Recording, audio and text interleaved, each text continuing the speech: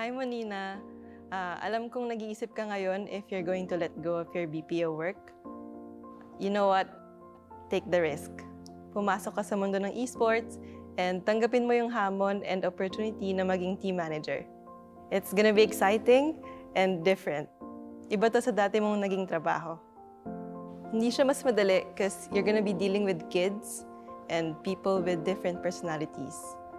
The workload is going to be overwhelming, kaya please, huwag mong akuin lahat. Madaming challenges, pero mas maraming taong nakapaligid sa'yo na tutulungan ka to overcome those challenges. Learn to delegate, work on your adaptability. Life is not a straight line. May magiging ups and downs talaga along the way. Don't be afraid to try and to speak up. Kung may mga ayaw makinig sa'yo, lakasan mo pa yung boses mo. As long as alam mong may sense yung sasabihin mo, go for it.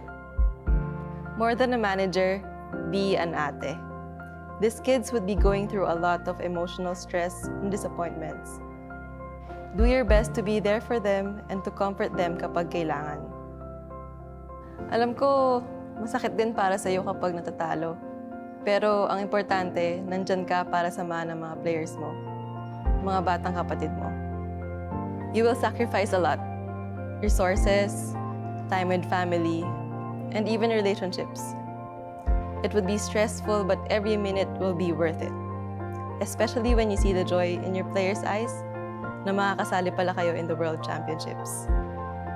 I promise you, Monina, you will not regret leaving your corporate career because time will come that you will manage a world-class esports team.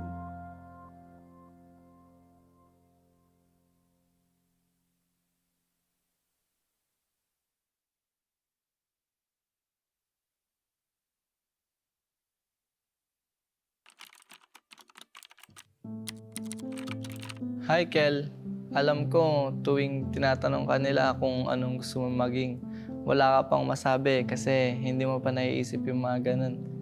Hindi mo pa alam kung anong pangarap mo. Pero huwag kang mag-alala kasi darating din yung laro na magbabago ng buhay mo. Matututo kang mag-Mobile Legends, gagaling kang mag-ML at magiging passion mo to. Darating yung time na tatakas ka sa Tarlac pa Manila para lang masunod ang gusto mo. Magsasorry ka na lang pag nasa bootcamp ka na. Galingan mo lang dun kasi magpo-pro ka. Makakahanap ka ng team na alagaan ka. Oh, baka akala mo puro saya lang yun ha. Magkakamali ka, may issue ka. Pero okay lang yun kasi dun ka matututo. Huwag ka matakot magkamali kasi kasama yung pagiging makulit mo sa journey mo towards World Championships.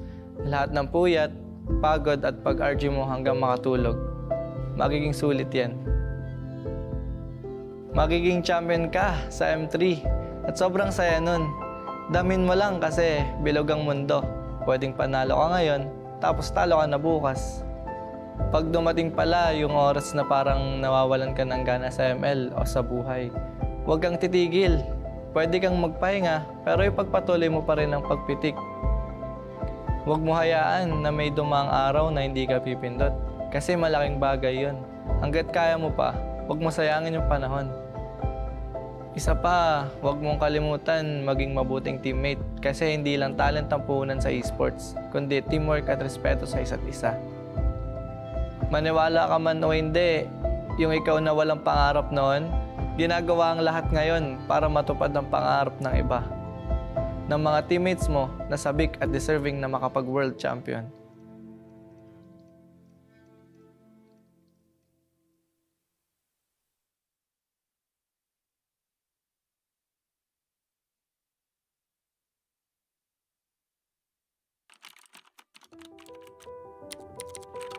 Jay, kamusta ka? Kamusta yung pagbebenta mo sa palengke ng prutas tsaka pagtatrabaho mo sa babuyan? Para makapagpa-load ka at makalaro ka ng ML. Kahit pa 2 oras yung biyahe papuntang Bagak para maghatid ng baboy sa palengke, hanga ako sa'yo kasi kaya mo magtiyaga. Huwag kang mag-alala. Lahat ng sinakripisyo mo, magiging worth it. Dahil sa Mobile Legends, magbabago ang takbo ng buhay mo at ng pamilya mo. Oo nga pala, huwag mo kalimutan magpasalamat sa ate mo ha. Kasi pinahiram ka niya ng cellphone para makalaro ka. Mag-thank you ka rin sa mga pinsan and kuya mo kasi sila yung mga unang nakasama mo magbatak sa ML. Darating din yung panahon na makakabawi ka rin sa kanila. Sa atin lang dahil gigil ka sa kaka-RG, magiging top 1 ka sa stars at diyan ka madidiscover ni Boss D. Simula dito, marirealize mo na iba pala ang pagiging pro sa pagiging RG boy. Na kailangan mo pala mag-isip at kailangan mong matuto sa mga macro plays. Diyan ka rin magiging content creator. Enjoy mo lang yung pag-vlog and pagko-content mo kasi yan yung makakatulong sa pamilya mo. May purpose lahat na nangyayari kaya huwag ka mawawalan ng pag-asa. Darating yung time na kakailanganin mong lumipat ng team para pagbigyan naman ang gusto mo at yun yung makapag-focus sa pagiging pro. Don't get me wrong magiging thankful pa rin tayo sa content creator na Renny J kasi dahil sa kanya may abilidad ka na para sundin yung puso mo. Since natulungan mo na yung family mo, pwede mo nang tuparin yung sarili mong pangarap.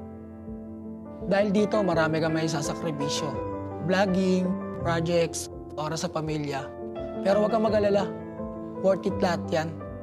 Kasi mas magbubunga yung hirap mo at magiging M5 representative kayo ng blacklist. Ito na yung chance mo para patunayan sa buong mundo na may bubuga ka. Yung respeto na hinahanap mo, makakamit mo yun. Dahil simula pa lang, alam mo na mas matimbang ang bagay na pinaghihirapan.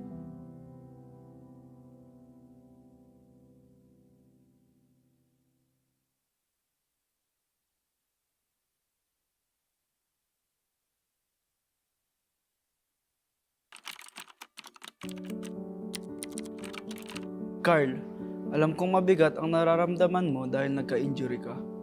Gusto mo pa naman maging professional volleyball player. Pero, gusto ko lang malaman mo na ang mga pangarap ay nagbabago at lumalago. Hindi ka man nakapag-pro sa volleyball, magiging daan naman yan para mapadpad ka sa esports. Dahil sa support ni Mama at Lola, magiging player ka sa Mobile Legends. Mula rito, huwag kang matakot mag-risk sa mga bagay talagang gusto mo. Kahit na mukhang malabo, subukan mo pa rin. Hindi mo malalaman ang mga kaya mong gawin hanggat hindi ka umaakbang. Balang araw, mabibigyan ka ng pagkakataon na maging kasama ng Blacklist International sa SEA Games. May intimidate ka sa una pero okay lang yan. Huwag mong baguhin kung sino ka. Oo, hindi ka man pala imik at madalas kang nabubuli dati dahil dito. Pero isang araw, makikita mo na ang pagiging soft-spoken mo pala yung kakailanganin ng magiging team mo. Huwag ka basta-basta sa suko, ipagpatuloy mo lang ginagawa mo. Kasi kapag gusto mo talaga ang isang bagay at pinaghihirapan mo, makukuha mo yan. Maging positive ka lang, kakailanganin yan na makakampi mo. Marami kayong pagdadaanan. Kapag mahirap at malabo na, maging liwanag ka. Tignan mo, yung dating injured Carl na hindi pinalad maging pro sa volleyball, handa nang tumuntong sa M5 World Championship ngayon.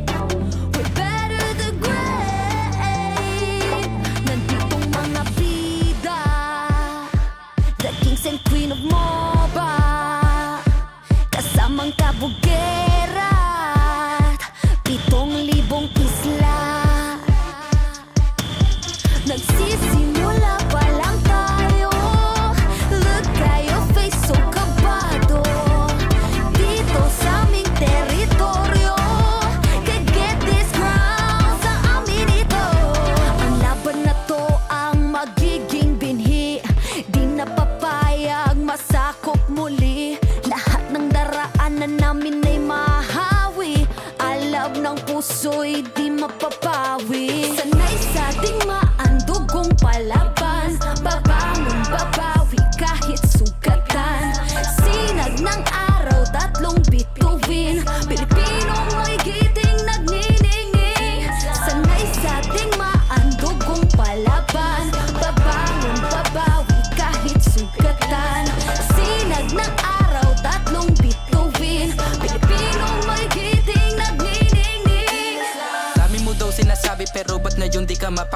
Panay lang ang kamot sa anit at kahit alam mo na di naman to makate. Dugo pati laway at pawis tumulo, akala mo ba lahat to madali? Hindi nagmamadali, akyatin ng hagdan na talagang matare. Ganyan talaga ang mga batang Pinas, talagang malakas kahit anong meta. Wala kang ligtas, talagang matigas na parang daliri ng mga kalaban.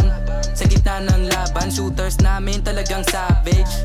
Di papaawa sa aming lupang sinilangan. Ang dami ng binilangan, ng isa, dalawa, tatlohan. Dalawa kayo, ito na pang-apat. Kaya dami na naman iyakin kahit dadaanin pa sa mga tipi-tipi-tipikal. Paano kami hahabulin? Marami tong gasolina, lalamunin ang lahat ng dipidal.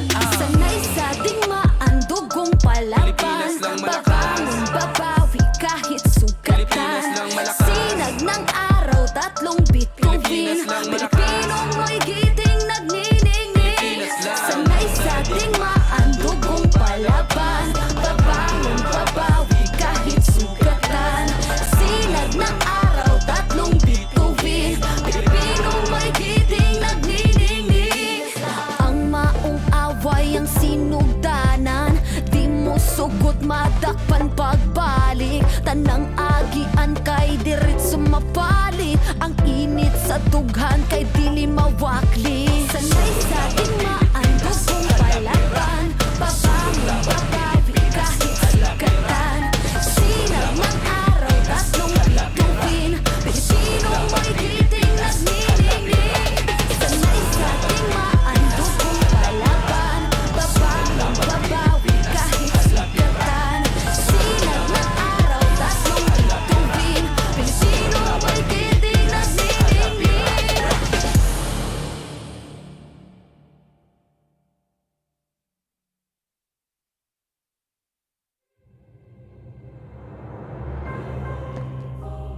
The Shadow Dragon was once my biggest weakness, but now it's my most potent weapon.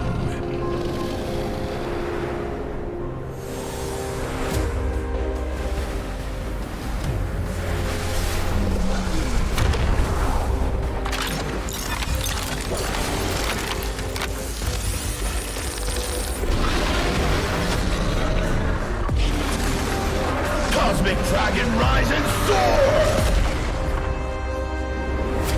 Dragon Stomp! Dragon Scales! Dragon Rush! Rise beyond greatness and seize your own destiny.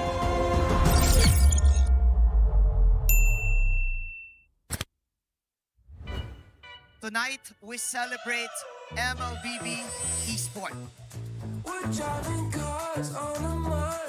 Do the kaldak! Do the kaldak! This is the Suman Challenge. Go! Oh, oh, oh, oh, oh, oh.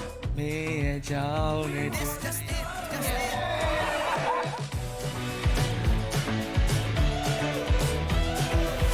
Welcome to M5 Gala.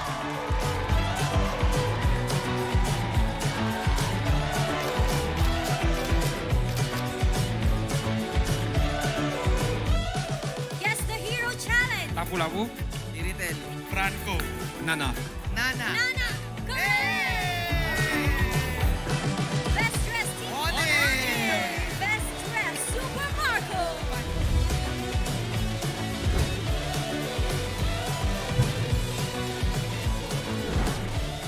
Thank you so much for joining us at the M5 Gala, and we'll see you at the M5 World Championship.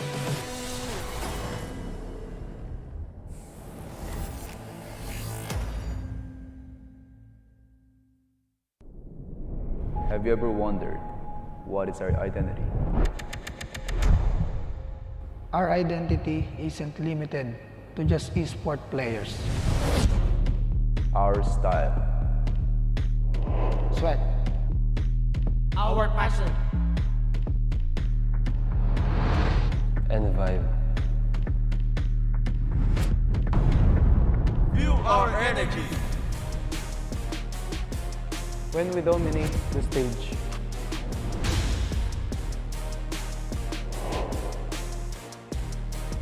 The hours of sacrifice. shape who we are. So, what is our identity? We are legendary.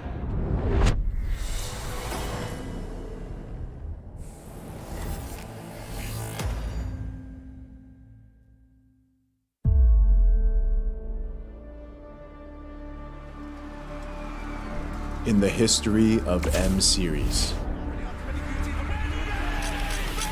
no host country has ever won the championship title. No other region has ever claimed the throne. No team has ever secured the championship twice. In this thrilling showdown, 16 teams across the world have gathered once more to seize the trophy.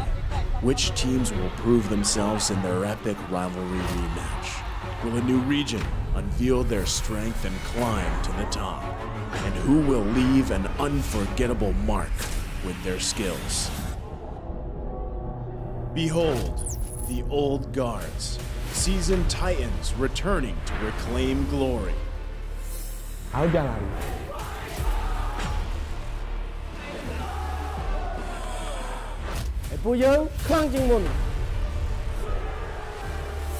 Судьба будет в наших руках. The newcomers, eager to forge their legacy.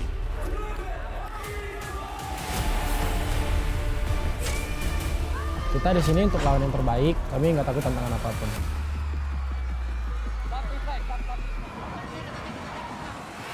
Emerging from the ashes, the rising stars are vying for the spotlight.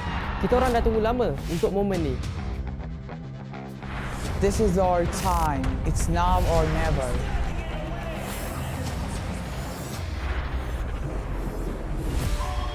Enter the contenders, here to defy the status quo and rewrite the narrative. We've weathered the storm. This is where we break through. Nós somos brasileiros e a gente não desiste nunca.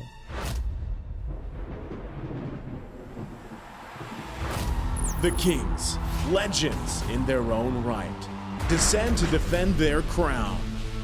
Kita sudah merasai kemenangan. Ini saatnya kita menguasai dunia. Naitaas na namin ang kampyonato at itataas ulit namin ngayon. Babawiin namin ang korona para sa aming hari at reyna. Get ready as the stage is set for the most dynamic championship of the year. It all begins here. It's time to see who will be better than great.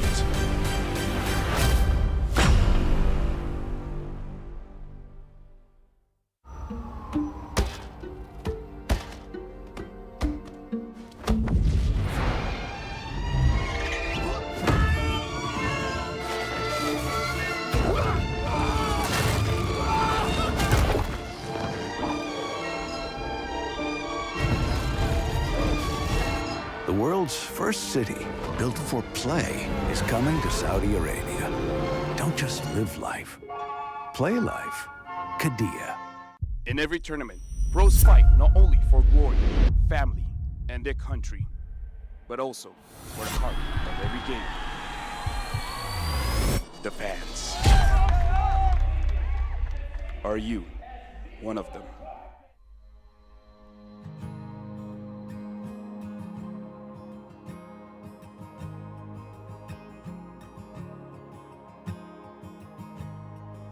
Hello everyone, my name is Queenie Tornis and I am representing Blacklist International Agent! Perjalanan Sonic ini udah berdiri sejak 5 tahun yang lalu. Sampai kita kalah, sampai apa itu Onyx udah ada.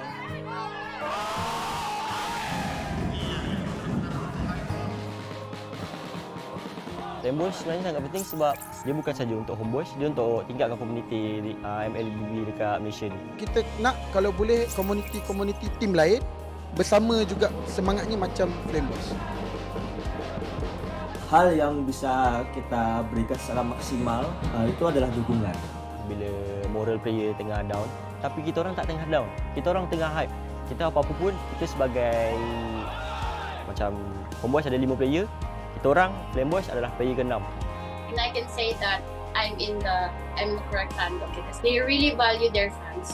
I can feel that this is not just like playing games or what, but this is like a family, a whole family. Player Homeboys punya gameplay every season macam improve. Like wins or losses, like they're really not take it seriously, but they just take it as a room of improvements. Menang atau kalah, still support. Kalau mereka kalah, meski sedih tapi tetap dukung. Kekalahan itu awal dari kemenangan yang lebih besar. We wanted to make sure and ensure that they still feel that we are still here for them no matter what happens. Jadi ada 8 kota yang bakal kita adain House Party.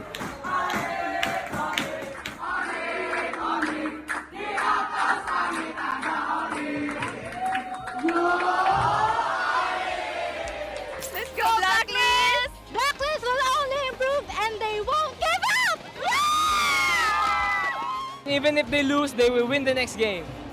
Blacklist, break the code!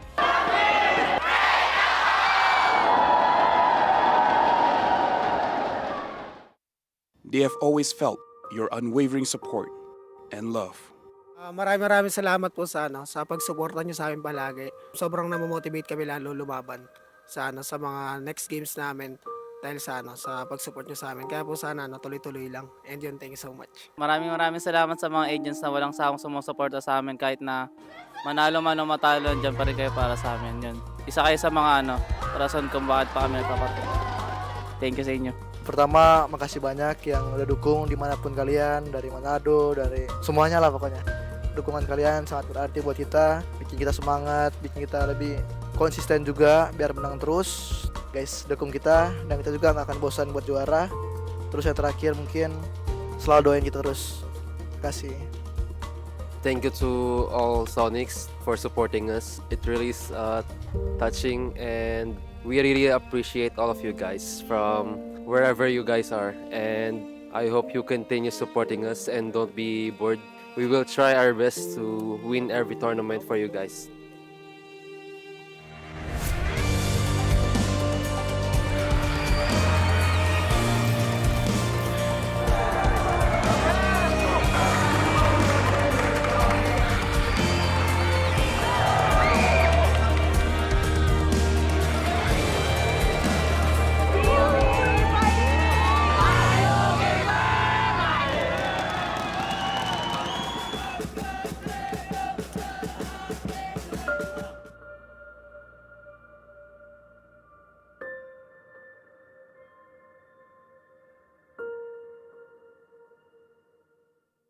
What is undeniable, though, are the meteoric stats in the mobile gaming industry, and the Esports Mobile Game of the Year celebrates the best of the best.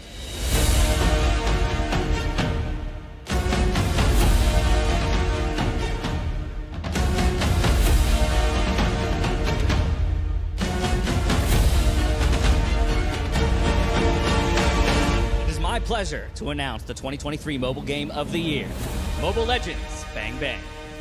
Congratulations! Oh my god, thank you guys. And then, okay, yeah, sure. And then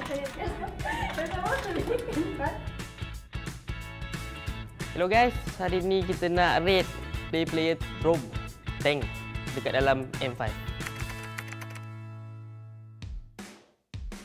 Kod. Bu sezon favori tank oyuncularımdan biri. Malezya'da bayağı izleme şansım olmuştu. S'e koyuyorum. Dekat saya ada Apex 47 Apex 47 daripada tim, kalau tak ingat, B guys. Keyboy. No. Keyboy. She here. For sure. My classes is Keyboy. Keyboy, my idol. I'm gonna put also in here. Oh, my idol, Baloiski. The macro god, I think here. Oh, I think here. S+. First off, me. I'm going to put it like 8 here. I don't want to overrate myself. Okay. It's okay. Oh. It's okay. Betul. D. Sebab orang cakap dia tak tahu pun. Me. Because I'm bad, I'm gonna put F. Sorry, Baloy. And me. Okay. Oh, Luna. Luna. Luna B. Apex, I think here. Here. It's okay. Here. Like si Sorn, on my level. Sorn is like a mechanical player and also likes to taunt people. Ogun, idol. S. Oh, NJ will lose. NJ will lose. For me, F. Sorn. My enemy. With me. Sorry, you're my enemy.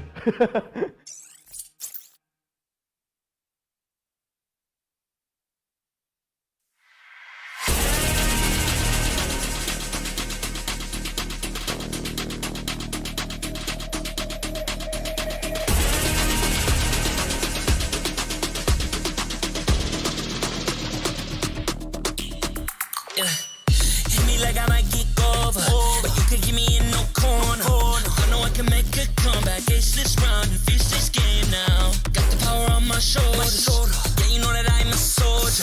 You could keep me off my guard, but you can't keep me from my honor. I feel like the floor is over, the energy's getting higher. You're saving my arms, 'cause I know just what I got. I got you like na-na-na, and you know I hold the power.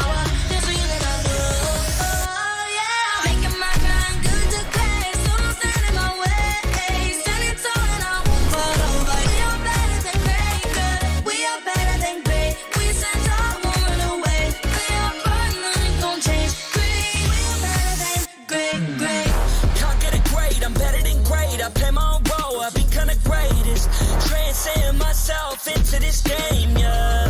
I build a power to dominate fate. Championship mind on top of the week. We start to the game, shout, reveal. Better than great, that's how we feel. I feel like the floor is over, the energy's getting higher. You're saving my arms, 'cause I know just what I got.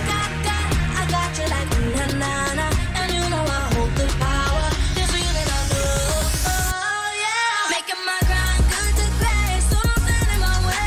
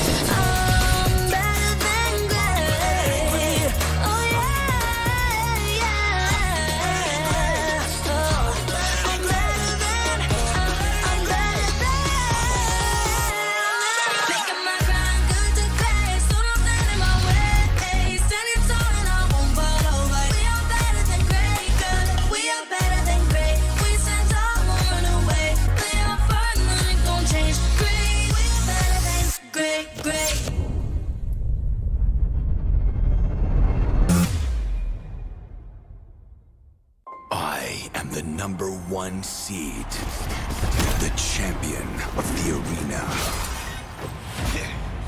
The fans adore me because I've never lost.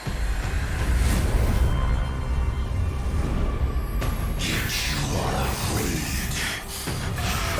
that you will lose everything.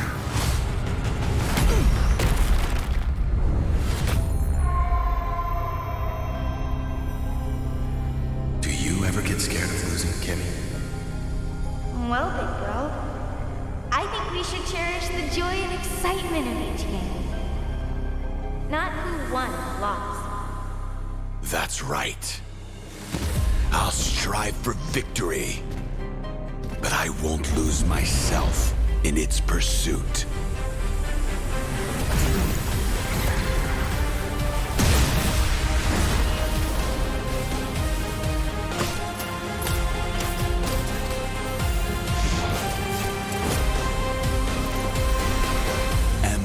Championship. I'm back.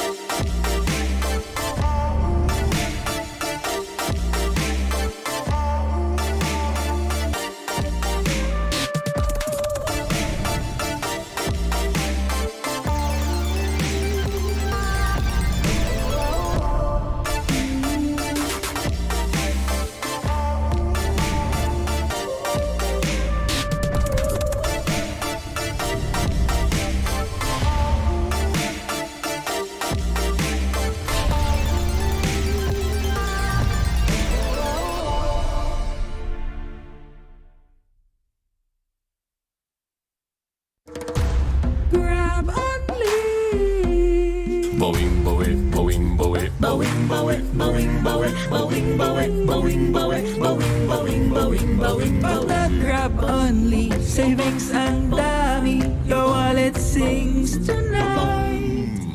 Laki ng bawi, pag nag-grab only, save 244 alright. Bawing, bawing, bawing, bawing, bawing, bawing, bawing, bawing, bawing, bawing, bawing, bawing, bawing, bawing, bawing, bawing.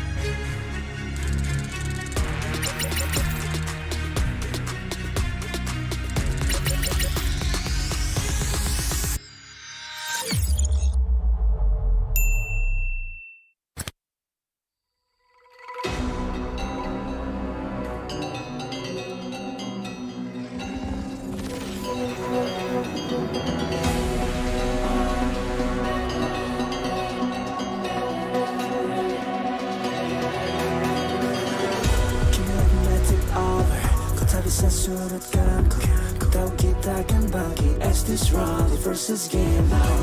Got power on my shoulders. Tahu ku sang petarung. Kau bisa buatku lengah, but you can keep me from my honor.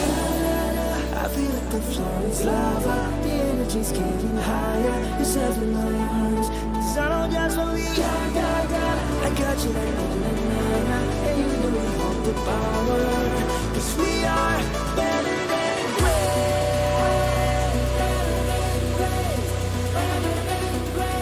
cause we are better than great. Better than great. Better than great. Better than great.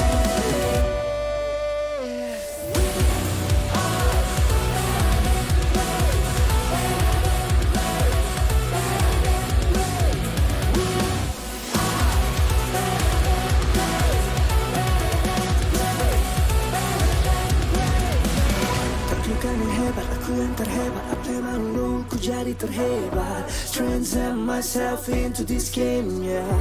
I believe the power to tell me to fake. Kemenangan bukan trik yang lemah. The start of the game, shall reveal. Better than great, it's how we feel. I feel like the floor is lava. The energy's getting higher. You're serving my arms. Cause I know just what we got. I got you like na-na-na-na. And you know you hold the power. Cause we are better than great. I can tell you if I don't stay in my way. Stand in front of you talking. We are better than great. Kita yang terhebat, hadapi dan tak terbagi. Lewat paling tak berubah. We are better than great.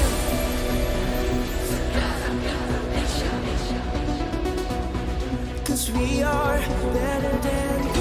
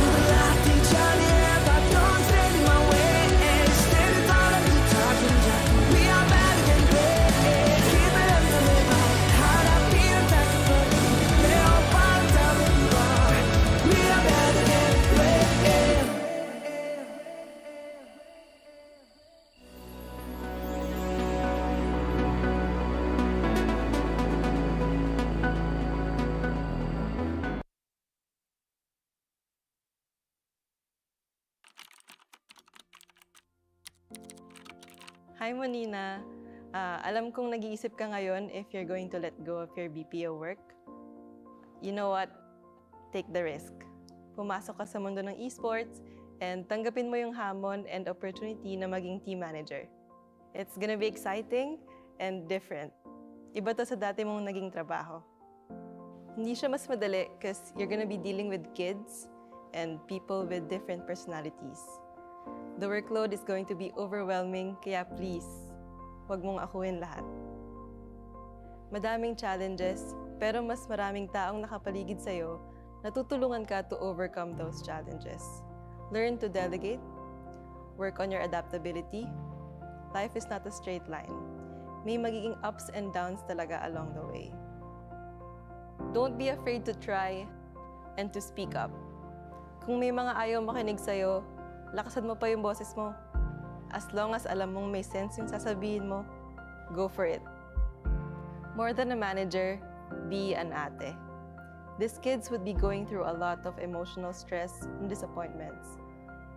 Do your best to be there for them and to comfort them kapag kailangan.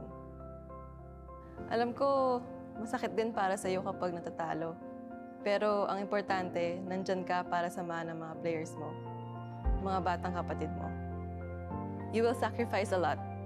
Resources, time with family, and even relationships. It would be stressful, but every minute will be worth it. Especially when you see the joy in your players' eyes na makakasali pala kayo in the World Championships.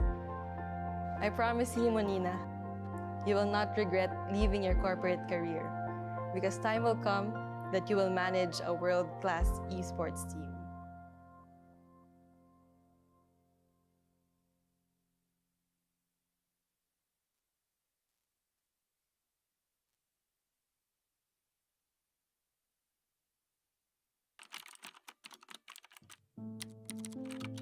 Hi, Kel. Alam ko, tuwing tinatanong ka nila kung anong gusto mo maging, wala ka pang masabi kasi hindi mo pa naiisip yung mga ganun. Hindi mo pa alam kung anong pangarap mo. Pero huwag kang mag-alala kasi darating din yung laro na magbabago ng buhay mo. Matututo kang mag-Mobile Legends, gagaling kang mag-ML at magiging passion mo to. Darating yung time na tatakas ka sa Tarlac pa Manila para lang masunod ang gusto mo. Magsasorry ka na lang pag nasa bootcamp ka na. Galingan mo lang dun kasi magpo-pro ka. Makakahanap ka ng team na alagaan ka. Oh, baka kala mo puro saya lang yun ha. Magkakamali ka, may issue ka. Pero okay lang yun kasi dun ka matututo. Huwag ka matakot magkamali kasi kasama yung pagiging makulit mo sa journey mo towards World Championships. Lahat ng puyat, pagod at pag-argue mo hanggang makatulog. Magiging sulit yan. Magiging champion ka sa M3 at sobrang saya nun. Damin mo lang kasi bilog ang mundo. Pwedeng panalo ka ngayon, tapos talo ka na bukas. Pag dumating pala yung oras na parang nawawalan ka ng gana sa ML o sa buhay, huwag kang titigil. Pwede kang magpahinga, pero ipagpatuloy mo pa rin ang pagpitik. Huwag mo hayaan na may dumang araw na hindi ka pipindot. Kasi malaking bagay yun. Hanggat kaya mo pa, huwag mo sayangin yung panahon. Isa pa, huwag mong kalimutan maging mabuting teammate. Kasi hindi lang talent ang puhunan sa esports, kundi teamwork at respeto sa isa't isa. Maniwala ka man o hindi, yung ikaw na walang pangarap noon, ginagawa ang lahat ngayon para matupad ang pangarap ng iba. Ng mga teammates mo na sabik at deserving na makapag-world champion.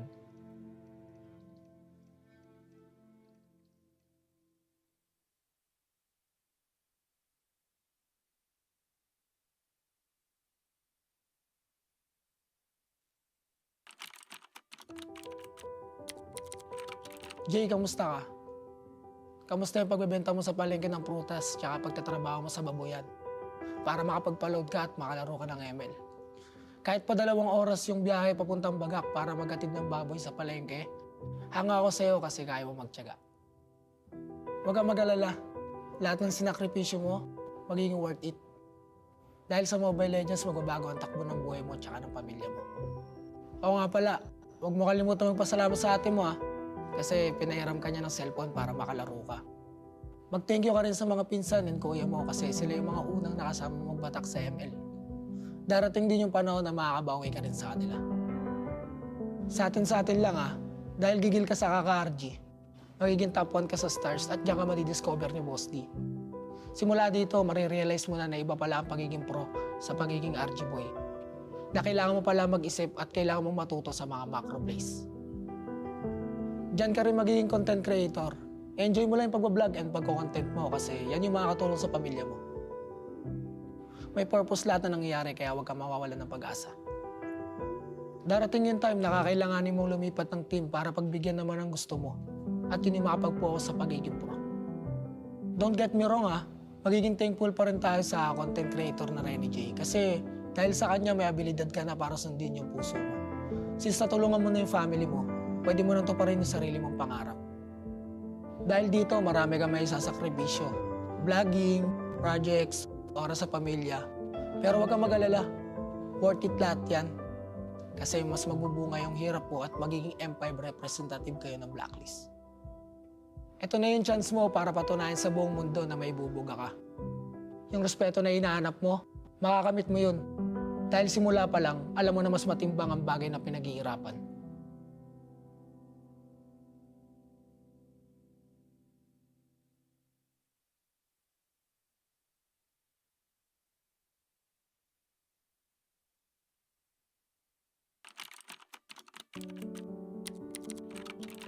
Carl, alam kong mabigat ang nararamdaman mo dahil nagka-injury ka. Gusto mo pa naman maging professional volleyball player. Pero, gusto ko lang malaman mo na ang mga pangarap ay nagbabago at lumalago. Hindi ka man nakapag-pro sa volleyball, magiging daan naman yan para mapadpad ka sa esports. Dahil sa support ni mama at lola, magiging player ka sa Mobile Legends. Mula rito, huwag kang matakot mag-risk sa mga bagay talagang gusto mo. Kahit na mukhang malabo, subukan mo pa rin. Hindi mo malalaman ang mga kaya mong gawin hanggat hindi ka umaakbang. Balang araw, mabibigyan ka ng pagkakataon na maging kasama ng Blacklist International sa SEA Games. Mai-intimidate ka sa una pero okay lang yan. Huwag mong baguhin kung sino ka. Oo, hindi ka man palaimik at madalas kang nabubuli dati dahil dito. Pero isang araw, makikita mo na ang pagiging soft-spoken mo pala yung kakailanganin ng magiging team mo. Huwag ka basta-basta sa suko, ipagpatuloy mo lang ginagawa mo. Kasi kapag gusto mo talaga ang isang bagay at pinaghihirapan mo, makukuha mo yan. Maging positive ka lang, kakailanganin yan ng mga kakampi mo. Marami kayong pagdadaanan. Kapag mahirap at malabo na, maging liwanag ka. Tignan mo, yung dating injured Carl na hindi pinalad maging pro sa volleyball, handa nang tumuntong sa M5 World Championship ngayon.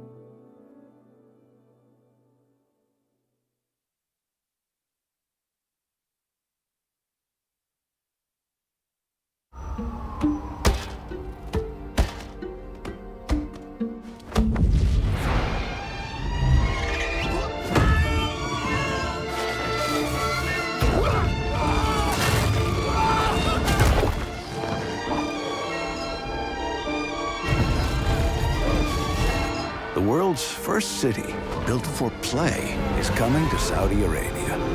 Don't just live life. Play life. Qiddiya. For the longest time, we have wished that the wondrous worlds we game in were real.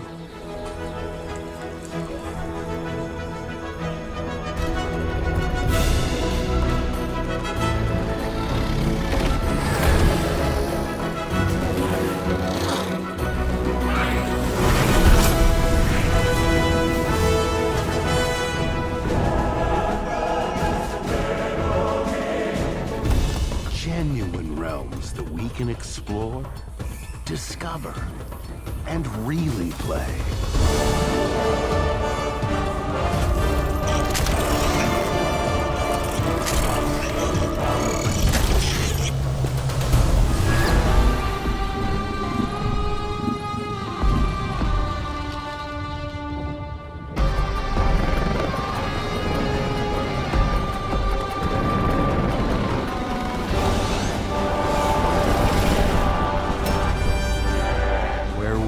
and celebrate and earn rewards for our triumphs.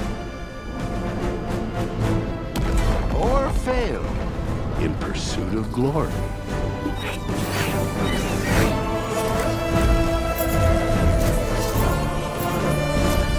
A place where we've always dreamed of living, where we've always dreamed of working. Dynamic, 24/7, and constantly evolving.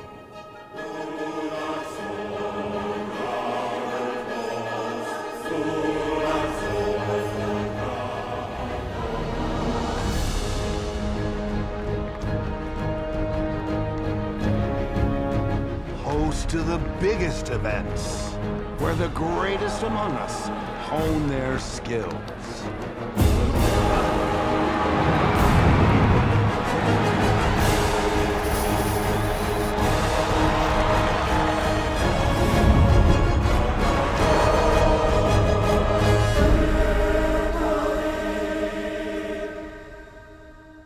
A new era of play awaits.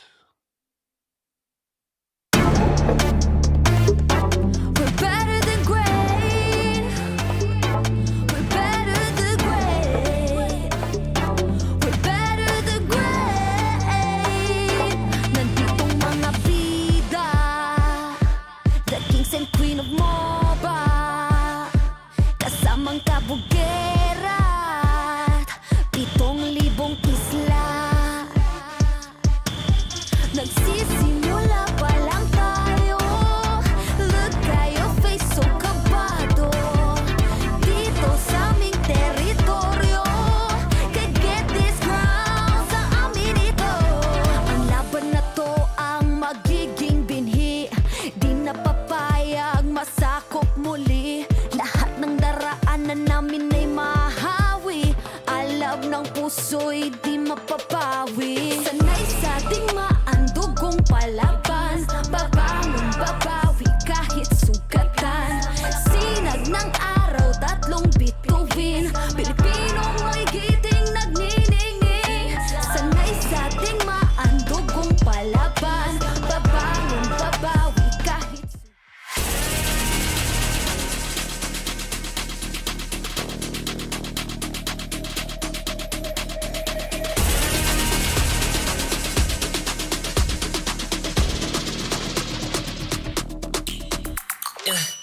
Hit me like I might get over, but you can give me in no corner. I know I can make a comeback, ace this round and finish this game now. Got the power on my shoulders. Yeah, you know that I'm a soldier. You can keep me off my guard, but you can't keep me from my honor. Nah, nah, nah, I feel like the floor is lava. The energy's getting higher. You're saving my arms. 'Cause I know just what I got.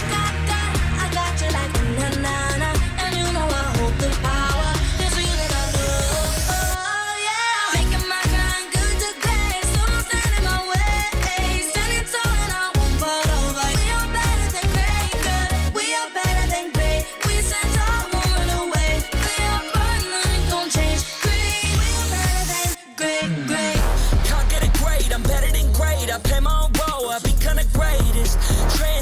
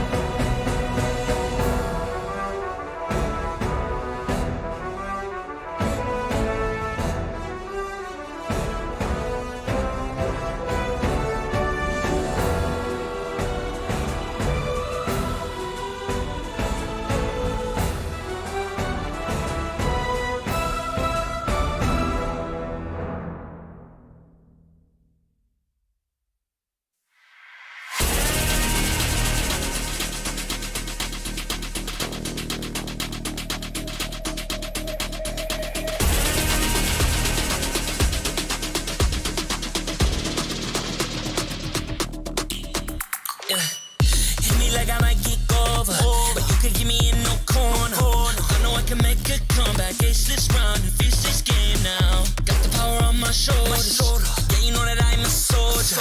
You can keep me off my guard, but you can't keep me from my honor. Nah, nah, nah, I feel like the floor is lava. The energy's getting higher. You're saving my arms. 'Cause I know just what I got.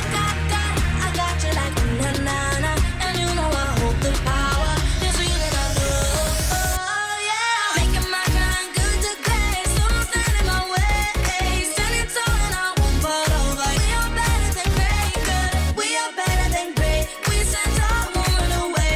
We are fun, nothing gon' change. Great. We are better than great. Can't get it great, I'm better than great. I play my own role, I become the greatest. Transcend myself into this game, yeah. I feel the power to dominate fate. Championship mind, no time for the weak. We start to the game, shine, reveal. Better than great, that's how we feel. I feel like the floor is lava. The energy's getting higher. You're saving my arms. 'Cause I know just what I got. I got you like na na na. And you know I hold the power. This feeling I love. Oh yeah. Making my grind good to great. So don't stand in my way. Standing tall and I won't fall over. We are better than great. Good. We are better than great. We stand tall, won't run away. Lay up firm, nothing gon' change. Great. We are better than great. If we stand tall and believe we can make it, you and me, with a sense of urgency, you'll see I'm better than great. I'm better than great. Oh yeah, yeah. Oh, I'm better than. Making my grind good to great. So don't stand in my way. Standing tall and I won't fall over. We are better than great. Good. We are better than great. We stand tall, won't run away. Lay up firm, nothing gon' change. Great. We are better than great.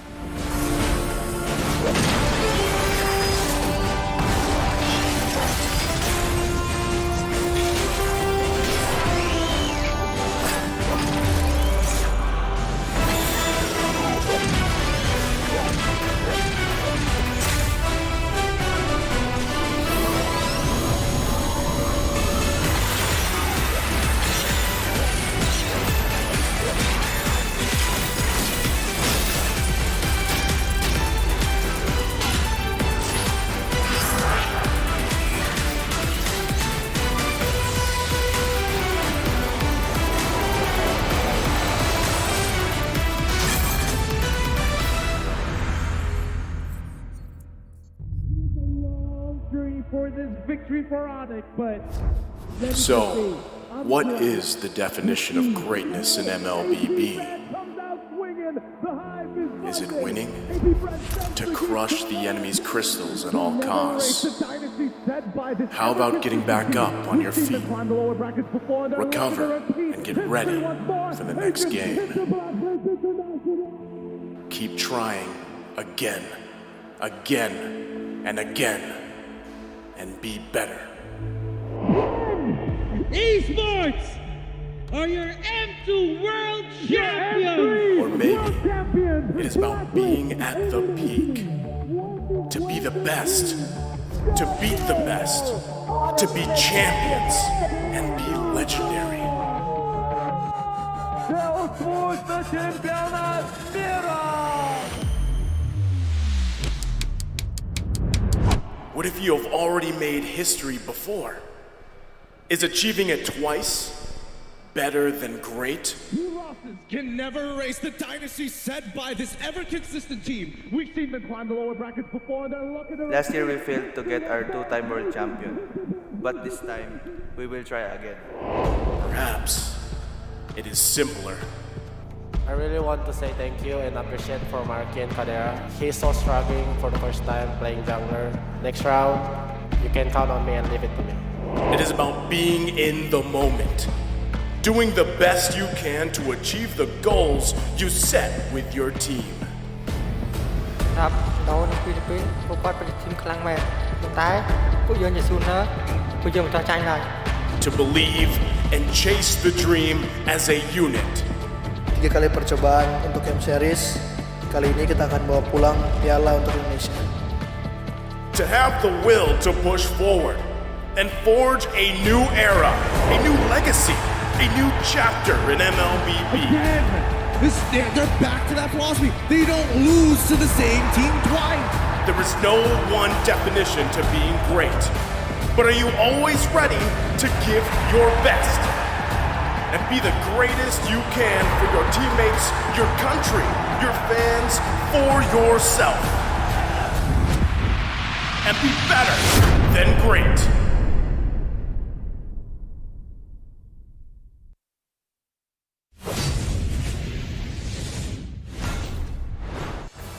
Oftentimes, legends arise beyond trial by fire. Challenges are set, no matter how dire. Join the fight to the top. Dare to be great, be better than great. As we get closer to crowning the new world champion, one question is still left unanswered. What does it truly take to become better than great? Well, Mara, perhaps it's the team's passion, that urge that pushes them to want to join the fight. What about grit, Tito Mikey? The fuel that drives them to race all the way to the top. Or their pride, the great want that challenges them to dare to be great. Or maybe, just maybe, it's as simple as just being better than great. Pilipinas. And to all the Mobile Legends Bang Bang fans from all around the world. What does it truly take to be better than great? And that is for you to find out. My name is Mikey Reyes. And I'm Mara Aquino, and welcome to the M5 World Championship. Back-to-back elimination matches will kick off the opening phase of the Phase 2 of the knockout stage. And we'll start with a fateful bout between the hometown heroes, Blacklist International, against the geeks from Indonesia, Geek Fam. And right after that, it'll be the ultimate East versus the West. The dark horses of EECA Deus Vult going up against the tireless owls of Cambodia. See you soon. The final journey towards being better than great continues. And now we're about to find out the casters from all over the world. Here we go. Casters, pasok.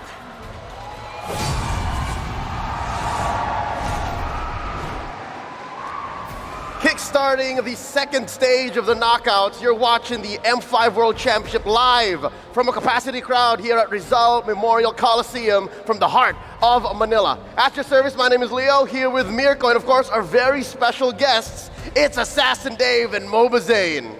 Wow, I mean, come on guys, we got Moba Zane, we got Assassin Dave here up in this panel. We gotta ask them, right? First, maybe Zane, you came here as a player at M3, at M4, now as a content creator, how does it feel just immersing yourself in the audience in the stadium here? It's a very different experience compared to M3 and M4. I've kind of had a rough year for MSC. Unfortunately, we had travel issues for M5. Unfortunately, I could not qualify, but I'm looking forward to be back for MSC to represent my country. And it's a good feeling. I love the Philippines. Everyone's very nice here, very heartwarming. And it's good to be here, even as a content creator. We're glad to have you, Zane. How about you, Dave? How are we doing? I gotta say, it feels pretty good to be truly immersed in a better than great environment. Just to emphasize the fact that NA is gonna be better than great next time. We'll come back stronger because this feels awesome to be here. And I wish every single player can be here to experience this. Dave, you were with us earlier in M4 as an analyst, so you got to really look behind the scenes as to how things went. How are you looking at the final top 6 teams right now? Because we're saying goodbye to, sadly, 2 of them here tonight. I gotta say, I'm really looking forward to Onyx match, but today's game are gonna be exciting, right? Because I truly believe that Blacklist and Geek, they have very similar playstyle with support roams, you know? So it's gonna be quite exciting who brings out the best of that strategy. I can't wait to find out. Yeah. Me neither, man. Especially, I think you are very, very interested in this next matchup, GeekFam versus Blacklist. I heard your prediction backstage, but we'll keep it for later. Since they've already spoken a bit about GeekFam Blacklist, Deus Vult, they're basically kind of the new BTK. A lot of people are thinking about Deus Vult like the way they thought of you at M3. How do you feel about Deus Vult, man? You know, it's kind of obvious that they are the dark horses of the tournament, and they bring a lot of kind of excitement, you know, especially Kid Bomba. Some of them are very eccentric and they're very funny players. So not only are they amazing, but they bring great entertainment as well. It's really great for the M Series. Good to know that, again, rising stars coming from rising regions. Before we get into the upcoming matchups and take a look at the schedule for today, let's see how we ended up here in the knockout stage for Phase 2. Here's the daily recap. When fighting at the pinnacle of competition, various emotions will always be on display. And welcome to the 4th day of the M5 World Championship knockout phase. Last day of knockout stage Phase 1 had set the plot for an amazing Phase 2. Now let's recap on some astonishing MLBB actions. The Sky Kings asserted dominance against Deus Vult, the dark horse from the get-go. That gold lead. We're gonna look for a play here in the bottom. Carvey gonna be in trouble. Gets taken out. Sawo next. Go in from the backside. Trying to find Carvey. Carvey could be in trouble. Mystic Gusto gonna come down as Onyx takes game number 1. Not slowing down the pace, Onyx extended the lead to 2-0 without much resistance. Gun and Boots now has to flicker out. Corner farm never going to be used. Keeper goes in with Way of the Dragon. Hard guard there. There's the final slash again. Carvey going to be taken out. CW jumps in. Guns blazing. And it's Sour to follow now. Kid Bomba going to be in trouble as he's taken down mid lane. The Indonesian champions dominated the series by using Deus Vult's signature Diki against them. Looking for Carvey as he gets the Maniac. Works on the Crystal. Mapster's got the immortality. Will he get the Savage? He couldn't get it.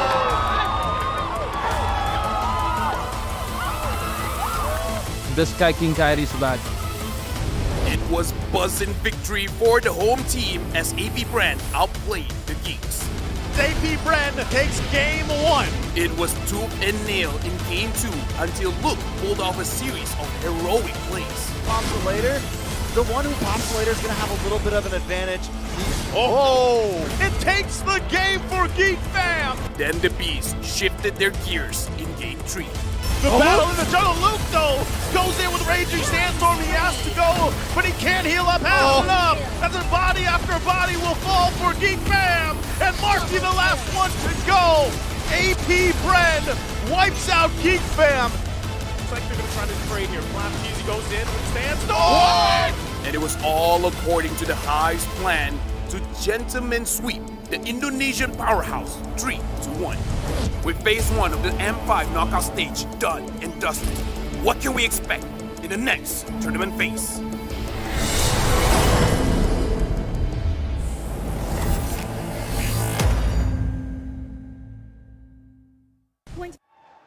Presented by Kadia, here's the play of the knockout stage Phase 1.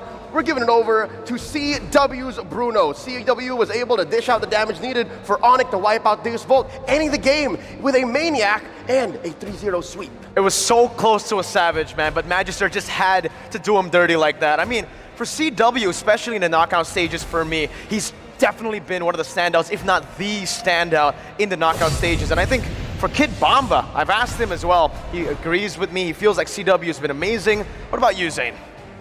Oh, yeah. Completely agree.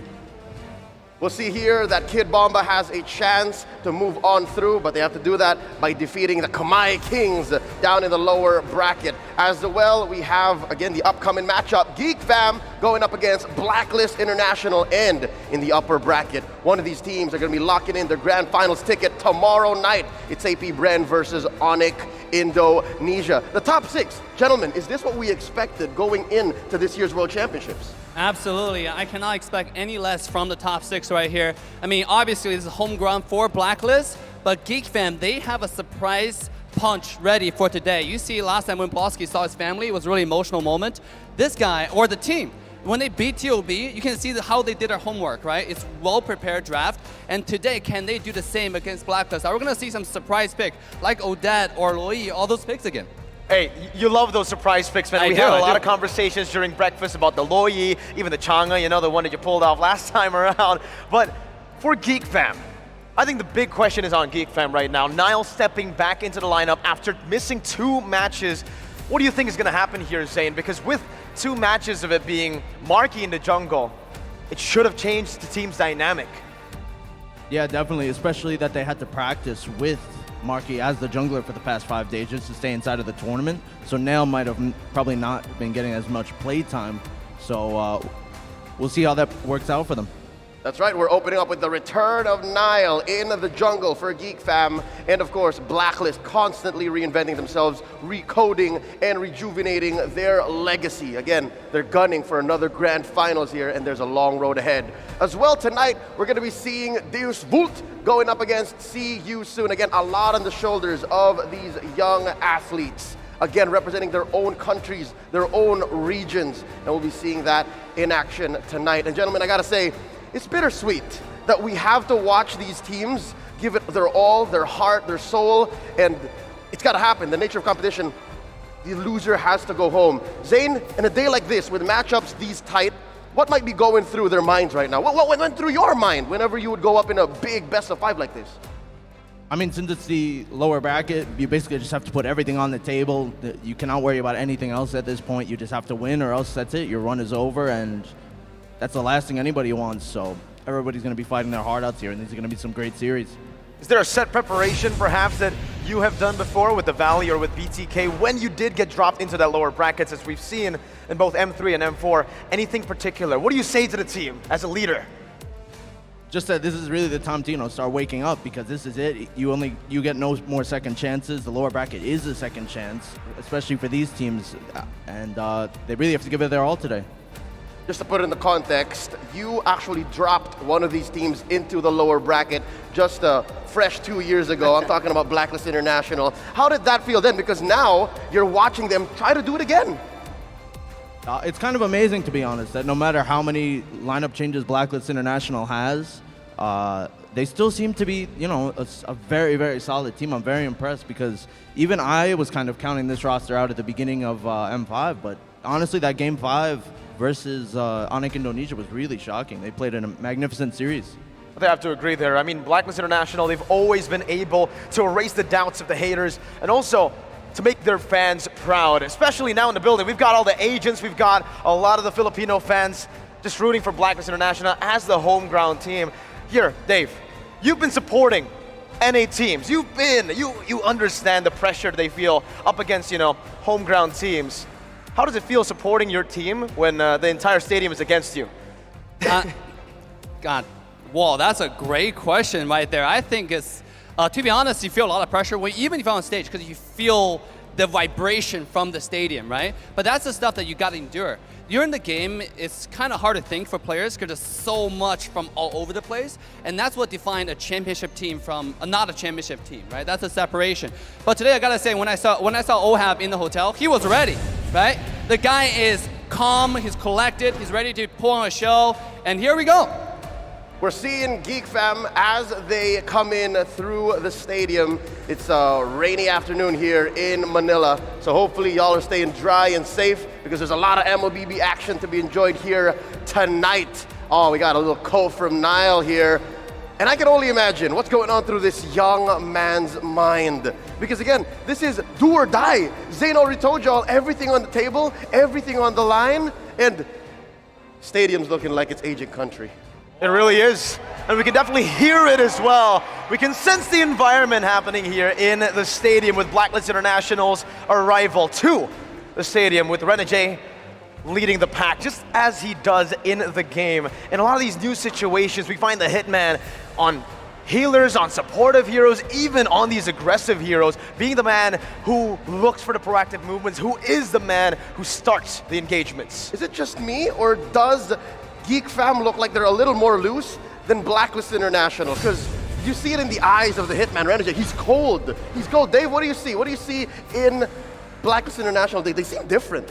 I see a handsome boy right there. I mean, if you're looking for someone more handsome than Renegade, it's kind of hard. You're not wrong. That guy just got the style. I mean, the walk, you know, the sass. The swag. The swag, right? Make sure you can check out the booth outside, actually, for Blacklist. Yeah. We actually did catch a few of the merchandise as well on our way here, and it was phenomenal. But on top of that, right, I mean, come on. This stadium, this stage, it's a double-edged sword for even Blacklist International. You have a whole lot of support, but with that support, it comes with pressure. That's right. Whole lot of pressure. And since we did just get the answer from you, right? Playing against the odds, that's how it is. Playing with the odds. You've actually grown to be a lot of people's favorite, Zane, right? A lot of people have grown to cheer for you. Even here, I see you taking pictures with everyone. And for Blacklist, that's kind of how, that's the pressure that they're feeling. What do you think about that? The pressure that they're feeling, that they're facing off here as the home ground favorites? Yeah, I think honestly that might be why no single home country has ever won the M Series. So it's all the pressure? I think so, yeah. But we'll see if things change this year. Imagine that looming over your shoulders in your dreams as you train, the need to be better than great. Because both Blacklist International and Geek Fam have that right now. It's in their hearts, it's a chip on their shoulder, and they are wondering if they can come up to the plate and swing. Because tonight, it all comes down to a single best of 5. Recoded Blacklist coming in, the youngest roster they've ever had, and of course, Geek Fam reunited their main 5 here on stage. Quick highlight on to Baloyski coming home, repping a team other than the Philippines. It's been a while since we've seen him on the world stage. Last time, he actually, this is a perfect question for you, I think, Zane. Baloyski gave you a whole lot of trouble. His Natalia, everything in his arsenal really was able to completely read you out, spot you out as well. Now with a different sort of hero pool, what do you think he brings to the table that he wasn't able to bring to the table at M3 against BTK? What's new about Baloy? I think with the support meta, he's very good at those as well, so he has that added to his arsenal as well. And since then, of course, he's went to Indonesia, so now he's playing with Indonesians. I actually heard him speak Bahasa earlier. It's very, very good. I was impressed. He has adapted to the Indonesian culture, but what makes him special? What made him so hard to beat at M3? Those pocket picks, man, like that Natalia that we just did not know about. And by the time we knew how to ban it, it was already too late. So the pocket picks from Baloyski are really good. Well, on the other camp, you have here Agent Zero, Legend Zero, Abun Jingjing Edward coming up, who has been on this stage many, many times. Dave, what do you think is going on through his mind? Again, he's grown, he's achieved so much, and yet he's still here. I think Miracle put a really good point out there, because when you're playing home ground, you actually feel more pressure than somebody who comes here as a guest, right? Sometimes, right? Because you have all this audience cheering. Just now when you hear the audience, that was Blacklist members walking through the stadium. You know, you see all this pressure. I mean, Edward looks a really calm guy, so I expect nothing less but perfection today. He's stone cold. He's Agent Zero, right? And yeah. Funnily enough, I don't know, man. It always feels like whenever we see a highlighted player, Edward also did you dirty at M3, man. He chased you all the way on that Paquito, and now he's still here, so consistent. What makes him so consistent, Zane? I mean, come on. This guy has been all the way from M3 to here, back-to-back grand finals, grand finals, grand finals. Yeah, I can't believe it. I mean, Blacklist is so consistent. Like I said, no matter how many times they change up the roster, I'm really impressed that they keep it together. Seriously. And again, the pressure for Blacklist is more than palpable, given that they have been here multiple times. They won the qualification via the MPL Philippines Season 12 Grand Finals, going 5 games against AP Bren. And here they got knocked to the lower bracket by Onic, going 5 games as well.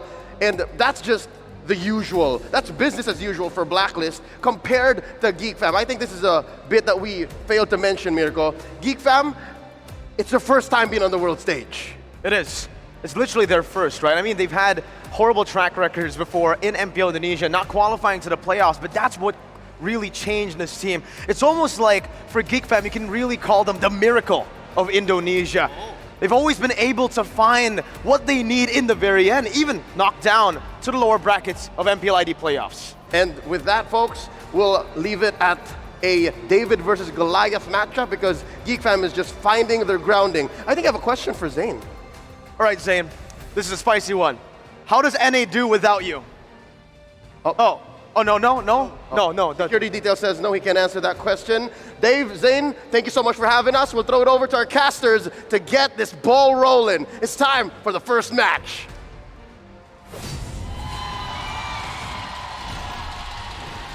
Thank you so much, Leo, Mirko, Dave, MobaZane. It's great to hear you guys' insights about this matchup. Once again, I'm Naisu, joined here on the desk. Trex, Reptar, we're here to bring you the action against Geek Fam and Blacklist International. Boys, how we feeling? From EVM to RMC, the Filipinos are showing up, and I'm just hyped to be here right now. We're closing in towards the end of this. This is peak sports entertainment here at the Rizal Memorial, and we're starting it off with a hot series. Gentlemen, it's an honor to share the desk with you here today.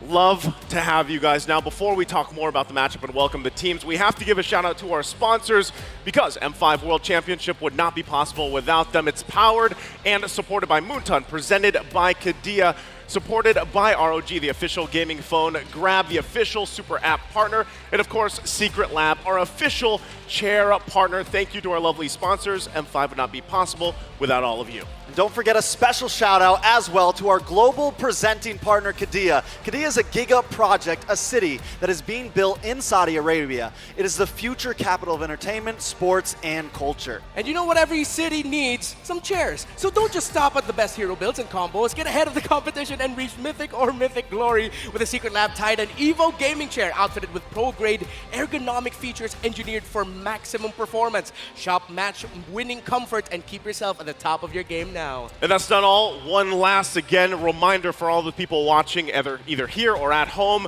the M5 Pass is still ongoing. You're running out of time here, so go ahead, unlock the Yuzhong M5 exclusive Dragon Shade skin, the Prime Cosmic Dragon, and when you buy the M5 Pass, accomplish all the activities to reach level 75 for free. A ton of M5 exclusive rewards are waiting for you guys, so get yours now.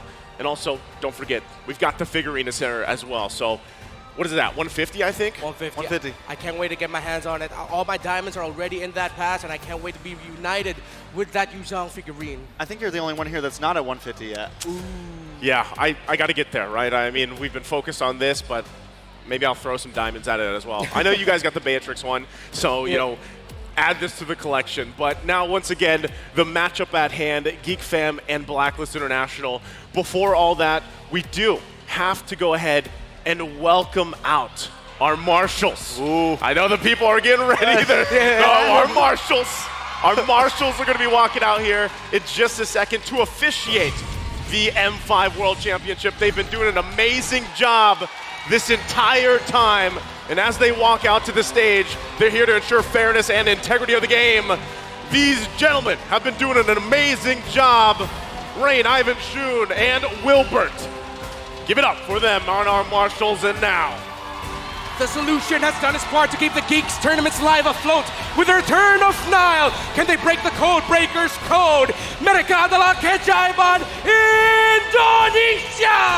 Give it up for Geek Fam! Definitely the Cinderella story from Indonesia. We're all hyped to see them here. Can they prove themselves today? It is do or die. They take their bow, and here come their opponents. The code breakers have cracked the lower brackets code before. They're on the path to repeat history by decoding the Geeks. Isa sa mga koponan nagdadala ng lakas ng Pinas. Truly top tier. It's Blacklist International.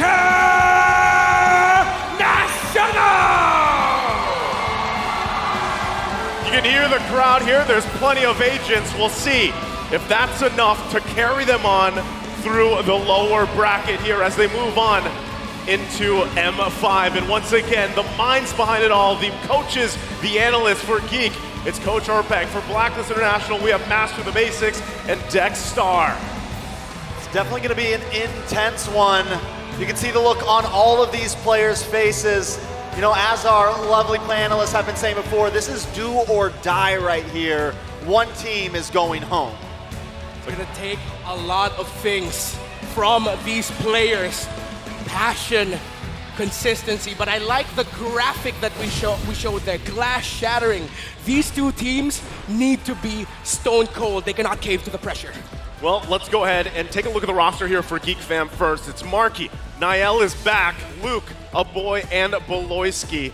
So, we have some, adjustments here, of course, from what we've seen from the previous matches with Geek Fam. How's this going to look here, Trex? I mean, all eyes on Niall right now. Most definitely Marquis, also going to be in the gold lane, the solution himself. But really the question on our eyes is Niall coming in going to be that magic touch? Is it going to be the switch up? Are they going to be back to comfortable? Or is it going to be something that the rest of the team is going to have to adjust to? Yeah, now for Blacklist International, we talk about the coaches and their drafting, but we have to look here. Of course, Edward, he's gonna have a hell of a time against Luke in the EXP lane. Oheb now going up against a Filipino in Marky. The Filipino sniper needs to bring back that stone coldness he used to show in M3. But I know there's gonna be a lot of eyes on the hitman, Renegade, going up Beloyski, who is agreed upon in the world. Yes, the most 50-50 roamer in the world, but one of the best in the world. That is undeniable. Yep, there's that whole KDA thing, right? Yeah. 7 deaths was the magic number. I'm not sure if that's going to play a part in this matchup, but as we take a look at the team head-to-head, how things kind of fall in place, once again, if you look at it this way, there is that utility factor for Blacklist International, a lot of that Lord control rate, but, really, if you look across the board, it's not too drastic between both teams. Yeah, I mean, the only thing that is a huge difference there, or at least a big difference in my eyes, is that Lord control rate. Blacklist always known for their Lord dances, always known for being able to push the limit until the other team breaks down. Yeah, Blacklist International, Geek Fam. What are you going to show here today? Assassin Dave and Mobazane made some really great points earlier. If any of them have some secret pocket picks they haven't showed yet, now is the series to do it. Probably they're thinking about lower bracket finals, maybe even grand finals, reaching that point and saving picks there. But this is do or die. It's so important now that if you have an ace up your sleeve, you bring it out, because tournament life is what you're fighting for. I think that's a great point, Renmar, right? For the most part for this tournament, we've all been kind of contemplating that. Like, okay, how many pocket picks, how many cheese strats do you have for a team throughout, when we started with the 16 teams, and now that you're at this point where things kind of fall in place. It's do or die, right? Yes, it's a best of 5 series, but, game 1 might be the chance that we see that. Now, again, for all you guys watching at home, real quick, there are some TikTok drops. Once again, for all you lovely viewers, watch M5 on TikTok for 5 minutes only, and you can win 1 TikTok viewer chest. If you watch for 20 minutes, you can get a TikTok deluxe chest. So go ahead and make sure you watch there, grab those while you can. Now, once again, as we wait for the draft to be upon us, I know we had our own predictions as well, which we'll probably be taking a look at in just a little bit here. But, real quick, I would say, Renmar, you're the guy with the numbers. The meta has been very interesting for M5 alone, and in a way different from what we saw even from M4 last year. Yeah, the most interesting, honestly, and I feel like the X factor pick we have to look out for here is 2 picks in the mid lane. You have the Lilia, which of course has been an answer to the tanky junglers, even Faramis comps, because everyone's sticking together. It takes out the Netherrealm so quickly. But then we've also seen Geek Fam show up with an Eve as a counter to Faramis comp when that Lilia is gone. So now, if you're Blacklist, you're thinking about, okay, Geek Fam has some pocket picks in the mid lane. Where else do they have pocket picks? Meanwhile, for Blacklist International, they've stuck to a lot of the things that we're used to seeing. It's just that the order for Blacklist International is so important. The order of banning, where they are seated, and most importantly, how are they going to draft a comp that allows them to shine with their snowball? We've seen how many times throughout, not just in M5, but also in the MPL Philippines Season 12 playoffs, that if you leave Oheb alone with a Bruno or anyone who takes down turrets really quickly in the early game, Blacklist will punish you for giving up on that macro.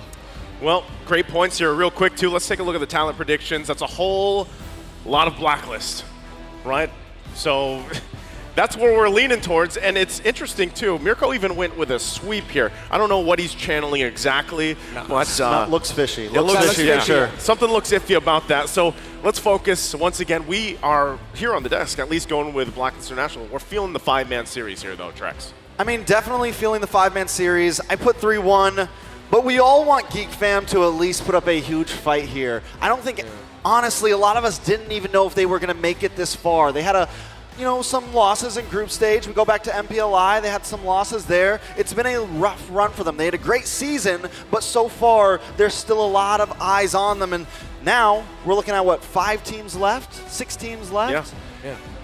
Can they pull it off? That's the question. I'd love to see it. We all want to see, the Cinderella story come true, but they're going against the agents right now, and that is not going to be easy. And speaking of that, I want to point out the fact, because Renmar earlier, before we took a look at the predictions, was, playstyle, meta, snowball potential for Blacklist International. Yep. Here's my question, though, and I saw this in the audience earlier. Heel man. From the hitman to the heel man, right? Like, is that a viable option here for them? Like, go with that healing kind of meta, with these heroes that pop up often, whether it's the Matilda, the Angela, Rafaela even. Is that the appropriate situation, the plan to go against Geek Fam, the way we've seen Geek Fam play previously?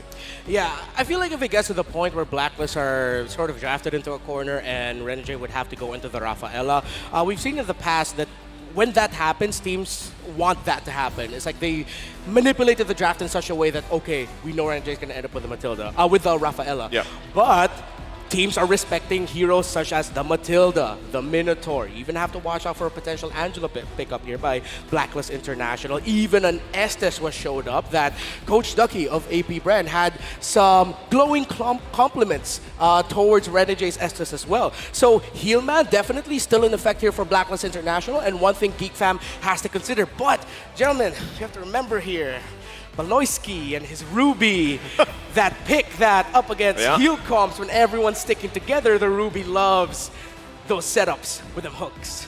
Yeah, not only that, but speaking of, we're going to be jumping into the draft here for game number 1, led by these awesome graphics. The Yuzhong is here. He's lifting everything up. That's the Prime skin right there. The Prime. Prime Yuzhong. There we go. Once again, we'll see where things fall into place here, what the draft leaves for us as these coaches, the minds once again behind these teams. Ban's already out, so we're taking out the Fanny, the Joy, the Nolan. That's not going to come into play. The Bruno, the Lilia, and also the Guinevere. First pick for Blacklist International. What are we feeling? Bruno's taken out. Yeah, now Matilda's open, but nope, we mentioned it earlier, it's going to be the Angela, so Geek Fam are open to pick up the Matilda. We have seen before a very poisonous third pick Esmeralda earlier in M5, not from these two teams, I just can't recall exactly the teams fighting then, but you have to watch out maybe if ever there's going to be a lot of shields on the side of Blacklist International that Esmeralda can take. But so far, revisiting again the priorities of the banning, Blacklist are taking away those assassins for Nile. We know how talented that young man is with those assassins, so he might be forced into the jungler fighter tanks that we've seen lately. While for Geek Fam, they've taken away the comforts of 3 people. Since Sui, you take away a strong pick from Yue, and you take away the Bruno. So Faramis is a viable option, but no, Baksha and Valentina are the call. Okay, that was my question too, leading into that when you're talking about these targeted bans and whatnot. Now this time, again, we have to point out the fact that Nile's back, right? How does that change really how you want to pay attention to the jungle? Well, that's the answer. They go with the Baksha. So they picked that up. Does this mean utility versus utility even for Sensui? Someone who has really shined over the past, seasons, years, and everything that he's been playing. And for some would say, he can hold his best against the best in the world. Something important with the Baksha on Nile, I feel like with Marky, he played a great role as a jungler, but I think just a little more passive, a little more rolling with the team. Seeing Nile on this quick moving utility jungle, probably one of the more aggressive, move around the map, make rotations. I'm ready to see that. And you pair that up with the Valentina and now the Claude, it definitely looks like, some nice ingredients for some good attacks possibly in the early game. Yeah, we also have to consider the fact that this Angela might actually be going into the mid lane for you, and then the roam pickup for Renegade might be a surprising swing pick here. So that's one of the strengths of putting up the Angela in the first phase. You get to flex it. Meanwhile, for Geek Fam, I like that they are now going into the second phase with their marksman intact already. So the two teams are going to be fighting for the EXP laners. They take away an Edith, but at the same time, I still feel like this is Geek Fam acknowledging that, hey, they can still put the Edith in the roam, the Angela in the mid, so they're just covering their bases. Yeah, I love this. I always love the XP lane, right? There's a lot of flexibility that can happen there first off, but there's also a multitude of heroes that you can place there and approach the game differently, right? A lot of times you see Arlott parked there. We've seen even Glue pop up. A lot of Khalid change the course of games. Like, there is so much room and variation right now. And it's funny because before, you know, we saw a lot of Yuzhong picked up, but now he's kind of niche, right? It has to fit in a certain lineup. So we'll see a lot of these XP bans taken out because of how important it is. It's crazy, honestly, just how much, even just during M5, the meta has slightly shifted. The Lilia became popular, the Tigreal, the Khalid. So many heroes that maybe weren't even picked in the group stage are now getting banned out, are getting picked, are getting heavily looked at. Yeah, now more than ever, early game aggression is so important for teams wanting to make it to the top. It can't just be all about slow turtle dances. Sometimes a little bit of aggression at the right places in the early game might actually lead to a snowball. So that's why we're seeing heroes such as Khalid getting taken out. By the way, that's a brilliant ban by Blacklist International. Luke has shown tremendous performances with that hero, but Geek Fam are also respecting that a Faramis can still be pickable here for Blacklist International. So now, later on, we're going to be seeing if heroes such as the Yuzhong, Terizla, Arlott, Paquito, still so many open, they can still pick up. They take out the Phoveus as just covering bases for the Wanwan now. Okay, interesting. I like it. I definitely like it. My eyes are still on this Angela. Is it going to be a heel man Angela? Is it going to be a UA Angela? Just taking a look at Black, it definitely seems very flexible. Geek Fam kind of showing all their cards right now. I think the Phoveus, a solid ban. We've seen him getting picked up, and there goes the Lapu. Nice dive into the backside. A possible answer. Yeah, Lapu's great, right? A lot of times we see this, even recently, in the hands of even Kid Bomba from Daewoo, and it works wonders. A lot of times you can lead a lot of those charges and tank up quite a bit of damage. The way the Lapu kit works, the bravest fighter in, you can allow yourself to kind of set things up. But, you know, that still also leaves the question. There it is. The Arlott's going to be picked up. What's the last pick here? It's going to show whether it's going to be heel man or if it's going to be a roamer, a tanky roamer here for Renegade. Honestly, scratching my head right now. I don't think this would happen, but available. No, okay. Novaria. Okay. Novaria. So instead of, the interesting thing is they can flex it depending on what they're feeling. Yeah. They can still we still don't really know. Yeah. UA has shown to be a great Novaria, but so has Renegade as a roam Novaria. So it just depends here. Our roamer pickup here for Geek Fam. Thinking they can still slot in the Ruby for a little bit of surprise, displacement. They have two frontliners already. They might even go for a bit more utility for Boloyski. It's interesting, the Matilda's actually still wide open. No one's taking it out. That's what I was going to say earlier, right? It's kind of weird that Matilda just kind of slips through, but that's the adaptation, right? So far up to this point, now that we're in Knockout 2, what is this last pick for Boloyski? What does he want to go ahead and roam with? I would assume it's a little bit more on the tankier side to kind of extend some of these fights. You already have a Valentina to help you out. Well, Ruby. There goes the Ruby. Ruby comes through. So, great pick-off potential. Great usage. We've seen this before with Boloyski, a signature hero pick. It's definitely going to be the only thing about the Ruby is Novaria is going to be troubles. Even the Wanwan's going to be hard to catch. A lot of those things are going to be down to Luke here to be able to dive into the backside. You know, the jobs are definitely going to get divided here between the team. True. Maybe it's just not because I'm the best Arlott player in the world. I'm okay with it. But when I see a Ruby in the other team and I'm an Arlott, I'm so worried. Because one quick little second skill from the Ruby will just completely break my tempo. And if it comes alongside a pull as well, then me, Arlott, being annoying, dashing around, going everywhere, I'm not going to be able to do that. But then at the same time, the way Geek Fam play with this Ruby, they just have an understanding to it that is unparalleled. Man, as we get loaded up here, I think we're still going to take a look possibly at the comparisons of these drafts, but you got to admire that right there. As once again, both teams kind of getting situating. You can see the lineups one more time across from it. But hey, it sounds like we're going to be jumping right into the game. And it starts off here, game number 1 in the best of 5, knockouts 2 between Geek Fam from Indonesia and Blacklist International from the Philippines. Who starts off on the right foot? Yeah, so you see here, actually, they put a little assistance there, you and Renegade, on being able to clear that purple buff for Sensui a little bit faster, just so he can match up to the clearing and rotating speed of that Baxia. I'm going to be interested to see who's going to be a little bit more heavier to commit into that Little Wander, and the Blacklist are going to commit their second or third turtle signature lane switch. I'm already thinking a little bit ahead, but that's something the Blacklist International does for the early game. That's part of their play style. So UA already taken a lot of aggression early on against a boy, and in a way I feel like a boy is even someone that kind of falls under the radar a little bit with a lot of these just star players so far that you're seeing kind of unfold here, build their own kind of legends in their own right. But so far, as things kind of unfold, right, anything emblem-wise that stick there on cue. Does it anything that sticks out here, Renmar? Well, actually, you're seeing the EXP laners now doing a very popular thing, picking up Rupture. They really just want that instant gratification already for the early game, the damage that they can dish out. So these two teams are going to be watching out for the respective EXP laners. But more importantly, so Blacklist International need to watch out for Luke, because if they allow him to just freely hit his ultimate, those 3 strikes are going to surprise Blacklist, and next thing you know, they're going to be forced to go back. I think as we take a look at this too, kind of things unfold is really, it's just leading into that first objective. This is one of those games, one of these teams that just, they take it slowly, right? Lead into these objectives. We already saw the breakdown between the Lord takes. Now, again, you're against Sensui. You have to be able to go ahead and take on this turtle dance later on. But look at him topside. We'll have Marky with the 1v1 right now. Blazing duet. First blood for Marky, 2 minutes in. Turtle pit still going on, though. Wow. So with that, Geek Fam's going to get the first blood. They force out a flicker from Edward. Oh, another one. Geek Fam popping off quick in the first few minutes.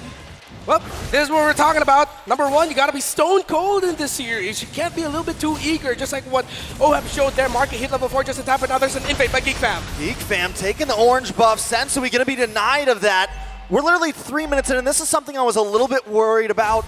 Blacklist does have a very soft mid-side for the laning phase. Geek Fam are going to be able to punish that if they want to. Yeah, you mentioned it, the key thing, that very squishy double mage or support style of roam and mid duo. When you're up against a Valentina and or Ruby, you saw there actually in the bottom lane, in the EXP lane of Edward, how a simple 3-man rotation by Geek Fam sent Blacklist International back, forced Sensui to reset the turtle, and the fact that OHEB lost the 1v1 to Marky, now going all the way back to what happened in the bottom lane, Blacklist just had to give up control of that turtle and they couldn't contest, but that also meant they were susceptible to getting invaded, because Geek Fam are confident to do that with the turtle shield buff. This is crazy, right? Geek Fam, they're playing at a different tempo than what we've seen at least previously. So even a boy with this, he's going to be fine. He has the heart guard himself here to work around. Takes a couple shots, but this lead so far that Geek Fam has garnered themselves is going to transition really well. You see Marky already picking up the DHS. Niall going to go into the hunt right now. Okay. OHEB up against Marky once again. Heart guard comes just in the nick of time, but Geek Fam are not done yet. They're going to push under the tower. Bloisky with the I'm offended, and OHEB goes down. It's 3-0, 4 minutes in. Geek Fam controlling the game. And now Geek Fam with a great understanding of the priorities of Blacklist International in the map. 4th minute, 4-man gank onto the top side to get another kill onto OHEB. And right now, for our international viewers, you're seeing the reason as to why Marky has been hailed as the gold standard. He has been the mentor for gold laners in the Philippines. I thought Bloisky stole that for a second. He tried. Yeah. They're just going to keep putting the pressure, right? Now, this is going to be most likely Turtle once again going to the hands of Geek Fam. They have this lead. Luke's feeling pretty good, and they'll take it. So another objective taken. So where does Blacklist International start to put the pressure on, knowing that now they've given up these 2 objectives? They're playing at this tune of Geek Fam. What do they focus on here, Renmar? At some point, they're going to have to call for a switch, or maybe just give up 1 turtle and just gank a lane altogether, maybe 4 or 5-man dive alongside OHEB to give him a little bit of a lead already. Because right now, Geek Fam are just controlling every turtle or wherever Luke is. Again, the difference between the Lapu-Lapu Arlot matchup, the XP lane right now, for Geek Fam is just a little bit more, how do we say this, proactive around the map. And it's really affecting the turtle or objective focused playstyle of Blacklist International. You know, normally I would say that this isn't the end of the world for Blacklist. Oh, yeah. But the thing is one of the things that Geek Fam has done, it's not like they got 3 of these kills onto Sensui or the Roamer Rennie J. They get 2 of them onto Oheb, which is huge for Geek Fam. Blacklist might try to get another one here. They're going to try to work on this tier 3 on the top side. Oheb will get caught. Heartguard comes in terrified, and he's taken out. Rennie J forced to back off, and Geek Fam take the first tower of the game. So that's tough. You know, you were just talking about Oheb, how he had those 2 deaths. Now he's got 3. He's kind of just shut down right now in this lane. So this is what it transitions to, right? You have to be able to build back up. It's good that you wake up that purple, but you know, with that, again, your gold lane is struggling. Look at the deficit here between the gold lane. Yeah, now Blacklist International are definitely going to be playing into the late game. Market honestly just has free reign here, but you got to appreciate here the gusto of Oheb and the trust that he has into Yue to supply his lane with Star Shatters when needed to get a little bit more damage onto Marquee. So that's a glowing sign for Blacklist International that Oheb, it doesn't seem like he's changed up his aggression. Maybe he can be a little bit more careful, but it's a good sign that he's not giving up. He's not just taking it all in. He's doing everything that he can to find a way to turn it around single-handedly. So this is what we're getting now. What we talked about earlier, Blacklist with a 4-man gang, as Geek Fam are going to be committing 2 onto the turtle. Okay, so again, focusing it. Yeah, that's another turtle.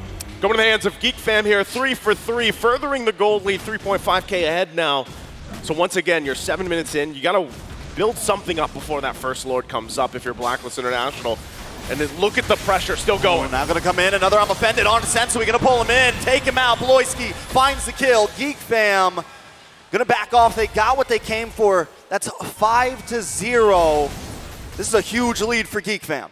And I think this is now a sign for Blacklist International that especially when you're up against Geek Fam and Bloisky has one of his comfort picks and you're playing a heal or support type roamer, a squishy roam mid duo, it's gonna be difficult. And add to that the fact that the Arlot versus Lapu Lapu right now, Luke just has Edward in check.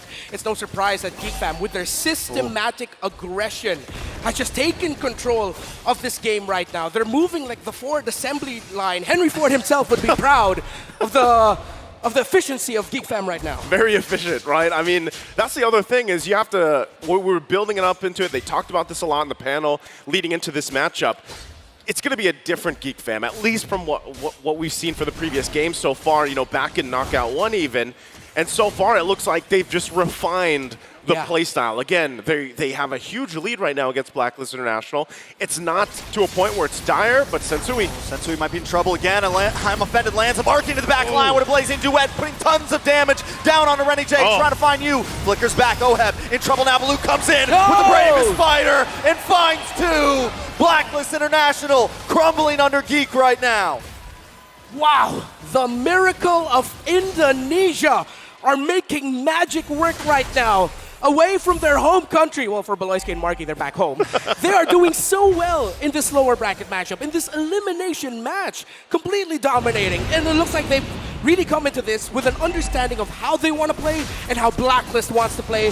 And they're just taking control.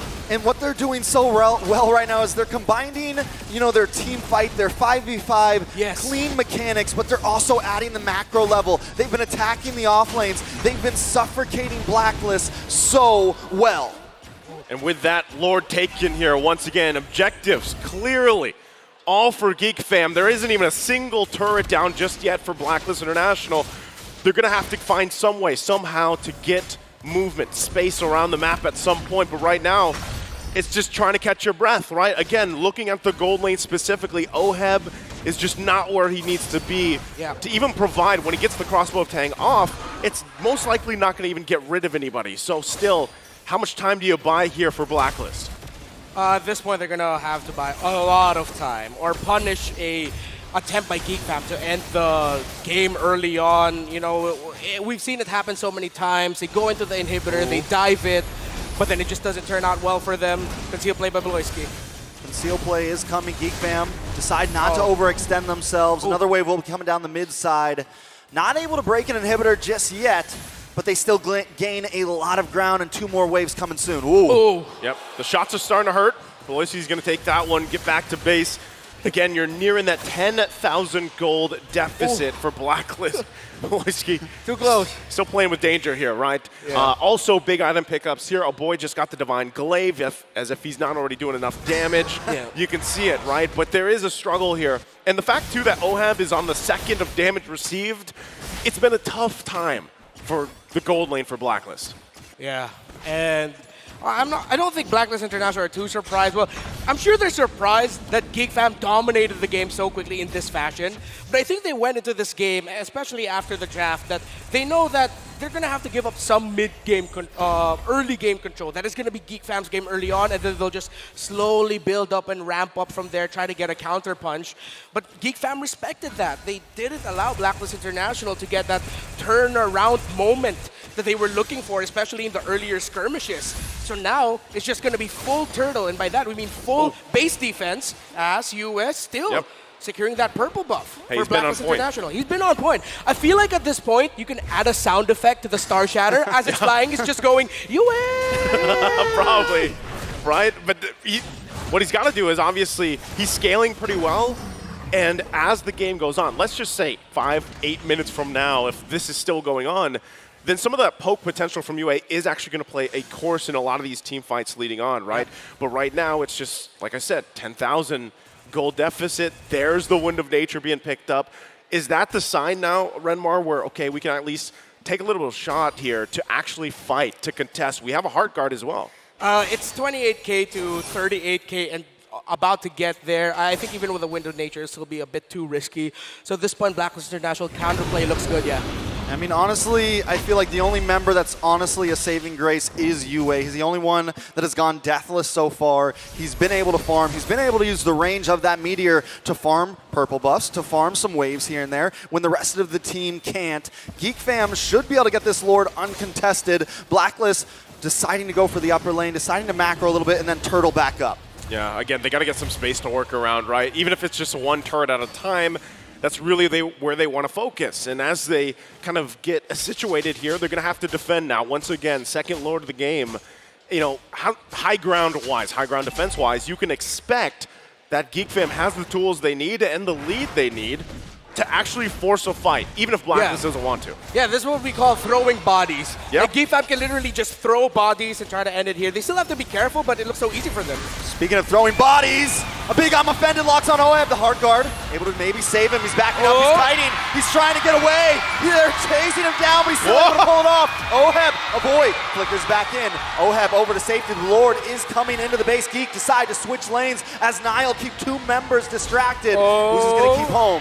Gonna let Oheb go back. This might be the end for Renegade. The Lord is gonna crash in. GeekFam ready to break through. Luke looking for that big hit onto the backside. Someone go away. Loiski goes down. Sensui able to find him. Marky gonna chip away at the mid inhibitor. GeekFam still backing off. They were able to take two towers down, still holding a large gold lead. It ain't over till it's over. It doesn't look good for Blacklist International, but you gotta admit, what Oheb and Renegade did there may have saved the sequence for Blacklist International, buying enough time, making sure that Niall wouldn't be there, and that meant Beloyski had to be the main front line for GeekFam in that scenario, and he falls.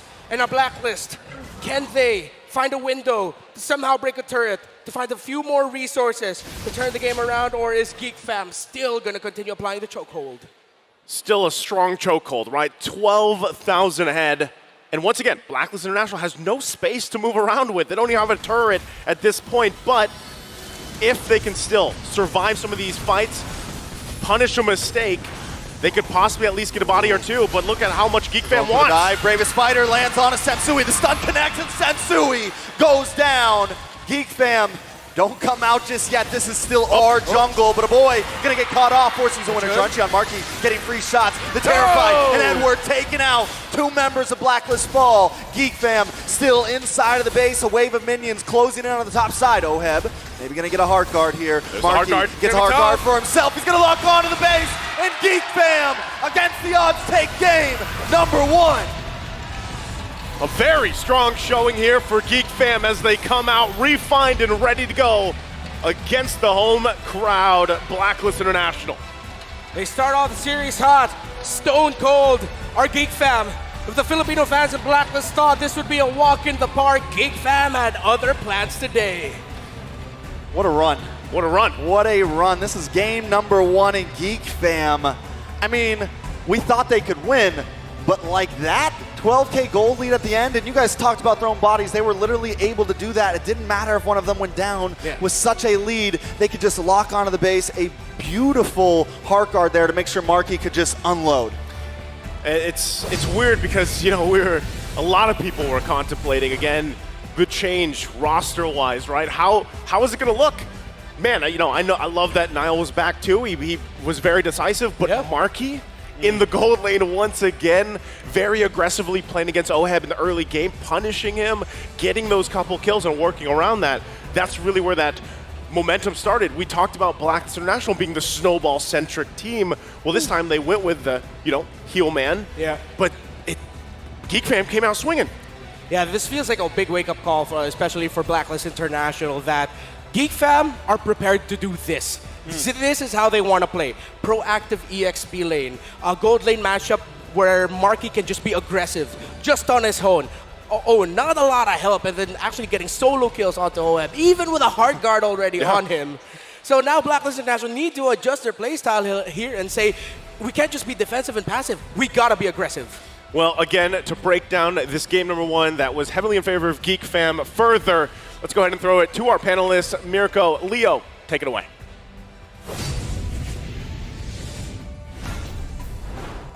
It was a lethal check by a Geek Fam as they take first blood in this best of 5 against Blacklist International. Welcome to the analyst stand at your service. My name is Leo, here with Mirko, and let's start this out by talking about that draft. It was clear that Geek Fam came to play, Geek Fam came to fight, and at the forefront of that, they had a Vanguard. They had an MVP that just pushed the tempo starting minute 1. For sure. I mean, firstly, I want to bring it back to the draft itself, right? The way that Blacklist International drafted for themselves, it really felt like they were really focused on creativity. But then they got a bit too creative with their flex picks. Meanwhile, on the other side, Geek Fam with the Claw, super honest pick in the first phase as well to counter the 1-1. And yes, though a lot of people might think 1-1 versus Claude is a skill matchup, it really depends. If both of them are as good, I would actually have to give it to the Claude that has a bit more pressure in that lane. And that's exactly what we saw from Marky. He was able to lane perfectly here, utilizing full stacks on his passive to get that mobility, to get out of every single initiation that Oheb was trying to force upon him. And given the mobility, Marky actually, as soon as he felt it, stepped on the clutch and said, you know what, it's game time. Drew first blood early on and just gave hell to a Blacklist International. Really just softened up, tenderized that gold lane. And next thing you know, you're looking at a 2K gold lead at 5 minutes. And a good chunk of that, I'd assume, was put on to the young Marky Capascio, aka the solution. Here, I think they're past the age of problems. They're more in there, all right, we're back together. It's first day of Knockouts, day 2. Marky, at your lead. And here, he did lead. And here, he's leading his team into a 1-0 start. And again, if it's your gold laner that's having a good time, the concept of the gold lane experience came out in the group stage. Now in the knockouts, Marky's just claiming it. And if you think about it again, it makes complete sense. Marky's been placed in the jungle. 2 matches where he did phenomenally, right? The fact that he did so well in the jungle, his off-roll has only given him even more confidence, and you can see it from the builds here, Leo. Sea Halberd into possibly a Windtalker last item. He did not even care about the Wind of Nature. No need, right? The Arlet was shut down in the early game. So was the 1-1 in his own lane. You can see that first blood by the solution, and this is the first blood, or not first blood, but the first solo kill in the XP lane as well that I was trying to talk about, right? The fact that he doesn't need to care about any of the physical damage. Heck, it even feels like he doesn't really need to care about Yue's damage here because the frontliners from Geek Fam do such a good job of zoning Yue to create such a safe space for a boy and Marky. That's right. One of the few things that Blacklist had going for them was vision and map presence. Because again, the global nature of the Angela and of course just the vision. You're looking at what? At best a quarter of the map with the Astral Echoes. Meant nothing to Geek Fam because again, they were so forward, they were so fast, and they know that they could close this gap. As mentioned by our casters, the early game belongs to Geek Fam, but what if they played so fast and played just so in your face that they made it feel like everything was the early game and they ended up pretty quick. Again, sub 15 minutes. This was just overloading Geek Fam on the play this time around, not even giving Blacklist any room to breathe. And I love what Reptar said in the game there. He said systematic aggression. I really like that. It's systematic, but it's just Geek Fam playing with the tempo. Right, when Blacklist International are so used to going up against systematic teams, you need to shift that tempo up a little bit through, obviously, solo kills that definitely help, but also how active they are on the map. In a lot of scenarios, you will see a lot of setup being done by a lot of other teams. For Geek Fam, they sacrifice a whole lot of their lane prio to rotate faster, sacrificing their own lanes, but to get the other lanes, the most important ones being the gold and the mid ahead. Especially when it comes to the turtle setups, you can definitely see this, right? The fact that someone, let's say Luke or even Marky, was able to rotate just a bit faster with the tempo lead that they have, it forced Blacklist to a complete bad spot. They weren't really able to adapt to that kind of tempo. Which is, again, evident in when you look at their macro plays. There are moments wherein even Baloyski's hook, even Baloyski's I'm Offended would displace their core heroes. I'm looking at Centurion, I'm looking at Oheb, and sometimes you're just saying, please Geek Fam, stop. Please Geek Fam, stop. Here are the emblems that allowed for Geek Fam to do this. Again, you're not seeing a lot of Wilderness Blessing is because they don't really cut through the river anymore. They're actually just saying, you know what, I'm gonna rotate fast. Marky, you got the sprint, everybody else go on flicker, and then we go commit hard. There was not a single, I think, not a single failed rotation on Geek Fam throughout this sub 15-minute game.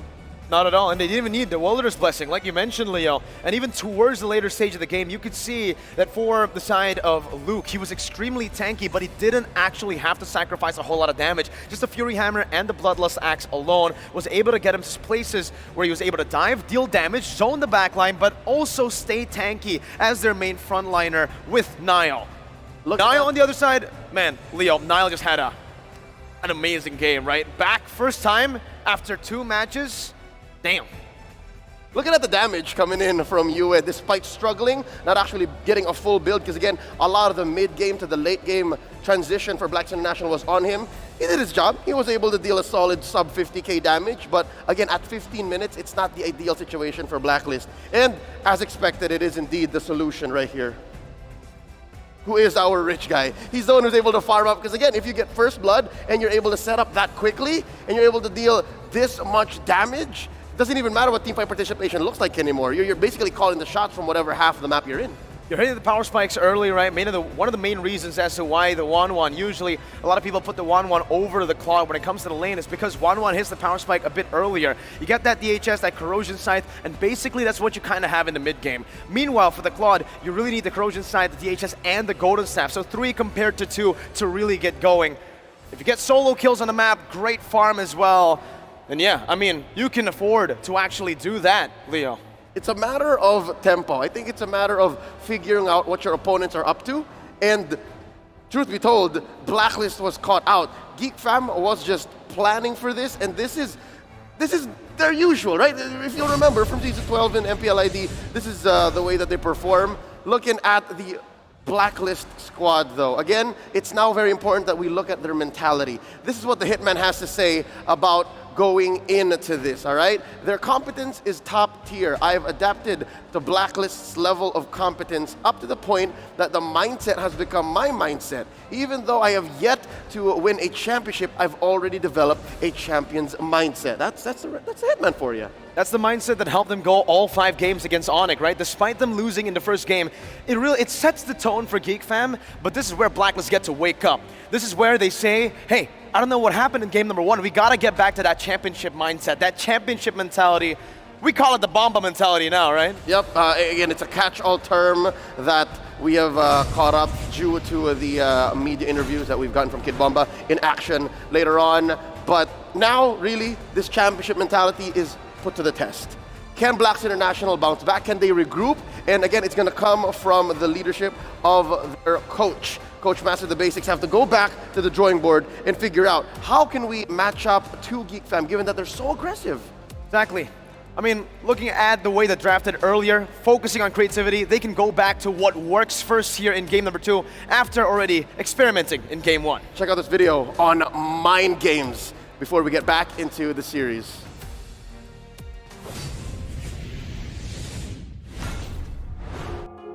Once upon a time, in the realm of esports, a new element emerged outside of the game: taunting.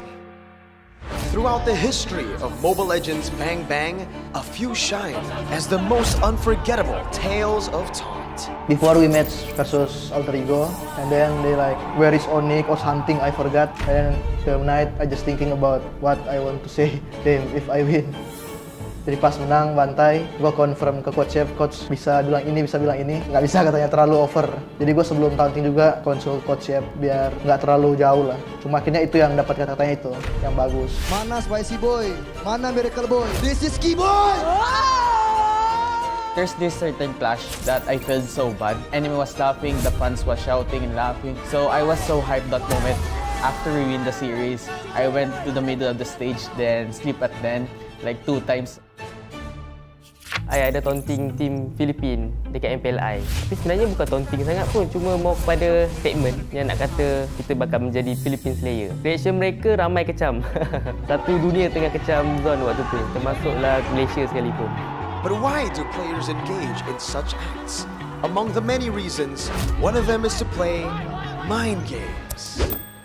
I think that's a mind game. You put a lot of pressure on your enemy. Sometimes it triggers the angry side because when our emotions take control of us, we lost our common sense. We can lose the aftermatch more fast. Siguro para ginagawa lang nila yung mga ganong bagay na nagtutunt sila para mabawasan ng moral yung kalaban, para ma-demoralize ganon. Tsaka dagdag confidence din sa kanila kasi panalo sila tapos nangaasar pa. Before I doing some taunting to the enemy, I always got the confidence for me. That's why I do the taunting, so it helped me a lot. Sometimes saya rasa saya nak spicy sikit. Saya akan membuatkan isu ni lagi hangat. Tournament ni lagi orang tengoklah sebab ada drama-drama sikit. Of course, not all players can be swayed by such sorcery. Pra mim não faz diferença, eu fui jogador profissional de futebol no Brasil, então torcida ou farpa, pra mim não faz diferença. Just beat them, you know, it's all about the mentality, you know, if you get tilted by them taunting, then you're weak. Why you play M5? Go home. Be wary though, for the taunts must never spiral out of control. Benda-benda yang sensitif, rasanya itu macam dah melebih lah. Rasa macam itu bukan taunting, itu macam nak cari gaduh. In the midst of a fierce match between Daysvolt and Geek Fam in the group stage, Niall crossed the line. He was barred for 2 official matches. In a different tournament, Ohead 2 had to face the music. But I think when it comes to disrespect the person, like putting the person down, and I think that's the crossing the limit.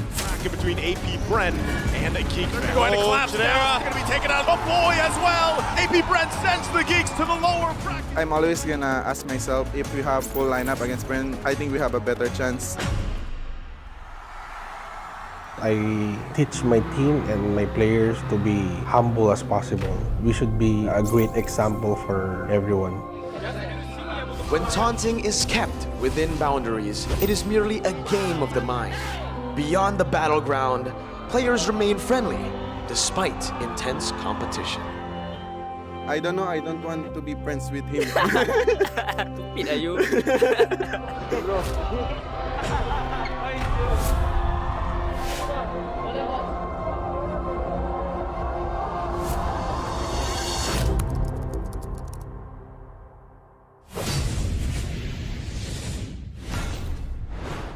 Love that video right there. Well put together package. Once again, taunt responsibly. I love it. I know we talk a lot about that. You know, kind of the concept of taunting, where it fits, what's the line, and you know, as long as it's done responsibly, professionally, it's all part of the game, right? It's all part of the sport. It keeps the sport spicy. Nobody wants a bland, you know, grand tournament. We want to see. We love it. I love it.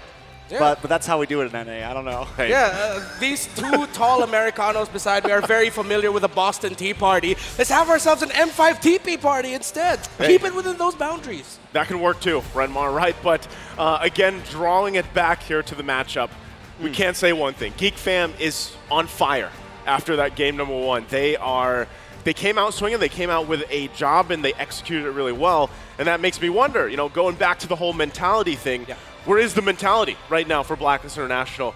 They talked about it a little bit in the panel too, and I'm wondering how they adjust in the draft. But once again, before we head over to the draft, we want to just go ahead and welcome all you guys at home or even here, of course, in RMC to join the TikTok drops, right? Again, head over to TikTok, watch M5 there. For 5 minutes, you're going to grab yourself a TikTok viewer chest. If you watch for 20 minutes, you'll go ahead and get a deluxe chest. So grab them while you can, because there's only a couple days of M5 left. Now, bringing it back in to what's ahead of us, gentlemen, right? The matchup game number 2. I think that's the biggest question, even for a lot of the agents out here, is, you know, what is the plan, right? How do you adjust? Because we've heard some of the, you know, things out there about drafting specifically. Yeah. And this plays a big part of it, especially as you approach a game after losing under 15 minutes or nearly 15 minutes to such a big lead, right? So Renmar, what are you at least expecting here as they approach the Game 2 draft? Well, I think these two teams now are really going to turn off the idea of maybe going for an Angela priority first pick. Not to say that that will instantly spell doom, but based on the drafting pattern that we saw, and it seems like these two teams, especially Geek Fam, are very familiar with each other. I don't see an Angela first pick slot being drafted to the point where, in the first phase, where it will work. Not to say that it's impossible, but more of like it'll be difficult to make an Angela first pick work in this scenario, but let's see. Definitely tough. I think Renny J needs to get maybe moved to be the hitman, not the heel man. Yeah, a little bit more. He plays so well on the Matilda. He plays so well when he's able to be aggressive, be in the enemy team's face. And that time he had to be more passive, and Geek Fam knew that. They smelled the blood in the water, and they moved in like sharks. Yeah, again, when you're talking about, you know, personalities and especially of teams, like play styles, right? It's always great to be able to switch things up, approach game to game, but really you're hoping, at least for this one, for Game 2, you acknowledge, you let the hitman choose a hero that allows him to do that, right? But even looking at that quote that we saw earlier, like, he has adapted this mentality, the championship mentality, which has actually, if you've been watching Renegade, for example, throughout his career, has developed, it has grown extensively, you know, up to this point where he is now well fitted in the roster of Blacklist International. So, once again, we'll see how all things change as we get into the draft for game number 2. Again, Geek Fam up 1 in the series, the best of 5. What's at stake? You're out of the tournament. So, again, Blacklist International wants to even the stakes here 1-1 in the series. It starts here in the draft. See who goes into what side. Is it going to be similar to earlier where Blacklist went blue and then Geek Fam went red? Or will it be a switch? It's going to be similar. Similar bans, actually, across the board, except this time, instead of a Bruno ban, it's a Baksha ban here by Geek Fam. So just a small adjustment. Valentina, first pick, will get one of the signature pickups. What makes that Baksha ban so interesting is it comes from Geek Fam, so it immediately shows we're not going to run the same thing as last time. We're going to switch it up a little bit because we know Blacklist is going to switch it up most likely. So we want to keep them on their toes, and I think it's a great play. Even just starting in the banning phase, they're kind of getting in Blacklist's head a little bit. It's funny with this too because, you know, we were talking about Renegade specifically, but this also allows Blacklist International to be a little more decisive, right? You pick up the Valentina, goes in the hands of Yue, and then you take an Akai, you still play the utility game against the Fredrin. And then the next pick, the Matilda. There we go. There it is. Now we're getting the faster Blacklist. It's Heelman with a little mix of Hitman. We know how the Matilda likes to play. Yeah. And then paired up with Sensui's Akai, you have Valentina in the mid. These are great first 3 picks by Blacklist. It's very similar to a style that they're known for. So they're going into this also with that little asterisk of, guys, Geek Fam know we draft like this. Yep. We have to watch out for counter pickups. So now Geek Fam, they want to amp up that early game aggression. Again, they're still going to be going for fast scale and quick dominate. Faramis, Fredrin, Bruno are 3 picks that do that very well. I like the Faramis pick. It gives them, you know, it gives Marky a little bit of a safer, he's able to kind of huddle down into the group a little bit, and when you have something like Renny J, the Hitman, on this Matilda, someone that's going to be looking for Marky nonstop, it gives you a little bit of an answer there. That's a classic matchup, right? Valentina, Faramis. It's going to be NetherRealm versus NetherRealm for the most part, right? Yeah. And especially around these later objectives. But this is already a great start because even just rotation-wise, Blacklist International has to get going, and this is the best way to do it. You have a Matilda, you have a Valentina able to help extend those fights. Now, my big question, once again, is what do you put up against the Bruno, right? Statistically, throughout M5, we've seen the Brody versus Bruno matchup. Well, we know where that falls statistically, right? It's still favored in Bruno, but again, we also see a lot of Claude popped up who, right now is not banned out either. I think something great here for the side of Geek, pick up something like the Tigreal, pick up something like the Minotaur. So if Matilda tries to come in, you have an immediate answer to that. Because the thing is Blacklist wants to get into the midst of them all and just cause mayhem. So Geek fam, I think, need a strong answer for that. Yeah, and now it's interesting that the Geek fam are still respecting the 1-1, and there, the Minotaur actually here was taken out by Blacklist International. You still have very strong EXP laners in Paquito, Khalid, and Lapu Lapu open. All of those, honestly, can slot in very well for Blacklist International, but then at the same time for Geek fam, it's they can also just choose between those. If I'm Geek fam here, just continue that. You want to get someone who can fast clear, like this, exactly, just like earlier. Fast clear, rotate, go for it. Blacklist might play the same way. Paquito Khalid is available, but if they want to keep things super interesting, maybe play a little bit more macro, we might see Agent Zero's Benedetta. Ooh, he goes to Benedetta. And then maybe Claude here? Yeah. I think those are both good picks, but still, even with the fact that Khalid is open, we saw how that plays a part, but always you have to consider the fact, too, you got to work with the heavy spin, right? You don't want to end up pushing things out. That's the Trizla. There's the Riz. He comes through. This is a constant pickup. You can see the win rates here. It is 51%, but he's almost in all these series so far through the course of M5. Now, once again, this allows you to kind of set things up really well. What do they throw in the gold lane here? It's going to be Iksha. Oh, interesting. All right, so Geek fam. Oh, and instantly a grab. It really looked like Geek fam read into that so quickly, because the moment that Iksha popped up, quick pick, boom, wild charge. Yes, it seems like they were so ready for it, because right now, that Grog pickup was so good because, yes, you have the Lapu Lapu, but you need more help to dive the back line. And the Grog was just a perfect pickup there. So now, Blacklist are going to need to be super systematic about this. They need to peel for the Iksha really well in those team fights. But then now at the same time, Geek fam have a lineup where they can continue their same strategy and playstyle from game number 1, where it's just go into the jungle, fast clears, steal contest, and then rinse and repeat until you're dominating the game. Well, once again, both lineups locked in here. Agents, you gotta cheer for a Blacklist International if you want them to get the one. Even it out 1-1 here against Geek fam after what we saw from the previous game as we go into the land of Dawn in game number 2. All right, starting this off 0-1. Geek fam in the lead. Can they do it again, Renmar? Well, they have the lineup for it, but this time it's not going to be as one-sided in the early game as we saw from game number 1. Blacklist International have the right tools to sort of mitigate or minimize the damage that a snowballing Geek fam can potentially dish out. But as we were talking about earlier here, you're already seeing aggression from the two roamers. Now Renegade feels a little bit more comfortable going a little bit deeper behind enemy lines, and Beloyski's just continuing what he did from game number 1. Yeah, I mean, you can't do this on an Angela, right? So, in a way, like you said, he's going to be half heal man, half hit man, and that's what he's doing on this Matilda. Putting the pressure there on Nile, but real quick, too, as nothing's happening too much, emblem-wise, Renmar, take us through it. All right, doesn't feel like there's anything to do. Oh, there we go, there we go. There's the TP party we're looking for. Now still will get his purple buff. But hey, boy, in a little bit of trouble. Renegade not going to commit to try to get those hits. Probably wouldn't have been able to do enough damage, but Blacklist already so aggressive compared to last game, and this is what we wanted to see from him. And you hear the agents. It's thunderous right now. Beloyski will not be able to take the buff away. Nile still pressured. Marky too. Marky pressured. Oh, here we go. Every lane right now. Geek fam's feeling the pressure this time around. Blacklist all. Oh, Beloyski. Very low. Should go down here. Brings out the wall. No! Edward finds the kill. A nice play. Geek fam now trying to recover here.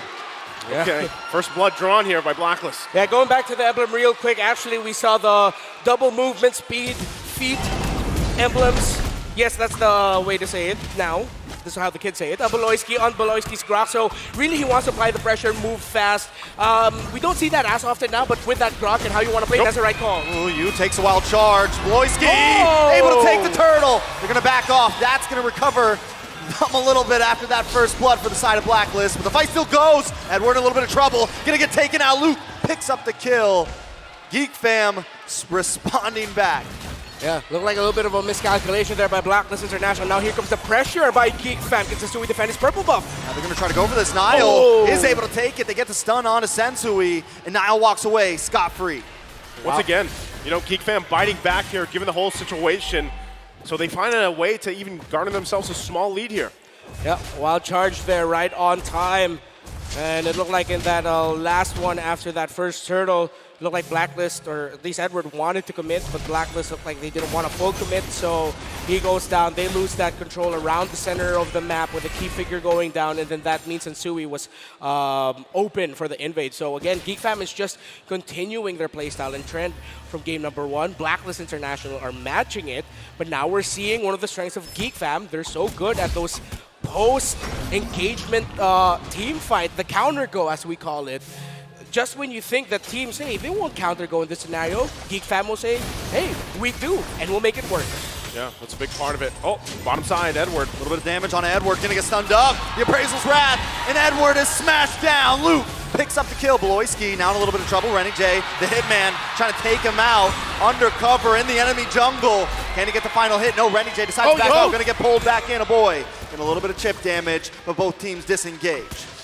Yeah. So now we're seeing here Geek Fam's adjustment. Luke is playing out of his mind here, folks. He is taking it to Edward, and at the same time, Geek Fam are committing rotations into the XP lane because they know that when you're up against Blacklist International, one of the things you do is not just in the draft, but in-game, make sure that Agent Zero has a difficult time, because then that means the rest of Blacklist International will also struggle. Yeah, still, Turtle going to be up here. Beloyski. Beloyski maybe in a little bit of trouble, does not have the wild charge. Full barrage comes out. Oheb forces a flicker back though. Luke with the bravest fighter. Locks on, onto you, gonna keep him at bay. Sensui wants to look for a way in. Trying to find an angle. Edward with the penalty zone on top of Luke. Luke gets the stun. Looking for Yue. Can flicker out Niall. Able to still secure it, and Luke gets away safely. Geek Fam playing out of their minds right now. Woo! Stone cold. It's Luke. Man, we talked about his pickups. What hero you would give him? 2 games in a row on this Lapu, and he's playing so well. He's still going. What? In a bad spot. Is this dangerous? He goes down. Rennie J, the hitman, finds the kill. Maybe got a little too confident there. Yeah. I thought you were going to go Stone Cold Luke Austin. I like that. I like that. Glass-shattering performance by the EXP laner of Geek Fam. At one point, again, that's a guiding win if I've ever seen one. Yeah. Ooh, but Beloyski wants to try to catch him off. No. He's going to look for Oheb here. Gets a wild charge and down goes Oheb. Rennie J trying to run away here. Beloyski and a boy put out the wall. They're going to back off. Okay. Now, we see here Geek Fam are actually playing in bursts, and that's what we see with how Beloyski built the emblem onto this rocket, how he's playing it. And again, here's another burst of go by Geek Fam, but Niall. Niall a little bit of the Appraisal's wrath comes down, but Luke once again. He's going to get pinned to the wall. Beloyski, though, gonna start working on the tower. Luke still zoning them away. He gets a stun on it, too. Trying to get some more damage down. Gets some shield, but he finally falls to full barrage. And he's locked on to several members. It's a lot of damage. A boy unable to get away today. 2 for 0. Geek Fam starts to decline. It wasn't a full barrage, it was a guiding full barrage. Yeah, a guiding full barrage, a flying GFB. Barrage, the GFB. That's the first time I've seen that, folks. I am speechless. That was cool. It looks better than even the flicker, right? So, hey, they made it work. Again, there's a back and forth, but still, Geek Fam leading by a little bit, 1.3K ahead. Blacklist International still 2, trying to find their first turn of the game. Once again, they don't want to be in the same situation for the previous game, right? They've got no space to work around with just yet. But it looks like they actually want to go ahead and contest this objective. Third turtle, Luke jumps in. Luke continues to zone them away, keeping Blacklist at bay here. Niall getting free zoning onto this turtle. Will be able to get that free, gonna put them a little bit ahead, but definitely Blacklist. We've seen them respond. We've seen their team fight potential here, but Geek Fam does not want to let their foot off the gas right now. Niall gonna try to steal this orange buff. It's a 50-50 right there. Bloisky with the wild charge. Then he flickers out. Oh, wait, what? the penalty zone locks on. Wait, no, a boy here. Ready to help him fight out. Another Colt Alter, another NetherRealm, and now Boy on the run. But here comes Niall along with Marky, getting free shots down. It's a full-on 5v5 and full bronze. The response. Go! Down goes a Boy. Bloisky forced to try to get away with a flicker of health. Sensui is there. Niall gonna try to help his teams. They're still The going. UA, they don't want to let him get away. Ohead there. Niall falls. Blacklist International trying to take the game back. Folks, this is the matchup we expected. Geek Fam and Blacklist International are putting on a show. And here comes Geek Luke Fam still again. going, stone cold as ever. Oh! Able to dance around, no! Luke finds the kill, he wants more. Edward now on the run, he's gonna get pulled back by the Shadow Stampede. You as well, Marky. flickers in, gets the shot. Geek Fam, the game is back and forth, but they're not gonna let this one go. Oh, just take it in again, back and forth.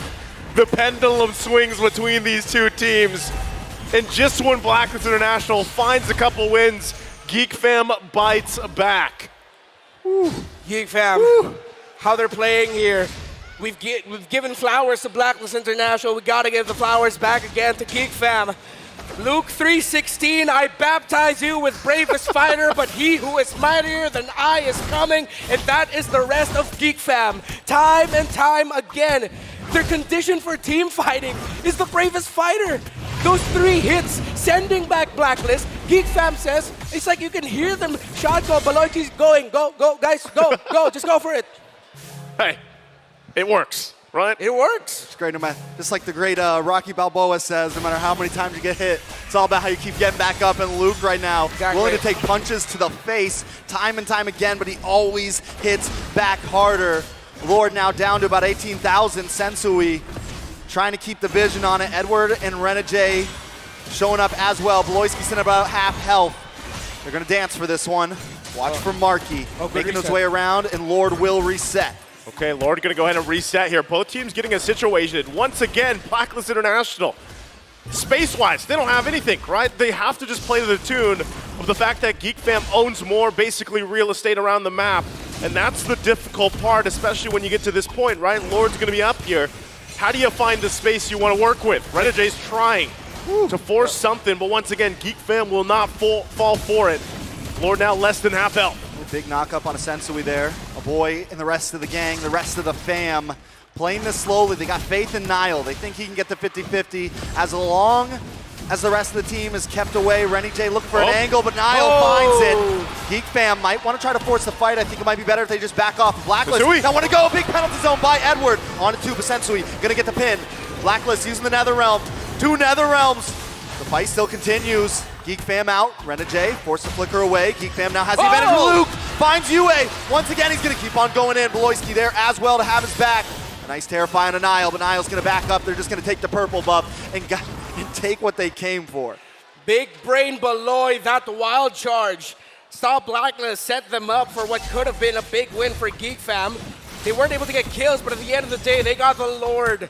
A surprising call there by Geek Fam, specifically Niall, to just rush it to the point where Sensui wasn't even in retribution range, and I don't think even he expected that Geek Fam would rush it, take that Lord just like that, then go forward. Systematic aggression. Geek Fam are just continuing that again, but now if you look at the items, up to a Malefic Roar already. Is this Bruno? 3 core items locked in, but Oheb really close. Sea Halberd, DHS, Corrosion Scythe. Both marksmen still very close here. And despite it being a 5K gold lead, these 2 teams already have their conditions. 2-1 Geek Fam. Go for a stomping lead. Blacklist International to find a turnaround. Once again, they'll be able to deal with this Lord quickly as they did. It was the first one of the game. They'll clear the lanes here too. But again, at this point, this kind of feels like that moment when, when you're playing games and you have your teammates yelling at you like push, push, push. Because still, no turrets down, nowhere to work with. So you're wondering, right? Blacklist International, where do we find this movement? Where do we find the space? Where do we find the space to rotate? Who is that going to be, right? Is it we wait for Oheb to be full glass cannon on this Ixia pick and work out here? Because even Beloyski, look how much damage he's just tanking up. Yeah. But at the same time, I'm also looking at it as how much damage Blacklist International can deal now. Yue is up there in terms of being able to deal the damage, and that's something that the front line of GeekFam are respecting. So now we've seen Beloyski and Luke be actually just like constantly like going to the front line, really trying to bait out things from the side of Blacklist International. But every time they do it, it seems like the more it happens, the more health we see them losing. So at some point, it might hit critical mass, and then suddenly GeekFam are just going to be surprised. It's like, wait, we've gotten the vision, we've sent them back, but now we have to go back ourselves. Oh, Blacklist International gets to find a way to turn it around. That's something they have to watch out for. Now they're really playing around this Matilda as well, of course. But Beloyski is doing work, man. He's everywhere he needs to be on this Grok. Something else important to point out, the Beloyski curse is over. He hasn't died 7 times at all in the past 2 games, and he has been moving. Even now, he knows his advantage. He knows as long as he can keep his passive proc, it's going to be so hard for Blacklist to try to catch him off guard, and he can just stay in front of their faces right now. Slower pace now for these two teams as they just play for macro. Blacklist International finally breaking that turret up top. Let's see if this is going to be a full commit. They want to go for it, actually. Niall's alone, actually. Penalty zone with the flicker from Edward. Locks on to Niall. Niall instantly gone. Boy brings out the Netherrealm. We want to try to help his friend, but he won't be able to save the day. Beloyski from the side with a wild charge. Gets a knock up onto Edward. Luke into the backside with the Brave Spider. Looking for Oheb. Gets a stun. But wait, the damage is unloaded and Beloyski goes down. Now it's Luke against the world. Markey looking for some free shots. No way, Luke goes down. Boy, slow as well. Blacklist to turn the game around and take the second Lord.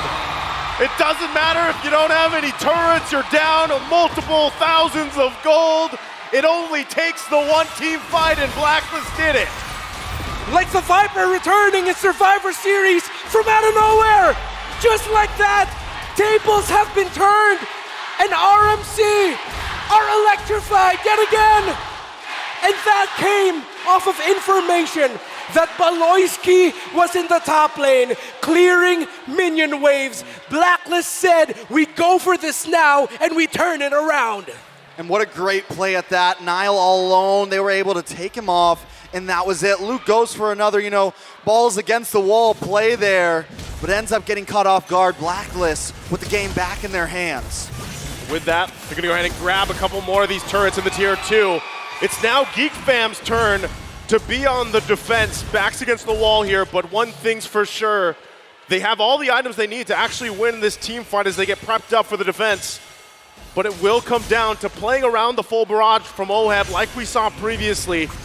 Can they keep it together as the Lord marches in? All right, Blacklist International. Do they play this safe or do they go for a huge play? GeekFam definitely going to play it safe.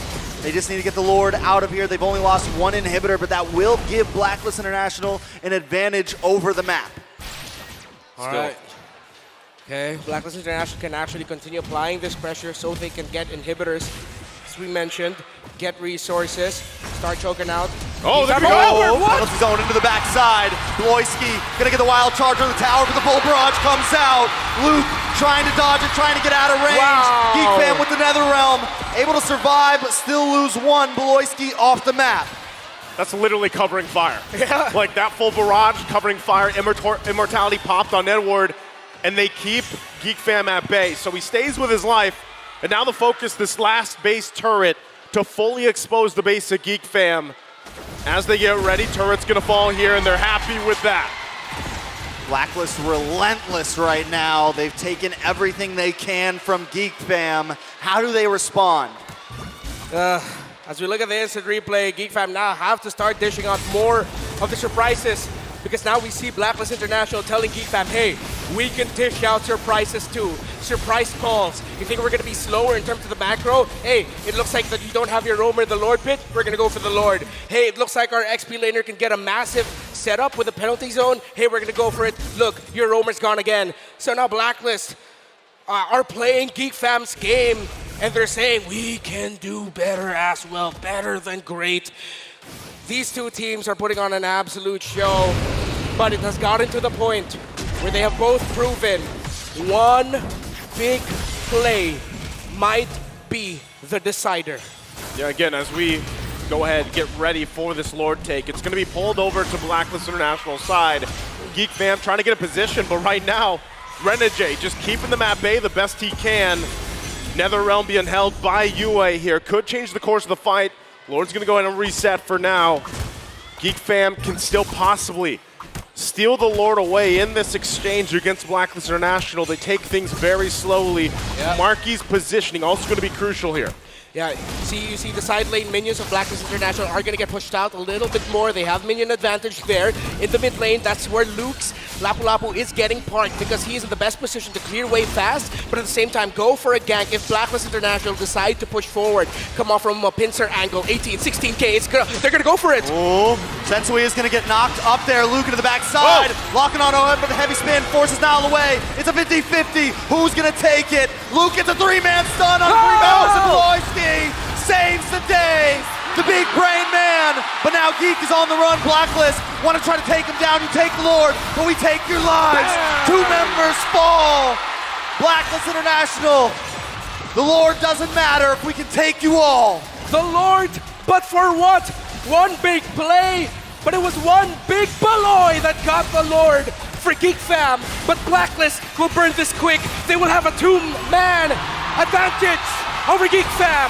Are they going to go for this? The finish, the knock-up, the penalty zone misses, but Avoid takes a ton of damage. UA goes down. Marky trying to save the day along with Luke. The full barrage comes out. Marky fires to the side. He's looking for more. Boy, back up. Luke there. The Shadow Stampede. Renegade looking for the knock-up. Able to lock on. Marky's still there. Sensui in a little bit of trouble. They've saved the day. Geek Fam survive another wave. What a defense from Geek Fam once again. Marky able to avoid the full barrage from O-Head, keeps them in the game as they'll know they make their way to the mid lane. What a flicker that was from Marky. Yeah, at the right time, Marky is deathless, the solution. They found a problem and they have the Marky to answer it. Now, Blacklist will have to defend. The back and forth, the seesaw, the drama. Is this where it ends? Or will it continue again? Geek Fam goes in. They crack down the inhibitor and a wild charge paired up with the bravest fighter. Luke looking for the stun, but he's pinned against the wall. Geek Fam now on the run. Edward able to get the penalty zone, but out comes the NetherRealm. They're going to be able to get away from this. Luke in a little bit of trouble, able to dash back. Black there on the chase. The final barrage. Luke takes a shot to the face. Marky as well. Geek Fam in shambles. Blacklist International changing the fate of game 2. UA finds another one. Bloisky all alone. A boy back at the base, back at the crystal.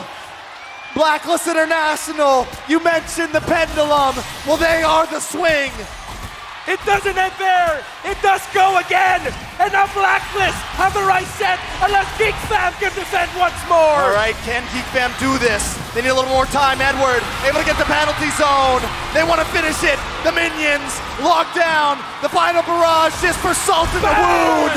And Blacklist International takes game number 2.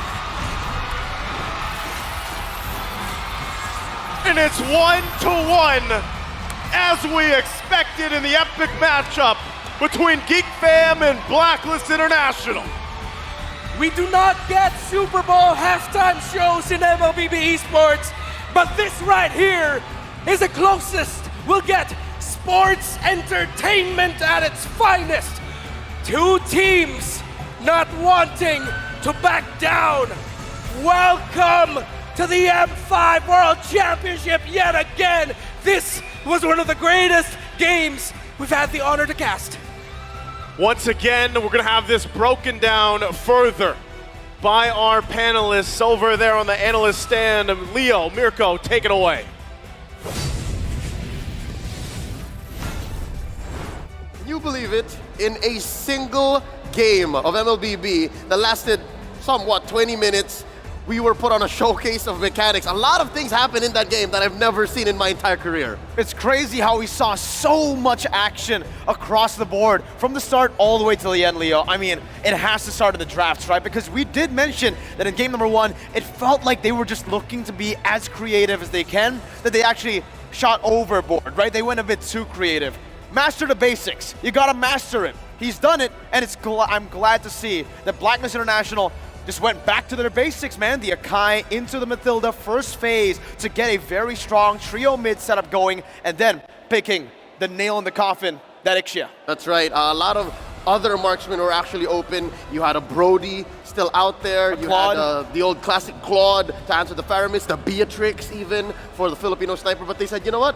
I think we need that full barrage, and indeed it came into play here in game 2, wherein there were so many false collapses, so many feigned ults, wherein you could have sworn, oh, I should have popped the full barrage 10 seconds earlier, but it was all according to plan. And again, this was made possible because of 2 very key players. I'd like to think they're very strong candidates for MVP, and I'm looking at Yue or Renegade. Renegade is my choice personally, right? Because of the fact that he was able to screen so much of the map in the early phase to stop a lot of the ganks from happening, saving the Ixia multiple times as well. And it looks like I got it on the dot.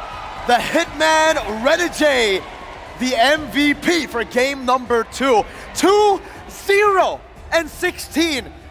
This is truly a visual representation of when the Hitman becomes a roamer.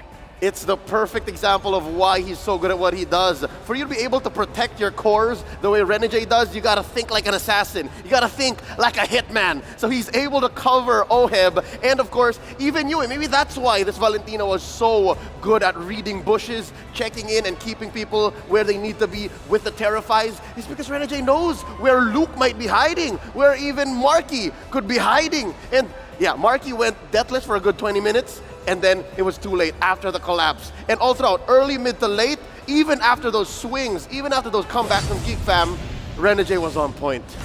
I love the stark difference here between the 2 teams, where Blacklist International, once they get the lead, they build it slowly. It's like an investment, right? Meanwhile, for Geek Fam, you could see they were explosive from the get-go. They were able to get an explosive lead in the early game, but then they kept on gambling with that lead, right?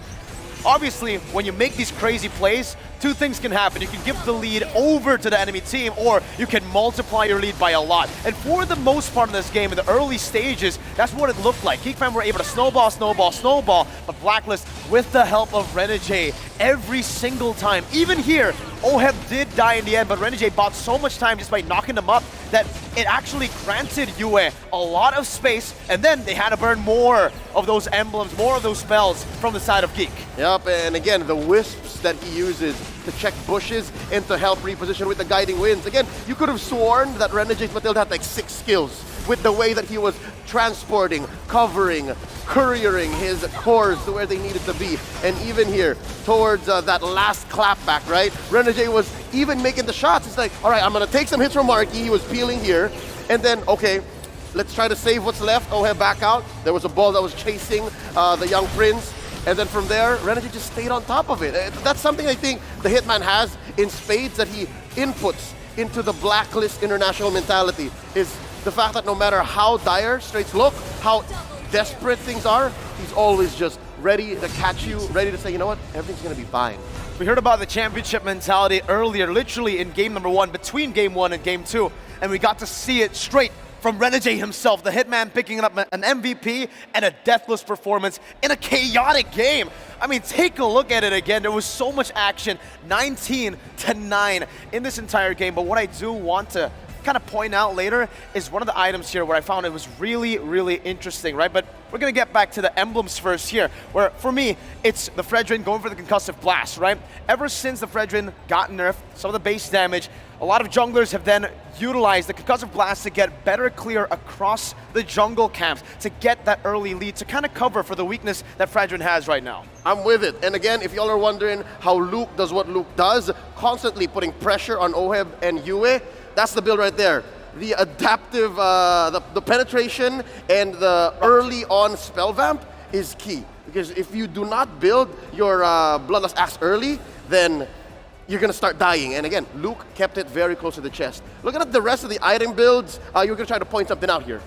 I'll point out at Marky right now, right? Because in game number 1, we actually did give him so much props for going for the offensive route. He didn't care about the win of nature because he was able to shut down his laner, and also on the other side of the map, the other damage dealer that was dealing physical damage was also shut down. The fact that he did not go for win of nature, I have to say this is a greedy move by him. Going for the Sea Halberd, you did see him position really well, but at one point, that full barrage, that range, it's bound to get to you.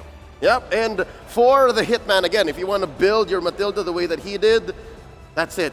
You have that one magic item, the Enchanted Talisman, and then you build full support, full on support and defense. And this was something that bothered me earlier, all right? The moment that Oheb died during that almost final comeback from Geek Fam, I saw, hey, why is he building a halfway all right? He was on his way to an immortality. So again, he understands, Oheb understands that he is a linchpin. He is a very important part of their winning condition that he has to protect himself, compared to Marky, who's just okay to be a little greedy. Aside from that, I really got to talk a little bit about that final Lord, or not the final Lord, but the Lord that switched everything on its head, right? The complete 180 from Blacklist International when they were able to find Niall. Beloyski was on the other side of the map and Niall dashed in. When that initially happened, I expected, oh, okay, they wanted to try to utilize a boy's nether realm to try to miscalculate, make Blacklist miscalculate. But then you see Beloyski on the other side, and then you really start to question, was it truly a big miscom from the entire team where they wanted to do some pushes, some more setups before they got to that Lord? And that's wherein Blacklist now finds their window. In game 1, there was very little bit of a window. And again, it's that same gamble, that playing with the odds and just putting it all on the line that made Geek Fam win game 1 so quickly. Now, this one took a while longer. This one went past the 20-minute mark. But here you'll see that they're investing in the right spots. They are trying to build towards a winning condition that is capable of winning regardless of what happens, even inside their own base, because it was so close. Geek Fam was coming in. And with that, you have to ask, how did Blacklist do that? It's because they were trading very efficiently. They were giving out turtles, letting Edward die, allowing for Renegade to actually check in, buy time, and then move out.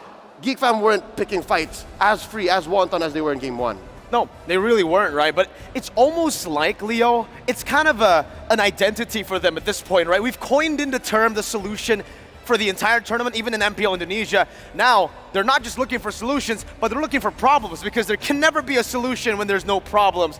Marky, the rest of the team kept on looking for these crazy fights across the map. And I get it in game number 2, especially after the adrenaline rush that is game number 1. They dominated Blacklist in game number 1. But now it's about that wake up again. It's that back to reality phase, right? You got to get that reality check, and it comes in the form of a big slap in the face from the Hitman himself. And just as our desk mentioned, there is a pendulum here, swinging back and forth, back and forth. In game 1, it went all the way even out of that big old grandfather clock and went towards Geek Fam's way. Now, Blacklist able to slow it down. Blacklist able to play to their pace, trade out to the point of inevitability. Where does game 3 bring us? What kind of gameplay and tempo will Geek Fam bring, or will they even be the ones calling the shots? Because again, once Blacklist says it's Ube time, it's their time.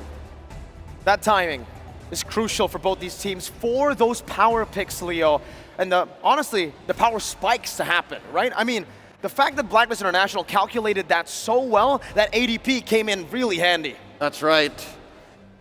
And ADP is something that Blacklist is constantly thinking about, anti-disaster protocol. Because in this game alone, they won this game. They won this game. They were always thinking, all right, we got to keep that lead very close. Keep that lead a manageable place so that when we do turn at the Lord with the big ult, it's still worth coming back for. It's efficiency versus explosiveness. Literally, the visual storytelling for that is literally explosion and also efficiency. Let's throw it over to our hosts on stage as we go ahead and buy a little bit of time for our players before they get back into game 3. Here with us in the crowd, our 2 icons in Philippine MLBB scene. We have Hall of Legends inductee Dougie. Hello po, hello po, hello po, hello po. And Renegade's former teammate H2O. How are you guys doing? Kumusta? Ayos lang. Ayos lang po. Ayos means good, Yeah. okay. So we're holding the biggest MLBB tournament here in the Philippines, the World Championship. How do you guys feel about that? I feel so excited. Kung titingnan nyo kasi andyan yung isang player na matagal ko nang kasama. Siya naging kakampiyon ni H2O, si Renny J, and I'm rooting for them to win this tournament. Talagang tumataas balahibo ko. I mean, speechless ako. Jay, malapit na, pero malayo pa, puso lang. Yes! He's really excited. He's really excited because he's here with somebody that he's been with for a long time, and that's Renny J. He's getting goosebumps right now. How about Okay. you, H2? Nakaka-proud kasi tayong mga Pinoy nag-handle ng gantong event. Lalo na malakas yung MLBB sa Pinas. Tsaka shoutout nga pala kay Renny J. Sobrang proud ako sa'yo kasi layo na lang narating mo. Yeah, Tsaka yun. Again, they're just very proud of their former teammate and also player. Boss D, gusto kitang talangin, na-bring up mo na si Renny J. Ang ganda nung Game 2, important win, nag-MVP pa siya. Ano pakiramdam na nandyan, di ba? Napapanood, ayan na. Soft spot, sabi nga ni Boss D sa akin kanina, soft spot daw niya talaga to. Sa akin, ibang klase. Yung combo nila ni Oheb, yung nag-second skill siya sa Matilda, tapos dagit-dagit niya si Oheb, tumayo na balahibo doon. Detalyado. Ibang klase yung mga play na ginagawa ng Blacklist ngayon. Sure ko, proud sa Isyawe. Ay, you know what, Boss D? Panoorin natin to kasi may video tayo na nakita kung paano mo supportahan si Renny J. Let's watch this.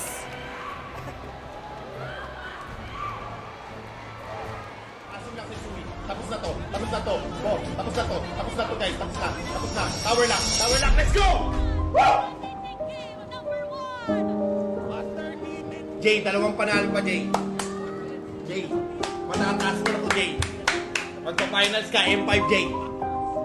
Jay, dalawang panalo na lang, Jay.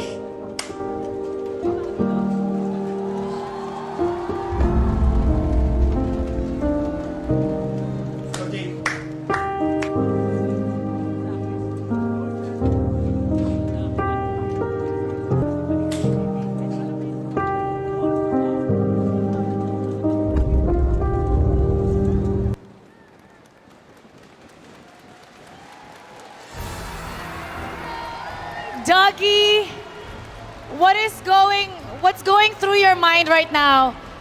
You're very emotional. Tell us what you're feeling. Alam ko ito yung...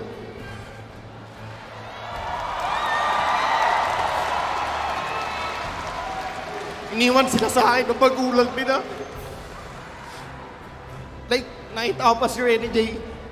Hindi pa bago yung ilong niya nun. Okay. Pero, binigay sa akin sila na magulang nila, si H2, si Renny J, si Yahweh. Kailangan ko gawan ng pagaan yung mga time na wala kami sa MPL. Kaya yung mga bagay na pinapa-stream ko sila, kasi gusto ko yung kung ano yung nakakamit ko sa buhay na nakakamit nila.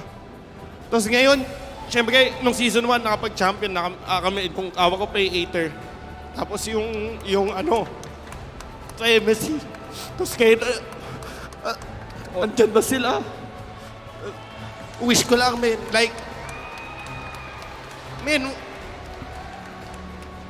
tandaan mo, Jay, pamilya mo, kami, H2O, Yahweh, ako, Kaysen, lahat ng tao sa bootcamp, lagi na sa'yo, lagi na sa likod mo. Andiyan si Hart. Dito kami, sasapakitaan ka namin. Talagang Renny J. Crew Marky, Baloy, patalo nyo na yan. Pinoy din naman kayo, di ba? Quick backstory. Dougie is sharing the story about how he recruited Renny J. And his parents, Renny J's parents, trusted Dougie, brought them to the boot camp, even with all the struggles going to MPL. He saw Renny J's growth, even before all the changes, physically and in the career. So he's just so proud of how far he's gone. Do you have a final message also to Renny J? Message ko kay Renny J, dito lang ako palagi sa'yo, sobrang proud ko sa'yo. Alam kong deserve mo tong araw na to and deserve mo rin kung nasan ka man ngayon, manalo matalo, dito lang ako palagi. And yun, sobrang proud ako sa'yo and good luck sa mga laban. Well, yeah, kitang-kita. H2 just telling Rene J how proud he is of him. But I just want to ask, a former teammate, obviously a close friend, ano masasabi mo sa evolution ni Rene J on and off, of course, sa laro? Yung sobrang laki ng in-improve na Rene J ngayon kasi kampi ko na siya dati pa. So, alam ko na kung ano yung mga in-improve niya. Tsaka, nung nandito na siya sa Team Blacklist, parang sobrang laki pala ng in-improve niya kasi captain siya dito sa Blacklist eh. So, yun. He's really proud of Rene J. He's been with him for so long, so he saw and he witnessed the growth of Rene J. Even now in Blacklist International, he's grown so much. And now it's time to find out how Blacklist will do against the Geek Fam. We're heading to game number 3. Here we go. Casters, pasok.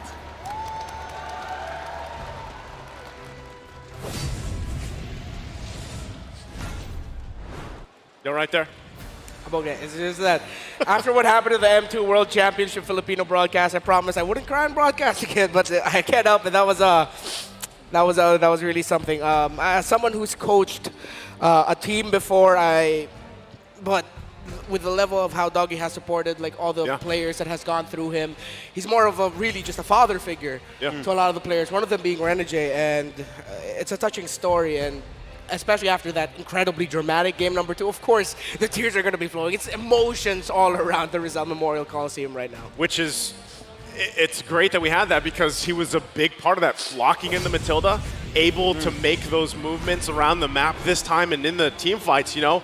This was what you were saying, the channeling, the heel man, the hit man, everything, right? The improvement over the courses of his career has led him to this world stage. And as you're looking across this, right, the Roamers kill participation, man, he's there at the top against some of the best players, obviously, in the world here. And it just goes to show his play style, his mechanics, the way he moves around the map. And that's why so bad in Game 2, that's what I wanted to see him do. Yeah, we got to call back to a little reference Wolf and I made together in the MPL Philippines Season 12. We called this the Uber, the Ultimate Bonding Experience Remix. With a hitman in charge, just a different tune, a different dance, a bit more aggressive, a little bit faster. And the fact that we see that stat really is just numbers being put into facts. Yeah, and again, you know, I know we've been focusing a lot on Rene J here at Blacklist International, but we also have to paint the picture here. Geek Fam's doing great, right? There was even a moment where they are. Heck, they were about to 2-0 things, turn things around. So they're obviously still a threat as they approach Game 3, right? And you really have to kind of look at breaking it down. Even the fact that the way that Beloyski's been playing, you know, a lot of the times we've been talking about this 7-death thing that he needs. Well, for the most part, he's barely died and he's still playing out of his mind, right? So I feel like as you're looking at the Roamers specifically, matching them up, they dictate a lot of the pace of the game, right? I mean, naturally, a lot of the Roamers do, but more so even if you're looking at this matchup, Beloyski and Rene J, how they kind of lead a lot of this charge here. And not to mention, again, the performance from MLBB. How will it be this time around as we get ready once again to head into the draft for game number 3? It's 1-1 across the board. We'll see how teams adjust from the previous games, the game plans, and once again, keeping our eyes on the roamer options here for Rene J and Beloyski. You mentioned a key thing there, dictating the tempo. And I really think that's why we're not going to see Angela first pick again. Or at least an Angela roam. That's about as anti-tempo as you get. Game 2 was just putting proof to the pudding of Rene J and Beloyski want to play fast. That's it. So now Geek Fam, with them now on the blue side, they go with a patented blue side priority pick onto the Lilia. So the Blacklist will go for the Akai here. The Lilia pickup sort of turns off the Faramis getting picked up. Let's see if they're going to go switch it up, but no. They say, you know what, we can play into it. We can still try it. Maybe we can play a little bit faster than Geek Fam before the Lilia will hit that super late game annoying spike. Not only that, but Geek bans out the Matilda there just to slow them down even more. They don't want to let Blacklist get to that full tempo. So what is left for Rene J? We've seen him pick up the Cho here and there. There's plenty of options still out there. Does he go for something more aggressive? Does he fall back to the Raft? Because that does give them a little bit of movement, a little bit of speed around the map. It's been another fallback pick for Blacklist. So definitely still a few options. Is it going to be here or is it going to be in second phase? Yeah, one of the more indirect answers to the Lilia is actually the Rafaela that you mentioned. Because of that extra movement speed, you get to negate a little bit of the slows that she can dish out, and at the same time, you can avoid the damage that a Lilia can dish out. And surprisingly enough, heading into this, actually, there's the Rafaela. Beside the Matilda, Rafaela is actually the most pick of Renegade. So there, they lock that in. Now we go to the second phase, EXP lane. You know what would be spicy? If we see now Edward pick up something like the Khalid or the Lapu-Lapu for himself, give Luke a taste of his own medicine. It's interesting too, you know, the fact that the Faramis was picked up here into that first pick Lilia, right? Because a lot of times the Lilia is the answer for the Netherrealm. You deal with it pretty well, you kind of expend that, but I still like the fact that they went with Rafaela. You work around the fact that you have some extra movement speed, you have sustainability, but you know, that leads us to, XP lane. Where does the focus here? You can already see, too, some respect once again for Boloyski. They're going to take out the Ruby. He still has, of course, the Grok available, too, if he wants to go that route. Edith is being taken out. Now, are we still expecting XP lane matchup with possibly the Lapu-Lapu coming through? You already mentioned the Khalid here. Yeah. Actually, the last time we saw Rafaela Faramis getting picked up by Blacklist International up against Onyx, they actually picked up the Khalid during that scenario. They had a Guinevere and a Bruno at that time. They might still be able to adjust a pick, so it might be a remix of that kind of draft, if ever. I think they definitely want to. Khalid is definitely an important pick here for the side of Blacklist, because if they don't, it's a great answer to the Faramis. It's a great answer to that group-up strategy that Blacklist is bringing. So I think it's a very solid pick up front. On the side of Black, do they ban more? They take out the Lapu. And then what? They take the Khalid here. Yep. And all it really leaves Geek with, he could still pick up the Arlot. Could be a solid answer possibly for Luke. Arlot, Riz. Riz. He's got the Riz. He's definitely got the Riz. That's about, I mean, for the most part, if it is Khalid, let's say it is Khalid for Blacklist International, and it seems where it's going. Unless Geek bans it right here. Yeah, unless they just take it out right out of the picture. And then you're kind of looking at, okay, well, still, what is it? Arlot, Tarizla being open. Could see something like Uranus come into play here. Ooh, might be tough though. A punch for a punch. They take out the Pagid. Oh, it really looks like a Khalid here. Could be last two picks Khalid. Carry might be tough, but they might like to pick that up last pick. They can go Khalid fourth pick and then Marksman into the last. If the Marksman gonna come in now, then it's gonna be a carry and then carry or a Brody. Because I don't see a 1-1 slotting into the lineup of Blacklist right now. Yeah, not only that, we saw how Marky did against the 1-1 last time with the Claude. They are going to lock in the Khalid. Geek fam now looking for a roam. Right now, he's lost in the sand. He's lost in the sand. Oh yeah, he's not there. So he's got his head in the sand right now. That's definitely Khalid. So he's going to be locked in. See what the answer is once again. XP lane, still got the Tarizla. Is that something you'd actually want to pick up, Tarizla, into it though? Well then, with the members of Blacklist grouping up together, but the fact that you're up against an Akai might be a little bit difficult to make the Tarizla work. Scratching my head right now. Maybe they'll go to the classic Arlot route. Minotaur. Yeah. So it's Arlot Minnow. So I'm really guessing carry here for Blacklist International. Brody would be okay too, but my heart's speaking, yelling carry.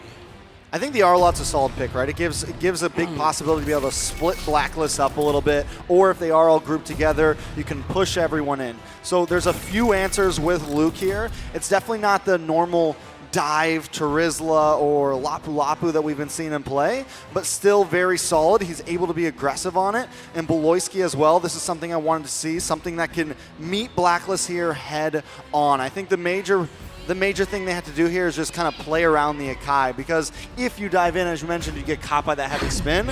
I've been waiting for too long. As you mentioned, Renmar on point. There's the carry. Picks up, fitting for this situation as well, considering the fact that they are quite tankiness across from you. Okay, so I'm leaning a little bit more towards the draft of Blacklist International, but again, for me, the biggest factor here for Geek Fam will be Boloyski's play on the Minotaur. How he plays this alongside the timing of Luke's final slashes as the Arlot might actually be enough to disrupt the Faramis-centered composition of Blacklist International. And then at the same time, with the Claude and the Baksha entering, and of course Arlot dashing around, how Geek Fam executes this in the team fight will be the main determinant of who will be winning this game number 3. We're going to find out once again as we load up into the land of dawn. It's 1-1 in the series between a Geek Fam, Blacklist International. Who steps closer to that match point? It all unfolds here as things get situated once again. Talking about the lineups, quite a bit of tankiness for a Geek Fam. Does Blacklist International have the answer for it with that carry pick? It's actually a really interesting play here by Blacklist. They went straight into the mid lane to get a little bit of burst down onto Beloyski, maybe even potentially get a pick off there by sending Edward there with the slashes. Not going to be able to get the kill, but they do send Beloyski back a little bit, which sort of tempers the rotation of Geek Fam. Yeah, and it sets Geek Fam back because one of the things I was worried about with Blacklist is they do have, once again, similar to kind of game one, a softer, supportier mid lane right now. And sending Edward into the mid lane there to kind of already give them a little bit of a boost, a little bit of push into the enemy territory really helps back Blacklist in this tempo. Yep, I like that. Real quick, emblems, anything sticking out here, Renmar? Master Assassin of the Khalid. This is the Assassin full damage Khalid that we're going to be getting. So a Khalid that can maybe be the guy to force out the Black Shoes of the Lilia. One of the biggest things that Blacklist International need to do if they want to be a little bit more comfortable in the team fights. That's like typically, you know, again, when Khalid is picked up, you kind of expect to hold on Marky and Oheb just okay. Okay. Marky not exactly getting the better as game one. This is going to be the second game in a row. Oheb is winning out on some of these trades. Yeah, going back to the point again, Khalid, I feel like this part is going to be very important, right? Yeah. For the fact that usually you see Khalid enter second in some of these team fights, but this time Edward might be making the initiation. As you mentioned, your whole goal is, let's get that Black Shoes out from a boy. Let's kind of work around that. Once again, even the fact that you have to work against the Minoan Fury from Beloyski. If that is all expended, then Blacklist International is in a great position to win some of those early skirmishes and team fights later on. Oh, look at that. A lot of damage on Edward. Forced to use a flicker. Luke looking for the finish. Heavy spin comes. Luke able to flicker to the side. Edward going to get some of his health back with that sand guard. But now Niall going to lock on to Sensui. They know he doesn't have the heavy spin. Beloyski there as well. The NetherRealm comes out, and now the response waiting on the final slash. Raging Sandstorm from Edward. Able to help to disengage. Luke very low, trying to back off. Renny J on the chase, but the Turtle still low. Niall able to secure. Beloyski on the front side. A nice stun on two members with an Owen's Fury. Two members taken out. Yue and Renny J back to base. Big miscalculation there by Blacklist International. They had their heavy spin forced out in the bottom lane. That means the Geek Fam relatively free Turtle, but Sensui able. That was dangerous. Oh, Edward! Here to equalize. He's still going? Okay, no, he's just, look at my sand, man. Yeah. It's pretty cool, sand, right? nerd. Just look at it. Look right? at my sand. Did you just say eat sand, nerd? Eat sand, nerd. Yeah, it works, right? It's Edward. It is Edward.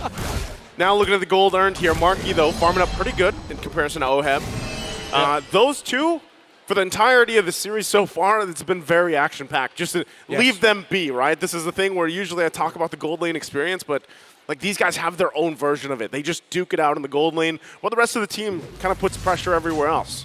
Yeah. So now we're going to be seeing a Blacklist International go into the top side jungle of Geek Fam a little bit. Oh, they're looking for Yue here.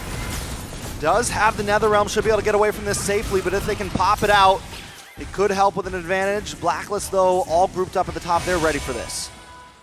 And right now, Blacklist International are playing like a team where they know and understand the condition of we have to not necessarily win the mid, just control the mid. Because that means our side lanes will be a little bit easier to deal with in terms of like supplementing Oheb, making sure Edward's comfortable with going on the 1v1s against Luke's Arlon. If you look at the items already, the Corrosion Scythe on the carry, still waiting on the, oh wait, no, there it is, the DHS. Grabbed it, yep. They just grabbed it for Marky. So still tempered right now as rotation. A little bit slower, a little bit more methodical are what these two teams are doing. Yeah, still focused in the mid lane. Ow. Again, a lot of this, you can see them kind of already getting in position. Turtle's going to be up here. Second one of the game. Both teams where they want to be. Gold laner staying on the bottom side of the map. They're going to go ahead and just not be a part of this. Turtle, take it. Niall able to take it. Geek Fam kind of controlling the pace right now. Nice heavy spin from Luke, trying to lock on to Edward there. Down at the orange buff too, Beloyski. Geek Fam just in itself right now is being so aggressive. Edward forced to use the Raging Sandstorm as a getaway. Yeah, and now that final slash that we saw earlier from Luke, and with Blacklist International forced back, can't get close enough. Actually, a Reggie duel, if I'm not mistaken, won by Nile, or I don't think they just got close. Now they trigger the call for a switch. We're going to be switching things up, the focus. This is classic Blacklist International. Now they're going to be looking into supplementing Oheb. Double laning now, trying to maximize the farm that he can get across the map, because they're going to need that. Oh, Bloisky! Oh, wait, no, the Holy Baptism able to delay Geek Fam. Geek Fam still looking away the Wild Slash! Luke making the play to change the game! Wow! Marky locked on Edward, and Edward finally drops. Sensui with a heavy spin just to try to get away. 4 members of Blacklist International fall. What a play from Luke. The final slash of the day so far, right on point there. Another chapter added to the book of Luke. No other analysis needed, man. That was a hell of a final slash. Yep, we're going to take a look at it once again. The instant replay here, presented by Kadea. If you missed it, now you get to see it again. It all unfolds here under the Tier 1 turret. Here comes Luke. Flicker, too. Picture perfect positioning as an Arlot. That's what you want to get. And despite them being under tower, Geek Fam can just juggle bodies to ensure that they win that out. Luke, my goodness, still continuing. Oh, Renegade. Trouble. Boy. Gets through with a heal. Geek Fam just so aggressive right now. Yeah, in a very quick, decisive play. Now 3K ahead, not to mention objectively. Still in a similar situation where we saw for the previous games, right? Blacklist doesn't have a turret yet. They're kind of restricted in terms of space and movement around the map. Sensui trying to get away here. Geek Fam just suffocating. They're playing so well, meticulously aggressive, just so well all over the map, everywhere. Edward now looking for a target. Raging Sandstorm just to get away. Geek Fam want to take this tower. And this is what we were talking about earlier, actually, for the side of Geek Fam. I did say I was leaning a bit more towards a lineup of Blacklist International, but if Geek Fam layered their abilities well, found their timings, caught Blacklist International caught Blacklist International off guard, they'd be taking their conditions. They'd be the one leading the charge here. So that's exactly what they did. With meticulous, as you mentioned, their treks, gameplay around the map, good macro, and finding those little windows of opportunity to counter-go during the objective team fights, Geek Fam are just doing what they need to do with the lineup they have to make sure Blacklist lineup won't be able to shine as well as it could have. Yeah, and with this, with the lead they have, you can see them put the pressure here now on the side of Blacklist International, at least trying to force these things out of Sensui even. But again, they'll take the buff. Now, my biggest thing here is the time that it takes for carry, right? To kind of build up to that point, the power spike, if you will. How's that comparison against the Claude? Typically, Claude takes a while too, but with this lead, and we saw the gold difference between gold lane alone, Oheb, it's going to take a little bit longer here. We're only 8.5 minutes in. Yeah, there's a bit still, they're both built up to a golden staff, so I think it's good news that Carry also has 2 damage. That's going to be good. Well, Aboy now has an Ice Queen Wand here, so that's something Blacklist needs to watch out for. Yes, they have that holy healing, but those slows, strong counter punishes. Boy, gonna respond back though.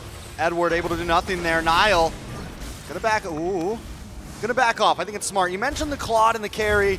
One of the things about the Claude though is even if he's not fully online unloading a ton of damage, he still has so much utility outside of that with the split pushing, with being able to still melt down the Nether Realm. Exactly, Whereas carry, you just have one job really. It's try to shred down, the frontliners. And until carry can do that, there's not much else she can do. Man, look at this already. They force Sensui less than half health. They go ahead and give the go signal for the Lord. I don't think Blacklist International can even get here in time. Yep. And I don't think they have the opportunity to find a counterplay, but I think they're going to try to go for Bloisky. Bloisky able to get the knock-up, though, on 2 members. Another Realm comes out from Yue. Marky trying to unload, but Geek Fam maybe just want to disengage here. Edward misses, whips into the backside, and now Geek Fam smell blood. Luke looking for one. The final slash to knock Edward out of the sand guard. And wait, Marky to the backside with a blazing weapon. He's taking a lot of damage. He'll flick back with the BMI. Blacklist International might have to lose this tower for the sake of the team. What a play there by Geek Fam, again, finding opportunity. Even though Blacklist International sniffed blood, thought they could get Bloisky. Geek Fam was able to chase Oheb. Another wild slash on Oheb. Oheb flicker! Luke, the stone under the tower. He's going to go down for that, but it is worth it today. Oh, again, Luke has been on point this entire game. Actually, the entire series so far, and right now it's Blacklist International trying to struggle to stay in this game. Nearly 7,000 gold deficit to work from. Stone cold. Mr. 315. Add another chapter to the book of Luke as his legacy grows here. In the series against Blacklist International, committing the flicker just to ensure that kill, he goes down. But now, Geek Fam, they have a little bit more space to work with in terms of getting turrets, getting inhibitors down. All right, Geek Fam trying to move in. They get the stun on to Sensui. Sensui gets heavy spin though, but then Owen's Fury helps Geek Fam. Blacklist International finds Nile though. And now Edward with the Raging Sandstorm looking for a boy. The black shoes are already gone. He will go down. Marky in with the Blazing Duet. Blacklist doesn't want to keep the fight going, but at least they keep Geek Fam away. So there's still some fight back from Blacklist International. They're trying once again to allow Oheb to get online here. Real quick, how's the items looking? All right, so it's still an advantage for the Claude here. Up to, okay, so since we actually had the Rush of Blade Armor there, also up to a Radiant Blade Armor on the Baksha. The two Dominance Isis on the side of Geek Fam are causing a bit of trouble here for Blacklist. We see, I believe that's a rush into the Malefic Roar by that Khalid. So once that Malefic Roar goes up, he's going to be like one of the biggest damage dealers for Blacklist International. Well, International has to be because UA had to go for a more utility route, deciding to prioritize the Necklace of Durance as his first item, which was understandable, and then going to a Lightning Truncheon. This is crazy too, as you're looking just the damage dealt so far from the members from Geek Fam. That's something that they have to work from, right? Again, when you have this kind of lead, that's kind of what you expect, but itemization-wise will fall into place the further they get into the game, especially if Blacklist International can kind of stall things out a little bit longer, right? We're still working with the fact that you really have to allow Oheb to get to this point in this carry. You already saw that Wind of Nature being picked up by Marky, going to give him some of this upper hand in a lot of these skirmishes and team fights as they break out, not to mention working around the Minoan Fury and avoiding the final slash from Luke, which has been on point. Edward also trying to bring up some of the damage, right? Picks up a Malefic Roar here to provide, once again, that burst potential to possibly put pressure on Geek Fam as this second Lord is now worked on.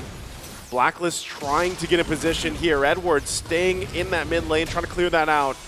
As the Lord dance ensues, we got to keep a track of the positioning. Luke, not even a part of this so far.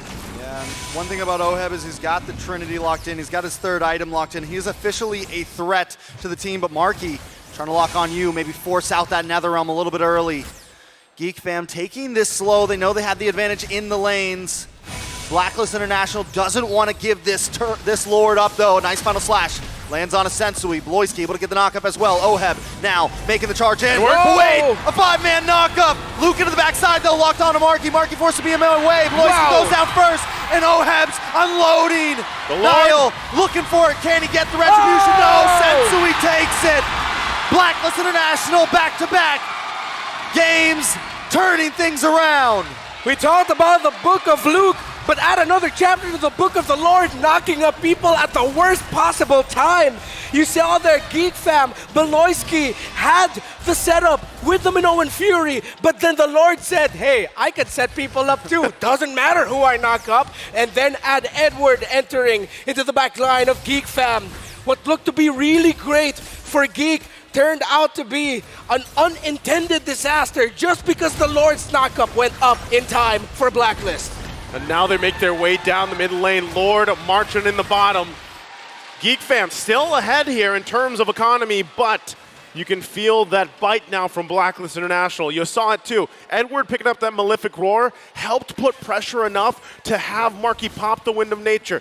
Get a boy to use that Black Shoes. That's part of the plan here for Blacklist International. And then the follow through from UA with the Netherrealm really helped them get that advantage. Lord's gonna go down here, not before it gets that charge in, but now Blacklist International has some space to work around.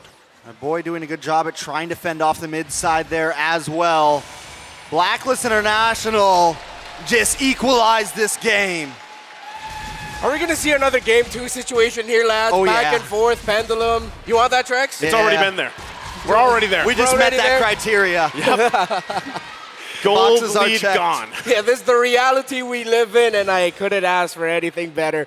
Now, let's see how these two teams will tell another beautiful story of who wins a crucial game number 3 in this elimination match here in M5. As we look at the items, full build, no, still waiting on the last one there for the carry. Already up to a Sea Halberd, actually, is that Claude. So Marky's damage will hurt.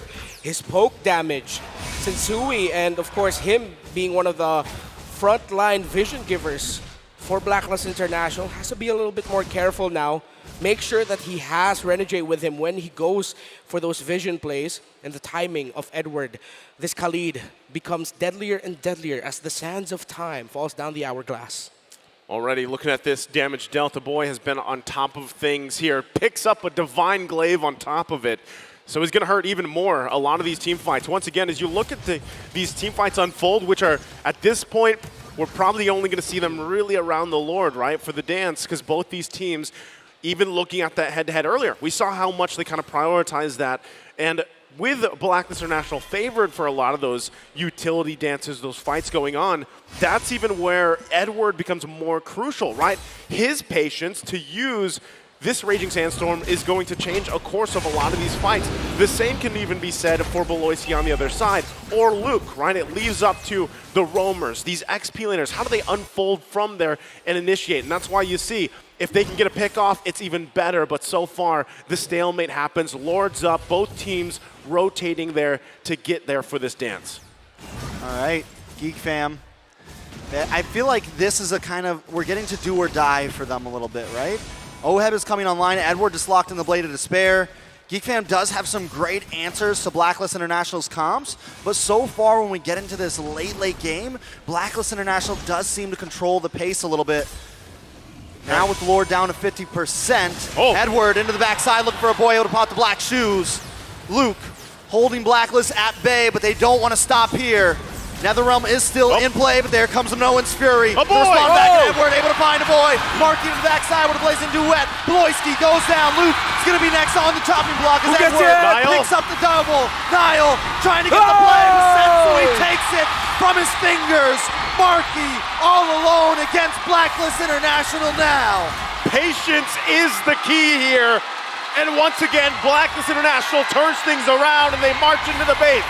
You mentioned do or die. It looks like it's due for Blacklist. All right, Blacklist coming in. They've locked onto the base. Marky with all he can.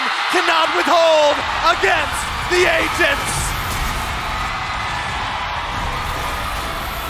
They did it again. The pendulum swung, but this time back to Blacklist International it goes. 2-1 in the series. They get to match point.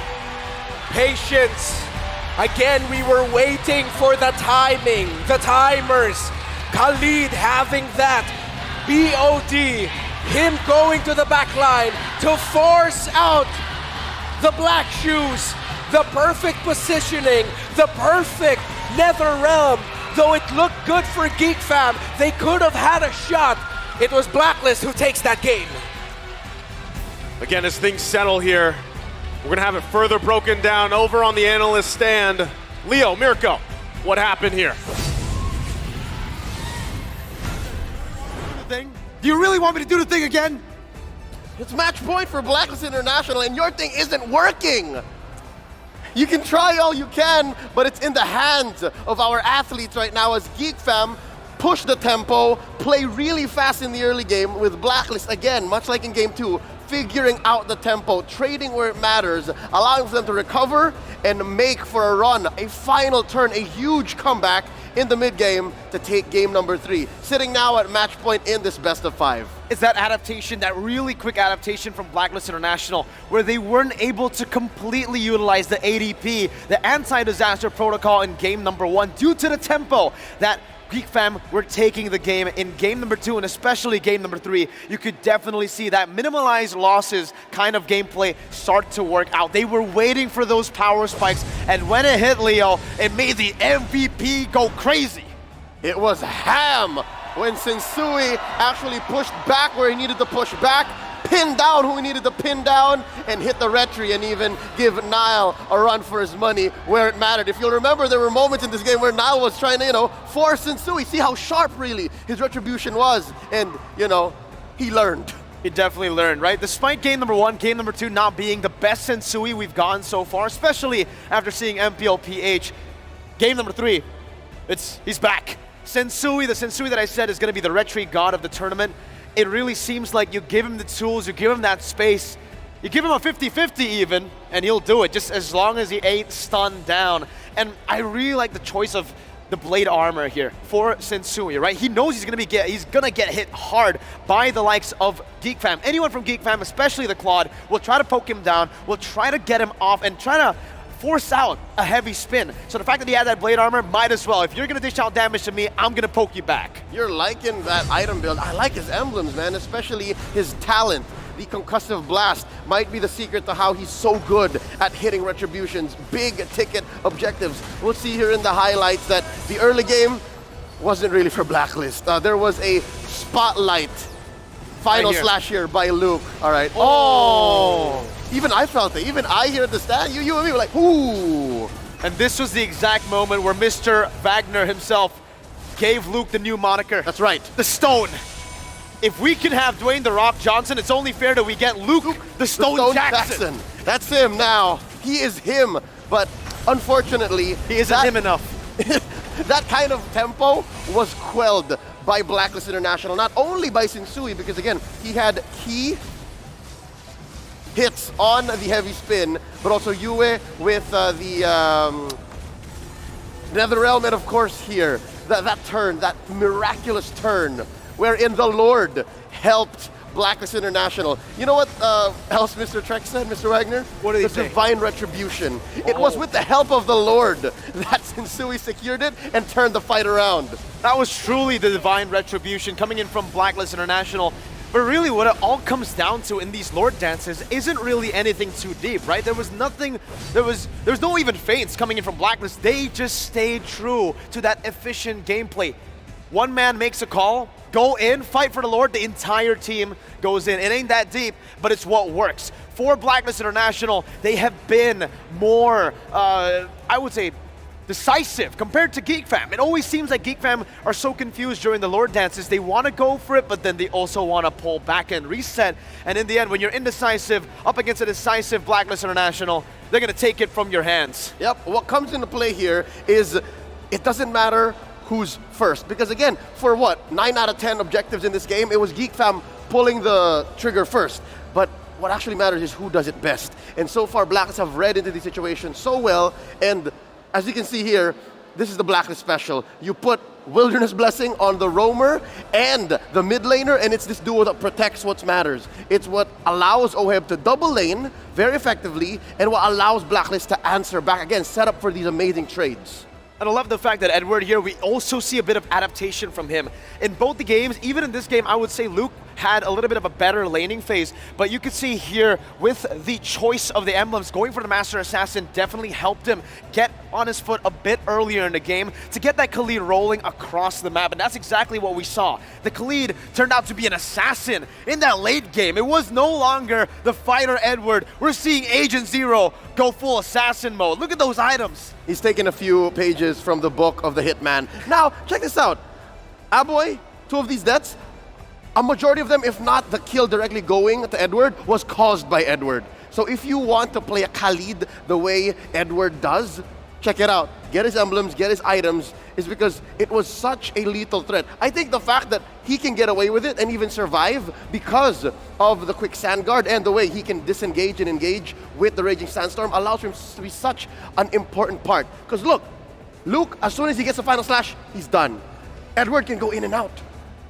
Back and forth. Not only because of the quick sand guard here, but this is why you can definitely see the masterfully crafted draft by the coaches of Blacklist International, because how they were able to go back and forth, aside from the quick sand guard, was also the Rafaela pick that literally just goes to show you the full circle of the draft. That's why Edward was given the opportunity to go full damage. Sustain, they've got it. The whole team's got it with that holy healing, always connecting to 4 or more. And not to mention the NetherRealm.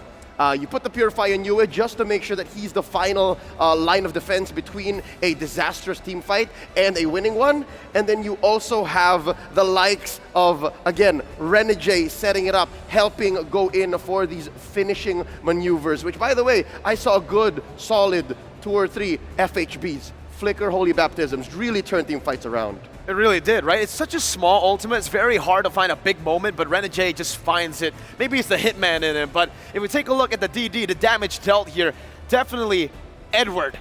Like, what the heck? This isn't what you're gonna see usually in your ranked games, in competitive games. It's ridiculous. The fact that a boy, by the way, was the main damage dealer gives the Khalid even more value, right? The fact that he was able to bait out so many of these black shoes early on basically forces a boy to do no damage in these team fights. He's always going to try to just poke Edward down, try to focus on the front. He can never dive to the back, and that's why you can even see Oheb get a lot of damage dealt going behind him as well. And not just that, the fact that Renegade was there to make Edward's job a little easier. We were talking about how Aboy, with his little DPS, DOTs, was almost doing close to nothing in the late game. Talk about Marky. Marky was trying to gun down Khalid, trying to gun down Edward, and it's as if the damage reduction from the quick standing wasn't enough. You get the healing from Renegade.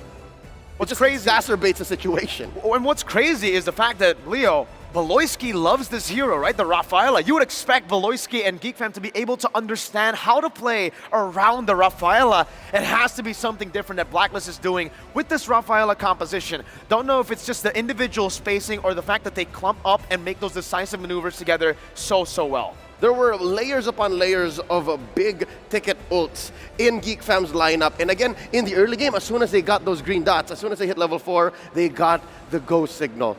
But think about it. If you spend all of your ults and your opponents have the answer for it, a well-placed flicker or a purify to find the re-engage, they got you checked. And I think that's why the swing came in mid-game. Because if you look at Blacklist International's lineup, it's super layered. There's so many ways for them to back off, find the re-engage, and then clap back. So now the question is, what does GeekFam do now that it's match point?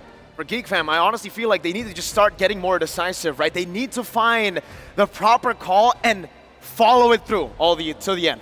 With that said, let's throw it back over to our casters on desk. Let's get into game 4.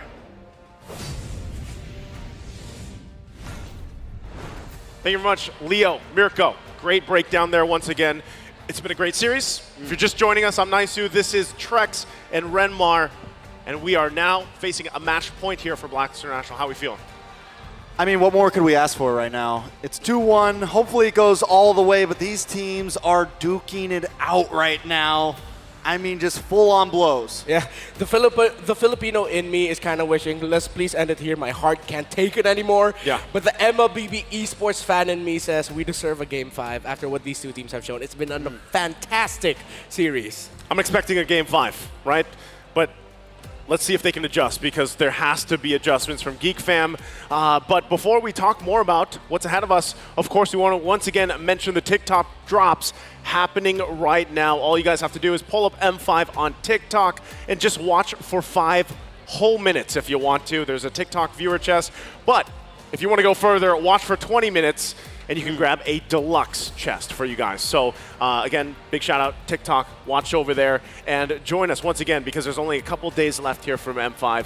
Now, as we reel it back in, Game 4 ahead of us, GeekFam, of course, throughout the series, we have to pretty much talk about the fact that it's been a back and forth, right? There isn't just one team obviously dominating one game or another from back to back, but really, when you're at this point in the game, knockouts too, is that what you expect? Are we seeing the series here unfold as we've expected between these two teams? I mean, there is one thing to definitely pull out, and that is, yes, it's been a back and forth, but the 2 games that it's gone into late game, Blacklist has come out on top. I feel like the side of GeekFam needs to work on those closeouts. Yeah, now let's take a look at the evolution of the Hitman. Of course, his career history and achievements started off under Next Play Solid and Next Play EVOS, a long time loyal member there. Season 8, they peaked, a 4th place finish there. Now, starting Season 11, of course, he joined Blacklist International. Still, we didn't know if he was more XP laner or more roamer, but then now here he is, shining in the role of the roam, being able to fill in the shoes of the queen in his own name, in his own style. Blacklist International, and I know the agents are very lucky to have, and very proud to have Renegade in their squad. You know, when you look at that achievement list, right, and really where Renegade's kind of fallen into a place here, you have to look at those earlier seasons when, yeah, they were, 4th to 6th place finishes, 7th to 8th, but really, if you talk about the whole mental state of these players and what they go through from, the challenges, the adversity, right, when you're placing, though, and being able to stay consistent, stay with, this sport, the esport, the drive to get better. Like, that's what that is, right? And then, again, look at the fact that Renegade himself said, well, I adopted this championship mindset. That was one of the big things, and I think even though he went through, the ringer through his early career, it was establishing that foundation of who he is as a player and really letting him shine, right? This is where personality comes into play, the play style, and then when you refine it with a championship mindset, when he came into Blacklist season 11 and then 12, and where he is now, you see it unfold, right? And when you're watching them play as a unit, they have adapted themselves. They have evolved themselves throughout the course of just this roster alone, right? So once again, as they kind of get ready here for this next game, this is another big step for the whole team as a whole here. Yeah, I mean, and when you talk about consistency, Blacklist is definitely the epitome of it.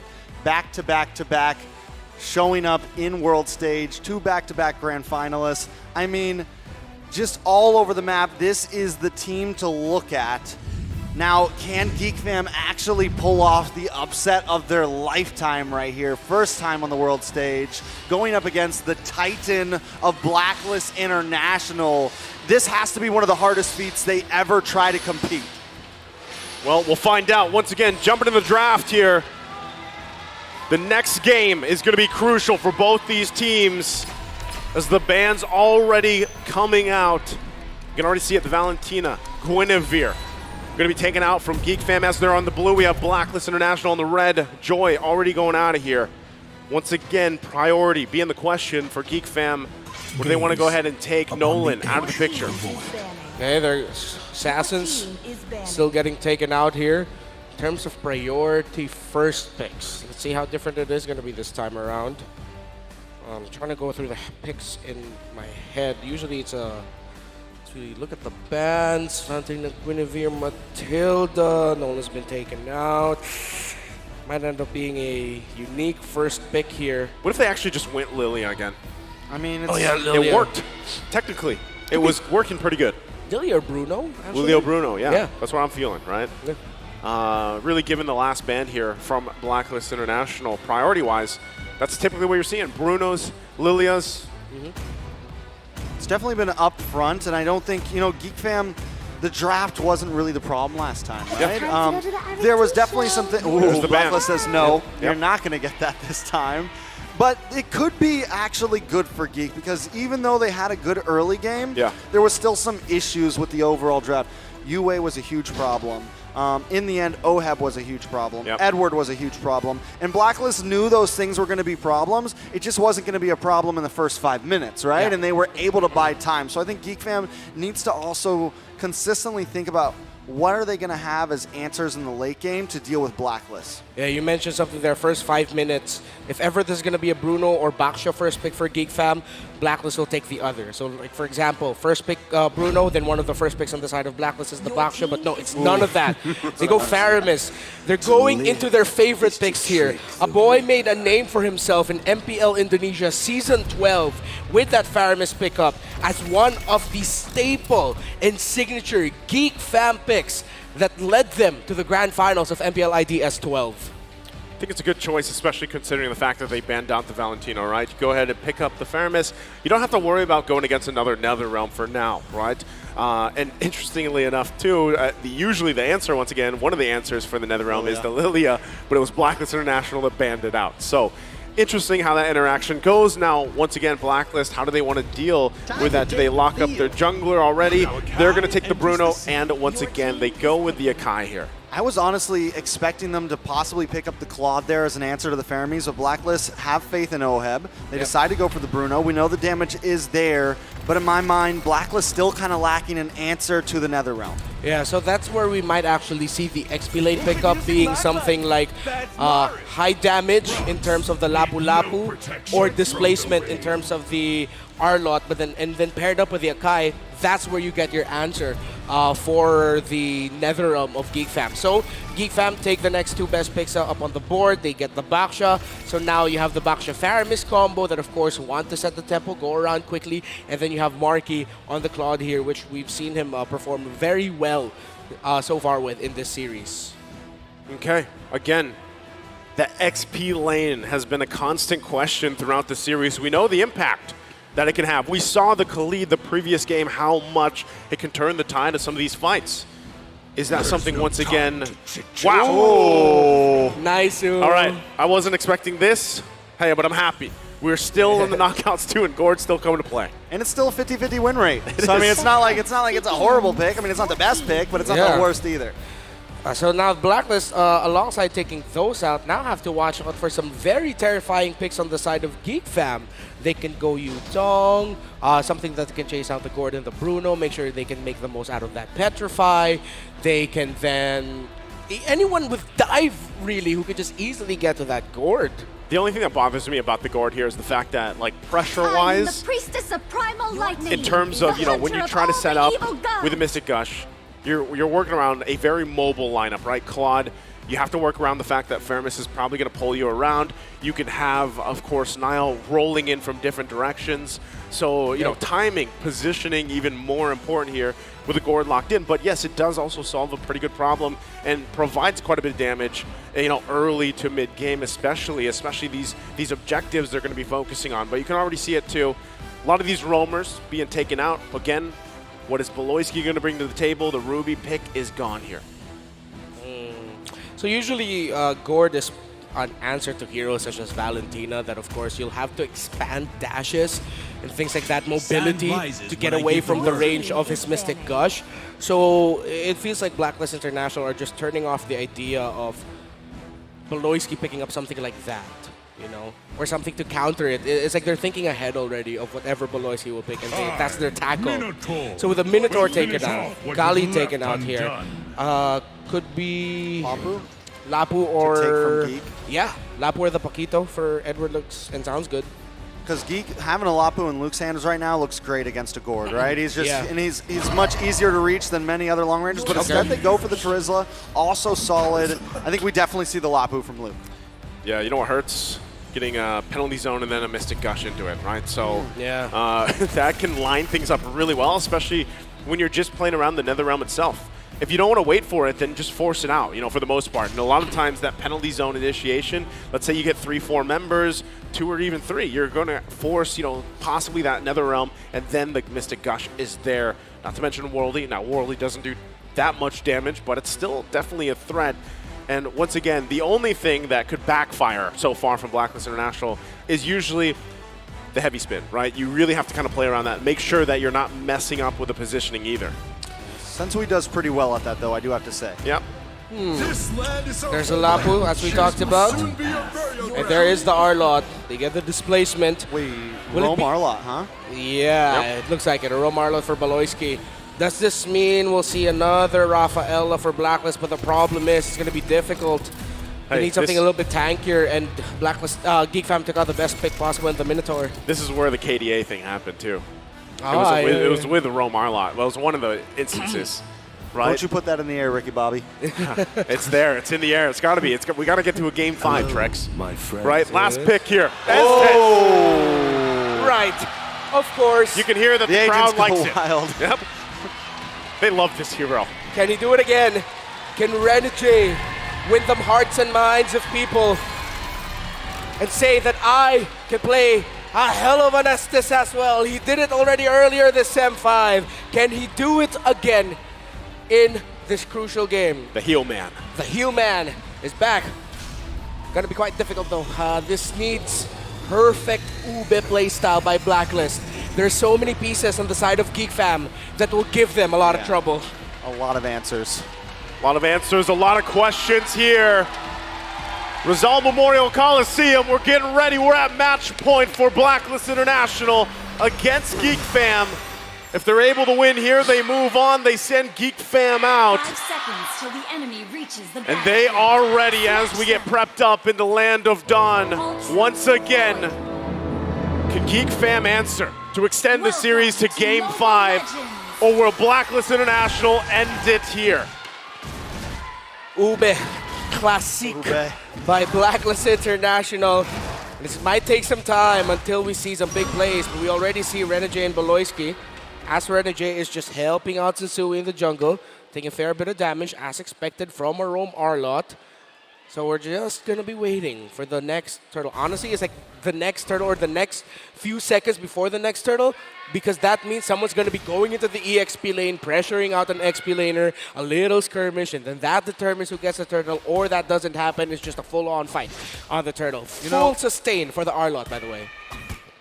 You know, seeing Renegade on this, it just goes to show his evolution as a roamer overall and how much he has grown with this team, with the rest of these players. Definitely the story to be told, but when we look at the map, Geek Fam, this is kind of where they like to be in this laning phase. Blacklist forced to take a much more passive approach due to the SDs and due to the gore. Yeah, I like the fact, too, that he plays with Quantum Charge, because it also allows a little bit of aggression, for the most part, on how you're trying to position this SS pick once again and really follow through on a lot of things. Even if it's just to catch, the members from Geek Fam and slow them down a little bit, could work in their favor. Now, once again, you're working with a lot of just AoE pressure here. For them, for against Geek Fam, and they have to kind of work around that. Now, the tools are there. We've seen them do it before, and even having, already exchanges. Beloyski, that's the thing. Ooh, the stun connects. Forced to use a flicker. Will be able to get away, but that will put Blacklist at an advantage for this first turtle. Yep, you and Edward helping each other clear lane. They want level 4s across the board. Aboy already level 4, Renegade. When he clears that mini wave, let's see if it hit 4. Who'll get this first turtle? Game number 4. Oh boy, gonna try to keep Edward away. Niall keeping close to the turtle. Beloyski looking for a little bit of an engage into the backside loop there as well. Beloyski gonna make his mark, gonna try to come in, but Niall takes it. And now sends away. Luke with the bravest fighter looking for Edward, but he's taking a face full of magic gush right now. But he finds it! Renegade goes down, and so does Sensui. Geek Fam coming out on top. Right out of the gate, again, it's Luke. He is him right now. And Geek Fam able to sniff out an opportunity. Again, the layering of abilities. When you're up against a heal comp that wants to stick together, you have a lot of displacement and crowd control. If you can time those together, you give a lot of difficulty for a lineup that Blacklist International drafted. And again, it's the same story so far in the first 3 minutes of this game compared to the previous game, wherein Geek Fam acknowledged the strength of their lineup against Blacklist lineup. All right, not only because I'm a Gord stan here, but I'm really curious on the build path this time around for UA, right? Usually when we see Gord pop up throughout M5, we actually see some variation, some flexibility in that build that they approach the game, right? The fact that a lot of this, you're going to try to land those projectiles, get those little stuns out, of course, kind of work around that. And they're still going to be putting the pressure here once again, top side. All of this really allowing OHEB to farm up the best he can against Marky, who, as we've said throughout the series, has been quite the lane to be in, right? The duking it out against each other. Okay. Right. Ooh, good stun. Ooh, nice pull back on a Sensui there. Luke brings out the bravest fighter, able to get right through that heavy spin. Blacklist are able to disengage though, but it's 20 seconds till the turtle, and Geek Fam are going to take control of the pit. A little more back and forth in the mid side. Geek Fam showing who's boss. Getting another example of just Beloyski holding onto that final slash so well. They almost caught out Sensui, forced out the heavy spin. So this turtle looks like a free one for Geek Fam. It's going to be difficult for Blacklist International to get there in time. Okay, already just going to go ahead and use that Mystic Gush, put the pressure where he can, but they might just be given the call, right? Just go ahead, give up these turtles for now. We are not where we need to be to team fight yet, but they're actually going to make a line towards this bottom lane. Might be looking for their own play here. Oh, Marky with the Blazing Duet, just trying to clear out these waves and get back to safety. Able to pull it off. Geek Fam's rotation matching Blacklist. Yeah, and now, good defense there by Geek Fam. Next rotation and sequence might be around the mid lane. Let's see if Blacklist will actually continue the... Oh, Edward! Thumbs up. Thumbs up. Approval. That was nasty, bro. That was oh, this is nasty. Loiski forced to use a flicker right before the fight comes with a final slash on Sensui. He is going to get pinned against the wall. Able to dash back. Oheb takes the tower, and Blacklist walk away safely. That's all part of the plan, right? They got the turret. They made it work. Not to mention, once again, Yue. He might not be getting kills right now on this Gord, but he's definitely putting pressure where he has to. Sometimes it's a flicker. Sometimes it's an ultimate. He's doing what he has to do.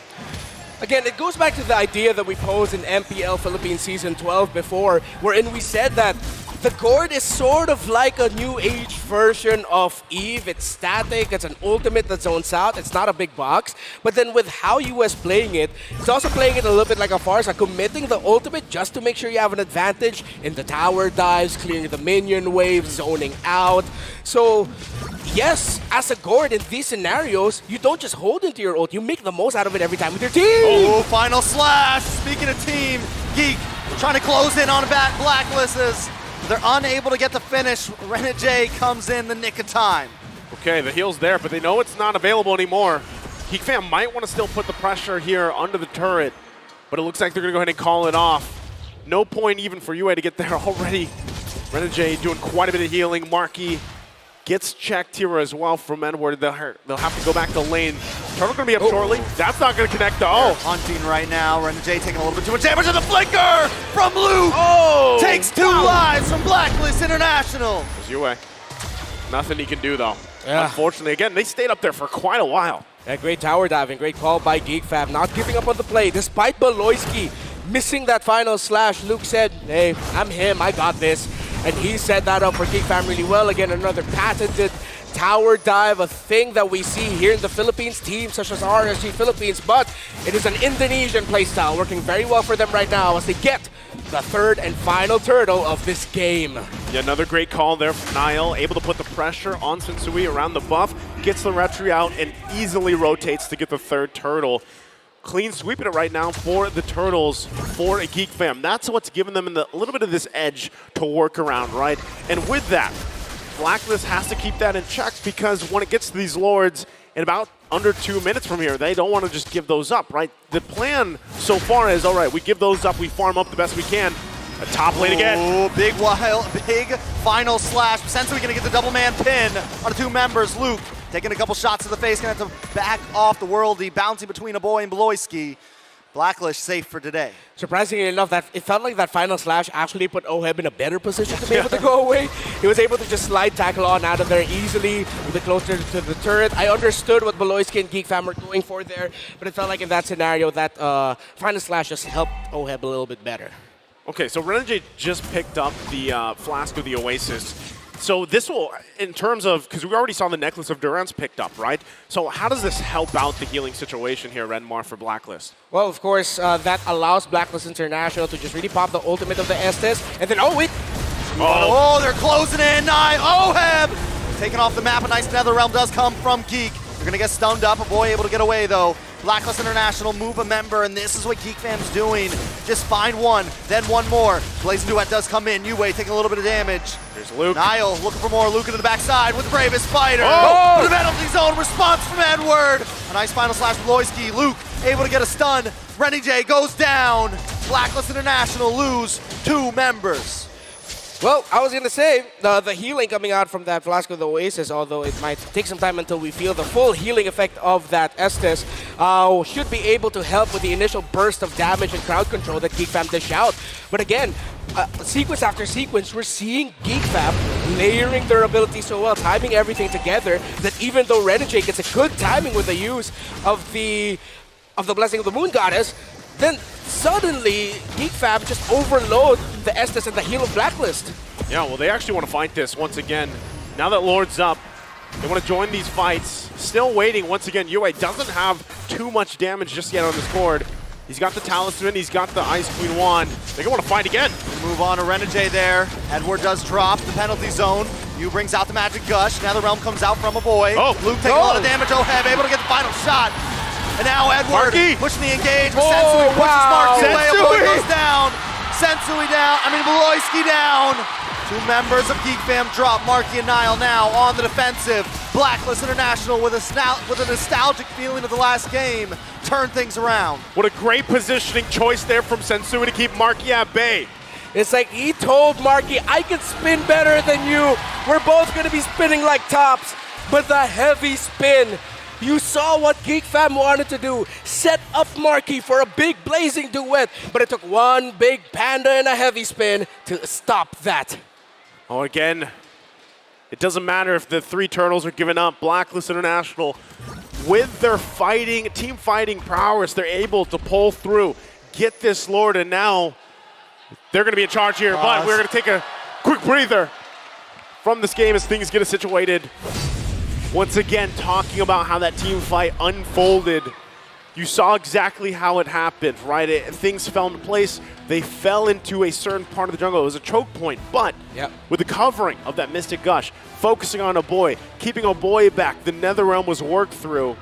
And even when Marky came in, if Sensui wasn't on that side to block him out, that would have been so much damage being spread across a already belittled lineup. They had half health, maybe the heals were already done. And it was a struggle there. So once again, Sensui in the right place at the right time. Yeah, so far we're going to be seeing a lot of highlights from Sensui, Renegade, but I really want to commend Yue here and his positioning and timing with that gourd, making the most out of the Mystic Gush, the projectile as well, making sure he's getting those stunts in. Dude, Yue right now is just absolutely shining on this gourd. And we really thought that he'd struggle here. He'd have a lot of trouble, but he's timing everything and standing in the right spots, and Blacklist are covering for him so well. And as we get a little bit further, I'm pretty sure the next item he'd go is probably the glowing wand. He's already got the Ice Queen, so next would typically be glowing. So as it gets further, that's where it starts to provide a little more damage, of course. He is a little more utility, trying to get those stuns off right now, but eventually it gets to the point where, he is pumping out, as I like to call it, the big dam. One of the important things to notice right here is Beloyski and Luke are heavily focused on the Renegade. Almost every time they engage, they're trying to single out Renegade, trying to get rid of that Estes, and then hopefully the rest of the team collapses. So that's one of the reasons why Yue has been able to just kind of sit there. He's not getting targeted that much. So what do? Do they switch it up? Do they go for Luke and try to get through the Blessing of the Moon Goddess? They're kind of in a little bit of a conundrum here. Yeah, it's not perfect standing for... Oh, wait, no, it is a perfect standing for Yue right now. Wow.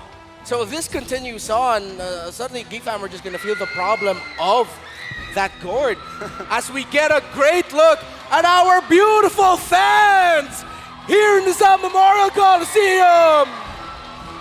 Sorry, I just needed to Are they the ones that shout, Yue? I think they are. Yue! I don't know if she's here in attendance today, but I think it's become a thing. It has been a thing. There we got the call. Thank you once again. We're going to be jumping into the game. Lord going down the bottom side. It's Blacklist on the play here. Once again, Niall going to go ahead and stop it there in that bottom side. Trying to clear up as fast as they can. Once again, economy-wise, it's pretty even. But right now with Blacklist International able to make their moves around the map, they're going to get some space advantage to work from.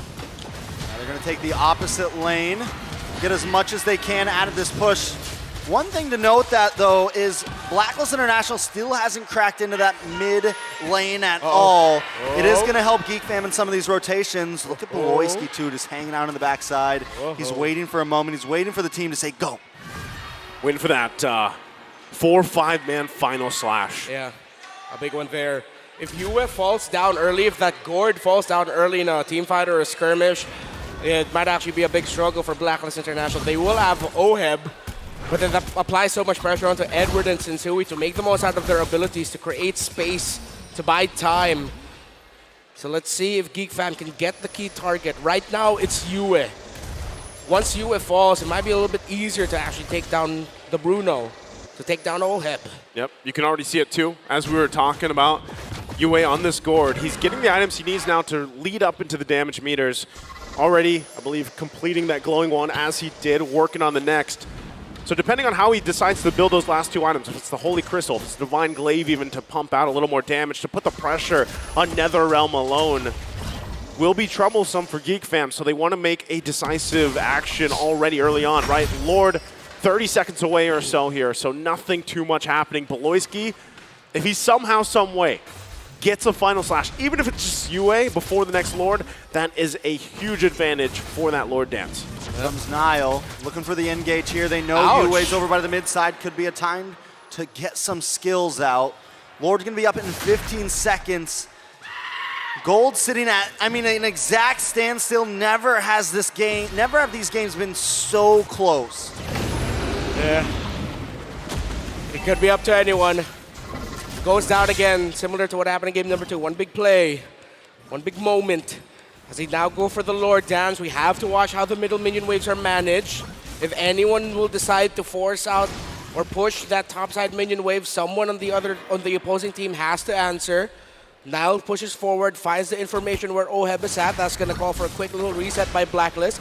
Now that they actually have shown Oheb or have seen Oheb, Blacklist can clear up that lane because they're not like trying to hide or anything. So now they're just going to settle around the Lord again. Watch the minion wave management. That's the biggest story here, top side and middle. This is one of the advantages as well, having a gourd. You can check the bushes with the projectiles, the injunctions, whichever way you want to have it. Concealed play going to come from Geek Fam. Royski making his way in, looking for the final slash. Nile on the backside, locking on to Oheb. Maybe get out of Blessing of the Moon Goddess. There it is. Penalty zone. The heavy spin. Nile and Luke in a little bit of trouble here, but Sensui gonna kind of push them the wrong way. Beloyski looking for the re-engage. Gets a final slash in the backside. Marky with a blazing duet. Logging on to 4 members. Gonna get knocked up. Marky forced to back off. Bloy taking a stun. A shot. A ball in the face, and he's down. Geek Fam still trying to come back up. Boy will be up in about 3 seconds. Death counter not too high. Lord still on the field. We're going back and forth. Back and forth, but right now, Blacklist International in control of this Lord. They should be able to make quick work. Beloyski and Luke waiting patiently, though. Can they get it? UA! Taken out. Oheb finds Beloyski. Luke looking for something, but not today. You will not survive. Oheb finds a kill, and the Lord goes down. It's a 3-for-0 trade. Blacklist taking it all. It feels like a recurring nightmare for Beloyski and Marky and the rest of Geek Fam. Ube, an Estes, a mid lane they can't catch, a Filipino sniper with hella damage, and a Blacklist knocking at the door of their base, about to eliminate the miracle of Indonesia. All right, a boy brings out the NetherRealm. They're just trying to buy time at this point, but Edward able to take him out. Blacklist decide not to go for it because Marky and Beloyski are back up. They still have the Lord. Don't want to end it just yet. Lord coming down the top side, but enough time is bought. Geek Fam may live to see a few more waves. Geek Fam stays in it. They keep things under control. They have to get ready, though, for this defense. It's not over yet. Quick item check. Dreadnought already built up by that Baksha, the damage, Holy Crystal for that Faramis. I'd like to see a Divine Glaive rushed already onto there. It's Bloodlust Axe, actually, Radiant Armor, Dom Eyes, and the Fury Hammer for that Lapu Lapu. 5,000, close enough for a turnaround. But again, can they get to Yue? They can't reach him right now, can Geek Fam. And that gourd is the problem. Can they find the solution? Edward uses a penalty zone, does not connect onto anybody there. He does have time to try to get another one on Marky. Will be able to melt down this Lord, and Blacklist walk away. They're happy with the 2 turrets in the base. They still hold on to that one on the bottom side for Geek Fam, but Blacklist getting in position, making their way with the next waves that will be pushing in. We could possibly see another force and interaction from Blacklist. Geek Fam, once again, everything available. They have to be ready. Immortality is also going to be online here. They're making their way downtown, walking fast as Blacklist. Boy does take a stun. Nile trying to make his way around the mountain. Looking for something. For the blessing of the Moon Goddess, and Luke finds a stun. Edward trying to respond, but the magic does come from UA. Sensui able to get the pin on Beloyski. The immortality pops, but the boy keeps going. Nile there as well. The boy able to find Oheb. Geek Fam coming out for the defense. But wait, Beloyski in trouble, gets another final slash. Can he dash away? He's buying time for his team though. Blacklist are hungry. 3 down, 1 down as well for Blacklist. A boy and Nile all alone against 4. Blacklist International Is know it? what's on the line here. Geek Fam as well. A few cannon minions, another wave, but it's 20 seconds until the rest of the team is there. Blacklist International trying to get the finish. Edward able to make the pin onto a boy. Niall against 4, but another wave of minions is coming down the backside. Geek Fam does have the defense. Blacklist trying to close it out. A dynasty may continue today. Blacklist International make it forward. The stadium erupts as Blacklist International continues on for the M5, taking out Geek Fam. The clock strikes midnight on the Cinderella story of Geek Fam. A tale as old as time. Another code broken. Blacklist remains standing.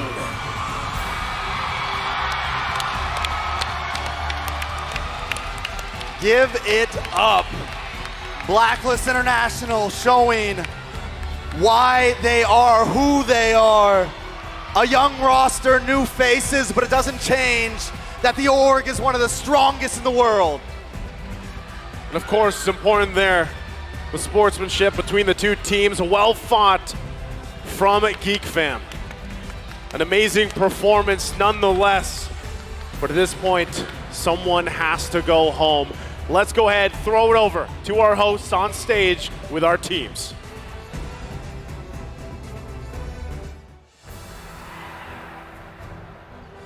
Wow!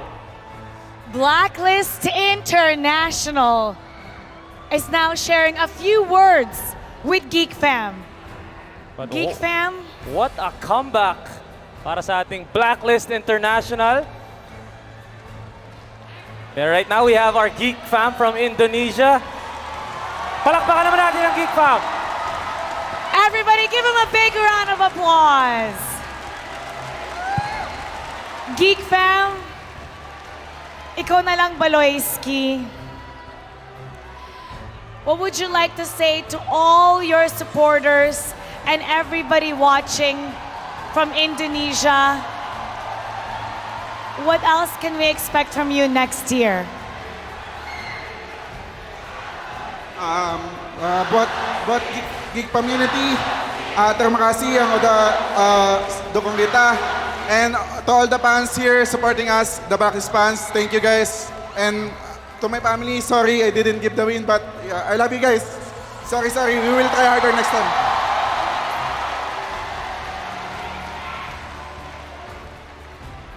Maraming salamat po sa nanood sa amin, sa pamilya ko, tsaka sa girlfriend ko. Salamat po, pasensya na, babawi kami next season, mas gagalingan namin.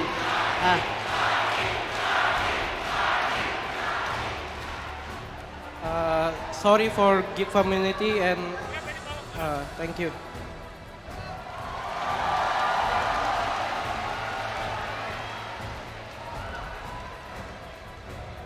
Thank you for the support and sorry for everything.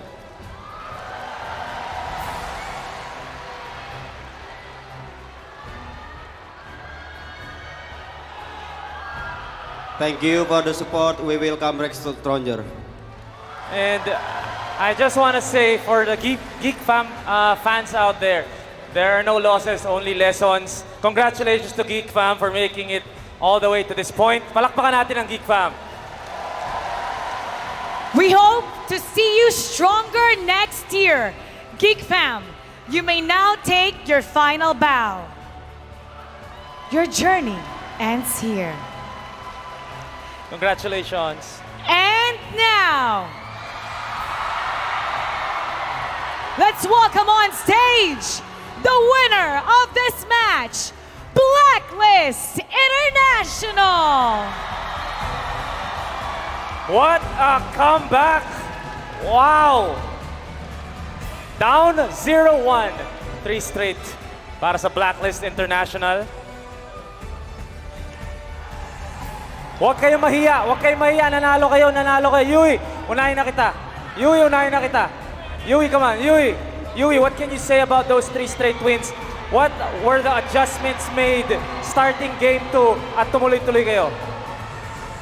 Siguro yung Yung paglalaro namin sa early to late game. Kung paano namin laruin yung laro namin. Kita mo naman yung adjustment. How about anyone else? Sige, ano tayo? Anyone else? Can you talk about the adjustments that were made after the first match which really shifted the momentum towards you guys? Yung anong adjustments na ginawa ninyo after game 1 or match number 1 kaya nag-shift yung momentum papunta sa inyo? Siguro po nung di namin po sinabayan yung aggressiveness po nila Hinanap lang po inantay lang po namin yung mga namin power spike na mga hero namin. They didn't go up against the aggression of their opponent. Instead, they're waiting for the right moment for the power spikes. And that's what Blacklist International do. Now, Rana J,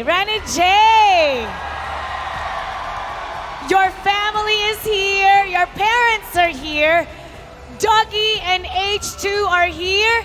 You can see him waving at you. He actually elbowed H2 right there. You saw Dougie earlier, he got really emotional. In fact, your journey throughout MLBB is such an emotional experience. Now, you get to move on the next round. What can you say, Rana J? Boss D, next time wag kang iiyak. Naiiyak din ako, mawawala ako sa laro niyan. He's saying, Dougie, next time don't cry because he's gonna cry and he's gonna lose his mind in the game.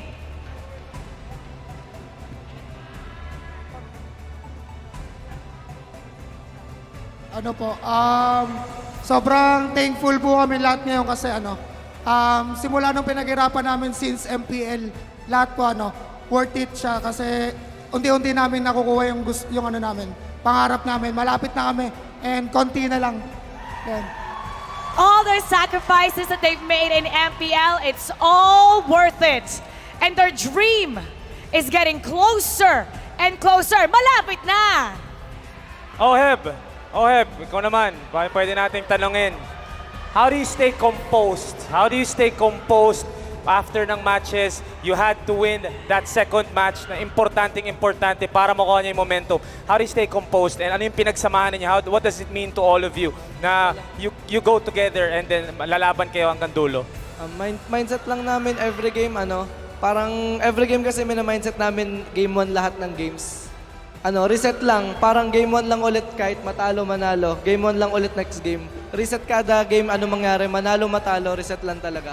Dun siguro kami nakakabawi. So they treat every game, they don't look at the scoreboard, they treat every game the same way. They start it the same way, and obviously, what a win. Ito naman, baby brother Edward, hiding at the back. Nakatago. Edward! Nakatago si Edward. Edward! You have a lot of supporters here. Let's invite them to support you for your next match. And what do you want to say to everybody? Ayun. Maraming salamat sa pumunta kayan. Guys, bukas ulit. Note kayo. Tsaka shoutout nga pala sa tropa ko. Nasaan yung mga tropa ko dyan? Galing kasi ng Bataan eh.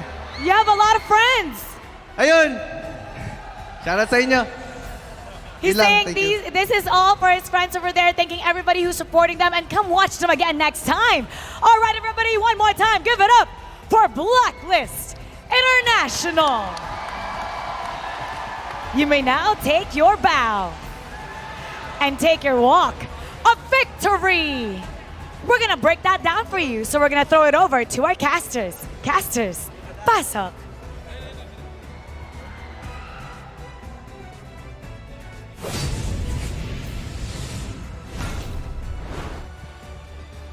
An emotional series. Congratulations to Blacks International. Their journey continues. As for Geek Fam, GG well played. We look forward to seeing you bounce back stronger than ever. It's so amazing that Blacklist International were able to adapt and then completely take over the series. Game number 1, that dominant victory. Usually after a game like that, teams tend to take the slow route, right? Maybe they'll get better in game number 2 and then game number 3, then we'll see this level. But no, it clicked after game number 1, instantly to game number 2. Despite a few mistakes that they were able, Geek Fam were able to capitalize against Blacklist International, especially that 7-minute lane swap. It didn't really matter. Blacklist team fighting prowess shined through.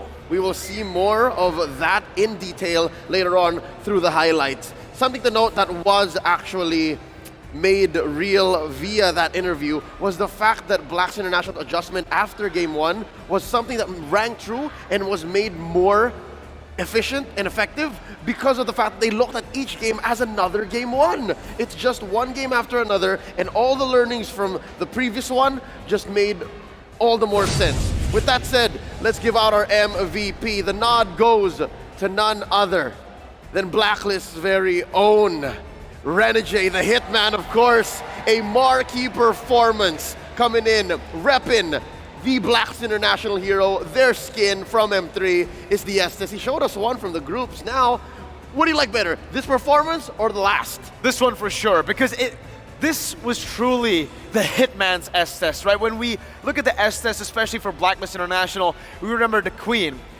But he truly has made this pick his own as well. That flicker, that risky gameplay on the Estes, utilizing the blessing of the Moon Goddess all the way to the end. It is as Hitman as it gets, Leo, and we're definitely going to see it all played in again for this highlight. Yep, something to note, if you're loving the play style, the flicker, here's that moment, that failed lane swap, as we would like to say. I like the Quantum Charge. I like how it keeps him on his toes, and it allows him to actually reposition, get the heals to where Blacklist needs it. And you can definitely see it from time to time again. That flicker really paid dividends towards Blacklist International. Renegade doesn't need the Purify. The Purify needs him. He's the man who's always positioning on point. And it's exactly as you mentioned it in game number 3, I believe, Leo. He's got the mind of a hitman on a healer. That's right. He's able to protect where it's needed, and he can sniff out these flanks. There was a moment here, if I'm not mistaken, around the Baloyski's flank later. 16-minute mark. Yes, no.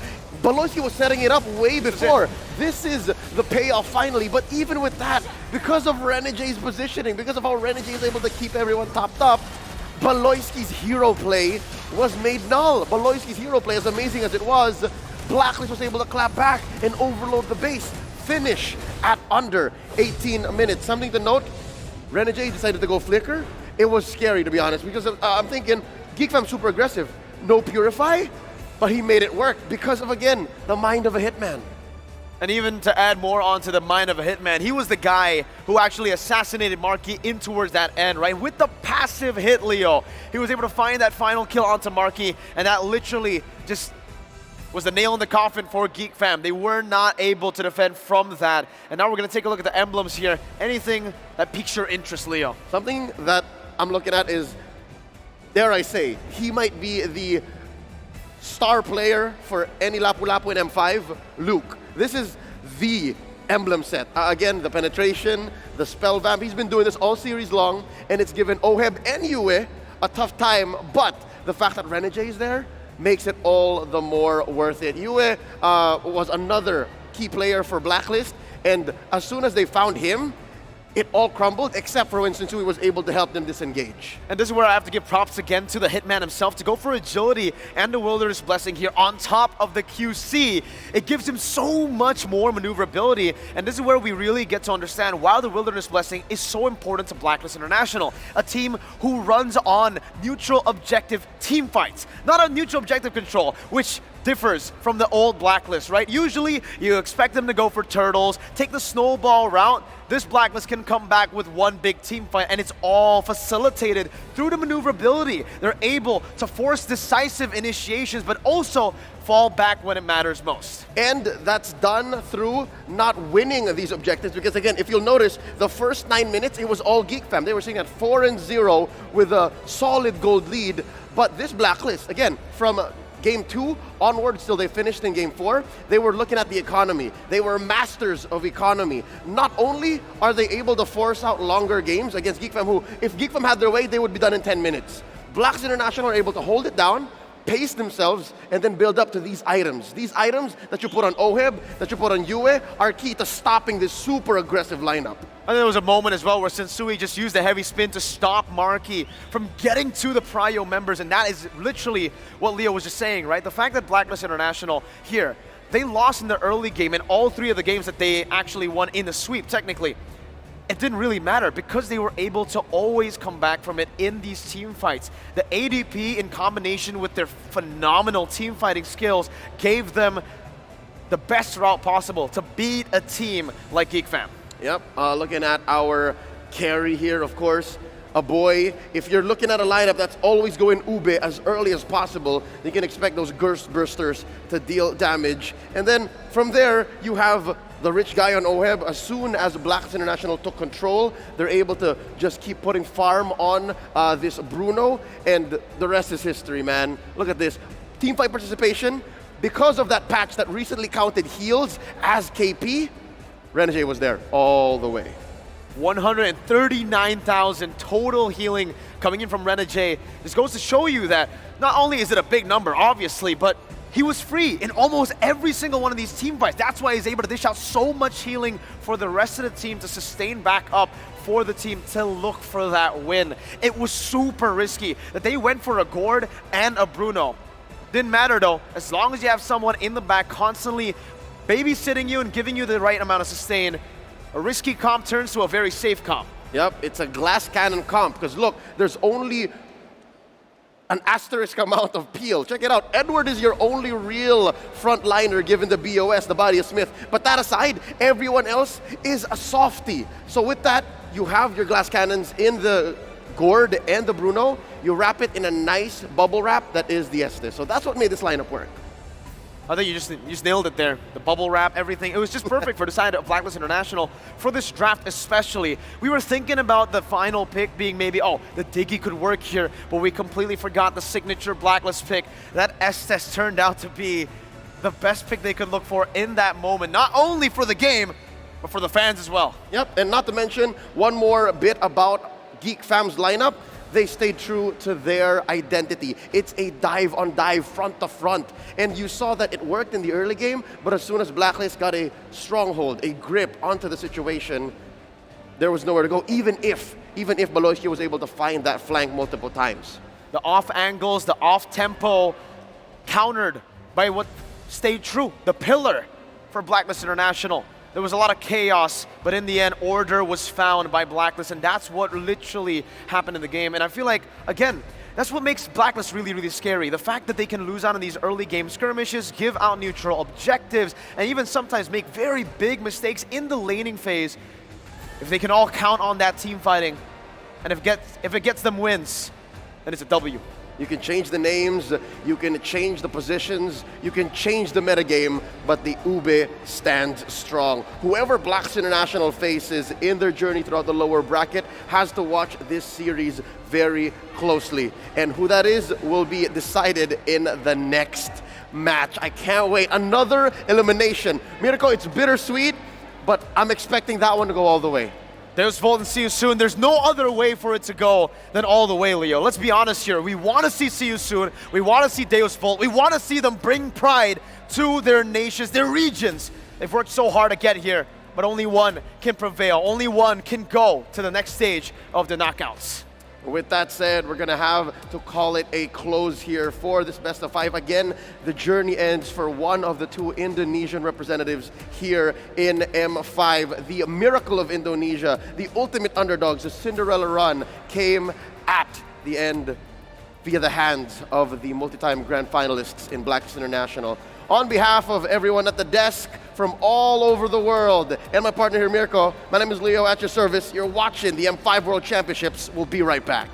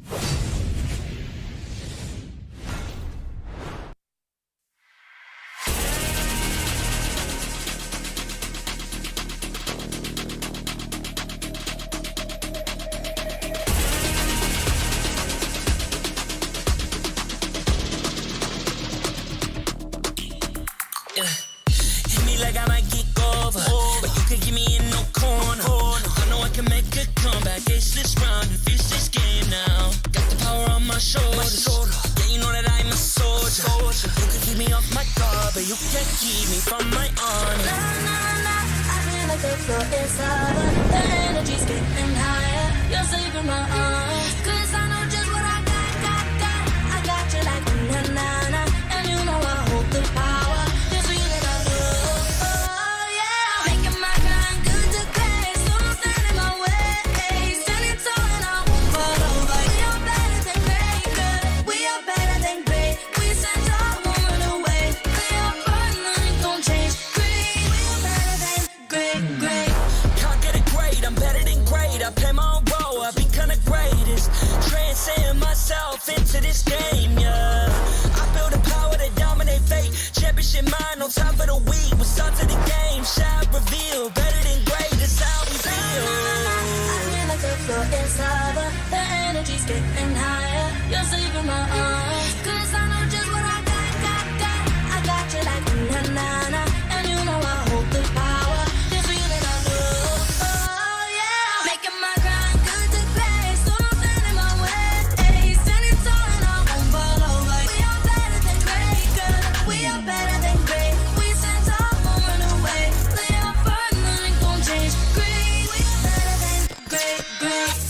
If we stand tall and believe we can make it, you and me, with a sense of urgency, you'll see I'm better than great. I'm better than great. Oh yeah, yeah. Oh, I'm better than. Making my grind good to great, so don't stand in my way. Standing tall and I won't fall over. We are better than great, girl. We are better than great. We stand tall, won't run away.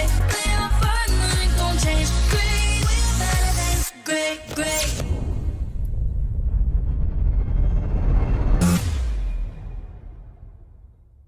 I am the #1 seed, the champion of the arena.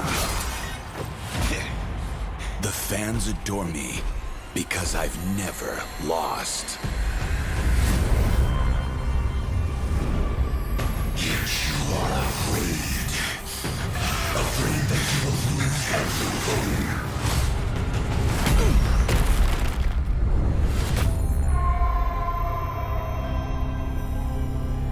Do you ever get scared of losing, Kimmy? Well, big bro, I think we should cherish the joy and excitement of each game. Not who won or lost. That's right.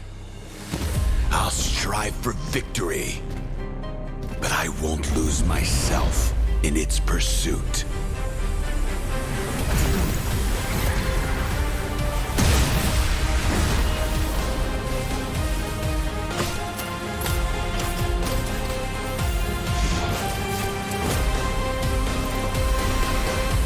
World Championship.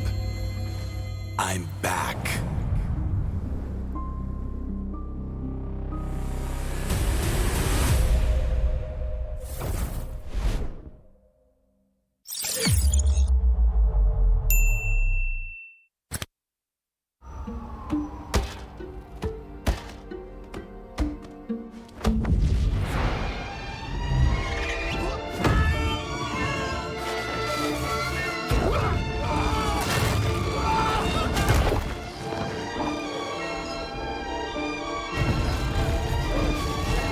The world's first city, built for play, is coming to Saudi Arabia.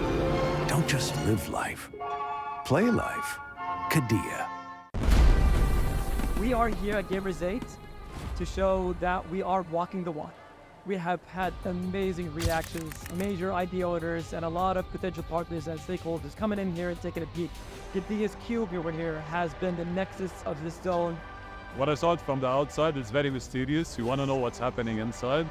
Felt like, this is an MMORPG, but R is not role-playing, it's real world.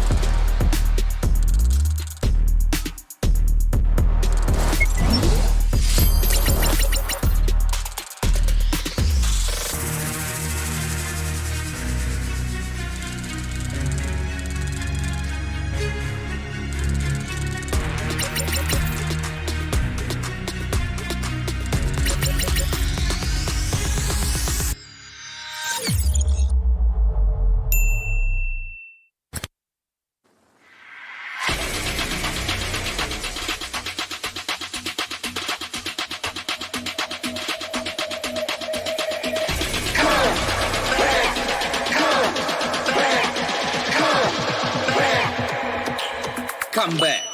Что мы друг другу скажи мне? Мы вместе на пути к вершине. Наши глаза горят, и воздух накален невыносимо. Нет, мы не заплачем, потому что здесь мы что-то значим. Ногами высекаем искры, за спиной наша удача. Устали мы вечно ждать, сидеть с трибун, все наблюдать. Гладиаторы мы в этот раз. Наконец настал наш час.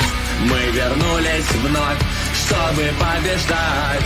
Трофей над головой своей поднять. Эта арена вызывает в голове флешбэк, и мы готовы к бою.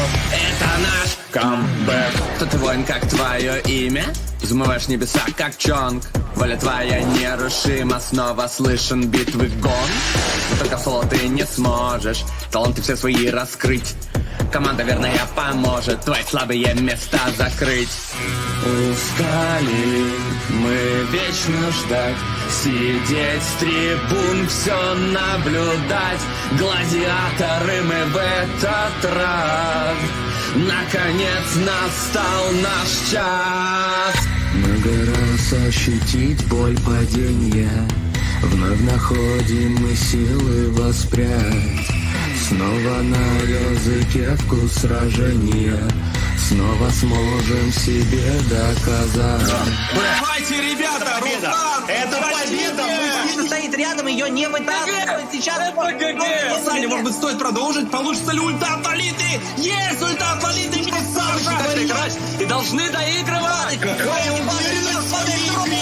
Все вместе, в системе, дойдем мы к победе. Мы встретим проблемы, но это путь верный. Против всех заочно, но я знаю точно, что на пьедестале стоять мы будем с вами.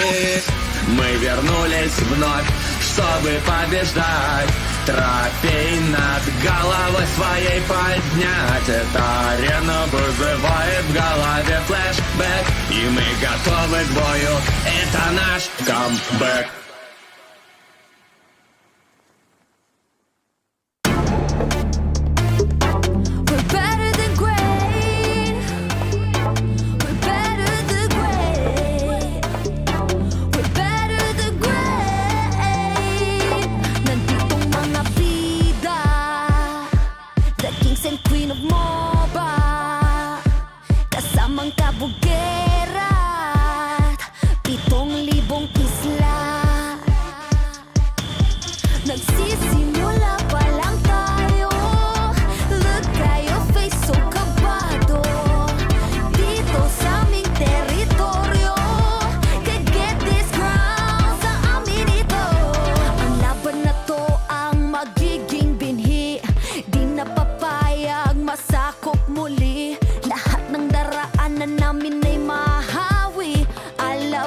puso'y di mapapawi. Sanay sa ating maandog kung palaban.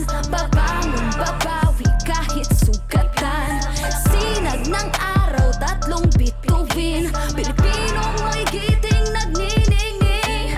Sanay sa ating maandog kung palaban. Babangon, babawi kahit sugatan. Sinag ng araw, tatlong bituin. Pilipinong may giting nagniningi. Dami mo mo daw sinasabi pero ba't ngayon di ka mapakali? Panay lang ang kamot sa anit at kahit alam mo na di naman to makate. Dugo pati laway at pawis tumulo, akala mo ba lahat to madali? Hindi nagmamadali, akyatin ng hagdan na talagang matare. Ganyan talaga ang mga batang Pinas, talagang malakas kahit anong meta, wala kang ligtas. Talagang matigas na parang daliri ng mga kalaban. Sa gitna ng laban, shooters namin talagang savage. Di papaawa sa aming lupang sinilangan. Ang dami ng binilangan ng isa, dalawa, tatlohan. Dalawa kayo, ito na pang-apat. Kaya dami na naman iyakin kahit dadaanin pa sa mga tipi-tipi-tipikal. Paano kami hahabulin? Marami tong gasolina, lalamunin ang lahat ng dipital. Sanay sa ating maandugong palaban. Babangon, babawi kahit sugatan. Sinag ng araw, tatlong bituin. Pilipinong may giting nagniningning. Sanay sa ating maandugong palaban. Babangon, babawi kahit sugatan. Sinag ng araw, tatlong bituin. Pilipinong may giting nagniningning. Ang maong away ang sinugdanan. Di mo sugot madakpan pagbalik. Tanang agian kay diretso mapalit. Ang init sa dughan kay dili mawakli. Sanay sa ating maandugong palaban. Babangon, babawi kahit sugatan. Sinag ng araw, tatlong bituin. Pilipino may giting nagniningning. Sanay sa ating maandugong palaban. Babangon, babawi kahit sugatan. Sinag ng araw, tatlong bituin. Pilipino may giting nagniningning.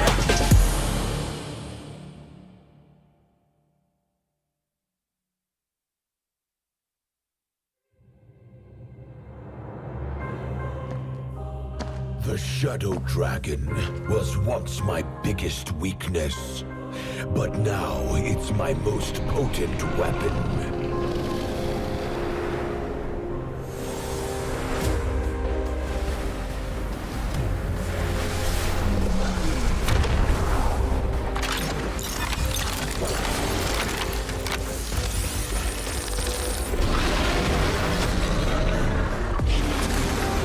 Cosmic Dragon, rise and soar!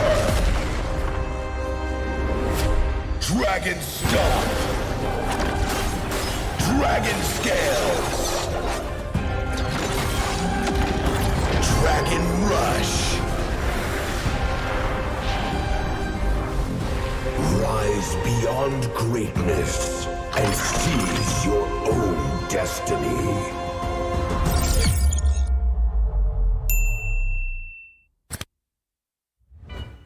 Tonight, we celebrate MLBB Esport. Duda Kaldak! Duda Kaldak! This is the Suman Challenge. Go! Oh! May jao, may Just it!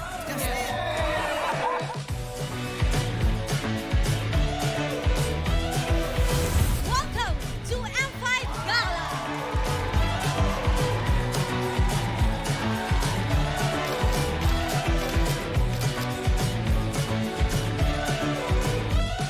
Guess the Hero Challenge. Lapu-Lapu, Iritel, Franco, Nana. Nana. Best dressed team. Best dressed Super Marco.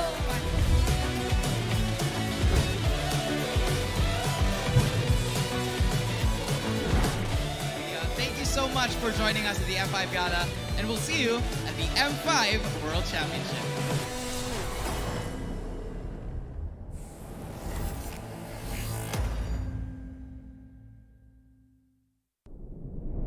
Have you ever wondered what is our identity? Our identity isn't limited to just esport players. Our style. Sweat. Our passion. And vibe. Feel our energy. When we dominate the stage,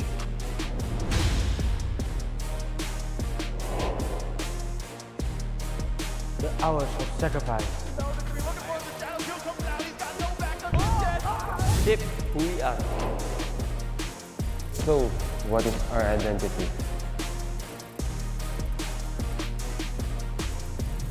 We are legendary.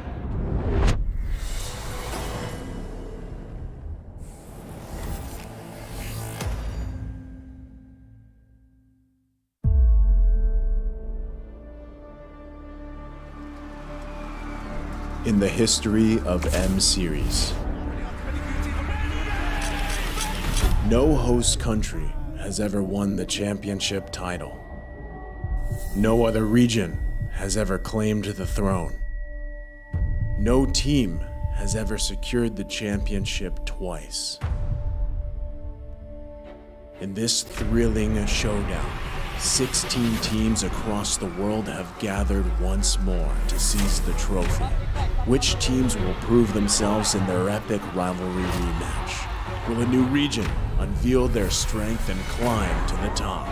And who will leave an unforgettable mark with their skills? Behold, the old guards, seasoned titans returning to reclaim glory. Aku jangan.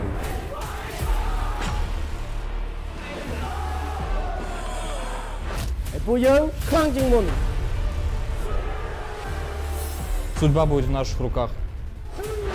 The newcomers, eager to forge their legacy.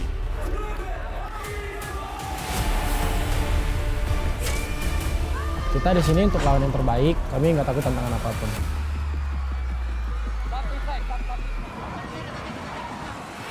Emerging from the ashes, the rising stars are vying for the spotlight. Kita orang dah tunggu lama untuk momen ni. This is our time. It's now or never.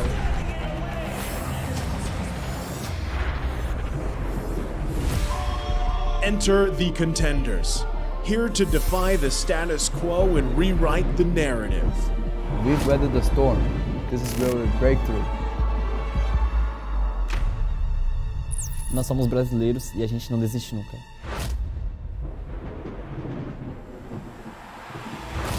The Kings, legends in their own right, descend to defend their crown. Kita sudah merasai kemenangan.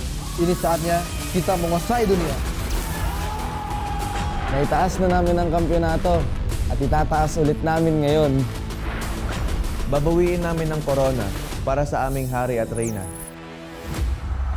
Get ready as the stage is set for the most dynamic championship of the year. It all begins here. It's time to see who will be better than great.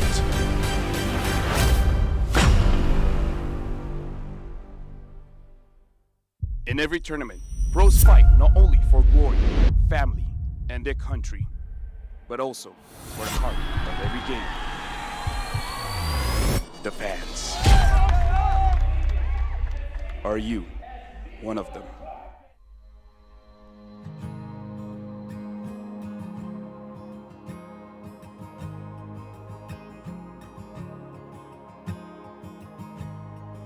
Hello everyone, my name is Queenie Tormis and I am representing Blacklist International Agent! Perjalanan Sonic ini udah berdiri sejak 5 tahun yang lalu. Sampai kita kalah, sampai apa itu Onyx udah ada.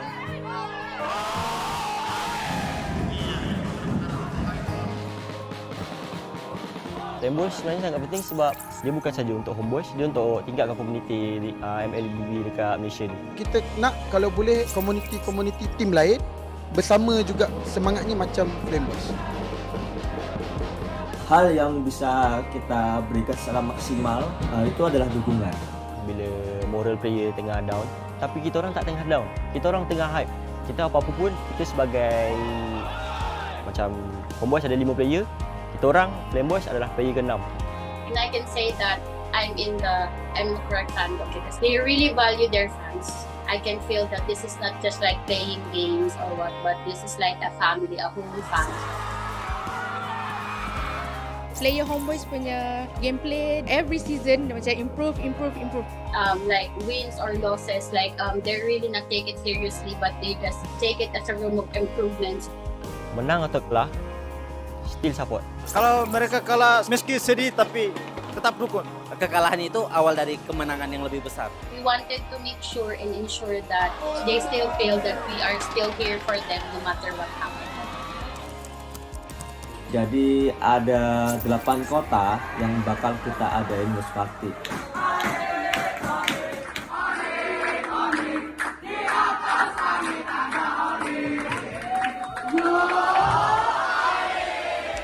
Let's go, Blacklist! Blacklist will only improve and they won't give up! Even if they lose, they will win the next game. Blacklist, break the code!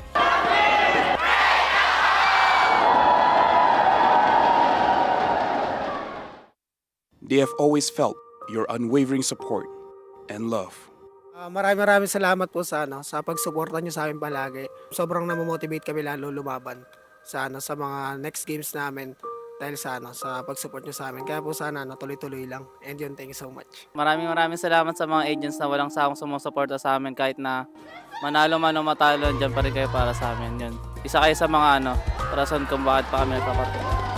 Thank you sa inyo. Pertama, makasih banyak yang udah dukung dimanapun kalian, dari Manado, dari semuanya lah pokoknya. Dukungan kalian sangat berarti buat kita, bikin kita semangat, bikin kita lebih konsisten juga biar menang terus. Guys, dukung kita dan kita juga nggak akan bosan buat juara. Terus yang terakhir mungkin selalu doain kita terus. Kasih. Thank you to all Sonics for supporting us. It really is touching, and we really appreciate all of you guys from wherever you guys are, and I hope you continue supporting us and don't be bored. We will try our best to win every tournament for you guys.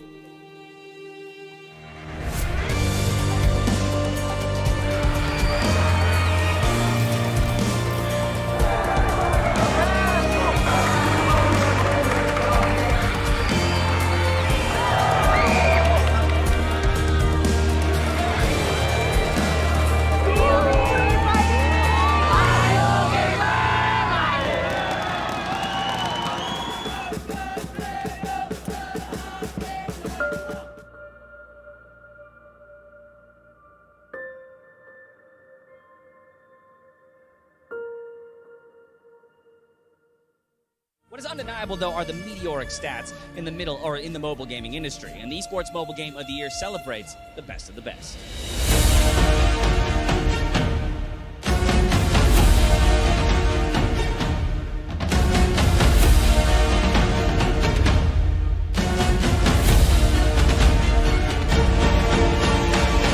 It is my pleasure to announce the 2023 Mobile Game of the Year, Mobile Legends Bang Bang. Congratulations. Oh my god. Thank you guys. And then, okay, yeah, sure. And then, Hello guys, hari ni kita nak rate player roam tank dekat dalam M5. Kod. Bu sezon favori tank oyuncularımdan biri. Malezya'da bayağı izleme şansım olmuştu. S'e koyuyorum. Dekat saya ada Apex 47 Apex 47 daripada tim, kalau tak ingat, B guys. Keyboy. No. Keyboy. She here. For sure. My classes is Keyboy. Keyboy, my idol. I'm gonna put also in here. Oh, my idol. Baloiski. The macro god, I think here. Oh, I think here. S+. First off, me. I'm going to put it like 8 here. I don't want to overrate myself. Okay. It's okay. Back me make it. Oh. It's okay. Betul. D. Sebab orang cakap dia tak tahu pun. Me. Because I'm bad, I'm gonna put F. Sorry, Baloy. And me. Okay. Oh, Luna. Luna. Luna B. Apex, I think here. Here. It's okay. Here. Actually, Sorn. On my level. Sorn is like a mechanical player and also likes to taunt people. Ogun, idol. F. Oh, NJ will lose. NJ will lose. For me, F. Sorry. My enemy. With me. Sorry, you're my enemy.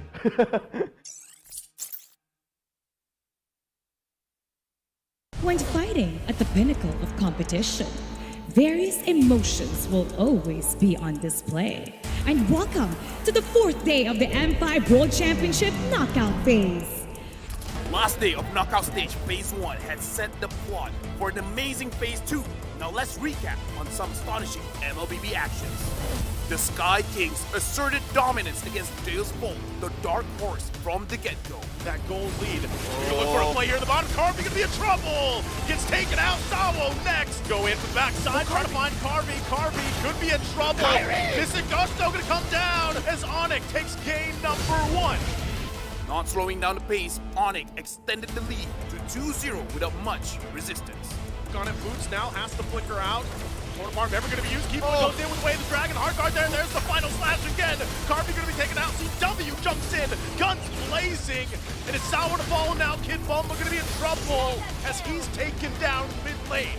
The Indonesian champions dominated the series by using Deus Bolt's signature Diki against them. Looking for Carvey as he gets the Maniac. Works on the Crystal. Mapster's got the immortality.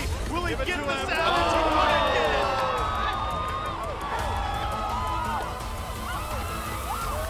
The Sky King Kyrie's back. It was buzzing victory for the home team as AP Brand outplayed the Geeks. AP Brand takes game 1. It was tooth and nail in game 2 until Luke pulled off a series of heroic plays. Pops it later. The one who pops later is going to have a little bit of an advantage. Oh! It takes the game for Geek Fam! Then the Beast shifted their gears in game 3. The battle in the jungle. Luke, though, goes in with Raging Sandstorm. He has to go, but he can't heal up half enough. As a body after body will fall for Geek Fam. And Marky, the last one to go. AP Brand wipes out Geek Fam. Looks like they're going to try to trade here. Flap Cheesy goes in with Sandstorm. And it was all according to the Hive's plan to gentlemen sweep the Indonesian powerhouse 3-1. With phase 1 of the M5 knockout stage done and dusted, what can we expect in the next tournament phase?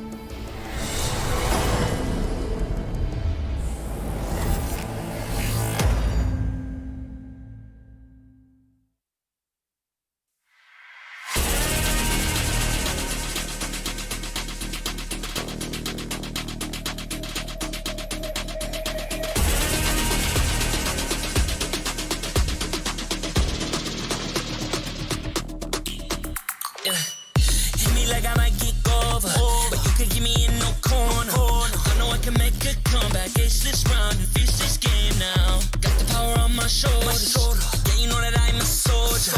You can keep me off my guard, but you can't keep me from my honor. I feel like the floor is over, the energy's getting higher. You're saving my arms, 'cause I know just what I got. I got you like na-na-na, and you know I hold the power.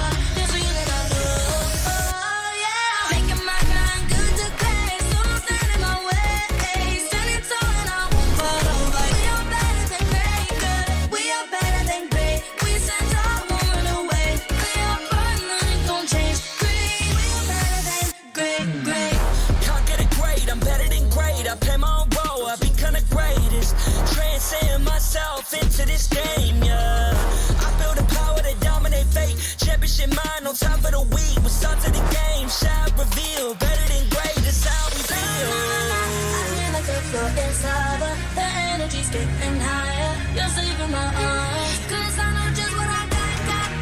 I got you like na-na-na, and you know I hold the power. This feeling I love, oh yeah. Making my grind good to great, so don't stand in my way.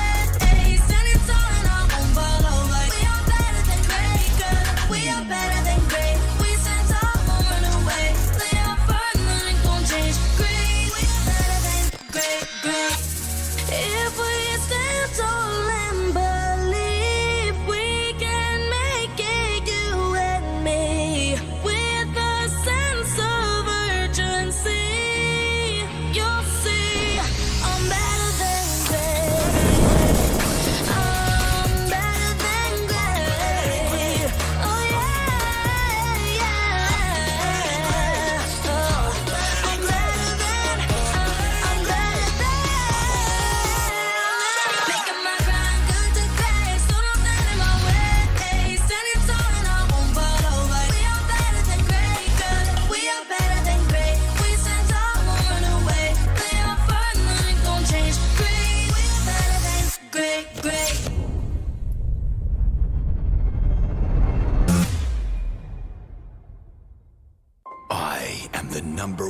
concede. The champion of the arena. The fans adore me because I've never lost. Yet you are afraid.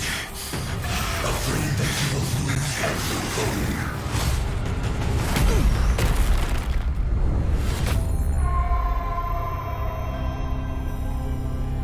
Do you ever get scared of losing, Kimmy? Well, big bro, I think we should cherish the joy and excitement of each game. Not who won or lost. That's right. I'll strive for victory, but I won't lose myself in its pursuit.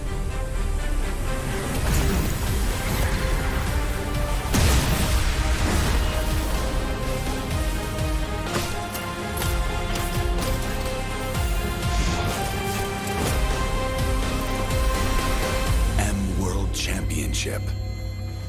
I'm back.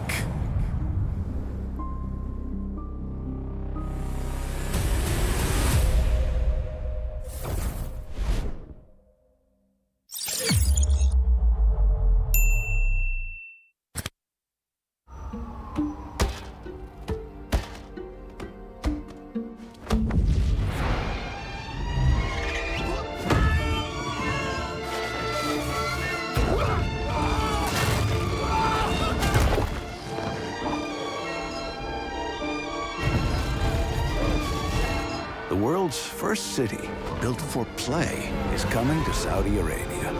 Don't just live life. Play life. Qiddiya.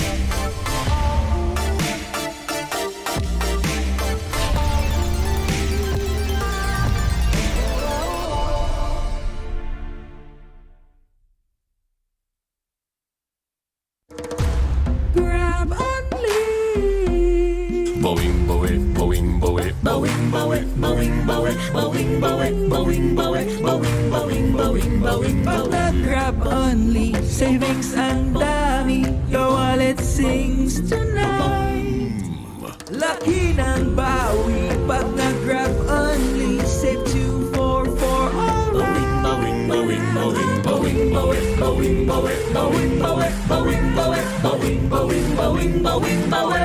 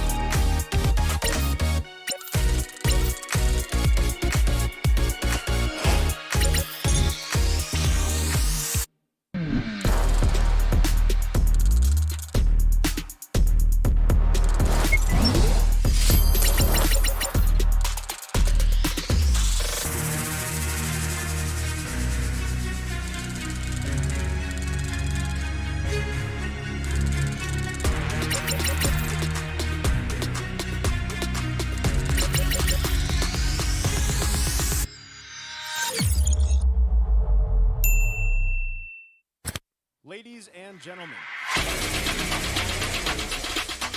case of emergency, please leave all personal belongings in a exit the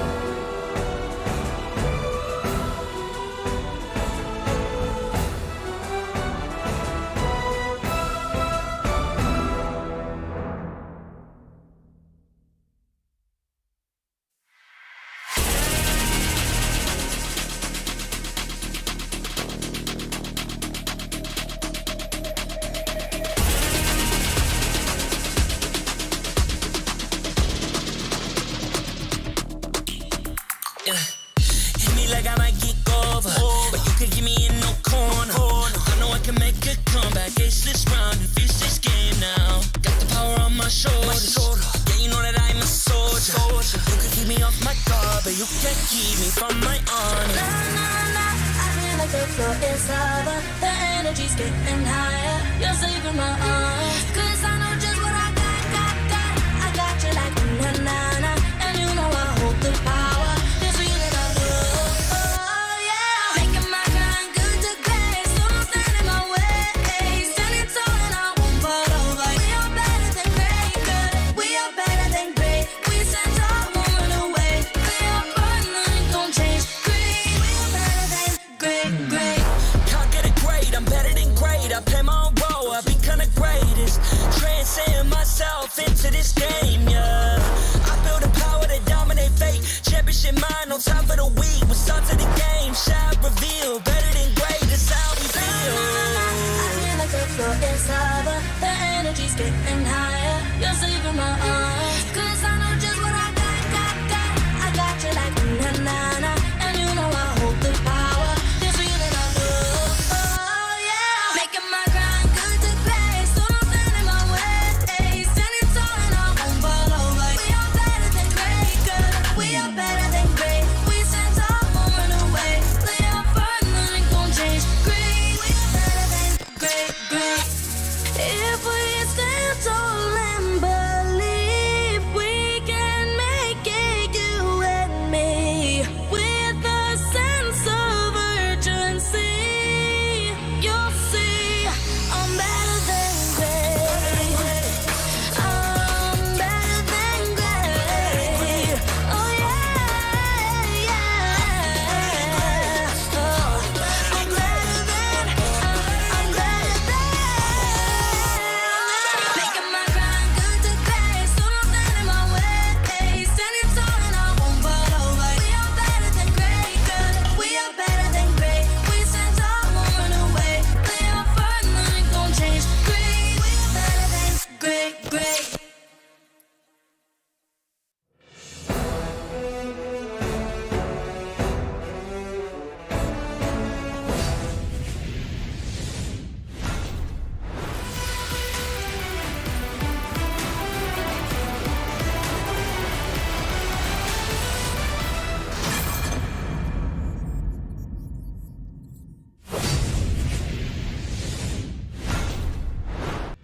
Welcome back to the M5 World Championships. It's the knockout stages. The second stage is upon us and we're broadcasting you live from the Rizal Memorial Coliseum at your service. My name is Leo, here with Mirko, and of course our very special guest hailing from Malaysia. He's part Khmer, it's Popo G. Hello, Philippines. How are you? And today I'm with two handsome guy, but for today I think I'm gonna rooting for See You Soon. I'm very sorry for this team, but Kon Khmer, Kom Chai. What does that mean? What does that mean? Yeah. Actually, I'm saying for the Cambodian people, don't lose. I can do some Cambodian myself, you know? Yeah. Ho Moi Mao. Ho Moi Mao. Yeah. Actually, for you to say Ho Moi Mao, you need a very large crowd. For the Ho Moi Mao, then they all will go Ho, everyone. There you go. That's what we did in Phnom Penh. That's exactly what we did in Phnom Penh. And that's what Mr. Poji here wants See You Soon to do. He wants See You Soon to roar across the stadium here and show what they've got. But hey, man, Deus Full are pretty good. That pretty I have scary. to accept because for Kid Bomba, because he's been a phenomenal for M5 itself. So, but then again, they have also to respect for the See You Soon players. Got Ra and sorry to say, MP the King. He's the man. He's the king. He's the king. He's repping both Cambodia and the Philippines. Correct. Again, there's nothing wrong with that. And with that said, it seems like our panel here is outweighed by the Khmer spirit. So one of us has to root for Deus Vult. Don't worry, I'll do it. Your name, Mirko, that's from the region, right? Croatian, yeah. I mean, it's like European. Thereabouts? Yeah, thereabouts. All right, how do you feel about Deus Vult? Because again, See You Soon has been a team for quite a while. Again, I think the better part of the past 6 months, they did win a season championships. But based on what I heard, Deus Vult has only been a team for, 3 months? Yeah, they've literally been shifting their rosters. They've been changing here and there, right? They've got some new recruits, like Kid Bomba, actually, a new recruit from the previously known team in the EU servers. Very dominant Rogue. He's the leader of that group, and now we're seeing him finally get to say something on the world stage, and he's not just saying, he's slaying. Boboji, did Siusun dominate MPLKH? Siusun is dominating MPLKH, and right now, deep in my heart, I believe Siusun will dominate M5 for sure. All right, we're gonna see how they're feeling and what they look like as they entered the stadium earlier today. Check out See You Soon. We'll see you soon.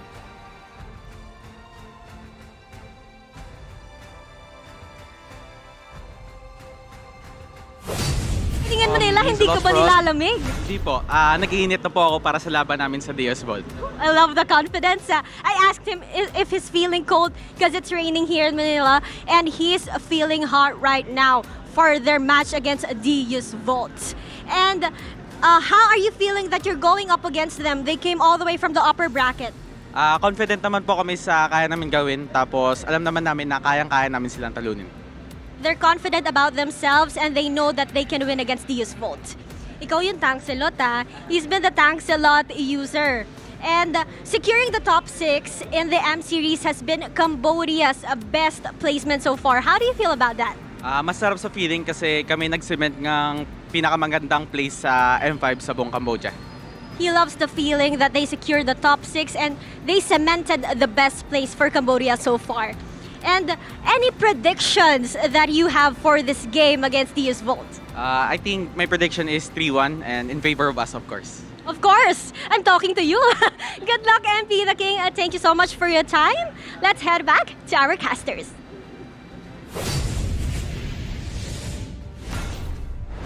Popoji, that's your man. He was MP the King. Why would you say he's the man? As you just said before, he's part Philippine, but now he's part Cambodian. So as we all have to agree, any team that got Philippine player, they're for sure gonna win. Miracle? I mean, so far that's true, right? Blacklist just made it against Geek Fam. They have more Filipinos. Just by numbers. By numbers, it's 5 against 2, right? So, well, maybe 5 against 3. You never know who the Shadow Analyst really is, right? Triggered. Do you know? No, who you is know? Who is he? Does See You Soon have a Shadow Analyst, bro? I don't think so. No, they don't, Mil. Well, they just have here's a Cat team God. that I know for sure has a Filipino coach. It's Diaz Vault representing the EECA. Here's a talk with Kid Bomba.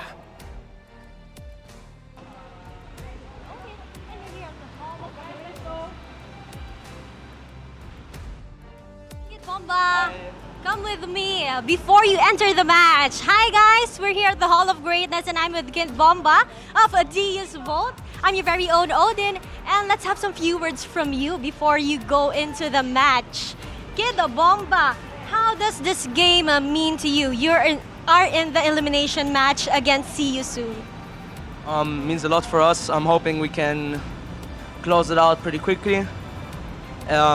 We respect See You Soon. They're a very formidable opponent, but I think we're ready to have a good match versus them. Wow, he's ready. How ready are you? How are you feeling right now? Feeling great. I really hope that we can.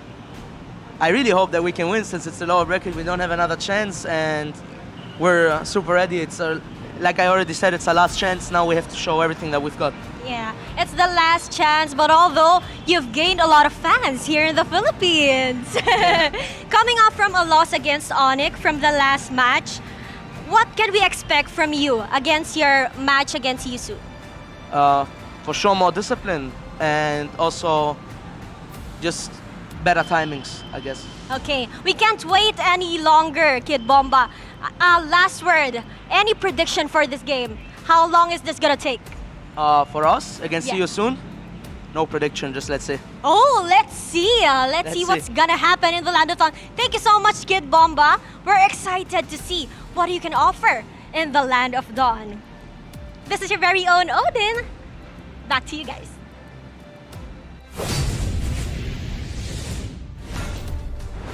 Always a pleasure to hear from Kid Bomba. On your screens right now, this is the ROG ping test by Deus Vult. In case you didn't know, ROG Phone 6 is M5's official gaming phone, and it packs the game-winning power of Snapdragon 8 Plus Gen 1 chipset with a class-leading GameCool 6 thermal system that lets you break every limit. It also comes with a spectacular 165Hz AMOLED display and a monster 6,000 milliamp hour battery life to power through your gaming needs. Check out Deus Vult as they go ahead and swipe away at their ROG Phone 6s. As you can see now, Popo G, you've seen them in the group stage, you've seen them in the knockouts. What does Daewoo do? What are they good at? I think they are good in everything that they do, but for now, I think Kid Bomba is making the teams very, very strong. But because for M3 and 4, we know it's that other guy that's always dancing and everything. But now for M5, it's Kid Bomba himself. There's always got to be a Bombanatic on the stage, right? There's always got to be someone that steps across and gets everybody's heart's attention. Wait, what are you, Popoji? No, that is a sign officially to join the Bombanatics. You're a See You Soon fan, man. Actually, I don't saw anything that say that I have to be any Look, Bombanatic. He's trying to trick you, man. He's trying to make you a Bombanatic. But you have to understand one more thing. Okay. In Malaysia, we got a curse that any KOL, talent that sign or support any other team, that particular team will for sure 99.99999% lose. So do we do it? Okay, I have to sign. He's getting rid of it. I'm so sorry, man. I fumbled your plan. I'm so sorry, Papa G. But do you have a prediction curse like LaFell? No. No. For that part, I don't have. Okay, so he doesn't, Leo. He can't control the odds anymore. I took it away from him. But where the KOL, the talent, the sign or cheer, the team will for sure lose. All right. You're cheering for See You Soon. I'm cheering for See You Soon. But in my heart, please, do the Wool, please lose. Okay. There you go. We'll keep it back and we'll let the athletes, we'll let the teams do their thing because they are coming from don't play seriously, please. Emerging regions. You're looking at Deus Vult, again from the ECA. It's been told multiple times throughout the knockouts in the group stage that they are a region that needs a little bit more exposure. Compare that to Cambodia, MPLKH, they've been running for a few seasons now. Correct. So what kind of X factor do these two bring as they're trying to put the regions on the map? Now, for me, I don't want to think more about the world. For me right now, See You Soon. Deep down inside, See You Soon. Gonna slay them. That's it, Leo. That's it. He's a man of simple and little words, man. All he needs to do is that. See You Soon are going to slay Daewoo. Just faith.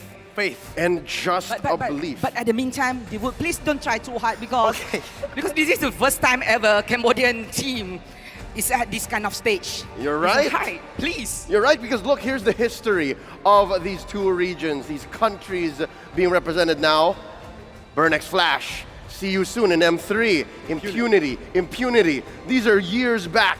Compare that to the very few performances and appearances by the ECA, Deus Vult, Daewoo, now VNM3.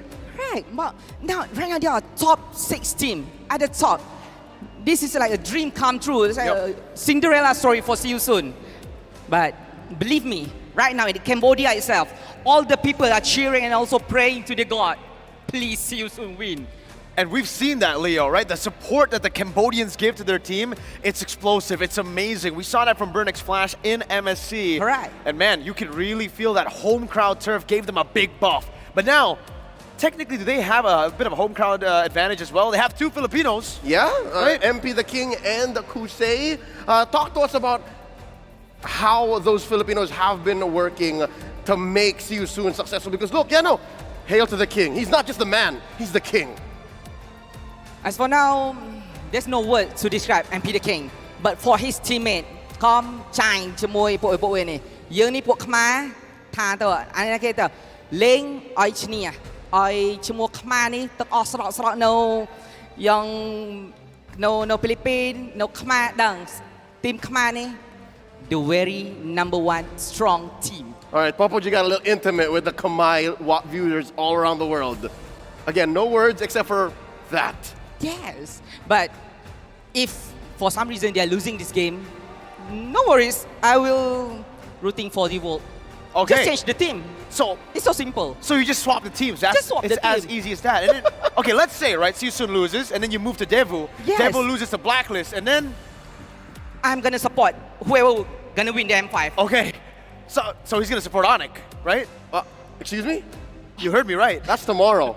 That's tomorrow. MP the King here. Quick glance at his stats shows that he is better than the average jungler, and the average jungler isn't competing at M5. The average jungler is not a player under Siu Soon pushing the advantage. I don't know if you gentlemen would agree with me. Siu Soon, one of the most aggressive, one of the fastest teams in all of M5 so far.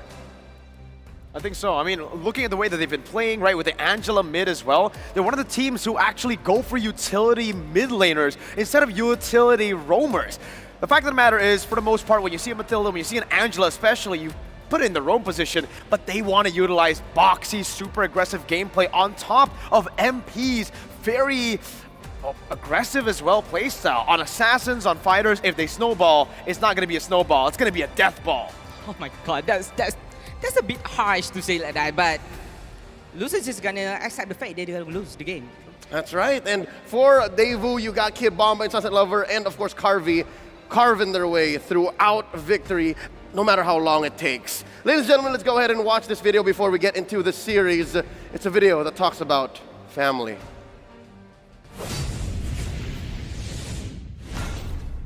Челики, на связи Алекс Бомба, немного родной зимы вам в ленту, ребят. И мало кто знает, я из будущего, и Деву уже победили, потому что мы нереально вас поддерживаем, спамим пятюни в чат, и, конечно же, щиты за Deus Vult. Су! Hello, my name is Destroyer from Asia region.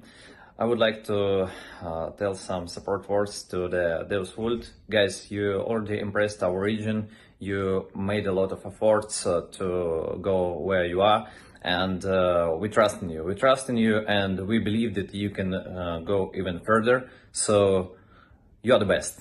When you successfully made it to playoff, you have gifted our region a small miracle. Right now, we do not expect wonders. We expect to see your inspiring, high-level play in this series again. We now clearly see you are much stronger. So do it and get another record for our region. We are very proud that Devo climbed so high in M5, and I hope you will make it to the top. CIS region supports you. I see it everywhere, on YouTube comments, in Telegram, and everyone wishes you good luck. Go Devo, show your best, and make an epic comeback from the lower bracket. Devo упали в нижнюю сетку, им действительно нужна поддержка нашего региона, поэтому мы в вас верим. Вот, вы гордость нашего региона, и вы очень достойно выступаете. Вот. Everyone, we support Team Deus Vult. We believe in the guys and we will stop believing regardless from the result. Всем здорово! Хочу от всей души поддержать наших пацанов из Деву. Вы лучшие, вы гордость региона. Рвите, побеждайте, забирайте топ-1 и торжественное СИ! Guys, there are no adjectives to describe the scale of your success. You made a literally powerful comeback to the international stage, and it has always been an honor to cast your games on the M-Series tournaments. The whole EECA region is proud of you. You have already proved us a lot. But now, prove yourself that you are better than great. Now, Magister, Sunset, Sava, Carvey, Kid Bomba, Fly Solo. This message is for you. Долби, comrades! Good luck! And show us a good fight. Деву, ваш регион вас очень сильно поддерживает и верит, что у вас все получится. По вашей игре видно, что вы очень сильно спрогрессировали и достойны победить в этом турнире. А мы вас будем поддерживать и дальше. Здорово, челики! Знаете, проиграть Оником это совершенно не стыдно. Надеюсь, вы за это время набрались опыта, поиграли с сильными противниками, займете минимум 3-е место, потому что мы в вас верим. 2-е место было бы классно, а 1-е место было бы вообще идеально. Успехов вам! Alright, Popoji, it looks like there's a lot of friends and family rooting for Daewoo there. But it's alright, family is supposed to support their families. But it's alright, then it's alright. For now, I'm gonna 50% support for Daewoo and 50% for See You Soon. So by the logic of the curse, it'll come down to their skills. It's as if the athletes are the ones competing. No, it's not gonna depend on the skills. Okay. It's gonna depend on whoever doing the mistake, they're gonna lose. Oh, okay. So it depends on the mistakes, Leo. That makes sense. All right, we're going to throw it over to our casters from all around the world. They'll be taking care of y'all and bringing you through this best of 5. Expect a lot of action here in Daewoo versus See You Soon. Be better than great. And that we will. Thank you so much, guys, over there on the panel. Now, once again, the family support is real for these teams. It's very important here for this matchup alone. It is another crucial matchup. One team will be going home. Again, I'm Nice, joined here on the desk with Trex, Renmar, and wow, you're in a different suit, man. What? I don't know. I've been wearing this all day. What have you guys been talking about? Well, regardless, you look great. Thank How are we you. feeling? I'm feeling good. This is real, yeah. I'm feeling great. And honestly, I felt like that video of the families, especially from Deus Volt, and of course, Popa G and his support for See You Soon, really warmed my heart, man, during a cold night here in Manila. I didn't know there were cold nights in Manila. It's pretty cold outside, guys. Okay, well.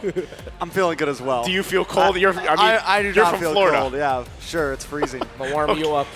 Warm you Thank up you. real nice. There you go. You've got Renmar Me and up Renmar there. have been hanging out a lot, so he keeps me warm. That's good, right? Body heat. Before we talk about this heated matchup, we do, of course, have to thank our sponsors once again. M5, the World Championship would not be possible without them. Moonton, it is presented also by Kadia, supported by ROG, the official gaming partner, Grab, the official Super App partner, and of course, Secret Lab, our official chair partner. Thank you guys to all our lovely sponsors. M5 would not be possible without them. And a special shout out as well to our global presenting partner, Qiddiya. Qiddiya is a giga project, a city that is being built in Saudi Arabia. It is the future capital of entertainment, sports, and culture. Yeah, I've been seeing the clips and the videos about Qiddiya. I can't wait to go there one of these days. It's going to be great. Yeah, again, it's a mega, or giga, sorry. Giga, that's even yeah. higher. Whoa, Not just giga. mega, it's giga. Giga city that we can't wait to see. We've seen glimpses of it, so who knows if we end up there in the future once again. But the matchup here once again, Deus Volt versus See You Soon. Which team will move on? Which team will unfortunately have to stop their M5 journey? But before all that, we have to, of course, welcome out our marshals to go ahead and officiate the M5 World Championship. We have our marshals, of course, doing an amazing job making their way to the stage. They are here to ensure the fairness and integrity of the game. They're probably behind us. There they are, coming through once again. You guys have done an amazing job up to this point, still on it. These four guys keeping things together, the integrity of the game, the fairness. Rain, Wilbert, Ivan, Shun, thank you very much. I think at this point you can call him Shun! Shun! Speaking of, let's go ahead and welcome, knocked down by the Sky Kings, the Dark Horses return to continue their run. Let's make some noise for Deus Volt.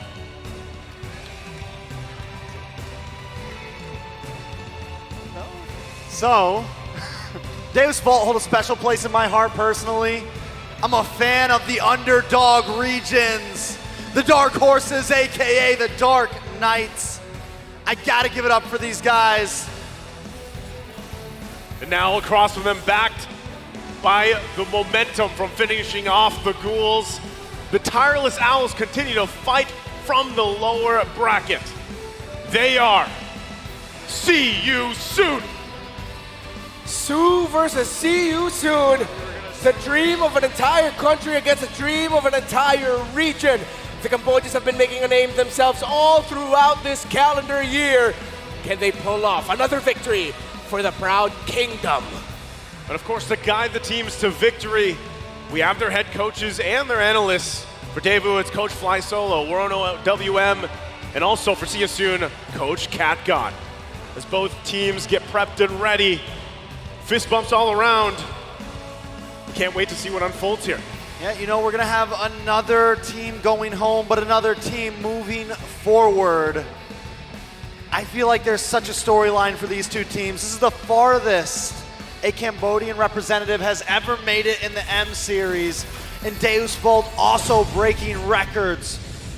I'm excited to see how this one goes. Yeah, they're both breaking records and they're both breaking dreams. Now this is EECA's Deus Vult, Carvey, Magister, Kid Bomba, Sunset Lover, and Sawo. There have been a lot of eyes on Kid Bomba, but my goodness, Sunset Lover on the mid lane, his wide hero pool, and the fact that he can just pull off some great MVP performances, one of the veterans and one of the hearts of Deus Vult, one of the hearts of EECA, has had a hell of a M5 performance. Will it continue or will it end? Here today is the biggest question for Deus Vult. And even in that matchup in the jungle alone, Magister has made waves up to this point. Really, you can point out so many members from this squad and just look at the head-to-head across from them, right? Him, Magister against MP the King. We know exactly kind of the play style that Deus Vult has gone with. We'll see how it adjusts once again with an opponent like this that likes to move fast and momentum-based. For See You Soon, it's Kosei, MP the King, Sorry I'm Felix, Ra, and Boxy the King. Most definitely. You mentioned Sunset Lover. I want to bring up Ra, because I think that mid lane is going to be intense. Ra's definitely performed recently, and See You Soon and Cambodia in general has really just come on to the map. A lot of us also have our eyes on MP the King. We just saw the interview of him. He looks prepared. He looks ready. He looks comfortable. Yeah, comfort. The twin kings of Cambodia, MP the King and Boxy the King, man, they are going to have their work cut off for them up against Magister and especially Sawo on the side of Deus Vult. But Kosei, my eyes are going to be on him as well. How well is he going to fare against one of the main conditions of Deus Vult in terms of their success in Carvey? A lot of the situations that Deus Vult find themselves in, Carvey is one of the reasons why they win. Kosei can be one of the reasons why Deus Vult loses. That's interesting, right? When you break it down like that, really. And the other part is, you know, we're waiting for the draft to go forth, but we know there's signature picks at this point that we've seen throughout M5. You know, for Sawo, it's that Diggy pick, and just kind of playing around that. As we look at the team head-to-head here, though, this is interesting. There's so much stats-wise on the aggression favor for Daewoo. Definitely a lot on the aggression favor for Daewoo. Even the KDA, we know some of their games have gone very long. We know that they might have the lower KDA, but I think it just goes to show how much they like to push the envelope here. Yeah. Damage per minute as well. Definitely just an aggressive team overall.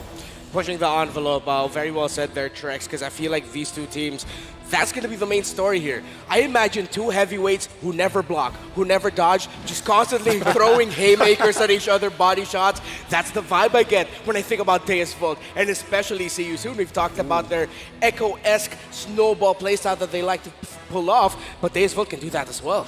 Well, taking a look at the talent predictions here, we've got two sweeps on the board there. Trex, you went 3-0 with Deus Vult. Mirko went the opposite. He's going 3-0 for See You Soon. Listen, man, I'm a Daewoo fan now. Yeah? Yep, I'm a full-on Deus Vult fan. I'll be watching their EECA championship next year. I'll definitely be tuning in. They have won me over. You know, I come from an underdog region myself. Yeah. So when I see a region like this just shining on the M stage, I can't help but gravitate towards them. You know, it's funny because you point that out, right? And I feel like there's a similar thing there where for a while, NA was kind of slept on, right? And then you guys had made waves. And now we're slept on again. Well, no, not really. You don't have to go there. I mean, you know, at one point, there was a I don't want to call it the peak, but there was a point where, you know, NA was up there and then it got some attention. You guys now have, of course, your leagues there, right? Have formed. All right, next EECA. subject, Renmar. Hey, we have to talk about it, Trex. I want to give everyone in NA a hug now after that. I want to give you a hug, man. It's okay. Are you okay? We're here for Daewoo.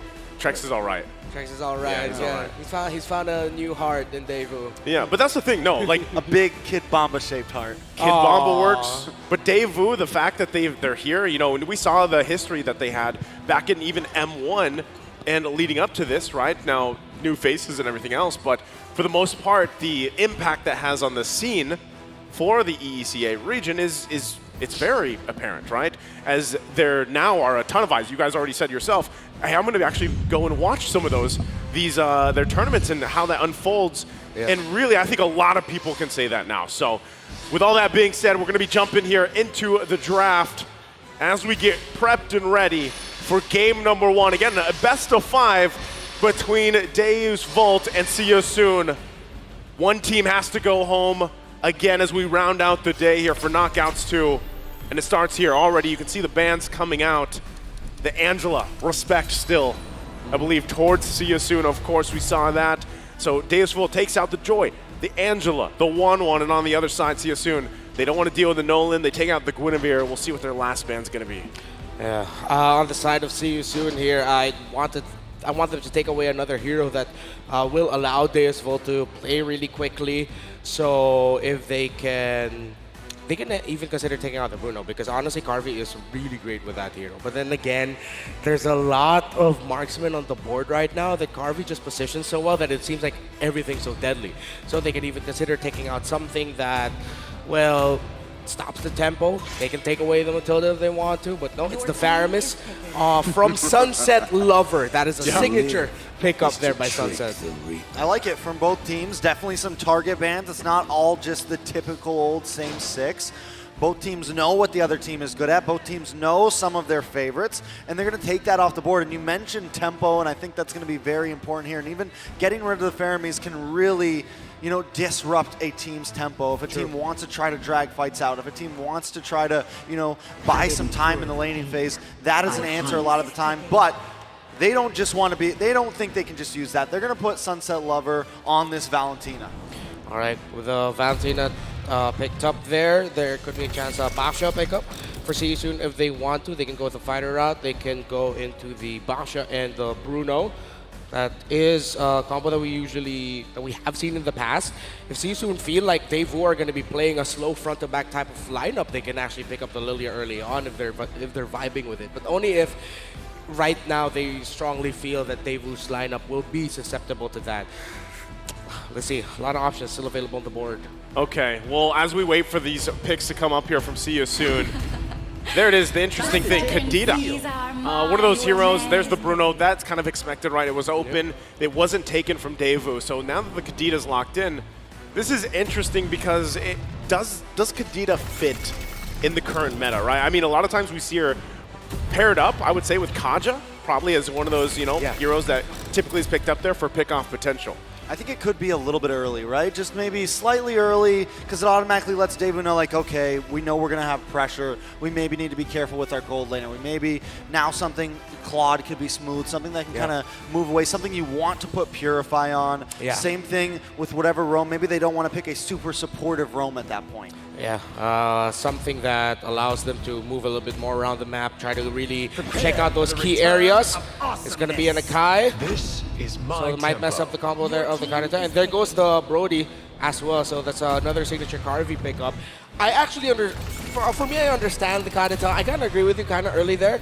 But then at the same time, it's, yes, you could slot it into Boxy's hands, Roam Kadita. That's a long time Cambodia a favorite. But at the same time, it's also one of Raw's best mages, if I'm not mistaken.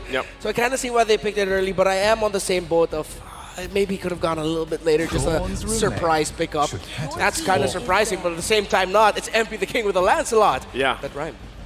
You know what's funny is both the junglers can actually opt for this. Magister also could pick this up, but now the matchup being the Akai versus the Lancelot, and also knowing that typically Lancelot himself as this hero has developed, right? It's pretty flexible in the way that you build it, but matchup-wise, Redmar, like, since we have such a focus on utility, and we saw the team head-to-head too, how's this looking based on what they already have in this first phase for See You Soon? Well, for the side of See You Soon, if Daewoo aren't careful, they have a chance to actually run away with it. Going to be up to how well that Kadita's combo and burst is used and utilized. And of course, See You Soon immediately take away the Diggy. One of the things that can really stop this Kadita flowing. So the Kadita and the Lancelot together can work out really well. They can snowball alongside the Bruno, but I'd want to see them pair it up with an XP laner that can actually deal a little bit more control here, or another roamer that can deal more control, or mid if ever that is going to be a roam Kadita. Control is something that's lacking the side of See You Soon.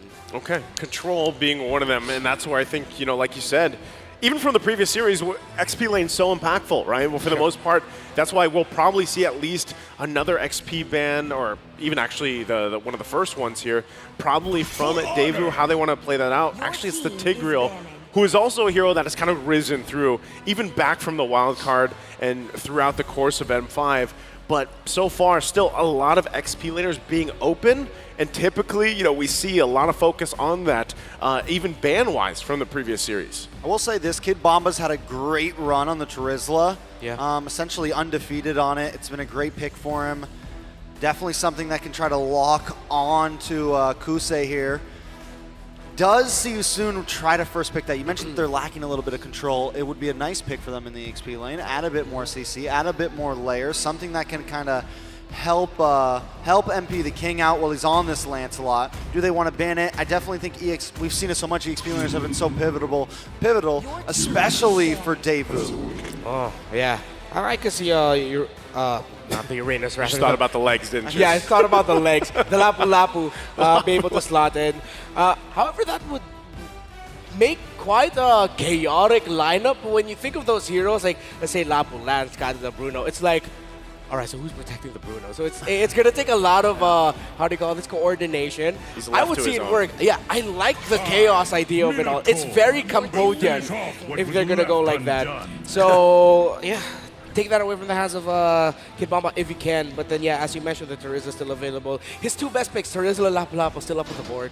Yeah, so I think they're okay with that, right? Given the fact that they decided to go ahead and ban out two roams, Minotaur and the Tigreal, which actually a lot of teams like to kind of work around too. We even saw a surprise interaction between the Tigreal and the Louis Yi, right? Back in, was that Knockout 1, I think, where we saw it. Which one? I think it was Knockout 1, Louis Yi and Tigreal. The combination, the implosion with the Louis Yi. So, you know, again, Tigreal, if he pops up, I think that leaves room for a lot of kind of variation and opportunity. But See You Soon takes the Lapu Lapu. Chaos is what they're choosing today, it seems. That's what they're choosing. That was a great prediction, Trex. That was you, man. I love it. This is so Cambodian. Is this Terizla? I'm thinking, what if they go for something a bit more supportive for Sawo, something like the Raft, something that can give them some movement to kind of dance around here? Oh, yeah. I'm wondering if that's kind of the route they want to go. We know Sawo can play the support, but is it in their arsenal? Yeah, if it's not the Rafaela, then maybe they can go something along the lines of a Kufra just so that they can stop all the dashes. And at the same time, you have someone who can dive the back line. For Deus Vult, dive the back line. If it's not the Terizla and all that tankiness, get a Yu Zhong if you want to. Because while everyone's diving, you go for the Bruno. But no, they go for damage, they go for pick-off. I like it. We talked about two heavyweights just not blocking, throwing punches. This is exactly that. This is what I see down with this matchup. Is this also to kind of cover the base of not having the Kaja and Kadita combination? You know, like going that route, okay, we have it. Not only that, but we have a lot of usage now with the Dairoth. We can lock in that penetration to deal with some of the tankiness, especially when Lapu Lapu jumps in with the Bravest Fighter, right? Yeah. You can you have an answer for that now. So now we see if this Kadita is going to be roam or mid, right? Yeah. Now we get to see if it's going to be flexed, which way it's going to be flexed. And See You Soon, I think it was actually a good idea to pick it up front. Maybe put it in a third pick, but still, they have so much time now. They can see all of Daewoo's lineup. They do end up going for the roam, and they pick up the coup for themselves. All right, so we're making predictions, but also like for the other team, we're like a step ahead and behind at the same time. We're just that good. That's high IQ. Yeah, we're just that good. We have foresight, but we just don't know exactly what's happening. Yeah, we're still honing it in. Yeah, it's like we're analyzing from a different universe, but we're also still in here. Yeah, that works. Huh? So chaos. Looking at, is it chaos? That's my question. Is this chaos enough from what we were talking about, especially the fact that See You Soon wants to start momentum-based against what we have for Daewoo? Yeah, exactly. See You Soon gets chaos. Now that you have the Kaja and Dairoth together, and the fact that they're going to also be playing around the heavy spin of the Akai, Deus Vult give more of still that calculated aggression. Like, they can be aggressors, they can be the ones leading the charge, but it's going to be a little bit more calculated. Well, See You Soon, you have a lot of room for, okay, Karata, go make a play, we'll follow up. Oh, Kufra, go make a play, we'll follow up. While Deus Vult is a little bit more, hey, we'll do this together. Well, we'll find out. It's Deus Vult and See You Soon. Tournament Lives of M5 on the line here. As we take a quick break, once again, both teams, a lot at stake. M5 Lives, we got to make sure, hey, everything is as situated as it should be for both of them. Now, this gives us the opportunity, once again, we we threw a lot of predictions out there, right, for draft. They fell into place on different sides, some of them. So really, Trex, I guess since Renmar gave some of his insights here, where are you leaning towards? Do you like the chaos of Siasun based on what you've seen, even the past matches they've had? Definitely a lot of chaos with them. I'm not against the draft. The Kufra is definitely, you know, it's a very all or nothing. The whole draft, I guess, is very all or nothing, right? Yeah. For the side of Daewoo, if they can get those picks, if they can make sure it all works together, there's definitely a lot of possibility there. They have a nice early game with the Dairoth, with the Brody, very snowbally. If that happens, then I think it could be a sure win for them. If Siasun is able to maybe slow down any of them, get a kill onto the Dairoth early game, get a kill or two onto Brody early game, it seems like it's a very hard hole to climb out of for Daewoo. Well, we'll see how it all unfolds. Once again, we're jumping back into the game. Deus Volt and Siasun. Game number one. One thing that really points out here too, and both of you guys kind of touched on this too, they're playing around the Kaja or the Kadita, right? Yeah. Either team has this, all right, let's get a pick. If we can get a pick, great. If not, we have other tools to work around with. Boxy, that's why one of the opportunities he has. Oh, hold on. Okay, already a lot of damage. Sawo wants to keep on pushing in. Kid Bomba. He's gonna have to flicker for that one, but you already see the aggression. Yeah. Forced out, calculated, doing it together as a team. A lot of assassin emblem sets there for Siasun. So it's so clear what they want to do. We snowball, we'll fight, we'll pick you off. Ruptures across the board. Even a master assassin on that Bruno. Siasun know their style. Oh, first blood though for MP the King. Wow, very quickly. Yes, you were just saying that you know what both these teams want to go for in terms of the game plan based off the picks, the emblems, and already first blood under the 2-minute mark. And as we look at the early set, so it's going to be a rush Dreadnought here for Magister. A lot of physical damage, of course, should help temper the physical scaling, the quicker physical scaling of Siasun just a little bit. Okay, you can already see pressure as well, top side. Kinbomba's going to be someone that they really wanted to shut down or at least keep control, right? Even if they don't shut him down, try to keep him from making these plays. But Turtle's going to be up now. Sunset Lover also up here to get that level 4. Vital to have that available as they approach these objectives. It's going to go ahead and have a reset. But right now, Siasun getting in position. Sawo nearly level 4 too. So this is where you see the interaction, right? The Kadita versus the Kaja. Pick potential. Oh, it's a bad spot to be walking. Kid Bomba is going to try to come in though, but Sawo will go down.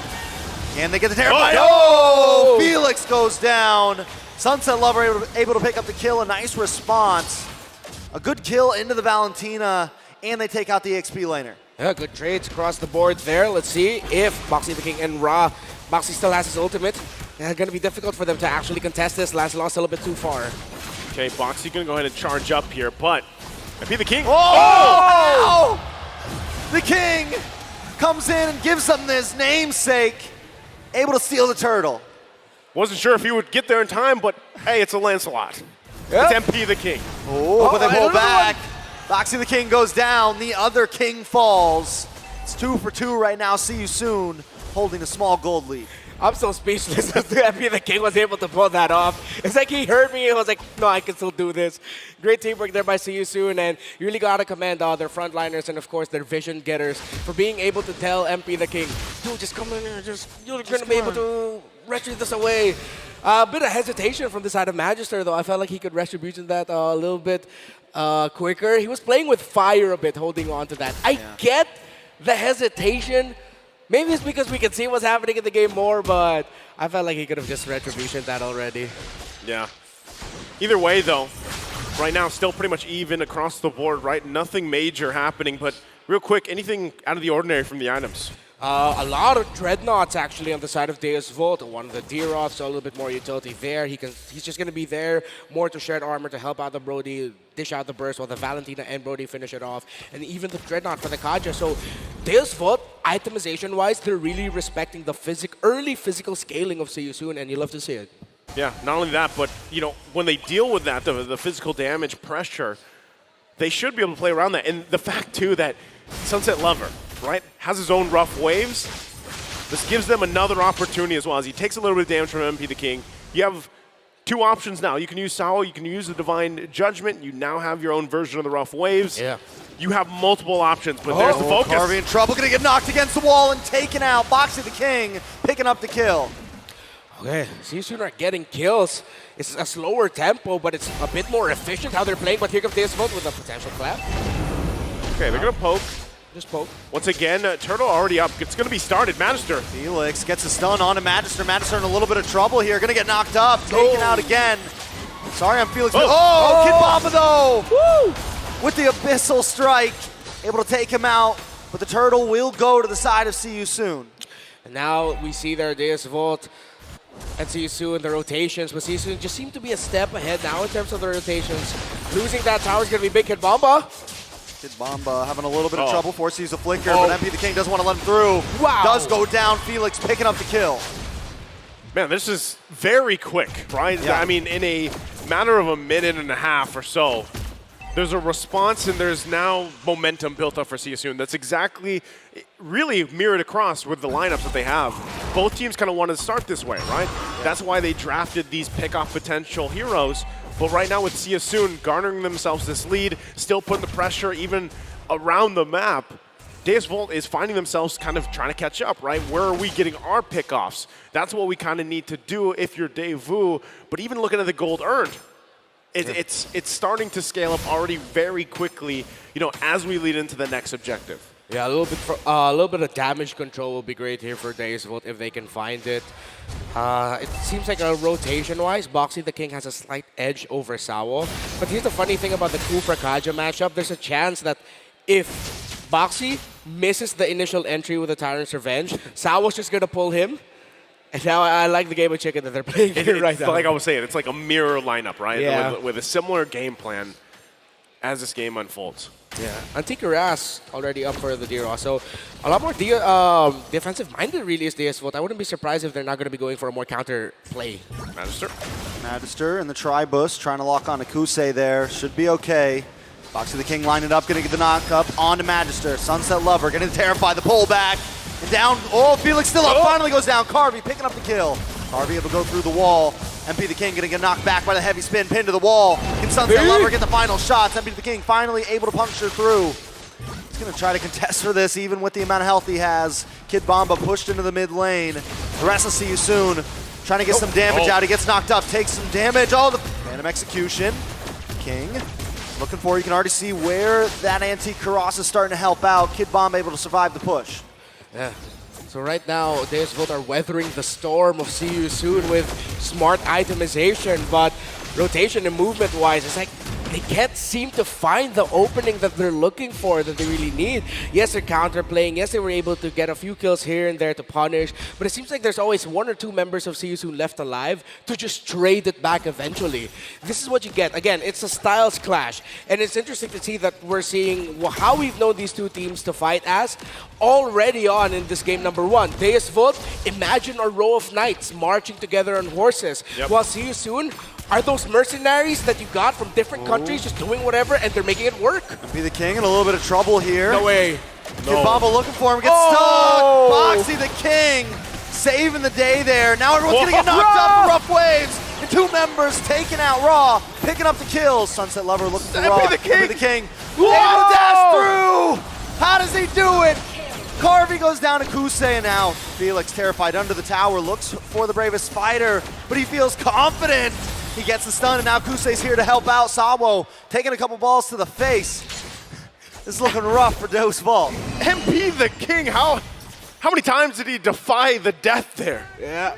One with a Phantom Execution, the next with a Thorned Rose. I'm pretty sure there were a lot more that we didn't see. But wow, he's going up against someone named Magister, but it's MP the King with his own magic. And Ra with the Rough Waves on this Kadita. Rough Waves. Great timing to enter. Those are pretty rough. Rough Waves, man. Pretty rough wave, man. You know what's funny? Like the thing is when you see Deus Vult actually take the Rough Waves, the Raw Waves themselves. Oh, hold on, Master. A little bit of damage on the Magister once again, forced to use a heavy spin just to get away. And now MP the King gonna start taking away buffs. See You Soon, closing in the grass more and more. Okay, so going back to the point, the thing is like when you have the Divine Judgment with a Kaja, and then you have the Rough Waves, you throw so much to actually get a kill, and then you're left with nothing else, really. You know, you have to kind of rely on the Garvey to pop out the damage, Kid Bomba to get the setup himself, and again, working around the heavy spin. So with this gold lead now kind of getting out of control, you're kind of left to the whims, right? Deus Vult has to give up this Lord, get prepped up and ready to defend against it. Yes, it's only the first one, but they need this. Oh, Watch the King getting the Tyrant's Revenge on a Kid Bomba. He gets petrified as well. Able to just dash away. Daewoo doesn't want to try to re-engage. They just take what they can. At this time, it's just build up time. Just try to get more gold. Try to close this distance. Yeah. And now we're also seeing the effect of how one lineup that's very ult dependent on the Roamer's ult, the Divine Judgment of the Kaja here, versus a lineup that, again, as we were mentioning earlier, when you have so many options to initiate or make your own play, that when you're up against that one ult-dependent lineup, it's so easy for you to just respond. Because after the Divine Judgment, what's next? The heavy spin. But then there's so many bodies being thrown by CSU in that one heavy spin, it's going to be more defensive. It's hard to set with it, hard to follow up as well. So now this is just CSU understanding the strength of their lineup. Now they're playing the macro game after playing a lot of the playing around the middle, finding control there. Now the fruits of their labor, they can finally sow it. Okay, with that, once again, Lord making its way there on the top. Massive lead right now, nearly 8,000. Boxy going to charge up. Oh, another one. Luckily, the heavy spin does come out. Siren Felix going to get pulled in. No, that is the bravest fighter. Disrupting on Deus Vult. MP the King dashing through, puncturing through. Looking for the next target. Phantom Execution just misses. Sunset Lover has to use the IMU just to get away there. Sawo. I don't think he wants to go for that, but he might try to pull in MP the King. Can't quite catch on. Deus Vult just survived. Just surviving here. They're still working on these turrets. They should be able to get this mid one. It's one hit away. MP the King going to put the pressure. Ultimately, MP is feeling good right now, man. He is just moving 2-0 and 5. He feels invincible. Flow state is what it looks like right now for See You Soon. MP the King, smooth moves, dash in, dash out. Trying to catch me? No, he won't be able to. And then Boxy as well stepping up. And speaking of stepping up, I really want to praise Felix here. I really thought going to this series, Felix would really struggle up against Kid Bomba. But in this game number 1, he's done his job well. Clear minion wave, join us here in the center of the map. Do a little thing there, you're done. All right, go back to the minion wave, and he's kept Kid Bomba in check. You got to respect what Felix has done here. Yeah, again, the momentum being in favor of See You Soon for the majority of the game. It's just like their lineup ended up executing better. Magister, again. Oh, man. Magister constantly getting caught off, able to use the heavy spin. The Petrify comes out, Kid Bomba can't connect. Magister does go down. Kid Bomba still on the run, but they get to pull back. MP the King finally takes some damage. Able to throw him Rose away, and Kid Bomba finally finds him, but he takes a death for it, and they're all smashed against the wall. 4 members of Deus Vult taken out. As 3 still stand, a nice killing spree for Sunset Lover, but will it be enough? 3 members now possibly trying to end the game. 1 cannon minion shouldn't be enough. I'm going to try to zone away Sunset Lover. Kusei gets a couple more shots, but another wave is coming. Next wave. See You Soon trying to end this. Rough waves come out, they're locked onto the base. Sunset Lover doing everything he can, but they're gonna get the final shots on. No, wait! The minions are there to save the day, and Sunset Lover defends all alone. It feels like deja vu from Daewoo. Sunset Lover did this before, but with a Faramis, and he's done it again. Terrified, the rough waves. Bro, Sunset Lover, man. You keep doing this, and there's a reason now. You're showing us why there's so many eyes on you as one of the best mid laners here in M5 to watch out for. Oh man, Daewoo's gonna go ahead and give the Lord a go. MP the King and Sarion Felix are both here though. They have to be able to pull this off. MP the King ready with the retribution. They go in. Find him. Bombo locks on to MP the King. A big airborne on a Magister. Can Magister try to secure this? They got to push him away. MP the King takes it from his fingers once again, and now Daewoo's on the run as MP the King is on the hunt. See You Soon doesn't want to let it up with just the Lord. Kid Bomba trying to buy a little bit of time. The King comes in, looking for something, punctures through. Boxy goes down, and MP finds Kid Bomba. He wants more. The Thorn Rose and Raw finds one. The King finds Carvey. 3 members of Deus Vult have now bitten the bullet. King is okay because Kusei's here to back him up. Sawo now alone.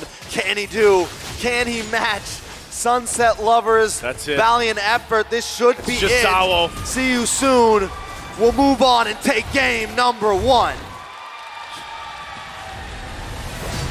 After a styling performance from See You Soon and MP the King, they take game 1 against Deus Volt.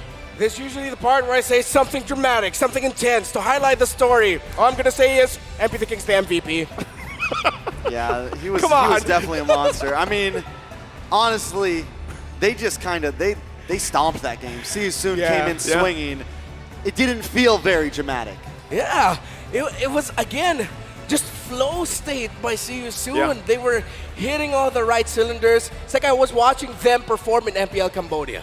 Well, we're going to have to see if our analysts have something to break down here for us. Gentlemen, take it away.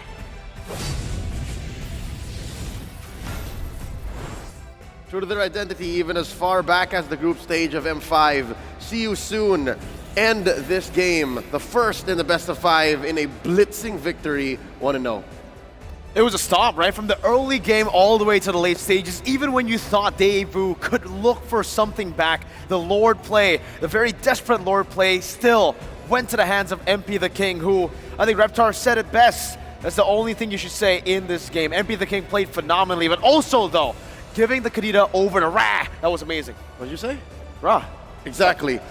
Changed his name to MVP the King because as soon as he got his kit, even his second skill, level 2, he was already pushing the advantage and going in like Lancelot is always the #1 pick in the jungle. Like, it didn't even seem like it was an off-meta pick. Here we go.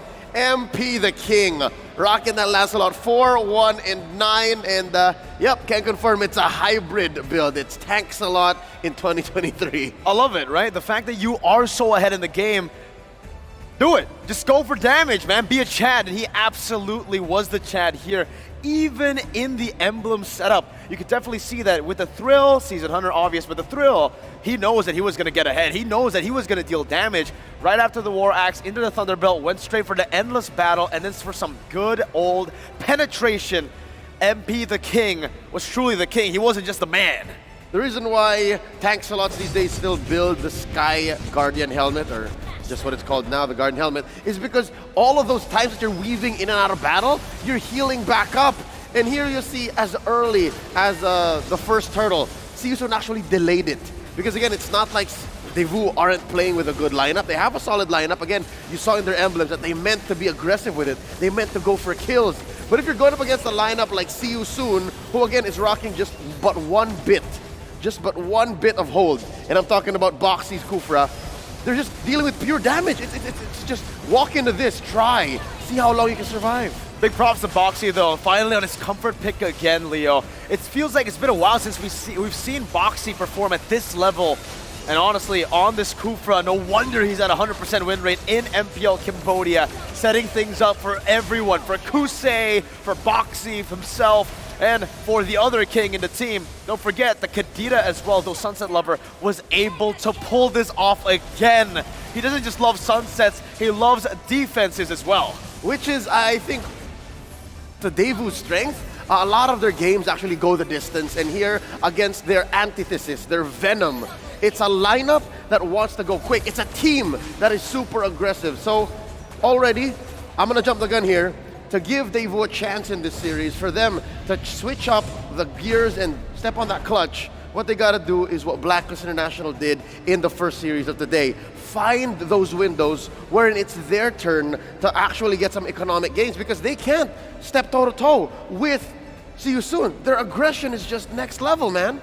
And you can definitely see it from the side of MP the King and also from the side of Deus Volt. Firstly, I want to talk about Carvey, because when the game started, I literally just pointed it out to Leo. It's a Thrill and a Master Assassin Carvey on a Brody. So he wanted to get ahead in the lane against that Bruno. Unfortunately, for some reason, there was just not a lot of rotations across the map over to the gold lane to facilitate Carvey's already very aggressive emblem setup. And we've all seen it, right? When the Brody doesn't get that snowball going from the start, it is really hard to find the mid-game power spike when you're up against a Lancelot who can dive you and is untargetable. Not just. The fact that Ra is actually also rocking Purify means that no matter what kind of hold, save for the Divine Judgment, Deus Volt puts on him, he's able to weave in and out and actually deal the damage to Carvey, which makes it all the more worse, the fact that Carvey decided to go aggressive. There are many ways you can build a Brody or play a Brody going up against a lineup like See You Soon, but here, he picked the right choice to punish Deus Volt. Looking at the item builds, again, the MVP performance on MP the King. It's a hybrid tank lot in late 2023. Anything else that you find here that actually pushed See You Soon over the edge here and made them just finish all the more quicker? I think it's all the carries here who all got shutdowns, but also knew exactly how to calculate their damage, right? In a lot of scenarios, even for Brunos, when they are ahead, they want to play it a bit safer. Considering that Deus Volt, the entire team, wasn't really dealing any or not a lot of damage, you can definitely see for Kusei's itemization here is spot on perfect, right? He went for full damage, doesn't need any Wind of Natures, doesn't need any Rose Gold Meteors, even though maybe that's what he was going for the very last item. Even Ra over here, you can see it, it's just full on damage. Divine Glaive, more magic penetration with the Genius Wand. Just right before we switched over to the overall stat highlights, I gotta commend Kid Bomba. His build, again, everything Kid Bomba does is just regardless. His build was full on tank plus that casual Fury Hammer. That's how you build a Dairoth these days. That's how I have crossed the line between a Dairoth hater and a Dairoth lover. You'll see here that there were times that he was just almost there to turn things around, but it was just too little too late. See You Soon just dealt a little too much damage. MP the King, farming heroes, farming waves, farming creeps, and the rest was all just follow through for See You Soon.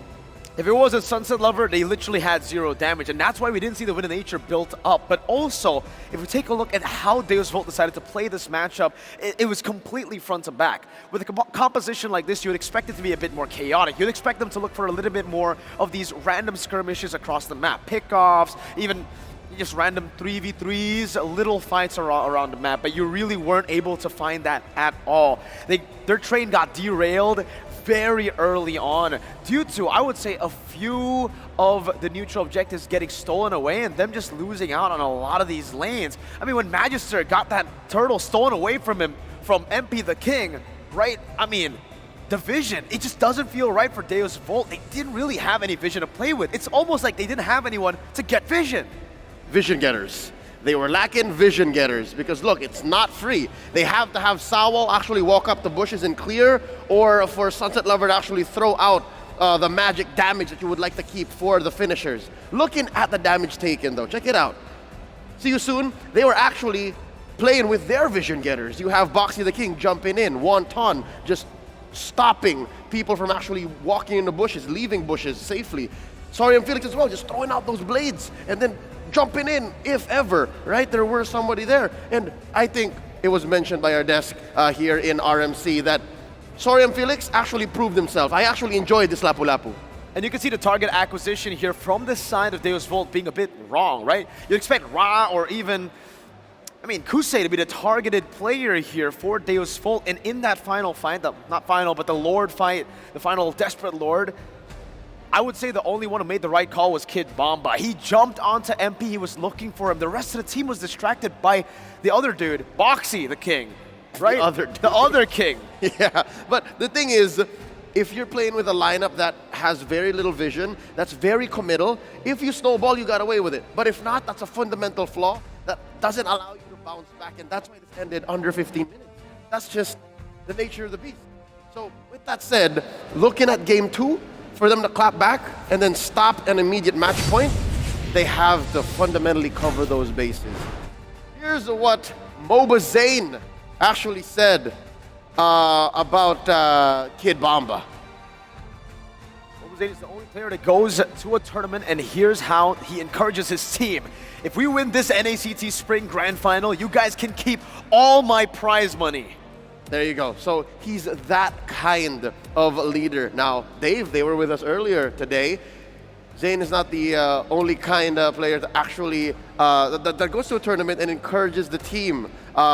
It's interesting to see how Zane actually also supports Kid Bomba. Yeah, and here we do have a quote as well, right? I feel like just doing something in another region is better than rotting in a place where you can't develop anymore. In EECA, I can develop more. I can become the best version of myself. That's Mr. Bomba himself. That's right. These walls of text here describe exactly how Kid Bomba might actually be the Zayn of ECA. Do you agree? I do. I think for Kid Bomba, especially, he's captured a lot of the hearts, not just of the Filipinos here in RMC, but also everyone else watching around the world. Hey, even got you, man, to join the Bombanatics and to form the Bombanatics. What is the Bombanatics? I've already joined, but I will join again, my friend. It's the unofficial, official Kid Bomba fan club established in the Philippines. If you guys want to sign in, come find me. But with that said, we've already laid out our thoughts as to how Deus Vult can actually even the odds and what Seosun did very well to push the advantage, go into match point in this best of 5. We're going to throw it over to our casters all around the world for Game 2.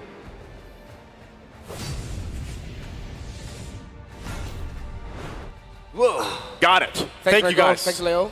So we learned something. They need vision getters, Renmar. Yeah. Vision getters, right? Not only that, but yes, like you guys, metaphorically, or that, and I think spiritually, emotionally. Emotionally. Go in there, but hey, that works, right? And also, do join the what is it called, the Bombanatics? The fan club, but it's spelled PHAN. The unofficially official. Yeah. Bombanatics PH. Did you guys sign that? I did. You did? Of course I would. Bro, what did I tell you? I'm a Dave Wu fan. Hey, that works, right? But so I'm sure you're hoping that after seeing that game 1, there's got to be some adjustments here. It's all part of the plan. It's all part of the plan. So is that for excitement? What's the plan here? That's up to them. That's up to them. Yeah. Renmar, what do they need to do? I mean, they had a mirrored lineup. Yeah, it looked like they were really operating blind and trying to be a little bit more defensive, counter punish. For them, set the tempo. Go alongside the Seosun in terms of the aggro if you can, because you have shown it in the past that you can do that. Yeah. Well, again, before we wait for Game 2's draft, we want to go ahead and mention to everybody watching right now the December Starlight. It's officially available for all you guys. Currently, the Starlight skin is all about Arlott. There's Arlott, the Fury of the Deep. Upgrade your Starlight level to unlock the painted skin Arlott, the Scorn of the Deep. And in addition, Starlight members only need to spend an additional 100 diamonds. That's all it costs to unlock the bonus December Starlight painted skin, Arlott, the Ire of the Deep. Whoa. The special Starlight perks at the end of 2023. Don't miss the beautiful rewards. Thank you all for your continued support. Of course, don't forget the hashtags as well. Hashtag Mobile Legends Bang Bang. Hashtag MLBB New Skin. There's more out there, Trex. There's a whole lot more. The M5 Pass is still ongoing. Unlock Yuzong's M5 exclusive Dragon... I don't mind with glasses on. Dragon I don't have my glasses on. I'll help you out. Dragon Shade skin and Prime Cosmic Dragon skin. When you buy the M5 Pass, accomplish all activity tasks to reach level 75 for free. A ton of M5 exclusive rewards are also waiting for you. Get yours or gift a friend now. I'm sorry, I didn't notice that your glasses weren't on. That was like a level. I tried. Yeah. Well, again, go ahead and grab the M5 Pass. There's only, there's not much time left, basically. So if you guys want sounded so dire. I'm so sorry. No, it is dire. Not much time left for who? For the M5 Pass. All right. Yeah. You have to. So it's dire that you need to get yours. Yes, because I'm only about level 40 or so. Oh my God, you're such a noob. I know. I'm gonna have to spend some diamonds, man. Hey, have you seen the gourd? The gourd what? My gourd. You just seen your gourd. I've seen your magic gush. Yeah. All right. Oh, there. Well, All right. As we get ready for Game 2's draft, I already asked it, right? Exactly what can kind of unfold from here. Mirrored lineup-wise, I think it could have worked, but the downside of it is like what Mirko and Leo were saying. When you get the momentum with that kind of lineup too, it's tough to come back from. And they just started much faster than Deus Vult this time. All right, I have the answer. You got to give Kid Bomba a Bomba pick. What's a Bomba pick? Not a Dairoth. That's not Bomba enough. That's definitely not Bomba enough. I said it already. They gave us the stats. He's got like 100% win rate on Terizla. Terizla was open. Let him be comfortable. Give him something that he can get into the back line on. I get the Dairoth in a sense of that it can chase down the Lancelot. Like once you hit that skill, you're just following. Yeah. But still, the MP is so smooth with it that he was dodging out of those abyssal strikes. You need something that he can bully with, that he can try to get to Kusei, that he can try to get to some of those back lines on. Well, give him a Bomba pick. Contest the Lancelot. Maybe there's a lot of things that they can adjust from as we get ready for the draft. Game number 2, once again, first game going in the hands of Seosun very decisively with a statement As we jump into the draft, we'll take a look at what the bans are going to be coming through. Already see the Nolan taken out, the Joy as well on the other side. Things fall in place. Lancelot finally also going to be taken out. Won't be contested. Angela, we saw so many great things from CSUN's Angela in play. And the response so far, the Nolan the Ferrum taken out. Oh, respect. That's how you know you played a hell of a Lancelot game. It gets banned in the next one. So now there's still some assassins up on the board for See You Soon. It's been a long while, but if I'm not mistaken, also respect on the side of See You Soon. See You Soon and MP the King, they have a mage build Karina option for MP the King. But that's like if they're really feeling in the zone, you know, and they're feeling creative. So up against Guinevere might be quite tough. So Deus Vult, they go ahead and pick up a strong one there. Let's see if they are gonna be considering the Martis, because I know the Martis does relatively well up against the Guinevere jungle because of his crowd control immunity that he has. Bruno again, maybe. They locked it in first pick last time. I think it's solid. I mean, Bruno's always solid. Doesn't really matter what draft he's on. He's just always going to unload the damage. Mr. Consistent, basically, at this point. Like, for the gold lane, it's Bruno. Yeah. I would say secondly, it's probably Brody. Brody or Claude. Yeah. Bruno, Brody, Claude. Yeah. It's like they're like the Bruno, Trinity Brody, now. Yeah. Bruno, Brody, Claude. Bruno, BBB. Brody, and Claude. Yeah. Oh, never mind. Yep. There's the 1-1 though. It's neither. So 1-1 comes through. The other Brody Wanwan. Yeah, I just want to shout out Clock from Miracle, if I'm not mistaken. Yep. We miss you, man. We miss you, man. 1-1 in Valentina. So they go for the route of, okay, one of the strongest utility mages alongside, well, one of the best marksmen in terms of laning, actually. And at the same time, now Deus Vult have to pick up something that takes something out of the 1-1, forces out the needles and flowers, forces them to use a utility spell. Honestly, Deus Vult, if they want to, I would not knock them for picking up a Khalid now. We've seen Khalid as a pickup against the 1-1. Those quick early slashes force her to panic. See. And I think that would also match Kid Bomba's style, right? Yeah. It also matches his being able to dive into the back line. I think just those are the EXP laners that have been doing so well, like the Khalid, the Lapu, the Terizla. Those EXP laners that can get aggressive and get to the back line. You don't want something that's just going to sit up front and just kind of be a walking turret at some point. You know? You need something that can actually move and that can cause disruption. Not only that too, but this is something we don't see too often, I feel like, when that Minotaur actually goes through in the first phase, right? Typically, it's either banned out, sometimes it gets picked up in the second phase, but the fact that now Daewoo went this way, they lock that in, they get a good goal lane option. The Guinevere is kind of, I would say in teams, like for teams, Guinevere is kind of hit or miss, right? This was the Martiz you picked up earlier, that you mentioned earlier, Renmar. Plays really well into the Guinevere for the most part, and then it becomes, of course, that timing matchup, that skill matchup between the two. All right, See You Soon. Interestingly enough, actually, with the Diggy banned out, Novari getting taken out as well, Deus Vult might even consider taking out a Tigreal, because it would slot in really well for the lineup of See You Soon. If they had a Tig, Martis, 1-1, Valentina, those mesh really well together. Lilia's still open for the side of Daewoo if they want to try to run that.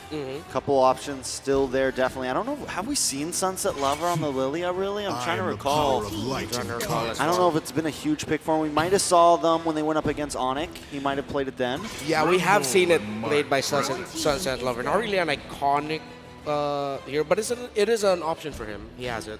My only concern, too, as we get through this second phase here is the fact that Valentina's across from you, you know, and you're trying to play around the Minoan Fury, but if you have some yourself to work against too, CSU grabs it themselves, they play around it, and now you have that option. Also, the fact that Martis can play relatively safe against a lot of this crowd control. If it is a See You Soon Minoan Fury, right, it makes it a lot easier to get that crossbow of Tang off as well and get that airtime. So still, they need to kind of round this out with those last two picks, but real quick, what do we think in the last ban? Maybe they just keep going into the roam, ban out the Kufra. Ban out the Tig for me. Oh. Kufra Tig. Honestly, think See You Soon could play the Tig. Ah, there it is. You got it. You got that one. Yeah. But hey, now that the Tig's gone, they can play the Kufra. Yeah. It helps mess with the Guinevere a little bit, those dashes. We've seen it picked up before in that nature. So yeah, definitely a possibility. Yeah, looks good. Healing? Nah, healing's not going to mesh well here. It has to be something like tankier frontline. Classic boxy playmaking that we've seen. Trying to see if they actually have room for a Cho if they want to. Maybe the Cho. Yeah, Cho Mardis. Go for it. Oh, they take the Lapu. So this could be the Rizla. Give me the Riz. Rizla or the Bomba Kali. pick. Riz Lilia? I'm okay with that. Riz Lilia. Yeah, that sounds good. And especially if See You Soon are thinking about playing setup playmaking. There it is. Great call there, Trex. There it is. Oh, nice one, Trex. Call me the NA Wolf. No. Well, yeah, you did spend a lot of time in that chair, you know, leading up to this point. So yeah, that's what happens, man. All right, Siren Felix. Do you think they just pick up the Kufra again? Go for a Cho, yeah. I think they could, yeah. Cho would be nice just because you get to Shumpo out of the Guinevere if you need to. Like as long as you see it coming, you can easily dodge. Yeah, there it is. We're getting it. We're on a roll. I don't know how many that is, but you're on a roll. That was really that was a Renmar. That was a Renmar. So both these lineups, how's it working? Because still, even with the Cho here, right? Yes, you can avoid some of that Guinevere, but you're still trying to play around that way of the Dragon, right? Trying to get these setups here from what we saw even last time. Now, in a similar fashion, how's this looking, Renmar? All right. Interestingly enough, having a Martas and Cho together means that now See You Soon can be. They're still the one setting the tempo here. However, Deus Volt would not find themselves as behind as game number 1 because now they are playing with the Guinevere too as well. So again, we're gonna be focusing a lot on the roam 3, the roam, the mid, and the jungle. Okay, roam mid jungle, and seeing how it all unfolds once again. Game 1. Very decisive for See You Soon. Deus Volt has to readjust here as they get ready for the second game. We go into the Land of Dawn. Can Deus Volt extend it to the 1-1 in this best of 5 with the tournament lives on the line? They have an interesting draft this time around. Kid Bomba on his signature pick as well as things get situated. Feeling like Magister could have a little bit of trouble here because just a lot of See You Soon's picks kind of answer that Violent Requiem from being able to nullify CC with the King, the Shunpo from Boxy. Then on the side of Wanwan, you also have a way out of that. So not a lot of targets. I feel like someone's going to be the baiter of the first skill, right? Someone needs to bait it out, and then in comes No One's Fury, in comes the penalty zone, something of that nature. But the only way they're really going to be able to get those hard lock CCs on is if they're layering. Yeah, and because the Cho presence means forced retreat out of the Guinevere, that's going to be a little bit behind. No contest of the Litho Wanderer. It seems like both teams are just going to be giving it to the mid laners. See You Soon takes it. And in terms of the emblems, nothing too crazy here. Although, yeah, double boots for the mid and the roam of See You Soon. They're fast boys. Yeah. Fast boys, yeah. Fast boys. This is exactly what they're doing already. Oh, and MP the King going to try to move in under the tower. They're locking on to Carvey. Carvey in a little bit of trouble. MP the King finds it with the Decimate. And they're going to get some gold plating on top of that one. Down to the boss side, at least Kid Bomba's having an okay lane. Man, that is tough already.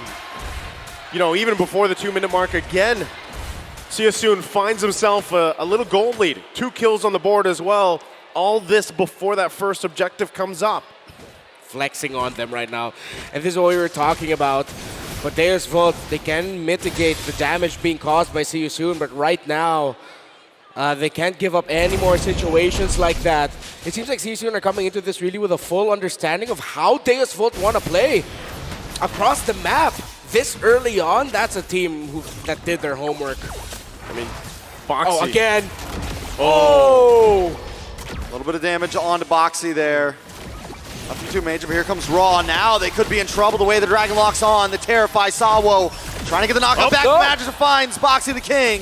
Usei, though, with the crossbow of Tang ready to go. All he's got to do is click the button and unload. There it is. Magister going to go down. He's going to move on to Sunset Lover. See You Soon taking a strong lead in the first 3 minutes. And the response time from See You Soon is on point. Not only did they get the objective, they got a kill as well. Then the bottom side, Sarium Felix feeling very confident right now. 2 kills on this Lapu Lapu. Yeah, Felix is just playing out of his mind right now. Again, we commended him in game number 1. It's still very early on here. There's still a way for Deusvolt to climb back. Not that dire, but again, the fact that he is doing this, again, showing why he's made it to the world stage, why he is a champion in Cambodia. We're seeing the shades of the MPL Cambodia Felix popping off now. He's sort of been a sleeping dragon, but now he's fully awakened. Harvey having a little bit of trouble in this top side, and it's forcing Sawo to come up. See you soon, completely controlling the tempo right now. It feels like Deusvolt is pretty much just following their rotations around, just trying to defend. This is crazy because already, right, the gold lead, it kind of surprisingly strong. Kid Bomba. Kid Bomba in a little bit of trouble. The bravest fighter does land on. Wow. Watching for the decimation. There it is. The King finds another kill. Wow, more gold, more kills here for See You Soon. That's also going to be a turret that is taken down now on the bottom side. Very quick here. And it's evenly dispersed, too, when you look at the gold. Wow, See You Soon. They are just, again, still in that state. Corrosion Scythe already first item on the 1-1. We did talk about this. 1-1 pretty much almost up against anyone in lane. The opponent of the 1-1 is going to struggle. That's how good she is. That's why she's become a highly rated pick, even though there are scenarios where it's so difficult to play her and why she is so prioritized. And I'll See You Soon. Enchanted Talisman there up on Ra. They can just continue this, honestly. They're just bullying Deusvolt at this point. No other way to put it. You can't sugarcoat it. And just like they talked about in the panel, right now, Boxy is doing work as a vision getter. A lot of times on the show, he's just there to provide the information, right? Hey, there's multiple members of Daewoo here. You guys can go ahead and work around the map on the bottom side towards that turtle if you want to. And again, holding on to this Way of the Dragon, able to give the go signal when everybody's ready, is also what's tough to deal with. And even this. Oh my god, this is becoming very bad for Magister. He's already got 2 deaths, he's losing buffs at this point. The only people on Deusvolt that are even relatively okay in gold right now have to be Sunset Lover and I guess Sawo for being a roam. Yep. 400 deficit compared to the Cho for the Minotaur, and then just roughly 300 for the Lilia. Yeah, it's a big struggle right now for Carvey. And again, See You Soon. We mentioned vision getting, so did the panel. Oh, big kick on a Magister. They're going to take him out with that one. Raw picking up the kill. See You Soon are decimating Deusvolt. Very similar once again to even what happened in the previous game. Now at this point, 5.5 minutes in, 6k gold ahead. Look at the damage already, even on Sunset Lover. Has to use the black shoes. Still dealing with them in the mid lane. Kosei, confident enough himself to be on that side of the jungle. Oh my god, not Carvey. Carvey having a little bit of trouble forced to Purify. Might not be able to get away. Kusei picks up the kill. Magister looking for something. Pops a Violent Requiem, but unable to connect. Kusei able to dance away very quickly. Sawo looking for the knockup onto Ra. Ra, Felix, and King all just controlling the map. Oh, wow. See You Soon. An absolute clinic. The tempo set by Boxy the King. Everyone just doing everything right. Again, this is just close to perfection performance by the champions of MPL Cambodia. I'm sure the Cambodians all over the world, back home in Cambodia as well, are just making a lot of noise right now. Yeah, they can't even catch anybody. See You Soon is just all over the map. We talk about smothering, but this feels worse. Sunset Lover in a bad spot, gonna get cornered out here, pops black shoes. Sorry, and Felix looks for something in the back line. Luckily, Deusvolt doesn't lose anybody there, but See You Soon is relentless. Now they're gonna make their way to the turtle here. A lot already expended, even in that exchange in the mid lane. So another objective, most likely gonna go in the hands here. I don't even think Magister wants to get close to this. Once again, when you're talking about this deficit in the economy here, just kind of spread once again across the board here for See You Soon. It's really tough to fight back at this point. It's better to give ahead this turtle and try to farm up as much as you can. So we can start talking about conditions, I feel like, in terms of how Deusvolt can come back. It's one of those scenarios of just punish something that See You Soon isn't able to do really well. In terms of priorities of who you can punish, number 1 is Boxy. After that, it's Felix. Maybe MP or Ra gets a little bit too close to get that. It's going to be a while until you can get a kill onto Kusei. Here's Magister. There's a nice knock-up on a Ra. Should be able to get that kill. Carvey able to pick it up. Now, Daewoo just wants to get away, but a big wave of Dragon locks in. Long with the penalty zone. Kid Bomba to the backside. Sunset Lover picks up King, but Magister falls. Kid Bomba looking for more here. Taking a little bit of damage from Kusei. Kusei pops off with the crossbow of Tang. Nobody goes down to it though. Luckily it's a 4-4-1. Oh! Deusvolt gets the wipeout right around the 8-minute mark. Want to talk about conditions? There's one. Yep. It Just just wipe them all out. Just wipe them all out. That's the one we didn't get to mention. It's like, you listed a kill list in terms of priority order, Reptar. We'll just get all of them. Deus Vult. But yeah, exactly. They were able to do that out of a see you soon initiation, or a see you soon counter initiation. Again, it was Magister who checked that shrub, found Raw first, but then see you soon, we're just a little bit too out of position, a little bit too late. Deus Vult played that really well. Kid Bomba with a great penalty zone. Let's see if he can get away from the members of see you soon now. Great usage of the DPZ, the defensive penalty zone there, able to stay alive, keep them together. Again, they don't want to lose anybody at this point. They're doing great work around the map, macro style, right? They grabbed a couple turrets, they whittled down that gold lead that See You Soon had. It was nearly 7,000 at the 7-minute mark, so they've done work. And this should actually allow them, as they get another turret, great push here from Carvey, to go ahead and actually possibly contest this Lord. Is that the right thinking here, Redmark? Yeah, great macro play here by Deus Vult to recover presence in the map. It's going to be a knock-up.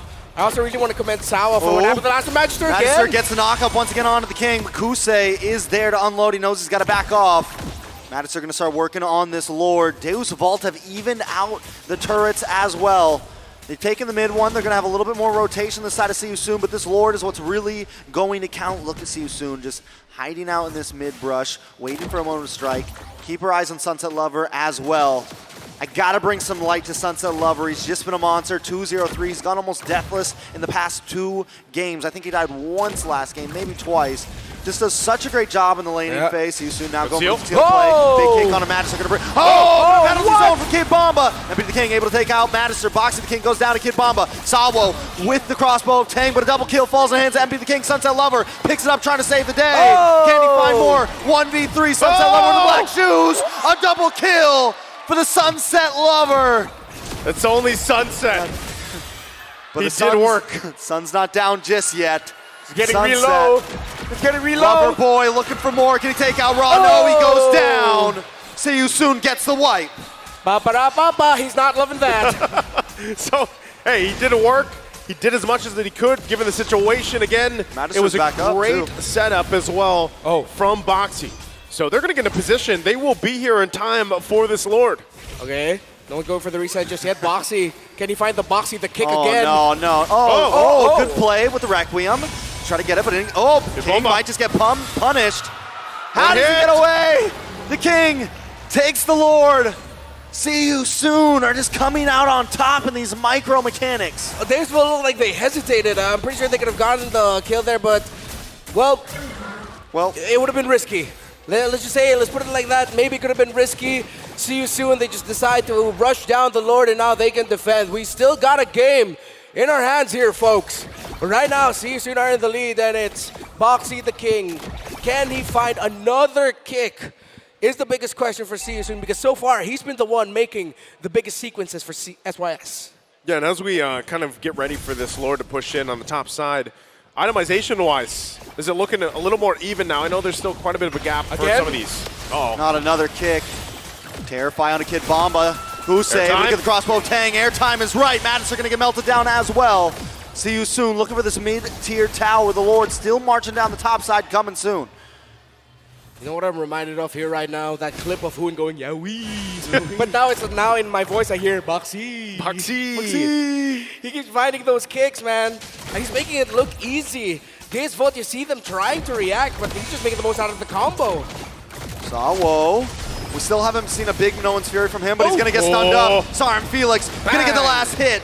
Kusei does get knocked out, but it's only enough to buy time for the side of Deus Vult. No way. Carvey going to be able to melt down the Lord. See You Soon, look for something. Look at Boxy the King, man. He's always looking for the shot. More minions coming. Deus Vult will be able to clear these waves. Yeah, they're still... Hold on to it. The King. They go down here, getting slowed down. They're looking, Sunset Lover picks up another one. But Kid Bomba's going to get stunned by the bravest fighter. Terrified by Hurrah, but they're able to get away. Yeah, that's a big punish there by Deus Vult. A little bit too eager to break down the tower, and he wasn't able to take it back. Nice knock up. He can't even go in right now. Yeah. He goes in, and he has to stand still for a second. Kusei just melts him down. Yeah. So difficult right now for Deus Vult. At this point, they need to find the 1-1 alongside everyone else. But again, you have to talk about the layering of abilities. You have to make sure Needles and Flowers has been used by the 1-1 first. Once that class is gone, that's when you can go in, try to make a play to burst her down. Easier said than done, honestly, for Day as well. Seasoon are just playing really well around the 1-1, and hey, we gotta commend Kuse. He's been playing really well individually. Yeah, the hard part too is the fact that, really, you have a Minotaur, but you really haven't been able to set those things up yet, right? And even when you get close and you're trying to get a position, Sal's trying to be there, he gets to half health before he even gets in position. That's again, that's the course of the game when you had that lead for Seasoon, and they were able to build up really quickly. So if you're Deus Vult, you want to buy some more time. Maybe you get to a point again, another 5 minutes or so. You should be able to contest this and be comfortable contesting this Lord and not giving it up to Seasoon. But really, Boxy has been on point. You have to be able to protect Carvey especially, right? The pressure is going to be there. And then once again, the answer starts to get to the point. All right, how do we play around the crossbow of Tang? If it's popped up, that's why you see right now, too, the Winter Tranche being picked up. Is going to get the knock-up on Asari on Felix. But the crossbow Tang's ready to unload once again. Mattis are going to go down. Kuse able to pick up the kill, but Sawo finally getting the 4-man knock-up. Felix in the midst of the ball. Sawo trying to get away, but he can't. Asari and Felix picks up the kill. And now Kid Bomba will fall next. Felix with the double. Sunset Lover all alone once again. Going to go down. A triple kill for Kuse. Looks like, man, the flex on him. The flex coming through. It looks like they're just going to go ahead and run it down mid. See you soon. I don't think there's going to be a defense for this one. Everyone in the grave. See you soon, showing who's the better team right now and take game number 2. This one was a little bit closer, but See You Soon comes out swinging once again. Ends the game under 15. Sheesh. Counterplay again is what Deus Vult wanted, while See You Soon are still continuing to set the tempo. There needs to be some big changes in Deus Vult because right now See You Soon have changed for the better, more aggressive, more free-flowing, and it looks like they're having a whole lot of fun right now. Match point, 1 win away from moving forward. What can they do now? It's going to be a long road ahead of them if they even want to try to reverse sweep this.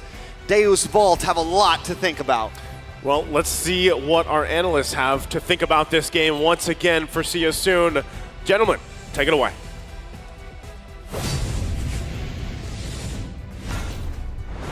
Some signs of life from Deus Vult in that series as they clap back in the mid-game, but just as quickly, See You Soon regain hold of this game in this series as they go into match point 2-0. It's just crazy to see that CYS was able to snowball all the way with, I would say, their MPLI drafting strategy. This is the See You Soon that I was looking forward to see at M5, but unfortunately, in the group stages and even in the first few matches of the knockout stages, we weren't able to see the super ultra aggressive CYS. You're going from good to great, and so far, they're looking better than great because they are now just 1 game away from moving on through the lower bracket, and it's with no short effort from our MVP here in game number 2. It's your boy Kuse ending the series, rather the game, well, one more for the series, in a flashy way with that 1-1. His 1 death is where he took his most damage. Like just clean up straight his life bar, 1 death, and then that was it. From there, he was just always in the skies. Great itemization, great plays made across the map, and obviously, again, the Master Assassin that's just, at this point, Kuse always goes for Master Assassin. He loves winning in that lane individually 1v1, especially in this game. That's how the snowball really started, right? The fact that Kuse was able to win so hard in that lane. Take a look at this. He's level 4. Carvey's still level 3. And that's it. Carvey's not able to do much here. He has to go and get some farmer up top. If he joins this fight, he's kind of useless compared to that level 4 1-1. That's right. Again, our points from game 1 is Deus Vult need to figure out how to solve this issue, right? The fact that See You Soon are so aggressive, they can't go toe-to-toe. Again, you can't put Carvey on these emblem sets wherein you're expecting to win against Crusade because See You Soon are already a step ahead. And again, there was a Lord here that clearly should have belonged to Deus Vult, but Siusun just kicked them out. Siusun just said, you know what? We have enough damage. Our collapse is better because of how far ahead we are. Again, just where the gold is and how that matters. And already, again, just as soon as you thought they had it under control, Siusun just puts it up back to 11. And it's just really strange to see Deus Vult play in a very one-dimensional kind of playstyle, right? You expect Deus Vult with the draft that they have, being so dynamic, having a lot of secondary carries, having a lot of plan Bs, even in the laning phase. Sure, you want to play for the Bruno, you want to get him snowballed, but if it doesn't work, play the Kid Bomba. He was winning his lane up until he was ganked by 2 and more members, and that's what shifted the tides again. So in the end, what Deus Vult got from their early game commitment through the gold lane was a losing gold lane, a losing XP lane, and then no more playmakers to help Magister around the neutral objective. In a simpler way, again, the story of Deus Vult from game 1 and 2 is they seem to always be just clogging up holes in a sinking ship. The way Siusun keeps attacking from different angles allows for them to push forward. Deus Vult, it's always 2 steps forward, maybe a step and a half back. And that allows for them to always be just slightly behind and have somewhat of a comeback for Siusun to just grab it from out underneath them. Again, the aforementioned emblem set for Carvey, alongside, again, this is respectable. The fact that he picked up Purify means that he knows Siusun's gonna get him. But also for the side of CY Soon, right? I mean, just looking at the way that MP the King decided to go for the emblems, it's amazing. He knows he's going to get ahead in this game. He knows that with the composition that they've drafted for themselves, it will facilitate a lot of the early game neutral objective, early game pickoffs as well. Bottom lane, whatever lane he ganks, there's supplementary enough amount of CC for him to just dish out damage, and that's where the Thrill plus the Hunter Strike super early basically sealed the deal for CY Soon. And I can only imagine, again, Deus Vu, Kid Bomba, again, he's just one of the few key reasons as to how this team holds on for an extra 2 or 3 minutes, right? Just straight up juggled into a winter trunch just to try and stay for maybe 2 more seconds and then survive via the BOS. Yes, it'll get you far, but the fact that you did not get to build up a little bit more damage to finish up and get maybe a little bit more spell vamp means he was just going to go down just as quickly. Again, 155. They say EXP laners don't really count for KDA, but he was just dying way too quickly, way too soon, way too often. And I gotta give props to Sunset Lover, man. The amount of consistency this man has in this game. Last game, he only died once, I believe, and now 5-2-4, despite the team losing out so hard in a lot of these skirmishes, a lot of the team fights. The fact that Sunset Lover, again, was able to get a back-to-back the carry from a losing side is phenomenal, man. He really gave a lot of problems to US. Yep, despite See You Soon barreling forward maybe 3,000, 4,000 for a majority of this game until it, hit a critical mass. Sunset Lover was actually very close to Ra in net worth, right? His item build was respectable. They had to send 2 or 3 bodies to actually make sure that this Lilia died. So again, even in as early as a day as M3 under their former team Na'Vi, Sunset Lover has already had my respect. So now they gotta dig deep, man. They gotta go into their veteran wilds and lead the rest of this younger squad into, what, a reverse sweep? And it's strange, it's really strange here, Leo, the fact that, yeah, they need to try to lead this team, but it feels like with the way that they're playing anyways, right? They're going to the gold lane, Carvey's not dealing enough damage, Kusei and Ra, it's the same story as game number 1. They have secondary carries, they have a lot of plan Bs, but they only look at one. Once the Bruno fails in the lane, once the Bruno isn't able to dish out damage in these team fights, it's done. Because Sunset Lover will become the sole damage dealer for the team, and that's not what you need. They can't rely on that, right? Knowing that See You Soon have so much maneuverability, they have so many ways to get out of the glooms, the choke points. This Lilia is, even though he did that much damage, unreliable as a main source of damage. So again, if you go toe-to-toe against See You Soon, it's clear that just the plan will not work. Is it time? Is it time for Deus Vult to actually bring out the cheese? Does Coach Fly Solo have anything left in the tank? Because it's now or never. This is where you bring it out, game 3. It's all in or nothing, right? For Deus Vult, the fact that, again, they've already had, I would say, not bad drafts. For game number 2, I actually kind of like their drafts. They need to be able to understand how to execute their game plan a bit better and how to be a bit more adaptive and improv their way to victory. If they stick with just one playstyle, one strategy, See You Soon's got their number. And again, just to remind y'all, whoever loses the series goes home. It's an elimination match. Journey ends. And as much as I'd like for both of them to continue, this is the way of competition. So with that said, again, dig deep into those pocket strats, switch up. I'd say, you know what, they adjusted well here in game 2, Deus Vult, but I'd say that's the lineup-wise. Tempo, though. Tempo. There has to be a way for them to almost immediately switch up and answer. Carvey, you're in trouble. Let's fix that. Instantly. Fix it and come back. See You Soon can do that as well with a video of support coming in from their casters. That's right. It's Ice Frog and Meng Lee from Cambodia. Homoy Mao.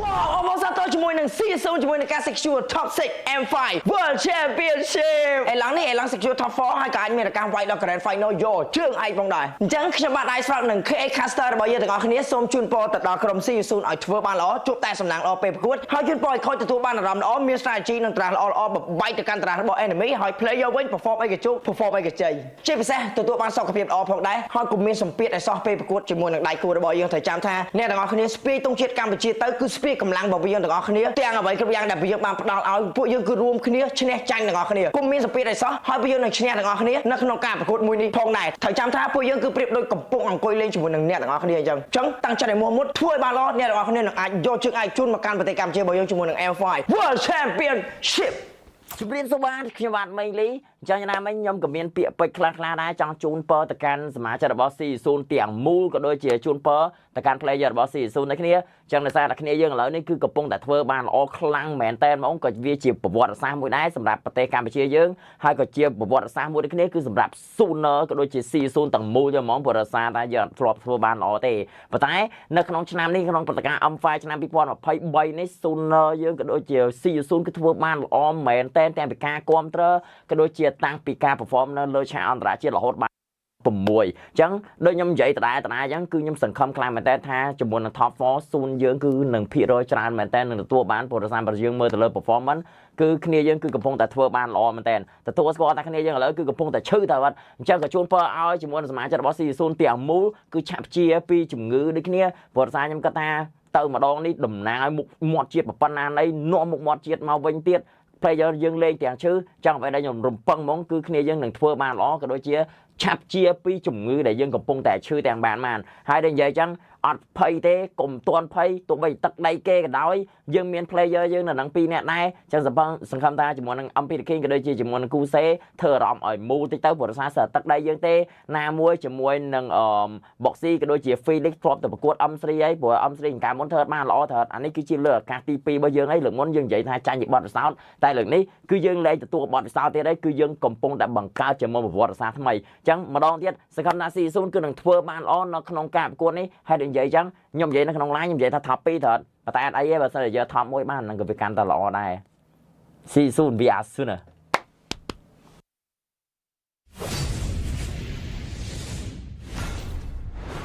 Esports is for everyone, regardless the gender or the physical ability. And now here with us is a very popular Cambodian para player, Firak. Hello.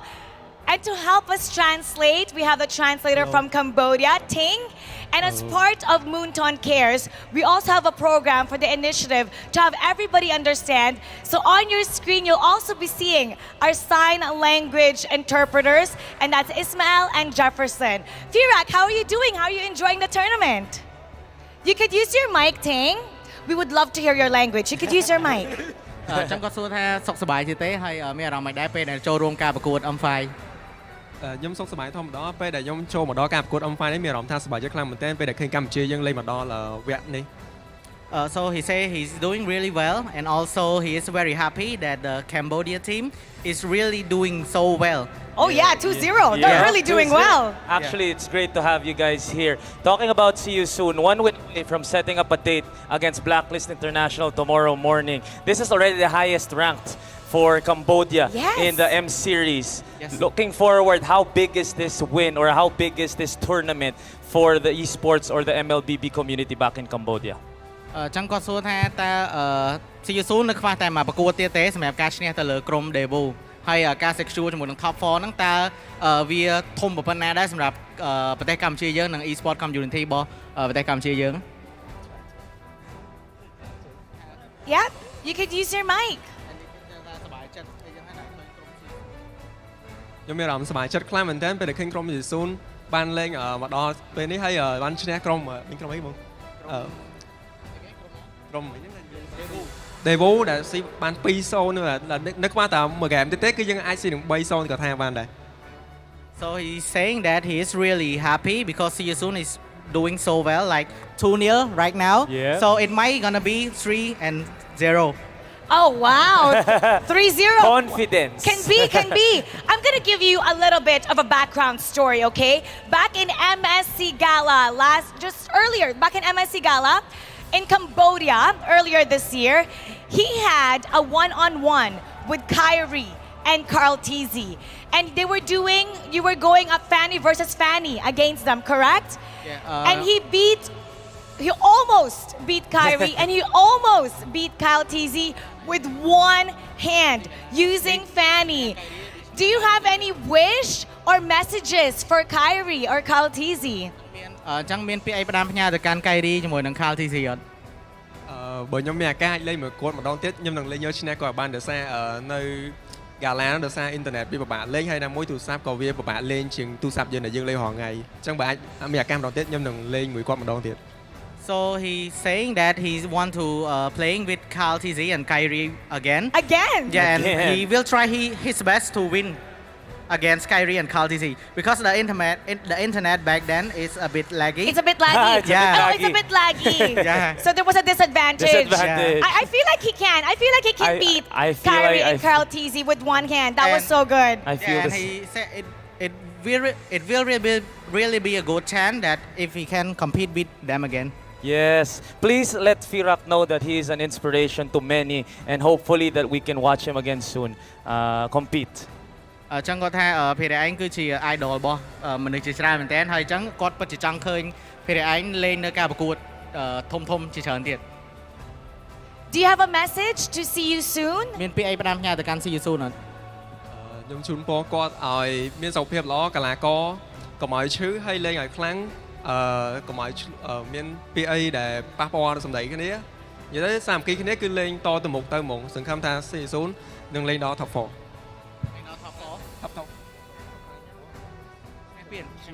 Champion. So he's saying that he wish see you soon to do well and also healthy and without any argument in the team and also becoming the champion of M5 World Championship. Let's see, Mikey, if that is gonna happen in Cambodia. Ho, Mui Mao. We're gonna go back to the game for game 3. It'll be See You Soon versus Deus Vult Casters. Pasak. 3-0. 3-0.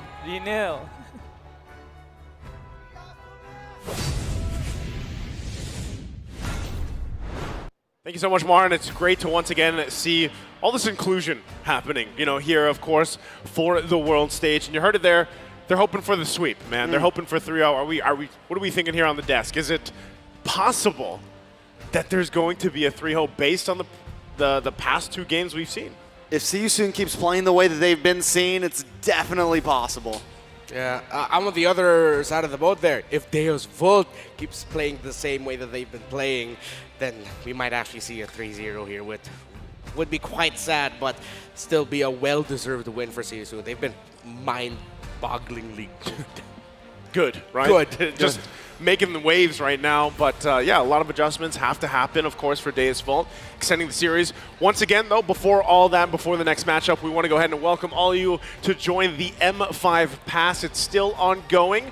Unlock the Yuzhong M5 exclusive Dragon Shade skin and the Prime Cosmic Dragon skin when you buy the M5 Pass. All you can accomplish all the tasks in-game up to level 75 for free. So again, grab it while you can. There's not much time left for the pass, and there's a ton of M5 exclusive rewards waiting for you guys, and of course your friends as well. So once again, as we reel it in to the game ahead of us, based on the past 2 games, we only, even referencing the talent predictions, guys, I think there was only one person that predicted the 3-0, and that was Mirko. So he's done a lot of 3-0s so far.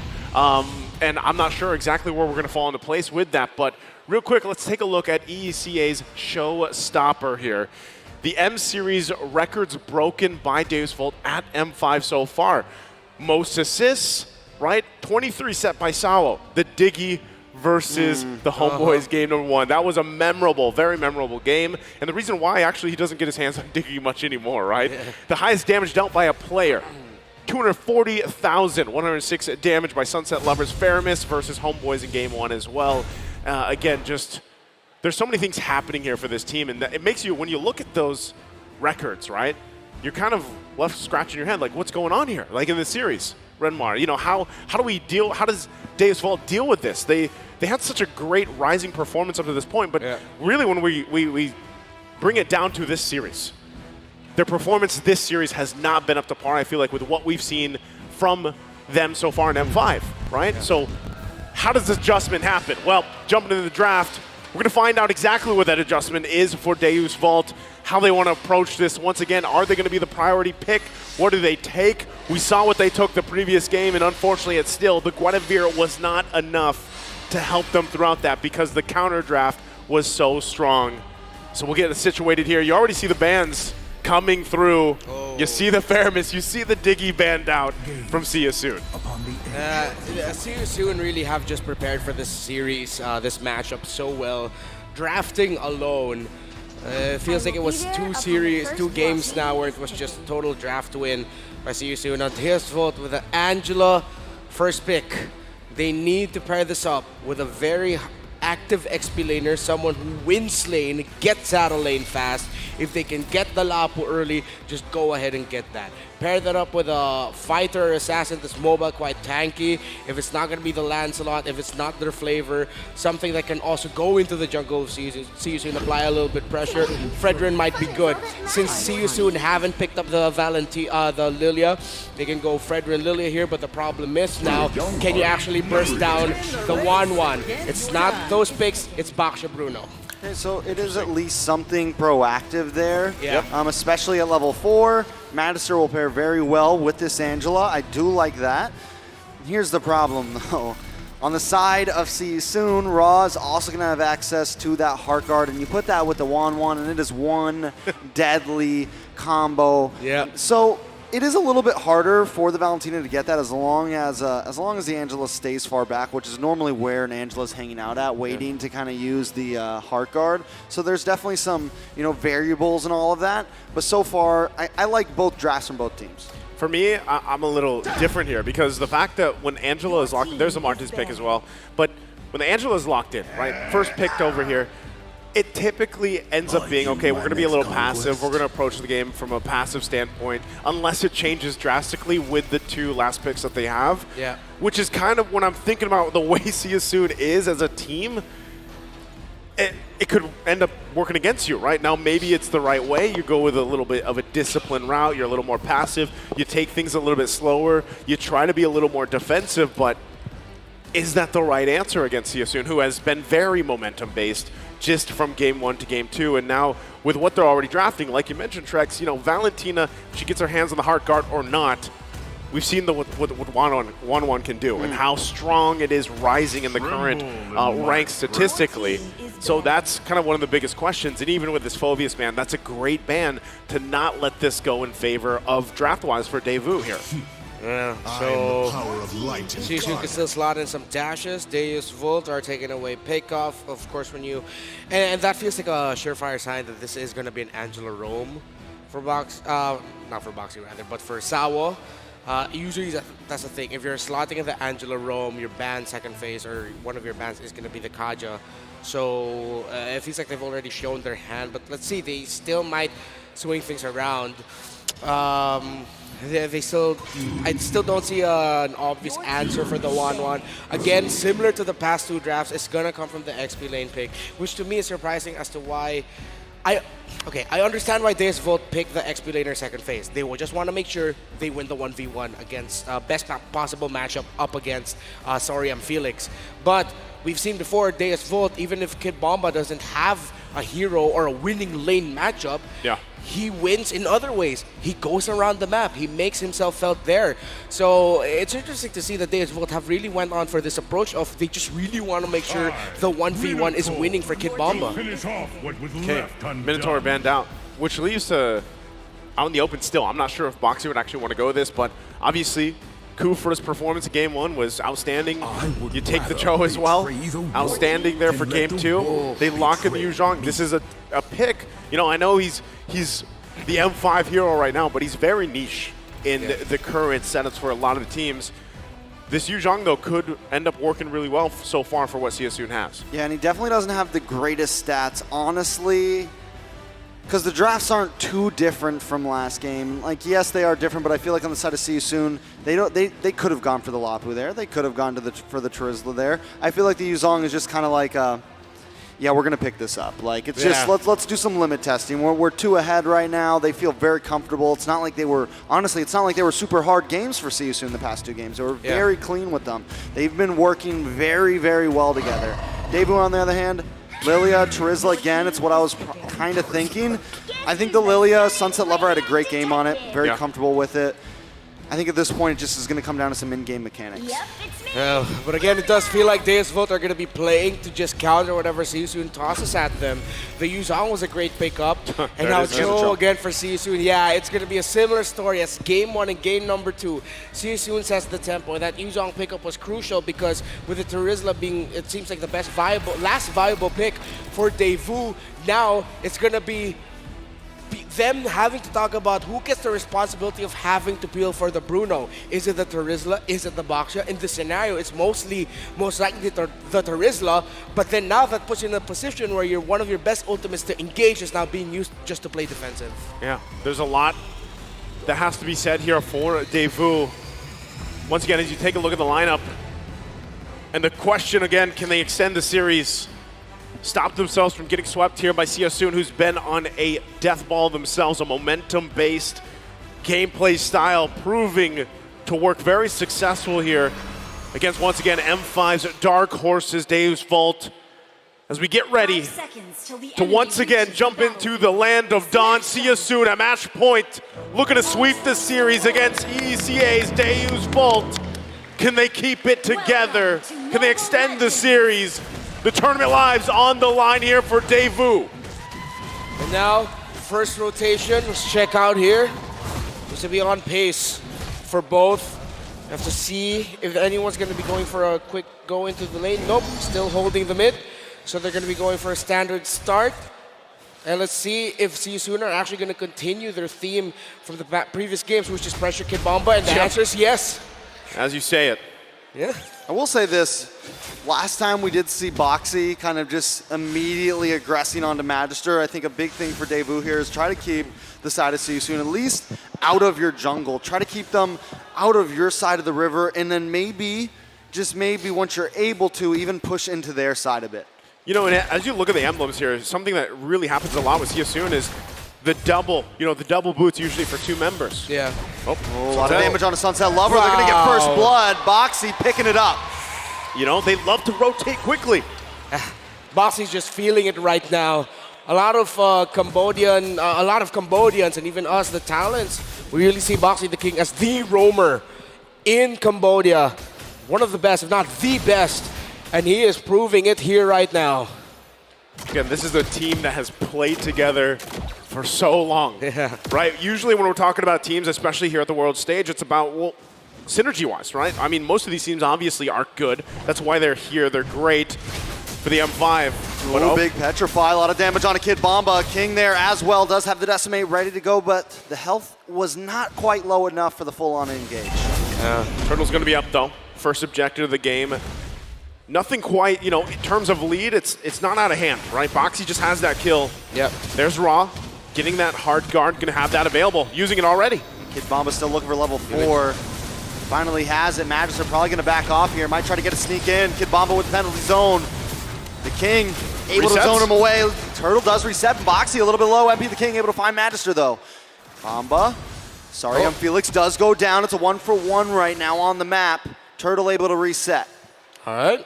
Slow and steady right now, but it feels like Season, I really would hope they got the turtle there instead of full committing onto the fight. They could have gotten it for themselves, and it actually would have supplemented their fight, but hey, no more point in crying over spilled milk. Now, Deus Vult, yes, as you mentioned earlier, Trex and Naisu is not as bad as the previous games. Not out of hand, still quite close early on. But still, we're seeing the same themes as earlier. They're just playing for the counterplay, but now this is a little bit more proactive by them. This is good. Boxy looking for something there. Penalty zone does come in. Nice terrified by the King, able to secure the turtle. Felix able to get away safety, and now MP looking for more. See you soon decides to back off. Overall, still slow pace compared to the previous game. Carvey finally winning out in the gold lane. Okay, they get the objective. See you soon. There was also some pressure on the top side. That's what Daewoo has to do. They need to be able to find wins, right? If they're not going to be grabbing objectives, again, they played even that first interaction well. So Yasun decided not to commit to it. It gets reset, but eventually it goes in their hands. Daewoo has to find something else across the map. And at the same time, taking care of Carvey. Look at MP right now, trying to lock on, going to create space for the rest of his team to clear out that gold plating. Madison going to get involved. MP taking a little bit of damage. May just go down here. Carvey trying to come in. Madison picks up the kill. See you soon now on the back foot. All right, so again, it feels like See You Soon gave that up for nothing. That was a kill that shouldn't have happened, but at least Deus Vult, kudos to them for being able to respond to it. And now, of course, Boxy is just going to continue this. Since you need to slow things down, because again, it's not far. Deus Vult still have the chance to take away objectives and get kills. See You Soon, they cannot rest easy. They still have to keep their alert very high.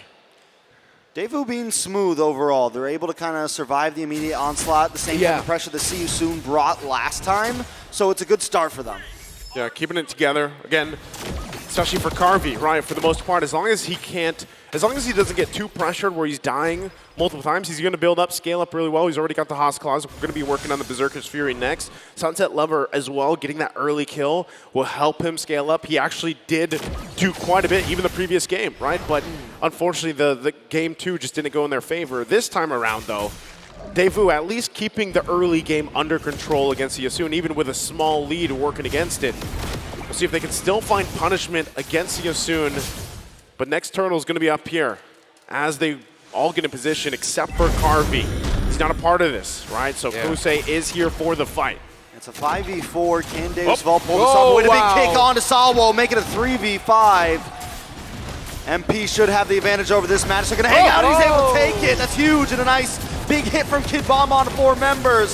Sorry, Felix goes down next. Kid Bomb able to pick up the kill. Daewoo trying to equalize here. Raw going to take a little bit of damage. Sunset Lover unloading the glooms. And while this is happening, Carvey takes tower down bot. Raw's in trouble. Not able to do enough damage. Raw in a lot of trouble. They're going to chase him down. Kid Bomb picking up a kill. Is it another one? On to Boxy. Daewoo finally taking a lead. There's Daewoo. They come out swinging. They get a couple of wins. They make movements. Kid Bomba, though. This is bad for Bomba. Magister's there. Magister's there to help out. Kusei loses the weakness points. Kusei might have to try to get out of here. Can they lock on? Are they going to go for the dive? Salwo looking for the sun. Kusei dancing back, forth, able to get away. Deus Vult was able to find a good counterplay. I was thinking that if Magister wins this turtle, it's going to be really good for them. And he was able to. A great retribution win by him, and then Deus Vult called it out there, Trex, the great penalty zone to stop the chase onto Magister, onto the members of See You Soon. That led to the eventual turnaround, and it felt like a huge 50-50, but it all worked out in the end because that meant Carvey got to push down in the bottom lane. He didn't need to put himself in danger. He got farmed. He's now leading over the 1-1. So Deus Vult, everything just went right for them. It wasn't like the perfect win, but it was a win regardless. Now they find themselves in a lead. Not a comfortable lead, but still a lead in the first one, if I'm not mistaken, in this entire series. Yeah, the interesting thing is, Carvey being able to farm up here. Once again, they are putting pressure where they have to around the map. But even in that last exchange, that's just showing how much damage even Sunset Lover has early on, right? For the fact that Carvey wasn't a part of that. But now, as he's rotating with the rest of the team, they get prepped up and ready for the next objective. That's going to play an integral role in that. Kusei now picking up the DHS. He has the Demon Hunter sword available, which will help him as well. That's why you see everybody getting prepped and ready, right? He's still going to stay up top, but Turtle started. Yeah, this time, Carvey will be down here. Boxy looking for something. Madison able to take the Turtle. Madison maybe looking for more now, gets the run into Boxy. Boxy getting low. Sunset Lover's got his back right now. They're going to decide to back off, but still they're pushing See You Soon away. All right, so now it's going to be See You Soon playing a little bit of cross map. They send Kusei up top, allow to get a little bit more farm as well, catch up, apply pressure there. But Days will get that turtle without a problem. MP the King's Retribution wasn't off cooldown just yet by the time Days will got it. With that, once again, you have to see this is where, even for Kid Bomba, this is a little different from the previous two games, right? He had a hell of a time in the lane before, but now that he's got these 2 kills, he's able to build up pretty well. He has the Dominance Ice, of course, already working on the next defensive item. Madison gonna move on to Kosei here. Able to make him pop that second skill. The Heart Guard is on top, so he can just keep pushing forward. Sunset Lover trying to find an angle as well. MP locking onto Madison. King looking for the kick. Lands onto Madison. Madison gonna take a lot of damage here. Can he get away? Black Dragon comes out. Felix trying to zone in. Sunset Lover splits him up, and See You Soon cannot get the kill. All right, we got ourselves a game here, gentlemen. You see Deus Vult actually doing that to try and force reactions from See You Soon, trying to force out the crossbow of Tang. Great discipline by Kusei to hold on and not let it go. But then at the same time, you saw there SYS trying to find a way to turn that around, push back the members of Deus Vult. So still slow and steady, methodical. Play around the macro, play around the minion waves is what Deus Vult wants to do. They don't have the capability to pull off surprising plays like the Cho of See You Soon. Yeah, not only that, but also the fact that this time around with the Angela, right, you have the focusing mark that will play a part towards the later, part of the game, especially that extra amount of damage. Yeah. If you can capitalize on that, whether that's, of course, for Carvey to pump out the damage later on, especially when he's got those 3-4 items on this Bruno, that's really going to help them out as they try to win these skirmishes, these team fights, but still in the mid lane. Gonna look for the way of the dragon here. Able to connect, but not able to get him out of the tower, so See You Soon cannot commit.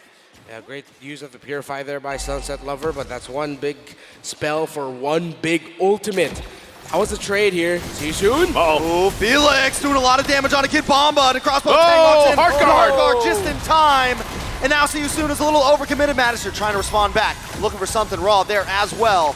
Kusei able to get a couple free shots off a nice Terrify on a Madison. Felix looking for the re-engage, now seeing Soon trying to bite back. Masawo's got their back along with Sunset Lover. Both teams disengage. Okay, that was, again, saved by the Heart Guard there that time.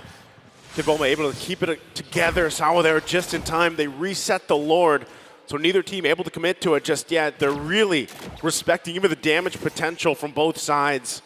But with that, Dave's Vault looking very tanky, with this lineup alone, not to mention you pair up an Angela there. Yeah. Now, once again, See You Soon's going to go ahead and start up the Lord. Daevu has the information. They're going to get in position. Oh, Boxy misses it, does actually kick on to Madison. Madison going to get knocked up. Kid Bomba with the penalty zone. And Beat the King forced to try to back up. Kusei look for some weakness points. Still forced to back up, and at this point, Dave's Vault is coming out on top in all of these team fights. Yeah, they can rush this, but they have to watch out for MP. They're still going. King looking for the knock-up, able to land on a Kid Bomba. King able to get the decimate, backs off. Kusei moving on to Madison. See You Soon with the Black Dragon, forcing Daevu away this time. It's back and forth. It's definitely been a day of pendulum, and finally, Felix connects, but may just drop here. King takes the Lord, though. Great decision by See You Soon, the pendulum around the Lord. It wasn't a full reset on the Lord that Deus Vult initially held, and that meant MP and the rest of See You Soon, while Sori and Felix in the dragon form pushed back the members of Deus Vult.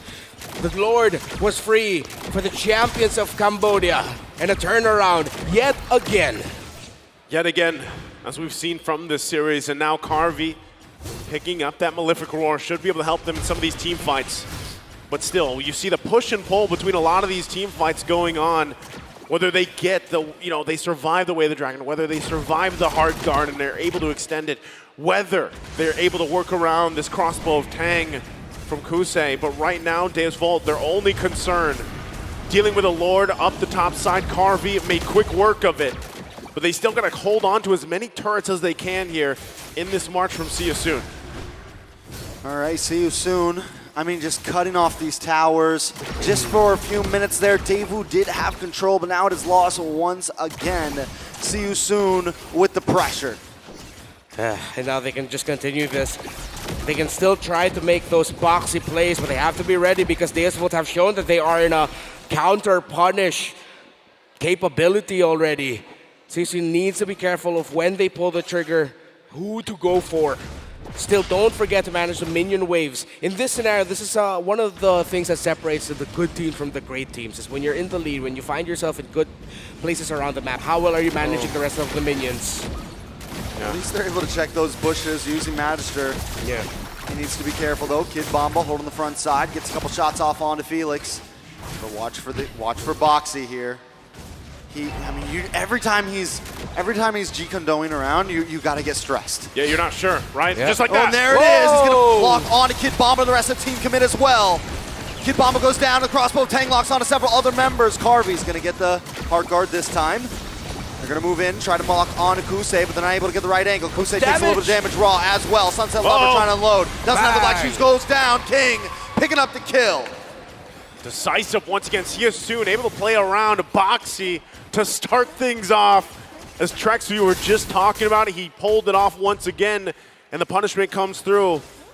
That's the thing, especially working around this. Dave's Vault still, it's not too far ahead, right? They're not too far in a deficit here. It's 2K. Yeah. They actually, you can see that even when CSU's approaching these fights, unless they get a sure pick-off, they still respect the capability of Dave's Vault to turn things around, even looking at the damage dealt. Sunset Lover is up there, right? He's there with Raw. A lot of the times, like I said, this Lilia is picked up for a reason. It's you can pump out the damage very quickly and still play relatively aggressive and then safe when you have the black shoes. Now that the Lord is up, though, and given the fact that Carvey is also just picking up a major item defensively, the Wind of Nature, do they actually go and try to win this team fight to secure them this Lord? That's what they need in the series. Kim Bomba also picking up the Winter Trunchet here to help against the possibility that Kosei gets the airtime, gets the crossbow Tang off. Boxy, though, again, going to go in with the conceal, looking for his own pickoff. Okay. They still keep together, both teams respecting each other here around this Lord pit. And they're trying, like Davu's trying to get these baits out, but Siyusun is never fully committing to them. Boxy's so good, he's only going in when he's absolutely sure he can find someone. Yeah. Oh, the damage. Oh, wow. The damage on a Sunset Lover. Kid Bomba to the back line, does pop. Watch out for Kusei, does have the crossbow Tang, decides not to use it, still up. Carvey able to take out Felix and be the king. Able to find someone, terrifying to Carvey. Carvey taking a little bit too much damage, finally falls. Bra able to pick up the kill, it's 2 for 2 right now. Madison still up though, both Retries on the field. Okay, big 50-50 there, still the jungler of Siyusun alive, Magister up as well. 14 seconds on the retribution of MP the King. A little close to 24 Magister. Deus Vult. It's going to be risky. Oh, Ra! A lot of damage on a Sunset Lover. Able to pop the black shoes. Does have the heart guard. He wants to try to finish. Able to find Raw. But goes down to Kusei. Don't know if that's a good trade right now. Kusei gonna chase him down. Crossbow Tang unloads. Doing the damage on a Madison. Not able to get the final shot though, but is able to back them up into a corner. Keeps them at bay. Gives them time to go ahead and secure this Lord here for Siyusun. An exchange back and forth between both teams, but ultimately, Siyusun grabs the objective. Kusei, man, he was just throwing darts at the dartboard of the Boxia skin. Maybe that's why Magister didn't go down, but of course he was built really well, has an anti-cuirass, has the blade armor. But one of the bright spots here for Siyusun really, or one of their brighter spots, is the fact that they are so disciplined. Kusei especially on this 1-1. Ra as well, even though he's been taken out a couple of times, in terms of like making the most out of each ability. That seems to be Siyusun's thing right now, and it's one of the biggest reasons as to why Deus Vult is struggling. Oh, conceal play from Boxy. Everybody just tightens up when that happens, right? Yeah. Siyusun now closing in the Lord, about to make the crash. Watch out for Kusei, making his way, takes a couple shots, has to be careful, back off a bit. Davu still defending. Yeah, Davu, again, they have great capabilities to fight back. Given the situation of 5K behind, they can still actually turn some of the tides of these fights. It really is, how do you play around Boxy? Now there's immortalities coming into play. They're going to push it in. Oh, the Terrify, the Petrify, the knock-up. Out comes the crossbow of Tang, and Magister drops. Next is going to be Kid Bomba, and the Decimate lands directly. Go back. Carvey now looking to maybe try to get a fight back, try to get a strike back. Look for something here. Boxy gets a knock-up. King still playing the distance. Pops the immortality. Carvey unloading with a couple free shots. Sunset Lover picks up a kill. 2 for 1, and Daewoo still defends. Okay, Daewoo still being able to hold on, and now we've seen their main win condition there. Even though Magister was low, Kid Bomba was low, Sao, the call was commit the hard guard onto the Bruno. All the eggs and all the hope of Daewoo extending this series right now are on that Bruno basket. Being able to free hit, hold on long enough, supplemented by the fact that Lilia, in the hands of Sunset Lover, is now a big pain on the behind of See You Soon this late into the game. Already up to a Divine Glaive and 3 other items, as Truncheon, the Ice Queen Wand, and the Enchanted Talisman. See You Soon. They're starting to hit the point where they're going to realize that this game is far closer than they'd like to accept, despite all those towers in mid still standing. Yeah, as long as Carvey, Sunset Lover are alive, the damage can be insane, right, for Daewoo. That's what they have to do. And again, when you have the Angela with a focusing mark on top of it, it really helps some of that damage department. Boxy, though. Boxy does land the way of the dragon on Kid Bomba. Bomba taking a lot of damage. Felix pops a Black Dragon. Carvey looking for some free shots. Able to come in. He's got the Heart Guard. He's safe. Can he take this one out? Nice shot. Sunset Lover picks it up. 1-4-0 into the hands of Deuce Vault. The hope is there. The belief is there. They're holding on. A great Winter Truncheon there by Kid Bomba to ensure that the crossbow of tag would not get activated and would transfer to another member of Daewoo. Still, See You Soon have initial advantage here. They are down 1 man, but they are in good position to try and take out Wano, Sunset. A lot of damage on the Sunset, but Sunset doesn't care. Sunset's not scared. Gonna push back in, pop the black shoes, but that is a utility down. Boxy looking for another moment of strike. He's always there, and Deuce Volts know it. Boxy looking for the knock-up, now able to carry. Kid Bomba responds with the penalty zone. Kusei now trying to come in as well. Look for the weakness points. King able to come in, gets the hit, takes out Kid Bomba, and backs off. It's a 1-0. Magister maybe looking for the re-engage. Sawo, Sunset Lover, Carvey there as well. They definitely want to go. You might have taken one, but we're ready to fight. See You Soon. Back into the Lord Pit. And again, back and forth between the two teams. They get a member down, another one falls, and then they kind of pull back off. A lot of item switching here going on too at this point, almost 20 minutes in the game. Longer game than we've seen from the previous two. Daewoo, despite it all, still holding on, but this will ultimately be a See You Soon Lord. So Daewoo has to get prepped and ready once again for the defense. And I'll say it again, as long as Sunset Lover and Carvey are alive, they should be able to make it out of this defense as well. Yeah. Seems like there was a slight hesitation, miscommunication by the members of Daewoo whether or not they're actually going to chase, fight, or dance for the Lord. Because in terms of how it looked like the members of See You Soon were positioned, it looked like it could have been better for Daewoo instead of chasing to just draw back the Lord, start a little dance, send someone forward, knowing the timers on the Yutong. Just watch out for that and then reset if ever the Yutong gets close. But now it got to the point where since Daewoo chased, the members of See You Soon got a little bit of time to recover. Daewoo were put in a worse position in the map, meaning that See You Soon can just go to the Lord Pit. Boxy still looking. Sunset Lover going to clear the boss side. Daewoo should be able to clear these waves very safely. They're down 1 inhibitor. That is not the end of the world. Here comes Boxy with the 3-man knockup. Boxy doing it once a minute. Kid Bomba locking on. And Boxy goes down raw. But an extra fall. The crossbow tank does lock off. But still, all members of Daewoo are still up. And now they're finally responding. MP in trouble. Sawo looking for the kill. Carvey there as well. And down goes MP. Daewoo still stand tall. Daewoo still in the mid lane. They gather together, they fight together, and now they're going to run it down mid here. Kosei and Sarnion Felix left alive, but this is exactly what Daewoo needed. Yeah, they still waiting on a wave of minions. This one shouldn't be able to do it, but they should get some damage down. 20 seconds left on the clock. Don't know if they're going to have time to finish this one.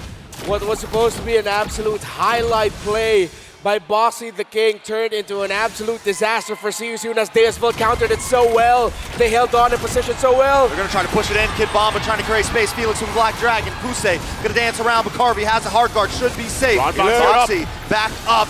More minions are here. Daewoo thinking about it. Back and forth just like always. But they decide to finally counter while they got it. Good control. Daewoo showing good control there. See You Soon now still Still have a slight gold lead, but now it is down to who gets the press buttons better here, folks. We're at that point. Items really close. The buying and selling, as you mentioned earlier, actually coming in big. Winter truncheons, exchanging them, going into antique cuirass, changing that. Now we're actually seeing Guardian Helmet as well being sold around by Magister to get a few more utility items, either if it's going to be for the Emo or maybe he'll even get a Winter Truncheon himself. Again, that was a play. Kid Bomba. Great follow-up there. And as long as Naisu, you said it, as long as Sunset Lover and Carvey are alive and they aren't taken out and they are able to free hit, it's a problem for Sisoon. Yeah, and we saw the interaction there, right? Even Kid Bomba, as long as he gets that penalty zone and he finds even 2-3 members alongside that focusing mark, the damage potential is going to be there for Deus Vult. Now they'll go ahead and start up this Lord. Holy Crystal even being picked up here for Saul as he has to clear some of these waves, keep it under control. Both bases have one turret down. Daewoo knows they're there. They know. They're like, you're not going to get us with that play. Get back to your side of the pitch. You don't belong here.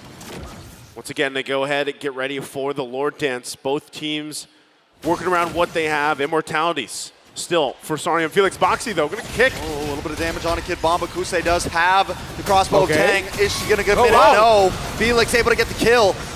Now Daewoo at a disadvantage. It's a 60-second death counter, which is huge right now. They know the Heart Guard was used. Yeah. They know it's down. That was really good sense by Boxy to actually just go for that kick. Initially, it looked like it was okay. Are you sure you want to do that? But then because of the positioning of the members of Deus Vult, they wouldn't be able to respond and help Kid Bomba out in time. It was a small thing with a massive consequence. Boxy, what a kick. What a decision. Split second. They're going to go for the defense. They have to defend once again. They had to deal with these waves. 25 seconds for Kid Bomba to be up. He'll be up just in time for this defense, but right now, see you soon. Boxy gonna go in again. Boxy does get the knockup. Carvey there to let out a few shots. Daewoo on one of the most important defenses of their life right now. This could be it. Match point for See You Soon, trying to close things out. Daewoo, can they do it? Go buy some more time. Lord make its way top side. Carvey picking up the Wind of Nature. Kid Bowman now part of the fight. Boxy as well will work around the Immortalities here for him and Felix as Daewoo tries to hold on as much as possible to these base turrets. But as they get closer here, Lord has to be worked with. Quite strong at this point in the game, 25 minutes in. Multiple Immortalities as well available for See You Soon. See how this goes. Lord stopped at the tower nub right now. Kusei Raw, Felix also looking for an angle. Boxy back into the midst of things. Carvey going to be able to chip this down. They finally break through the inhibitor, but Daewoo still stands. Looks like we could be going to another Lord. Well, they play the long game. They want to wait it out. The minion waves weren't quite there yet. So Deus Vult lives to fight another day. Actually, there's the roam boots as well, the Valentina. Not sure there's already... I think at this point it should be activated, which explains why there's so much damage being dished out by the Shadow Strike of the Valentina. So the Dire Hit might actually be already in effect for the Val. Queen's Wings also has the, Blood Wings rather, and then has the Holy Crystal. That explains as to why Ra's initial spout of damage when he sees Carvey takes him down to like 40-35% with one full combo. Yeah, once again, even looking at the damage dealt now, once there, Sunset Lover at the top has put work in. Carvey as well. So for some way, somehow, the obstacle here for See You Soon, especially Boxy, is if he's able to get a kick on either of the members, Sunset Lover, Carvey, it's going to pay dividends. Or, again, you can make the decisive action if we take out Kid Bomba and we are guaranteed to get that kill, we can turn things around once again.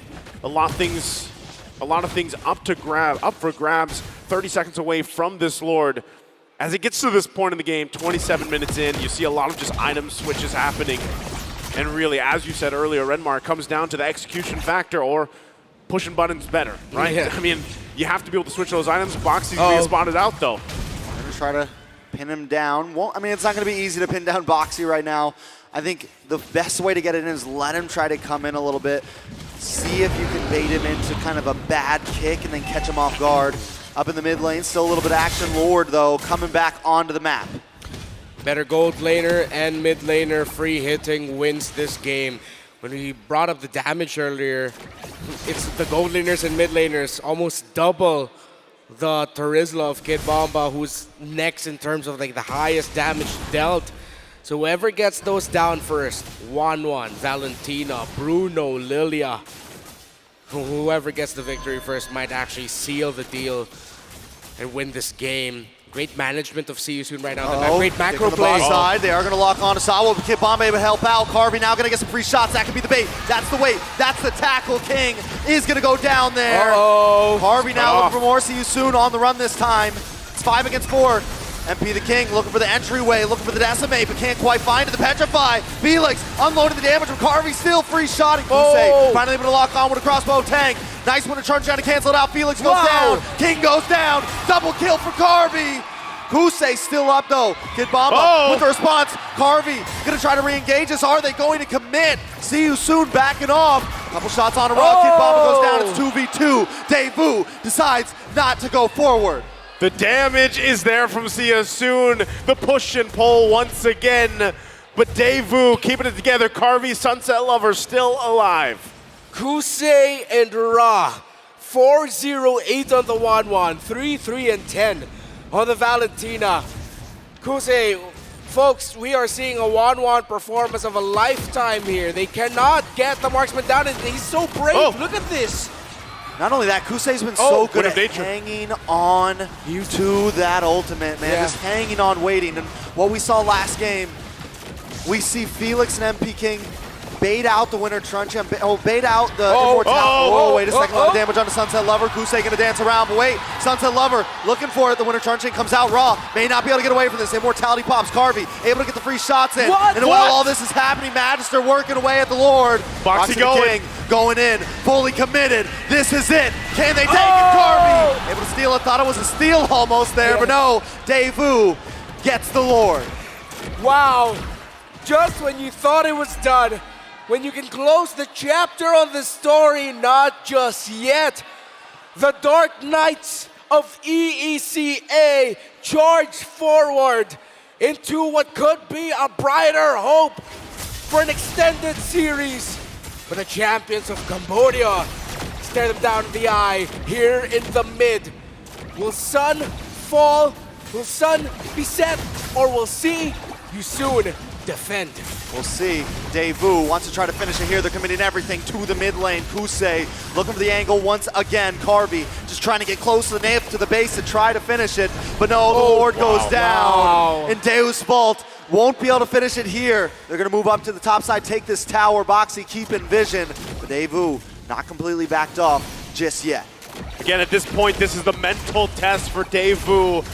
They've crawled back into this game time and time again. They're now assaulting the base of See You Soon.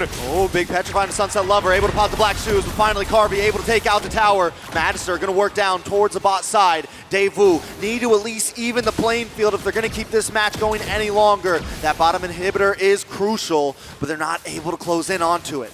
We're back to it. It's mirrored for the bases, both holding on to the same turrets of the base as both teams. The perfect picture still. Carvey working on it. Boxy does get the kick onto Sunset Lover. Black Shoes come out. Kid Bomba dropping it down. King able to back up. Kid Bomba buys the winter truncheon. Able to freeze it up for just a second. Felix goes down. Sunset Lover picks up the kill. Nice heart guard onto Carvey. Same as usual. Able to unload a couple more shots. 73 death counter on Felix. The baddest kid on the planet with the penalty zone that might have sealed the fate of See You Soon. Deus Vult is the sit. They're going to try to make it. And Sunset Lover takes out the tower. And another one on the two members. We're all taken out. A big kill for Sunset Lover. King will be next. MP going down. Kusei able to pop it off, but he's only on a bomb. But Carvey finds the King. They got it. And there it is. Daewoo move forward.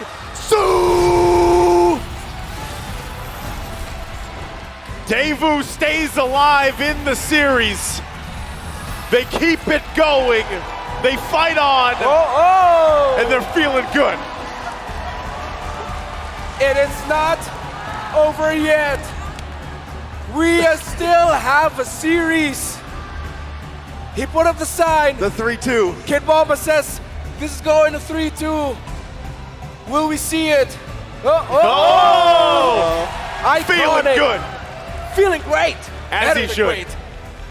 Great bars. Better than great. Hey. Better than great. Hey, that performance right there was better than great. Analyst Leo, Mirko, tell us how it went. This is just according to plan. Deus Vult, late game specialists. And did we not say in our last analyst segment that Coach Faisal was to pull out all the stops? Madman put the Angela into Sawa's hands. See what happened. That happened. That just happened. A comeback of the ages just happened for Deus Vult, and it didn't happen on a whim. It happened because they were able to push all the way till that late stage. And just like Leo mentioned, that late game has always been kind of the key, the secret key to Deus Vult's success. In most of their winning games, you can see all the way from the group stages as well, it's when they were able to take their opponents to deep waters. Even through snowballs, they will just play it slow up until that late game happens. Then, once the tick-tock timers happen, those 20-minute timers come alive, even when the enemy team has a 10,000 gold lead, it won't matter. They'll be able to coin flip their way to a victory. We're giving the MVP nod over to Sunset Lover of Deus Vult. Again, in Game 2, we sang his praises already. He was one of the few reasons why they lasted a little longer against the very aggressive See You Soon. And here, he just held it down, man. Early, mid to late, despite the back and forth swings in net worth, he was always at least a little bit ahead of Ra. With consistency of this level, it was bound to happen, Leo. He was bound to get an MVP performance. Heck, I would actually give MVP for Game 1 and 2 to him if they won, right? I mean, he was the sole damage dealer for both Game 1 and 2, and now, really, with the team backing him up, we could see everything we were talking about, everything we were criticizing about Deus Vult come to life. Sunset Lover on top of a lot more consistent damage. Take a look at the item builds. Even here, all the way to the 30th minute of the game, he sold his boots, doesn't need it anymore, goes for the Blood Wings instead so that he can sustain even more so around these team fights on top of the already Purify and the Black Shoes. That's what you call core things. Him alongside Carvey were dealing all sorts of damage. And between a mage like Lilia and a Bruno that deals physical damage, you're left as a member of See You Soon wondering, how do I defend against Deus Vult? Either of them could have the Angela taking care of them. Either of them could have the front lines. Either of them could help set up a big old Kid Bomba special. The OPZ coming up. But yeah, no, mid-game, it was really close. Mid-game was anybody's game. I mean, in the early stage, I would actually say Deus Vult were able to control the tempo, have that gold lead for a long time. But then in the mid-game, when these power spikes started to hit for See You Soon, that's when we saw these big plays from BTK. Wait, BTK? Oh, Foxy the King. That's right. Him and MP are almost a two-man kill squad. But then again, I think at some point, sorry, I'm Felix, was going in a little too deep. You could say the same for Kid Bomba. I think some of us watching would say, hey, why is Kid Bomba just throwing out that penalty zone willy-nilly? It's because even the opponents are pushing the advantage. So sometimes, at this rate specifically, you gotta go toe-to-toe. And you can flicker forward to confirm these kills. And I have to say, man, Deus Vult, in the early stages, when they get wins even, they don't capitalize on it like completely, right? Sometimes you do see a lot of misses, but when it comes to the 20th minute all the way till the end, they're always able to capitalize on any little mistake. Take a look at this, right? They all clump up into this choke point. Sunset Lover's crisp, clean positioning literally got them this win. He was able to pop in those glooms and let Carvey soak in the damage with the immortality. Once Carvey stood back up, he was able to execute these members, and then the prolonged team fight started to happen where Kusei just did not have enough consistent damage, Leo. Yep. I think that's the main problem for the Wan, right? When it's bursts of damage coming through, when you are able to execute some of these members, it's a great hero to have. But when the team fight goes for a super long period, you use that crossbow attack and then you're done. I guess now you see how See You Soon's composition relies on MP the King taking over that farm early to mid and then just snowballing out of control. And having Kusei get the gold lane experience. If those things don't happen, or if See You Soon don't capitalize and end quickly from there, things go sideways, and that's what Deus Vult did. That's what made them go past the 30-minute mark and try to get through these cracks. Again, their KDA, it's not like it was perfect. They were still dying 15 times, but they just knew how to deal with that. I wonder, what was the mentality behind a late-game team like this? The mentality is the Bomba mentality. The bombastic mentality that we've all come to know now. And you can see it. Once they won, Bomba just stood up, jumped around, and you can feel the confidence. This is when things turn around, usually for Bomba and Deus Vult. It's almost, it's crazy to think, Leo. It's very poetic that in M3, Na'Vi were up 2-0 against Todak. And then Todak were able to reverse sweep them. Now, we're seeing See You Soon go match point against Deus Vult. And it will be poetic if the odds just change. Well, we'll see now, besides mentality, again, the specific game decisions that these two teams made in the late game actually changed their fates. You see here a full-on defensive build from MP the King, had to juggle between building a damage item to help him again, and BTK, Boxy the King, confirm kills. You're also seeing Boxy the King here have multiple ways of actually juggling. Why, tell me, why is he building Twilight Armor here? The Twilight Armor, I feel like, is just to take in a lot of the burst coming in from the get-go, right? The crits? It's the crits, even the crossbow tang. I mean, like, to be honest, right, a little bit of the crit already helps you get out of these skirmishes so that you can dive in even deeper. And we can definitely see here from the damage taken as well, everything almost taken by Deus Vult except for the rich guy, which is still going to be Kusei. So yeah, again, see how weird this is, folks. Kusei was farming like a madman. He was making bank, all right? But what did it lead to? Again, it just brings back to the point of it's not what you got, it's how you use it.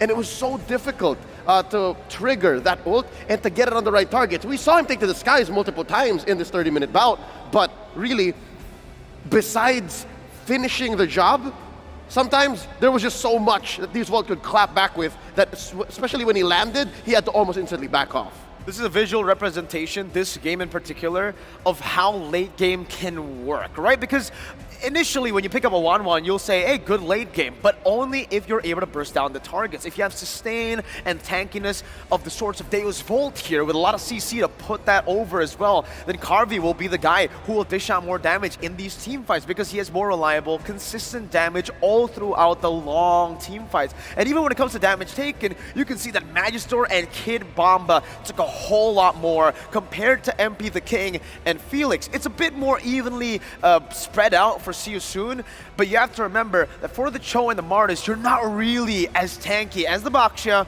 or as the Terizla. Exactly. It's not like See You Soon's lineup wants to engage, re-engage. They're not playing with a Rafaela, nor a Matilda, nor an Estes. That's why if you see this, and you're not winning, and the game's not over, something is very wrong. They're juggling the damage, and heroes like the Bruno, heroes like the Lilia can dish out damage all day, much like the Hulk. Falcons. Right. And for Sunset Lover, right, the fact that the new patch just kicked in a few patches ago where the Lilia was buffed out, so when you go into late game, when you get a lot of those clumped up team fights and choke points, oh, it is heaven for Sunset Lover, and he definitely felt that here in this game. Heck, he felt that all throughout the series, but See You Soon did not want to respect it. Now, I think at this point, you have got to respect Sunset Lover's prowess on this hero. So now you have to consider, if you're See You Soon, do you let this victory from Deus Vult in Game 3 change your momentum? Will you allow the Bomba mentality to get into your mentality and stop your run for the win? Because again, it was in your hands. It's this turning point that usually teams crumble or teams clap back stronger. Now it's Coach Catgod who's forced to say, you know what? Do you ban the Lilia? Do you make sure that the Diggy stays out of the formula here? Or are you now also watching out for Sawo's Angela? And that's what's scary, right, Leo? Game 1, Game 2, the only member that maybe See You Soon were really respecting were Sunset Lover. But in Game 3, they didn't decide to close it completely, to step on the hopes and dreams of Deus Vult. They decided to go and face it head on. That last hope, that Lilia brought them a victory with the help of everyone else, now finally clumping up and also facilitating the Lilia.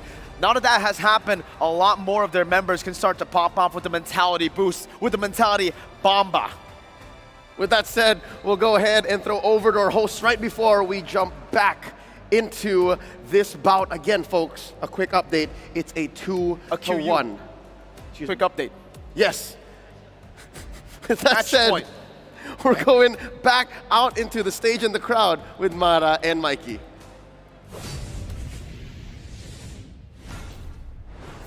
For the first time in MLBB history, we partnered up in collaboration with Moonton and Philippine Sign Language Interpreting.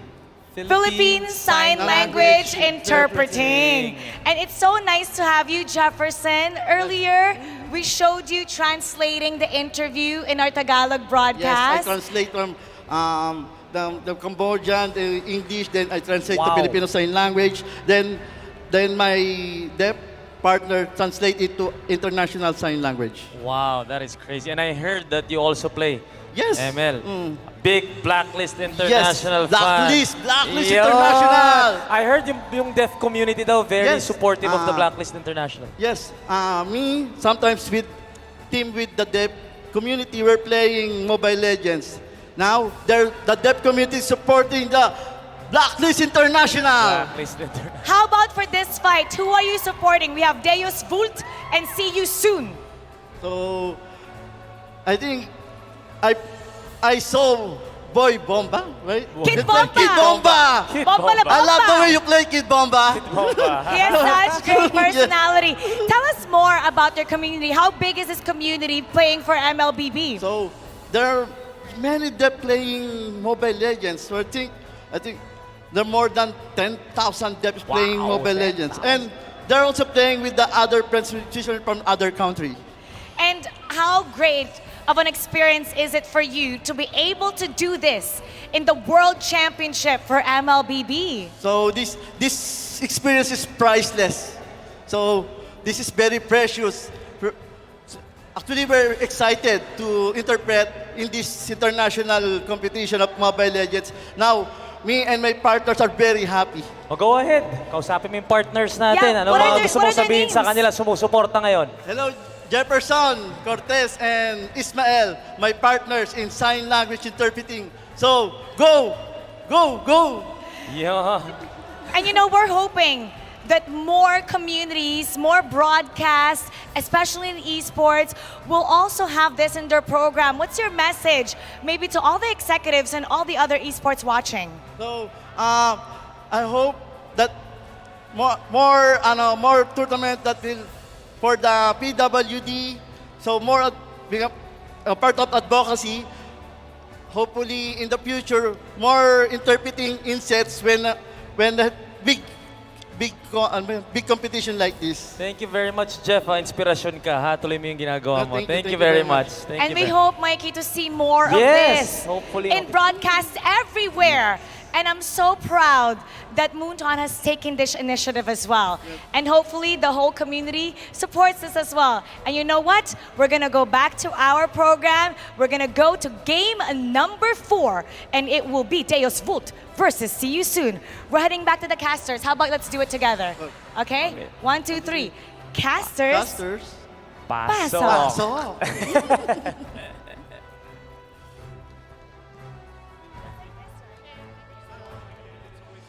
To hear these stories and hear, you know, the advocacy, the inclusions, of course, for the broadcast. Definitely. Now, once again, at stake here, Tournament Lives, the series has been extended, right? Deus Vult in an amazing game number 3, take us to game 4 upon us, and they've adjusted. This is something we were pretty much trying to brainstorm here, and I know the panelists as well, trying to put things together. How do they keep things going? And this is a man himself that was a big part of the last game. Sunset Lover, average damage dealt across the board. He is topping the charts right now. Yeah, and I remember a little joke that we made, but it felt like good analysis at that time. In the Filipino broadcast of the previous tournament, especially in M3, Sunset Lover, no wonder that they're winning now. He's stronger because the sun finally set. like it's finally nighttime. That's true. When they started playing, the sun was still a little bit up, you know, so it still wasn't his hour. But now it's like it's nighttime. It's like it's sunset time. It's like, oh yeah, it's definitely my time now. Activated. Yeah, activated. Right? It was a well-deserved MVP from the previous game. Yeah, definitely an important player to put our eyes on. There's so many eyes on Kid Bomba right now that we forget about Sunset Lover, and he's just been a monster. Same thing with Sawo, the Sawo-Carvey combo last game. Yeah. That is truly what brought them to victory there. I think it's great because, you know, even in the draft I was talking about, hey, Angela's first pick, usually it means a certain type of play style, and really I would say for the early game, it was that, right? It was a little more defensive. They had to kind of keep things together. Focusing Mark was the emblem of choice. Yes. But ultimately, as long as you kept Carvey and Sunset Lover alive, things worked out for them. So we'll see if they can actually replicate or even refine what they did the previous game and start off on the momentum themselves to take it to Game 5 here for Deus Vult. As we get into the draft here, game number 4. Bans already, of course, coming out. You see the Boxy. You saw the Angela banned out as well. Yep. So that is not going to be a part of this matchup, but it's See You Soon on the blue, Deus Vult on the red, and Baksha, Lilia taking out the respect now here. Everything changes now, right? Because See You Soon's bans are completely different. Nolan's still up. Nolan's going to get banned out by Dave Blue, but still, things are still shifting a lot here. Joy's still up. Yeah. Let's see if which one of them will ban it. I wonder if Deus Vult will actually open up the Joy, force MP the King and See You Soon to say, hey, let's pick up the Joy, let's go for that, and then just counter it. Because they're in that scenario, it's a Theramis. You're forced to, it's either that or the Lancelot. Yeah. I would not mind opening up the Joy here, because Deus Vult, with how they draft, the picks that they have, I mean, with them liking the card, no, it's still, there it is, yeah. Still a ban. I really thought that they'd open it. First pick Lance? Right away. You know what? It's cheesy, but I wouldn't mind. I wouldn't mind either, but what's reality? Reality Bruno? Valentina, Bruno? Yeah. Either of the two? Guinevere's still up there. Yeah, Guinevere's there as well. Yeah. You know, if we went that route, again, Lancelot could still work for See You Soon if they grab it on the other, you know, the flip side, but really this actual first pick, given how the bans have come through and this series alone, this already changes the course of things, right? At least through the entirety of the series up to now, this game number 4. And first pick is crucial for them because there it is, Valentina. This is probably, I would say, safer, right? One of the safer routes you could go, other than possibly the Bruno. Yeah, so what, they respond with Bruno Gwyn maybe? But do they go? They had a rough Gwyn game in game number 2. So it's iffy. I'm trying to remember if Boxy plays the Diggy. But Diggy's open. Yeah, I think that's more of a D7 from Burnex's flash pick than it is a Boxy the King See You Soon pickup. See, it's the Gwyn, it's the 1-1. All right, so they're forcing a different pickup here now for Kuse. Still, they could go for the Claw, just rock with the macro, play around the map, and it's still a very solid marksman anyway, either way. Okay, well, the 1-1 being picked up, Guinevere, is this also just possibly, you know, See You Soon taking up the Martes? Once again, we talked about this the last time that matchup picked up. Opt for safety, right? I mean, for the most part, in terms of utility taking for See You Soon, if they want to go with the Martes, then there is still always that possibility. Yes, you have the Mortal Coil, you can work around that, but really it's the momentum, and that's what See You Soon loves, right? Get those decimates off early on if they want to work around it, but they go the Lancelot and the Claw Dancer. Which, again, it's more heroes that can kind of play around Magister here. If Magister doesn't land that Violent Requiem, it's problems, just like the problems that Magister had in game number 2. Yeah. Don't forget, we can still flex the Guinevere into the roam. Not often a scene anymore. It's still a priority jungle, especially here in M5, and not just in the main stage, even in Wildcard. It seems to be more of the play, but still, cannot discount that. I wonder. No, it's not warranted. You're up against a Valentina. It's not warranted to just go ahead and pick up the Diggy if you're Deus Vult. But it's a Diggy in 1-1. Something about it that seems so enticing, but you don't see enough picks. So it's Minotaur instead. Yeah. I feel like Diggy would be a little too risky, right? I mean, for the most part, you're like too squishy to kind of deal with this. And going back to what we saw the performance previously, you know, with this Lancelot pick, you know you're going to have an answer for it. And having that Minotaur there will kind of help alleviate some of that, of course, pressure. But even looking at this, right, the Valentina comparison, Raw, he's been doing pretty good on this. The KDA is quite insane. Yeah, number 4 in KDA without hero, actually. And most used hero, high win rate. It seems like Daewoo will struggle with the Valentina pickup. Okay. Coming into these last bands, though, did it Cho? I was thinking it'd take Lapu. Okay. Yeah, still got to focus on the XP lane, right? If we look back at even the previous game, like how many times did we say leading into that draft, like give Kid Bomba one of those Bomba heroes, right? It was Bomba the Trizla, the Bomba mentality to be able to channel that in. That's going to be the case here once again. Even for Deus Vault, how do they work around that? Novario is going to be banned out here.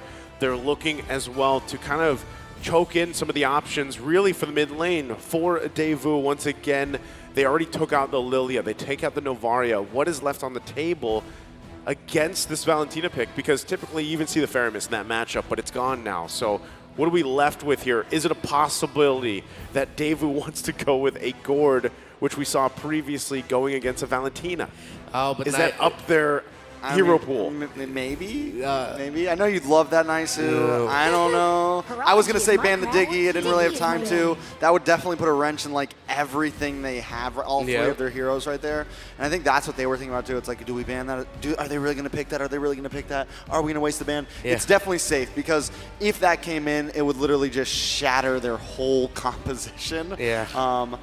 Gord, I mean, yeah, it could happen. It could happen. I see 2 picks here, though, that will make it struggle. Yes, you can pick up the Gord to give a little bit of difficulty to the Valentina, but then you're up against Lancelot and Claude. You don't know what the roamer is. It might be something that comes out of nowhere. If ever the mid lane pick is going to come last, they pick their XP laner pick now. Either they're going to get the Terizla for Kid Bomba. If it's not going to be the Terizla, then they get something like the Khalid instead. Khalid, yeah. Mid lane, though, really, from what we've seen so far, with these bans coming out, yeah, there's still, I mean, this could be a time, too, that we see something different pop up, right? But really, is that the time to kind of go and opt for some of these niche picks? There it is. Oh, you called Guys, it, my man. all right. Wow. I know the laugh. High five. You know? High five. I'll high five you, bro. I can't reach you, but here's a spiritual There's high a five. Spiritual high five. Hey, you really, as much as I wanted to go with Gord, again, when you're looking at the bans, right, and knowing the matchup, it's Valentina. We even saw this back in the MPL leagues, right? Yeah. A lot of teams were actually doing this. They were picking up the Gord to go against the Valentina, especially the fact that you didn't have a Faramis available to you. So, you know, it makes sense. But, yeah, like you said, in going against a Lancelot and a Claude who are going to be coming in from different angles, very hard to even land that Mystic projectile is going to be the difficult part. And then, not to mention, that's even worse. Gord game right there. That's a rough Gord game. It is Sunset Lover, though. Yeah. It is. But still, you can only, whether, I don't know what he's going to take. Is it the Purify, the Flicker? But you can only dodge so many things, gentlemen. He knows. He's like, yeah, that's going to be tough. Let me drink some water real fast. Hydrate. You got to hydrate before this game. Could be a long game right here. Kid Bomba now going to need to pick something up. Does he go for the typical Riz? Terizla, everyone's dive. Yuzon won't work out unless they're seriously just going to use the Petrify. Maybe Paquito? Kindness it looks like is the it. surest path to ruination. There you go. Okay. Yuzon. Huh. Wouldn't have been my pick, but it seems like Petrify is the way to go. And then at the same time with everyone just diving, but you're also giving the Black Dragon form to the Valentina while you have a Gord? Yeah. That's tough, buddy. Maybe that's why he took a sip of water. Yeah. He's like, I'm going to pick this Yuzhong. You're already talking about it. It's like, all right, guys, here's what I think. Gulp, gulp, gulp, gulp, gulp. Just do it. Just go for it. Just go for it, right? And really, when it comes down to it, with as much initiation and aggression that can be thrown at this lineup, really, you have to take care of it. You have to be able to peel in certain situations. You have to be able to decide, is this the right time to actually go and be the aggressor, or do we need to be more on that back foot, the defense? We saw a very long game, the previous one, and will they be able to once again, Deus Vault, take it to game at number 5, extend the series ahead of them as they get it situated. Once again, going into the land of Dawn, Deus Volt versus See You Soon. Tournament lives come down to this as it's match point for See You Soon. Yeah, so the question on all of our minds is can Daewoo equalize here, right? We were a little iffy about some of their picks on the draft, so it's definitely not going to be an easy one. Folks, I'm just going to say it right now. If Deus Volt win this game and Sunset Lover has a respectable Gord KDA, we can just call him the greatest Gord of all time, man. Because this is a game, on paper, where Gord is going to be almost impossible to pull off. It's going to take next level teamwork to make sure Sunset Lover stays alive and he gets the free hit. Yeah, he's going to be playing from a distance here. Even with that, again, the early aggression that happens here. Magister. Okay. Some damage on Raw already. Still going. The finish. Going to keep going. First blood. Over to Daewoo. Still, again, Magister, the fact that he picked up the Squinavir and is going to get that first blood is a great start here for Daewoo. As we talk about even this lineup and how they're going to play around that. Well, you get a first blood on your jungler. That's great. Yeah. So now Deus Volt are making the right call of just trying to control around the mid. A little bit too early right now to really apply pressure into the side lanes, but if you want to apply pressure into the side lanes indirectly, you do so by controlling the middle of the map. Ooh. That opens up more rotations for you. I like what Deus Volt are doing here now. See you soon. How will you respond? Look at Magister looking for the pick here, being patient with it. Here comes MP as well. He's going to get the knock up. Violent Requiem, it's a lot of damage. Can't get the finish, the stun. Oh! First, another kill onto MP there. Kid Bomba looking for more. Sunset Lover here to back him up, and now Kid Bomba in a little bit of trouble. Felix going to get the dash through and the kill. A 1-for-1, but they take the jungle. Yeah, unfortunately, no ultimate available for Sunset Lover in that exchange. He does have the level 4 now. Ooh, Felix with a final slash. Magister able to finally get the turtle, but it was a little bit dangerous. Oh, whoa! With the knockup, Felix goes down. Daewoo starting out strong. Oh, they're already exchanging TPs. That's how you know a team is confident that they can force game number 5, despite it looking very difficult for one of your picks. But Deus Volt right now have made the right early game decisions. Chase down the Valentina, make that struggle. Be patient, wait, and understand the rotation of your opposing jungler. Punish and then take him down. Get the turtle as well. Maximize an ultimate to secure another kill. Again, see you soon. The question still stands. How will you respond? All right, it's going to be a long road for Daewoo, but they're starting off the beginning very well right now. 1K gold lead. Turtle going to be up in about 70 seconds. Daewoo definitely feeling in control. And the thing I like about it, too, is the fact that, you know, playing with this lead, Daewoo putting pressure where they have to around it. It's still going. Knock up onto MP. A lot of damage and another kill. Carvey putting that one in his pocket this time. Again, going back to it, putting pressure where they have to. Sometimes it's just responding to the rotations from See You Soon. Of course, not allowing them. Oh, another one. Okay. He doesn't have it. He doesn't have it correctly. He doesn't have it. Right. He's still a threat. I was scared there for a moment for Ra. But yeah, Deus Volt. Yeah, you put it you said the right thing there, nice. It was just putting the pressure at the right place at the right time. And once again, Kid Bomba, can he? Still going. A lot of damage on Felix. Magister 3-0-2 right now. He's had a rough couple games, but this time he's feeling it. Magister's on fire, man. I mean, this is the best start you can have here. Again, when it was only the first blood and now leading into this. And with that, I mean, even looking at things kind of unfold, Sunset Lover also took the arcane boots, by the way, on the Gord, so he's not going for the cooldown, he's going for the damage. He is going to be building into the talisman first, I believe, and then he'll be scaling up really quickly with that. So we'll see how that all, once again, plays a part here. No, not again! Magister 4-0-2, we're 4 minutes in. That is 1 kill a minute right now. Gonna work on the turtle now. And See You Soon can do nothing about it. This is all Magister, man. Yep. I mean, this is great rotation, team-wide by Deus Volt, what they're doing. But he's just understanding his opposing jungler so well. We are witnessing a jungler reading a fellow jungler to the point where he's there in the nearest bush, a step ahead of the time, and then he's gonna pick him off, combo, take him out, rinse and repeat. It's the glasses, man. He's it's been like downloading. he's been downloading. You know those anime characters with the glasses? It's like, oh, he's just a side character. He's just there. Next thing you know, he just does that thing. the light shines The in the sunshine glasses. hits it. Yeah. That hits it perfectly, right? That's what he's pretty much, he's activated at this point. Now 3K ahead for the majority of the series, if the whole series. Oh, hold on. They are going to pull on a Kid Bomba. Kid Bomba goes down raw, picking up the kill. Going to move on to the tower, but up in the top side. Carvey going to move on to the tower of his own. See You Soon comes out on top of that one, though. A nice trade for SYS. Okay. So they're finding the right calls now, getting those pulls, getting those pickoffs. They'll be playing around that. So now let's see. Oh. Hey, they get the flicker. That's still, that's still something out. Yeah. But even with that, that's how much of a threat Magister is right now on this Guinevere. That's going to actually get them that tier 1 turret on the top side as well. Still putting the pressure once again. This side of the jungle, they got to be careful. Oh, Sawo comes in to disrupt a little bit. Magister was looking for that purple. MP able to secure it though. Magister popped that to dodge the final slash, huh? Oh, wow. Goes Wait under. a second. Black Dragon comes in under the tower. Sawo with an Owen's Fury, able to get the knockup. Magister taking a little bit of damage, but it's okay. Sunset Lover able to find 2. King and Felix go down, all for the price of Bomba. It's a good trade for Deus Vault. Again, Deus Vault now. We talked about the Gord and how difficult it would be boxing. Wait. Oh, that's a big pull onto Sunset Lover. Sunset Lover trying to get away. Kusei, a couple more shots. Sunset gets a little bit of a heal, but in comes Magister. No, Requiem though. They are able to find Sunset Lover. But Magister's gonna keep chasing and finds Raw. Not only that, but Kusei goes down to the top side. Carvey looking for more. Crossbow of Tang and King goes down. What a Who are they? Fight back, bite back. Who are they? What is happening here? Once again, Deus Vault keeping things together.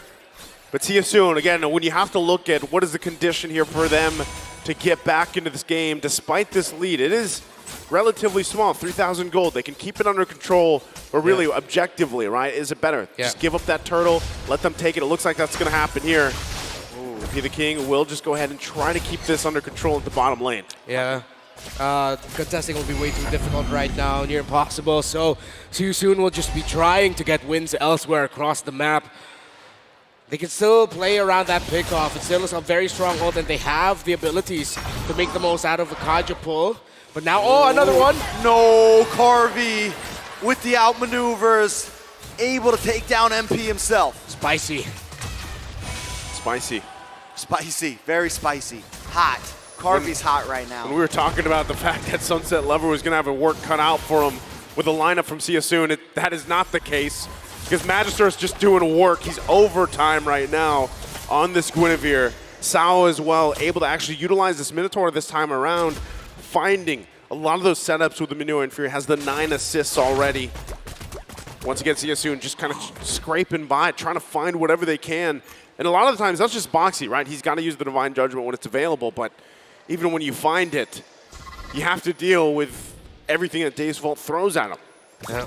Why worry about your Gord getting dived on when you can just play to a lead and to a point where See You Soon can't even dive on the Gord? Yeah. That was just it.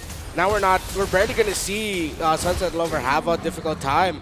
The members of Deus Vault have the item advantage, the ability advantage. Zhao has been on fire, honestly, on this Minotaur, 0-0 and 9. Yep. He's been timing the Minoan Fury incredibly well. That's going to be hard for See You Soon if they want to try to get out of this. I think it's just a matter of buying time at this point. They do have some late game potential. Yes. But Dave Vu's closing in quickly. So with that lead, again, they're going to go ahead and just work on these turrets. They can't get this one just yet, but they're 20 seconds away from the Lord here. Real quick before that happens, how's the items looking?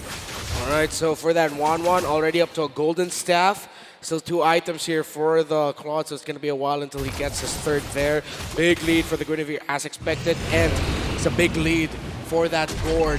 A priority item, though, was just built up for the Valentina, the Lightning Truncheon, but compared to the Gord, who is already close to his 3rd item here, well, the damage will be respectable, but not quite there yet for See You Soon's Mage. Yeah, so I think, again, if you're See You Soon, just give this one up. Try to go ahead and defend as much as possible. Yeah. Again, with the lineup that you have, you really need time. You know, you're under the 10-minute mark. Lord going to be secured for Deus Vault. Items still important for See You Soon to pick up here if they want to stand a chance in actually defending the further Lords. Now, with this being the first one, it should be made quick work of, right? They have damaged themselves in terms of Ra. They can clear some of the ways using the final slash if they have to from Felix. but still, ultimately, Ooh, Magister able to lock on again with a Violent Requiem. Salvo also going to come in with an Owens Fury. Flicker! Raw goes down. Felix will be the next to fall. And Boxy. Carvey with a triple kill. Daewoo stomping down with Dust Boot. Dave's not going to give him time as they get that triple there. Lord's still up on the top side. 2 members left to defend. A full man for Deus Vult. Precision EECA Engineering. It looks like they might actually be able to force that game 5. Magister finds another one. The King. MP goes down. They're going to move in. The Flicker, the Magic Gush. Hussein to the backside with a blazing duet. Felix with a big final slash on several members. Carvey trying to dance around. Is he going to pop it? He doesn't have it. Decides not to use it. Going to melt down finally. He comes in. The Crystal will fall. Deus Vult equalize the score. A very quick game this time around from Deus Vult, taking us to a game 5. All passion by Salvo. You thought it was over. You thought the Owls would run away with it. But the Dark Knights are knocking on the castle of the Cambodian Kings.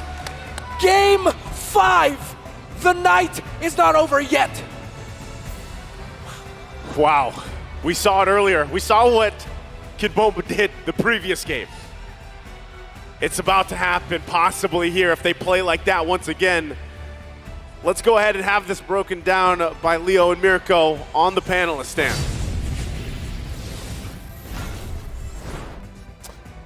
Is this not what we expected from the Dark Knights of the EECA? They are late game specialists and they have turned the momentum around on their Cambodian opponents. We're looking at a game 5 elimination series. Is the drama not palpable? Is it not up to here, the tension in the Rizal Memorial Coliseum? And to make it even better, we had a conversation backstage that if Deus Vult were able to win game number 4, the odds for See You Soon to beat them only gets even worse now. And man, that wasn't just a win, Leo. Game 4, it was Deus Vult domination. It was a statement, all right? There were so many things that were going against Deus Vult. So many picks, so many turns, but as soon as the game loaded in, as soon as Magister found that early kill up top, as soon as objective after objective came in, it just seemed like it was Deus Vult's time to shine. And now it's clear the momentum has swung on over to the ECA with Cambodia left reeling. We're awarding our MVP to none other than, of course, Magister. Again, his Guinevere was the sole reason why starting minute 1, See You Soon could not see a mid-game wherein if they did not stop this, the madness that Magister was pulling, then they were going to go to game 5. And it comes down to the base damage again. I love that Magister took the risk here to go for Thrill again. They just relied on that base damage in the early game, what already makes Guinevere such a hassle to deal with. The CC, the early game damage, put the Thrill on, and then you'll see how much damage he does. It just really feels like it was a big throw-off for the side of See You Soon. They weren't ready for that damage. Heck, MP the King died 6 times, Leo. A solid 6, when in the other 2 games where he dominated, he was the main star. Game 1, Lancelot on MP the King hit diff. This time, he was hit in a different way. Did not see that coming. Again, the Trill, I will agree with you, because a good friend of ours watching right now is also seeing the item builds, and this is how you build Guinevere. Again, some would say you need maybe 1 magic item, but I am of the camp that, hey, just build your tank, let the CC speak for itself, and then let the follow-through shine. It's already no secret that these Vult rely on Sunset Lover so much. And I guess it's the whole offensive line of thinking and play that Magister has that allowed for Sunset Lover to get away with its gourd.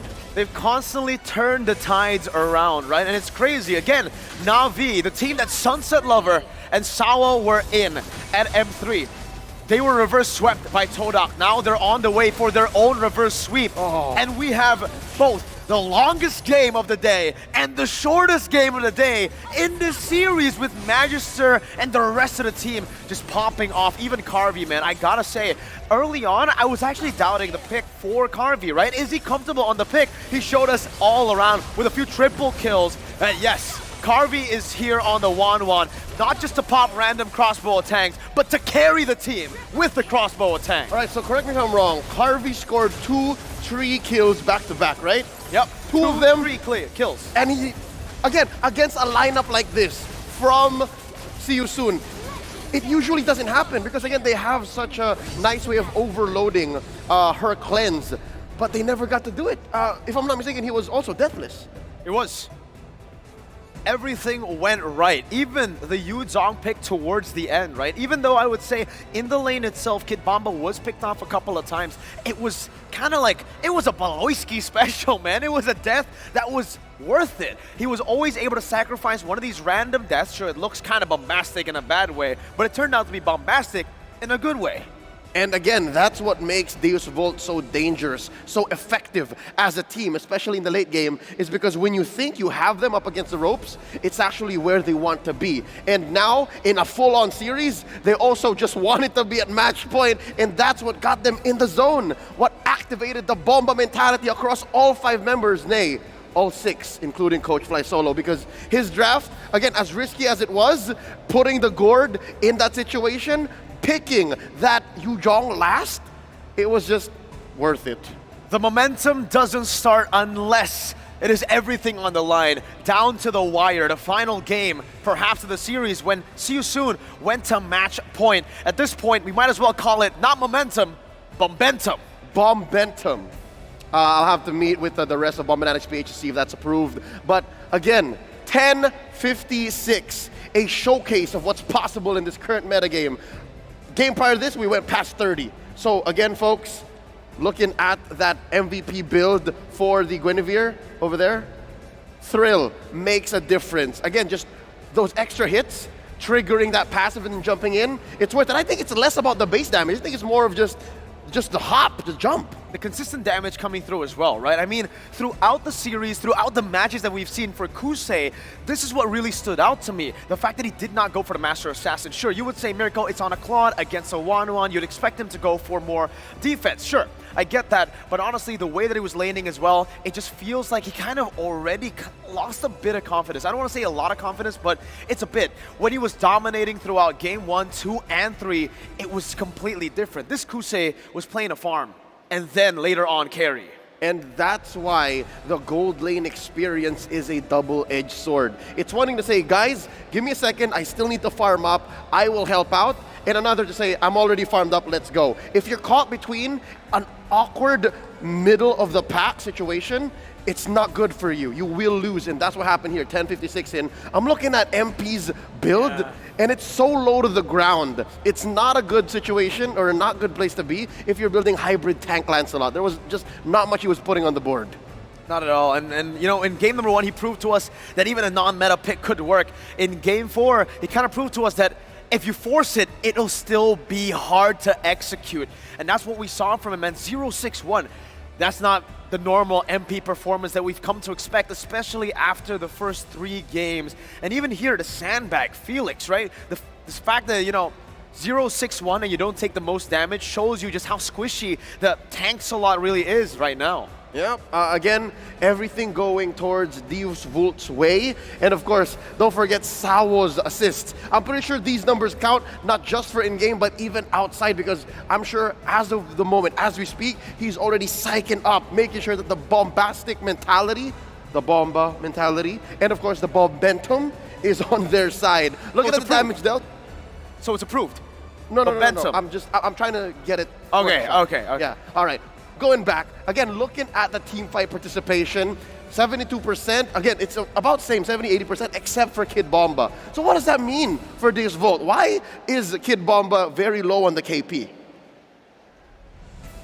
I feel like, again, it just comes down to him being the sacrificial lamb, right? In a lot of these scenarios, he just dives into the back, acts as a distraction, and even carries on his job desk as a side laner. He'll be the one that you send onto the side lanes to just clear it up, to do the dirty work on the team, because Carvey, their main win condition popped off. That was what they were looking for in game number 1 and game number 2. That didn't happen. That one-dimensional gameplay, when it works, Carvey pops, bro. And he doesn't just pops, he pops off. That's right. And now it's up to see you soon. We are at match point for either of them. A best of 1 for the ages, because one of them goes home at the conclusion of this last game tonight.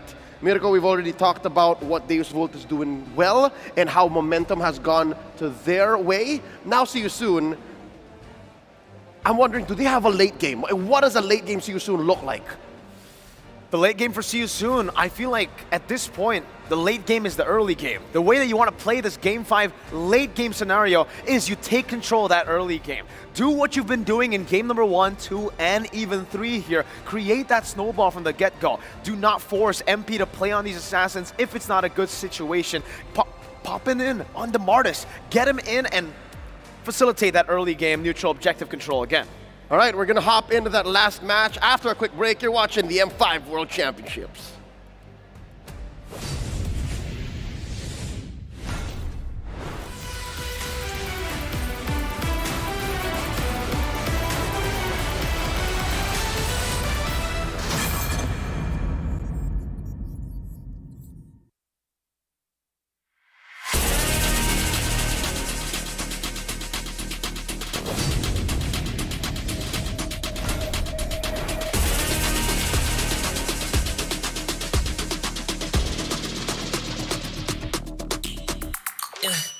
Hit me like I might get over, but you can get me in no corner. I know I can make a comeback, ace this round and finish this game now. Got the power on my shoulders, yeah, you know that I'm a soldier.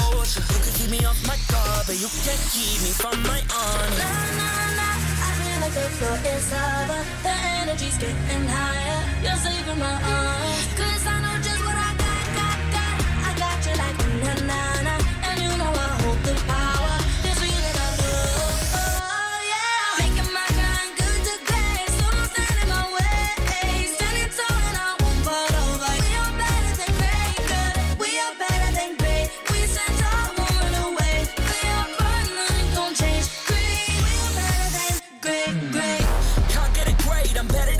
I play my role, I become the greatest.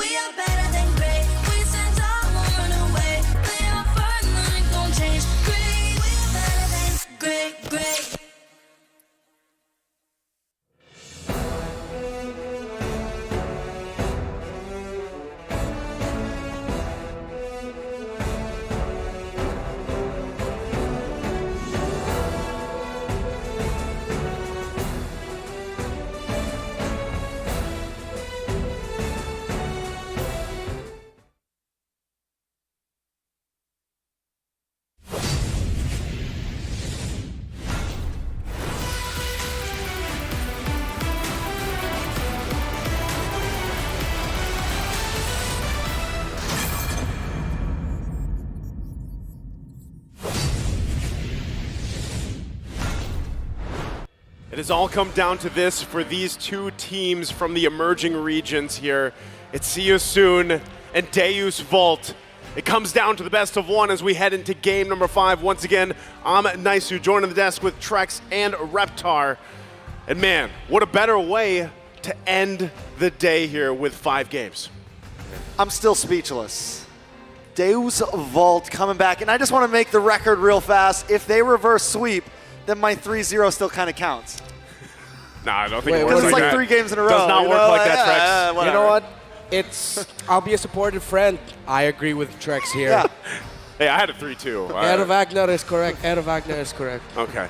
Well, we'll let you go ahead and believe that it works that way, Trex. But again, as we look at it, we had some of the breakdowns even on the analyst stand on how this can approach. And that's kind of the question. I mean, even for See You Soon is, what does a late game See You Soon look like? Because so far throughout the series, it's been relatively quick games. And even for this series, like it was Mirko that mentioned, we had the longest game so far of the day. We had the shortest game of the day for this series alone, right? So really, where do we fall into place? What are we expecting for Game 5 here, Renmar? Do you think now it comes down to that once again, where both teams they have so much information, and this is kind of leaving up to, all right, who starts momentum first? Who builds up first? Yeah, I think you mentioned the key word there. It's the information, and we're talking about like the in-game in terms of how they actually see the roamer, the mid, and you saw there the vision getting that Magister was doing in the previous game was massive for Deus Vult. And See You Soon, they've found a lot of success because of the vision Boxy would get. Yeah, that's very important, how they get ready for that pace for Game 5. But real quick before that, we have another special video here from the family members of Deus Vult. Let's go ahead and take a look at this before we get to the match.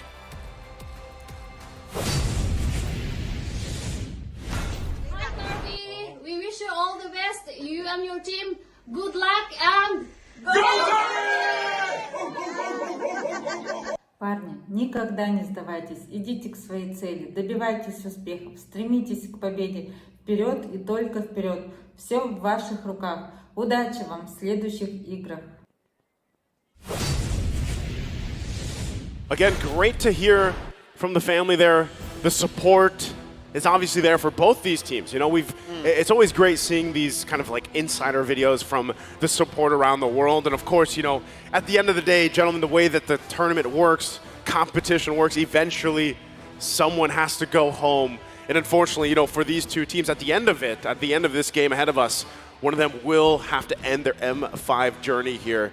And again, if you look at the series alone, from Game 1 to Game 4, what we've seen so far, it's been really a pendulum, right? Back and forth. That's kind of one of the words we've been saying, back and forth all day. So much, all day, even with this series alone.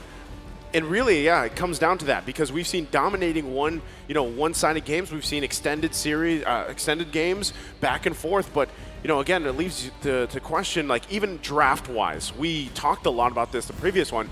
The fact, too, that Valentino was picked up, but then the answer seemed to be the Gord. There were so many bans towards the mid lane, focusing on Sunset Lover. But really, Magister Shine, he stepped up. So, if you look at the kind of the way things unfolded through group stages to knockout 1 to now knockout 2, so much was on Kid Bomba. Yeah. Great player. But everybody is in their own limelight here for Daewoo. The same can be said for See You Soon, a squad that has played together for so long, has accomplished so much, and they are also fighting for that chance to continue on here as we are moments away from the draft for game number 5. See You Soon on the play. Daewoo here as well. Bans, like we've seen them for the majority of this series, very similar, but this time the 1-1 is going to be taken out. Guinevere as a response from the performance from Magister from the previous game. Nolan as well, and the Joy. I think something that's going to be important here. We talk so much about Daewoo, but I want to talk a little bit about See You Soon. MP the King. He had an amazing Game 1. He's had amazing games, I feel like, throughout the whole series, except for the ones that they started losing. And one of the reasons for that was Daewoo was really able to single him out, especially last game. He started that game off with 2 or 3 deaths within the first 5 to 6 minutes. So See You Soon need to try to make sure he has a solid road ahead of him.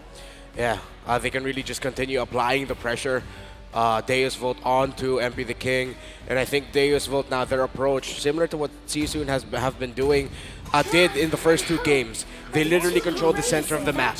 Now Deus Vult, they can take that same principle and make it work for them. If I'm Deus Vult, let's just go for thematics here. Let's pick up the Leomord and then the Tiger. Let's go full Crusades, man. Honestly, just go for it. It's the last game. Put on a show, but at the same time, make it so that the picks that you're getting make sense. And that isn't just for Deus Vult, it's also like that for See You Soon. I cannot think of owl-themed heroes here. Oh, Diggy. Diggy's one. Diggy's one. Yeah. But if there is a strat that you've been saving, now's the time to show it. If you're brave enough, if it has worked in the scrims, if it's a unique pick, something that screams you as a team, just go for it. You have nothing to lose, everything to gain. It's time. And I think what ties into that as well is the mentality thing, and we've saw it. Yep. Daewoo came in once in game number 3 when things started turning around. They started to get their hopes up. They started to feel good again. They came into the last game just completely confident and completely stomping them. So has the morale changed? Because honestly, the drafts haven't been too crazy. There hasn't been any like, oh, they just completely beat them in draft. It has been mechanics, and Daewoo, when they're feeling good, they're playing good. And the same goes for See You Soon. So can See You Soon reset here? Can they come into this game 5 with a good mental? That's where you gotta kind of think about, right? Like the short break that we had, was that enough to reset and just focus on this game? Valentina being picked up, first pick here for Daewoo, because you already said it, right? For the most part, when you look historically at reverse sweeps, right? Momentum heavily in favor of the teams that's able to pull off the reverse sweep, and right now that's Daewoo. So the answer from See You Soon starts here. They pick up the Kadita, they pick up the Bruno. How are we feeling about this, Renmar? Is the Kadita the right kind of risk factor here for them? It worked out for them. Deus Vult may have already had the time to adjust, but folks, it's a final game. Play with your comforts, play what you're known for, play to your strengths. I'm never gonna knock it. There are asterisks to put onto it, but at this point, makes a lot of sense to me for See You Soon. Diggy pick. Let's right go. here. Come Just on. take it first phase? I think that's, you can see Sawo, he's talking to him. He's like, do we go for this? Yeah, it's a Baksha. Baksha gonna be locked in right now. There it is. No nukes. They take it up. I They can listen. see it on his face, man. I can see it on his face. He's like, is that what we're gonna do? Let's go for it. It's the 15-year-old owl to go against the owls. The scariest 15-year-old I've ever met. Yes. To quote Whiplash, what was his name, Whiplash? The villain from Iron Man 2, I want my board. And they get it. I want my bird. I want my board.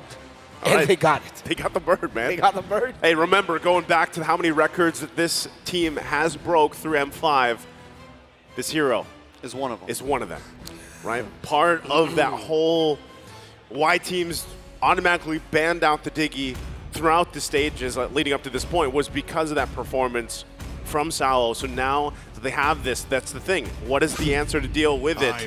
They pick up the combination that has also made waves up to this point, the Kaja Kadita combination. I know this is a very important series, folks, and we're really serious. But have you guys ever heard that joke that Kaja is just Diggy older? I've never heard that joke. You never heard Battle that? of the Birds. Yeah. So in a distant future. Or is it like Diggy's father? No, that makes sense too, honestly. But the original joke was Diggy is just a younger version of Kaja. And as he grows up, he starts suppressing instead of decompressing. Yeah, I guess. That kind of, I guess that's how evolution maybe works, right? So, again, as we focus here on the XP lane options, the Lapu Lapu is going to be taken out. And I think, we've kind of talked about this quite a bit, the Bomba mentality. What is going to be placed in him? They decide to take the Lapu Lapu out. So where is this going here for Daewoo, Redmar? I'm trying to see if there's... no, we haven't seen that yet. I was thinking like a Fovi's XP lane, if there are more dashes on the side of See You Soon. Still might be the usual default to Rizla, heroes like that. Fast clear, rotate, setup. I'm more worried about Carvey here. He's running out of heroes. By going for that Diggy and putting him into the second phase of bans, no Brody, no Bruno, no Wanwan. I guess he could pick up the Ixia here. Oh, no Beatrix. Yeah. Ixia for me would be all right because it's paired up with a Diggy. But what might work, just a suggestion, what if it's a Clint? Oh, I knew you were gonna mention that. He played that in group? Yeah, he played that in group stage. Did it do well, though? I can't remember. I'll have to double check that. It's been a while. It's been a hot minute. It's not high noon anymore, Redmar. Yeah, it's sunset. It's sunset. It's sunset time. Actually, I think by this time, gentlemen, it's nighttime. Don't kill the story. Don't kill the story. Dyroth. This is interesting because we saw this earlier in the series too. Bamba. Yeah, it did not work out very well, but this time around, Siasoon goes and picks it up. There's the Riz. Tarizla comes through. He's been picked 69 times, and the Iksha. Nice prediction there, Trex. Man, you are on point today. I try. I'm doing it for Leo. Leo said I didn't sound smart, so I have to sound smart now. What? Hey, you are smart, man. You've earned it. You've earned it. You're smarty pants now. Last pick here. Claude, if they just want to go for the dive. Or does he just go for utility, something like the Fred? Just keep it simple. Yeah. Jungle. Jungle pick. Or is that a jungle Dyroth? Or is it a jungle Dyroth? Could be a jungle Dyroth. Let's keep it simple. Utility. But we haven't really seen MP pick much utility. Yeah. Keep think he's going to Martiz or not? Martiz. Oh, Martiz might be good, yeah. It'll be good to have the instant kill, chain it all together, extra control as well, a tanky presence. You need someone who can also front. Oh! Wow, talk about risk. That's risk, yeah. Hayabusa. Hayabusa! Santu. What do you got to say? Renmar, this is all you. You're the smart guy. Okay. Hey, man, you're smart too. You said to pick comfort. Yeah. I just want to let you know that depending on how this goes, it's all on you, Renmar. Okay. Cambodia will come for you. Why me? Because you said to go comfortable. Yeah, okay, this is comfortable. You get the pick off and all that. This is very highly dependent on Siasoon keeping it close or getting an early 3K gold lead. If they don't do that, then this is going to be Deus Vult running away with it, exactly.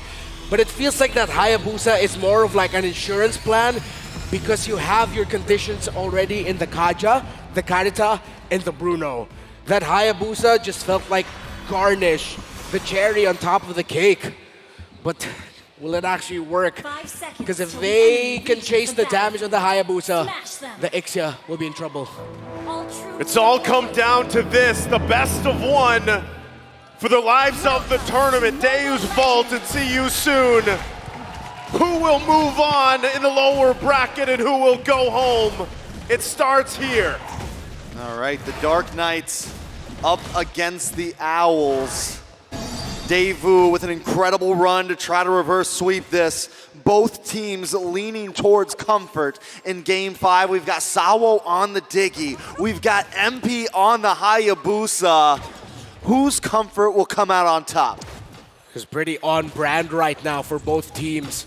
You have a lineup built to peel for Carvey, who has been one of the more impressive positioning marksmen throughout M5. And for See You Soon, you have that chaos. You have a bunch of heroes who can make plays on their own.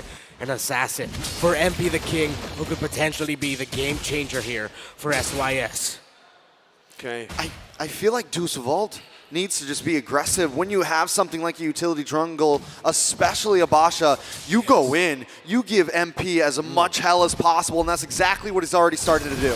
Yeah, he's gotta. Oh, MP the King. A lot of damage on MP. Madison are gonna take it, but they find first blood. Sunset Lover Raw might just be next on the chopping block. Make it 2 for Deus Vult.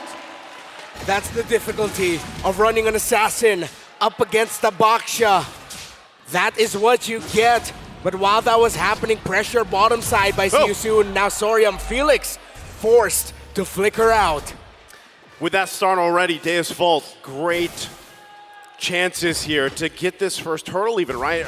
Setting MP the King back against that matchup. Again, anytime you look at this, right, that utility, jungler, especially the Baksha, working against an assassin here, it gets even harder when you're down these 2 kills already, right? It's more difficult to approach these dances, these turtle dances later on the Lord. Of course, you can still work around with the shadows, try to just kind of zip in, grab it with the retribution, but still, even that, Sunset Lover holding on to his own divine judgment.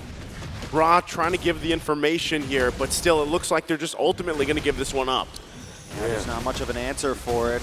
Magister should be able to do it, but a big Purify on a Kid Bomb. I mean, a big Petrify on a Kid Bomba, but he will be able to get away safely.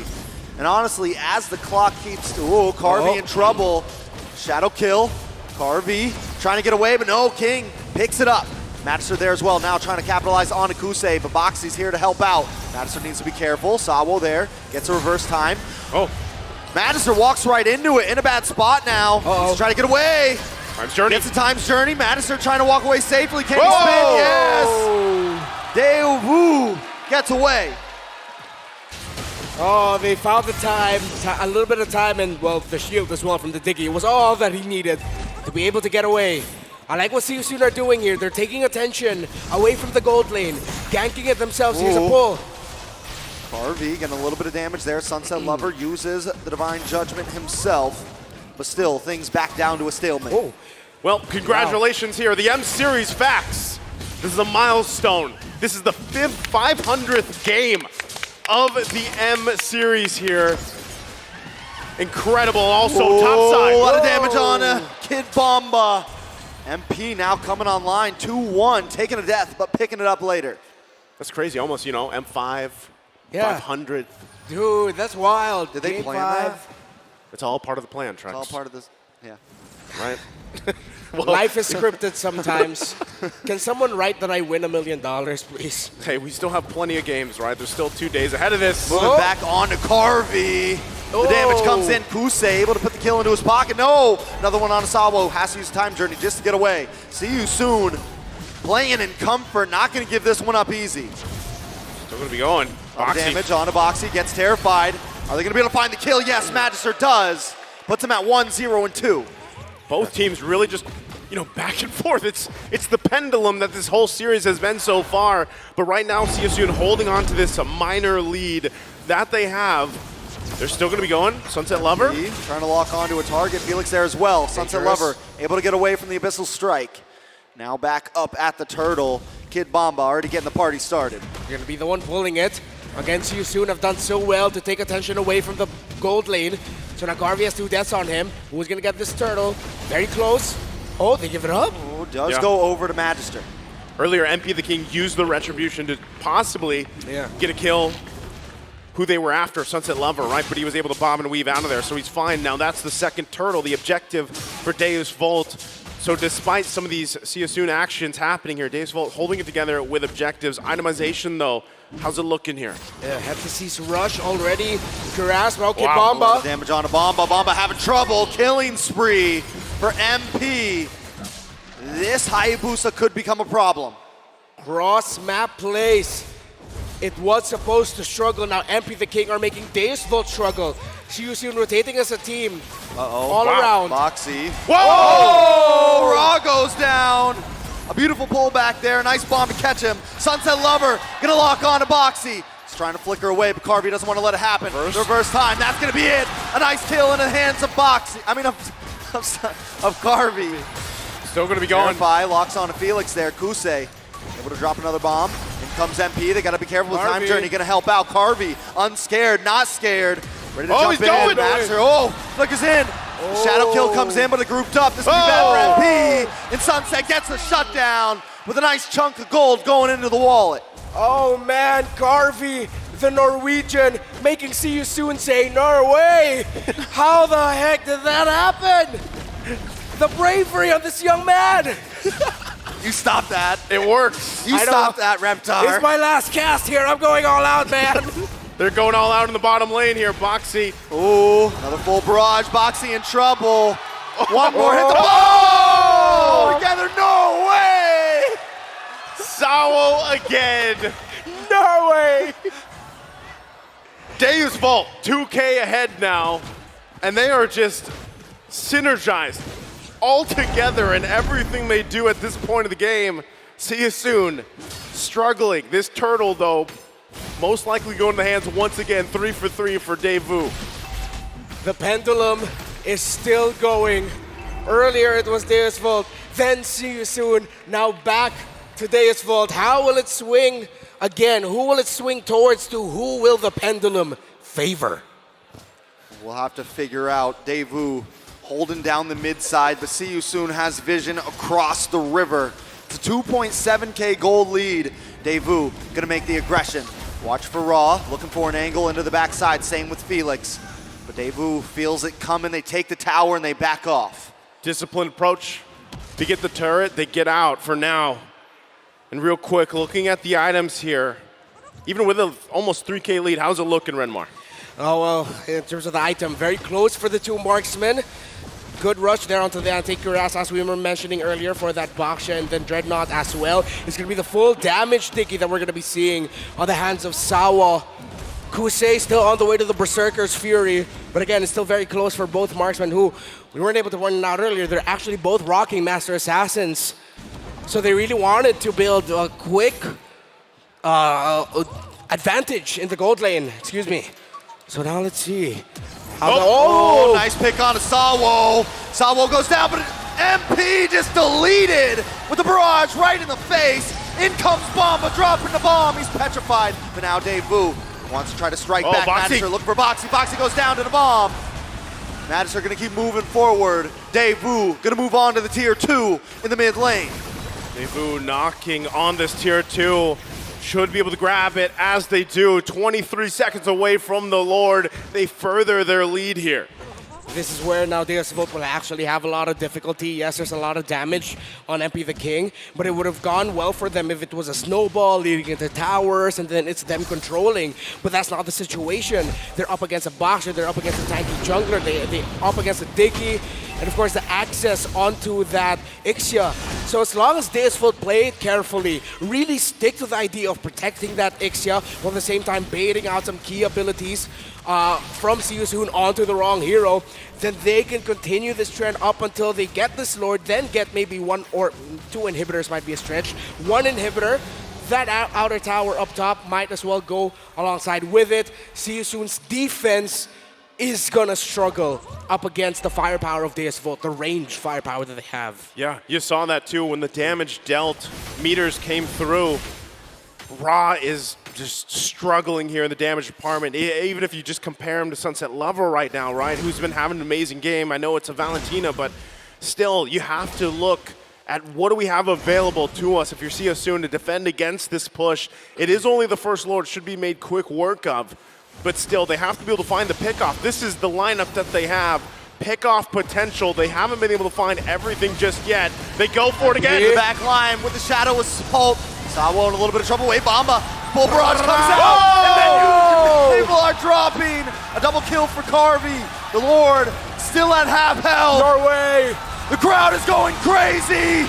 Deus Vult trying to finish things here. Sunset Lover locking on Kid Bomba there as well. Felix down. The base drops. And the sunset closes on See You Soon as the Dark Knights rise. Everybody all together. Soon! The reverse sweep sends Cambodia home. ECA is cheering right now with the rest of the world, cheering on the Dark Knights. The gods have willed it. Ad victoriam for Deus Vult. EECA emerging and moving forward. What a series to be a part of. What a night to watch Mobile Legends. Deus Vult continue their Dark Horse run, the Dark Knight run. Both teams giving respect. Cambodia still accomplished so much more than any other Cambodia team has ever done before. Again, amazing series we saw unfold here to round out this night. Let's go ahead and throw it over to the stage to hear from our teams with our hosts. What a comeback! Wow. Daewoo with a big comeback, down 0-2, finding a way to 3 wins. But first, let's have See You Soon. See you soon. Please come forward. All right. See You Soon. Your journey may have ended today, but still, what a significant run, especially for Cambodia. Can we give them a round of applause?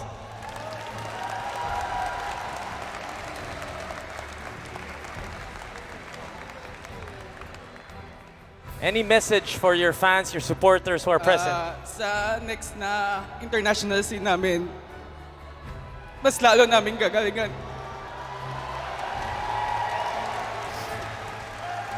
Sa mga sumusuporta sa amin, sorry nabigo kayo namin.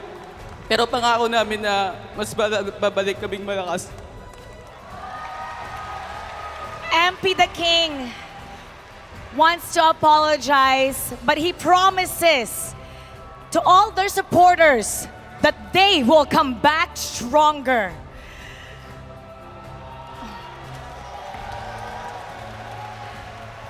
See you soon, MP the King. Cheer up, because you've made a great run this M5 World Championship. A lot of people are cheering you on. You have done wonderful. And because of this, everyone is looking at Cambodia with such high respect. Cambodia is still proud of you. And the entire world is looking up at you. Everybody, once again, let's give a big round of applause to see you soon.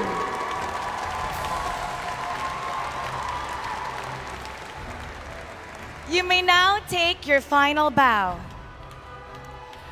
Your journey ends here, and we shall see you soon. And now, the winner for today's match from EECA, Deus Volts. Down 0-2. Finding a way to come back with swag, may I add. With swag. Let's talk to Kid Bomba. Kid Bomba! Palakpakan natin si Kid Bomba. Bomba la bomba! Bombastic! Kid Bomba, what happened there? After the first two games, both were losses. How did you turn this around? What did you talk about in there that made you perform out here? I'm just so proud of my team. We're better than every region except for, right now, except for Indonesia and Philippines, like the best region, these two regions have been, I'm just so proud of them, And it's my first time here too. And we already made it to top 4 and I'm just looking forward for what's to come. I'm just super proud of my team. I think I didn't even play good today. It was all the rest of my team, so if you wanna applaud just for them. Everybody had such a wonderful performance. I want to ask also Carty, earlier when you guys won, you had a conversation with MP the King. You guys were exchanging a few words. Oh. What were you guys talking about when you were hugging back there after you won? I just asked if he speaks Tagalog, and he says yes. And I said, oh, I don't, bro. I speak Bisaya. And then I said that it's really good gold lane. He gave me very, very hard time. It's games like this, there are always victors, and there are teams that would go home. You saw how heartbroken they were. I did. You guys sent them home. Is there something that you want to say to them? See you soon was great. They beat us 2-0 and they made it like 2 quick games. I think they have so much potential to do a lot, and they're just a great team. Cambodia has been very bad in the past, but what they have done just shows there's so many good players also in Cambodia, so they should be proud of themselves, even if it wasn't enough today. I think they have such a bright future in front of them, and especially Lance, MP the King. In the 4th game he didn't do as well, but in the 1st game he was a really, really big problem. How he survived, he has a lot of potential. Generally, the whole roster, they can be very, very, very, very proud of themselves. And I'm sure hearing from you, they would be happy to hear those praises. And that's exactly the swag that we were talking about. You put up the 3-2 sign. Can you talk about that first? The 3-2 sign. Again? The 3-2 sign. You called it. You called it. I was just super hyped after the third game because it was like a 30-minute game and we won it. So I was just hyped. That's why I was taunting a little bit. But no disrespect to what See You Soon. They're really, really good. Yeah. Give us an inside scoop because we know you really pump up the group. When you went back there, what did you tell your team to pump everyone up, to make sure everyone had such a positive mindset in the Land of Dawn to get this win? It was not me, it was a lot of us, was actually our coach. He was saying, guys, relax, we're gonna reverse sweep, relax, we got this. It's our last game if we lose this anyway, so he was really hyping us up, and also I feel like Savo in game was really helping us to like pull ourselves together, you know? Like he was really guiding us to our win today. Coach and Savo. And reverse sweep they did. Reverse sweep, you know, this is the furthest that the EECA region has gone in the World Championship. What do you want to say to all your fans and the people from EECA? Thanks so much to everybody supporting us. I really appreciated the support from me in the Philippines, and I just want to point out again, my team is also so good, so don't only support me, support whole Divu, and just thank you for the support. We saw the videos from the casters, from the players. We appreciate it. Спасибо за поддержку. Kid Bomba, and tomorrow morning, you're going up against Blacklist International. Initial thoughts? Oh, Blacklist International. I really hope we can do a good game versus them like today. That's all I have to say to that. Once again, everybody. Oh, you want to do the Sioux? Go! Let's all do the Sioux with them. How about that? All right, let's all gather up. Let's all gather up. Deus Vult style. Here we go. 3, 2, 1. Everybody, Sioux! Congratulations from EECA, Deus Vult. You may now take your bow. We'll see you again tomorrow morning, and good luck. Congratulations again. What a wonderful 3-2 reverse sweep for Deus Vult. We're going to break that down for you. So we're going to head back to our casters from all over the globe. Casters, pasok.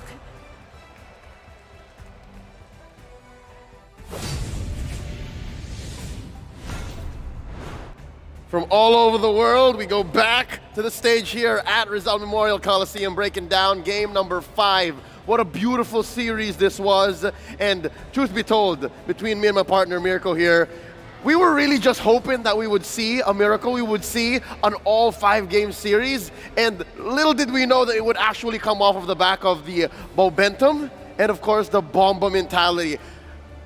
That was as 50-50 as it gets, but again, if you take a team like Deus Vult all the way to series end, and again, half of these series went past 20 minutes, you end up with a series like this. It was a phenomenal series, man. From the start all the way till the end, it set the tone. The storytelling was immaculate, so poetic, with a domination in game number 1 of See You Soon, and to end it all with a full barrage from Carvey! Oh my goodness, man. Leo, this man, game 1, game 2, I would even say he was underperforming real bad. Sunset Lover was the man who was a pillar to hold everyone together, and by the end of it, everyone was popping off. Yeah, I gotta tell you, man, most of the things you were telling me about how Carvey could have positioned better, game 1 and 2, how in 3 and 4 maybe he was getting his mojo back, he's grown on me, right? Game 5, he was just off of the back of the aggression from Magister, from Sunset Lover, and from Sawo. Again,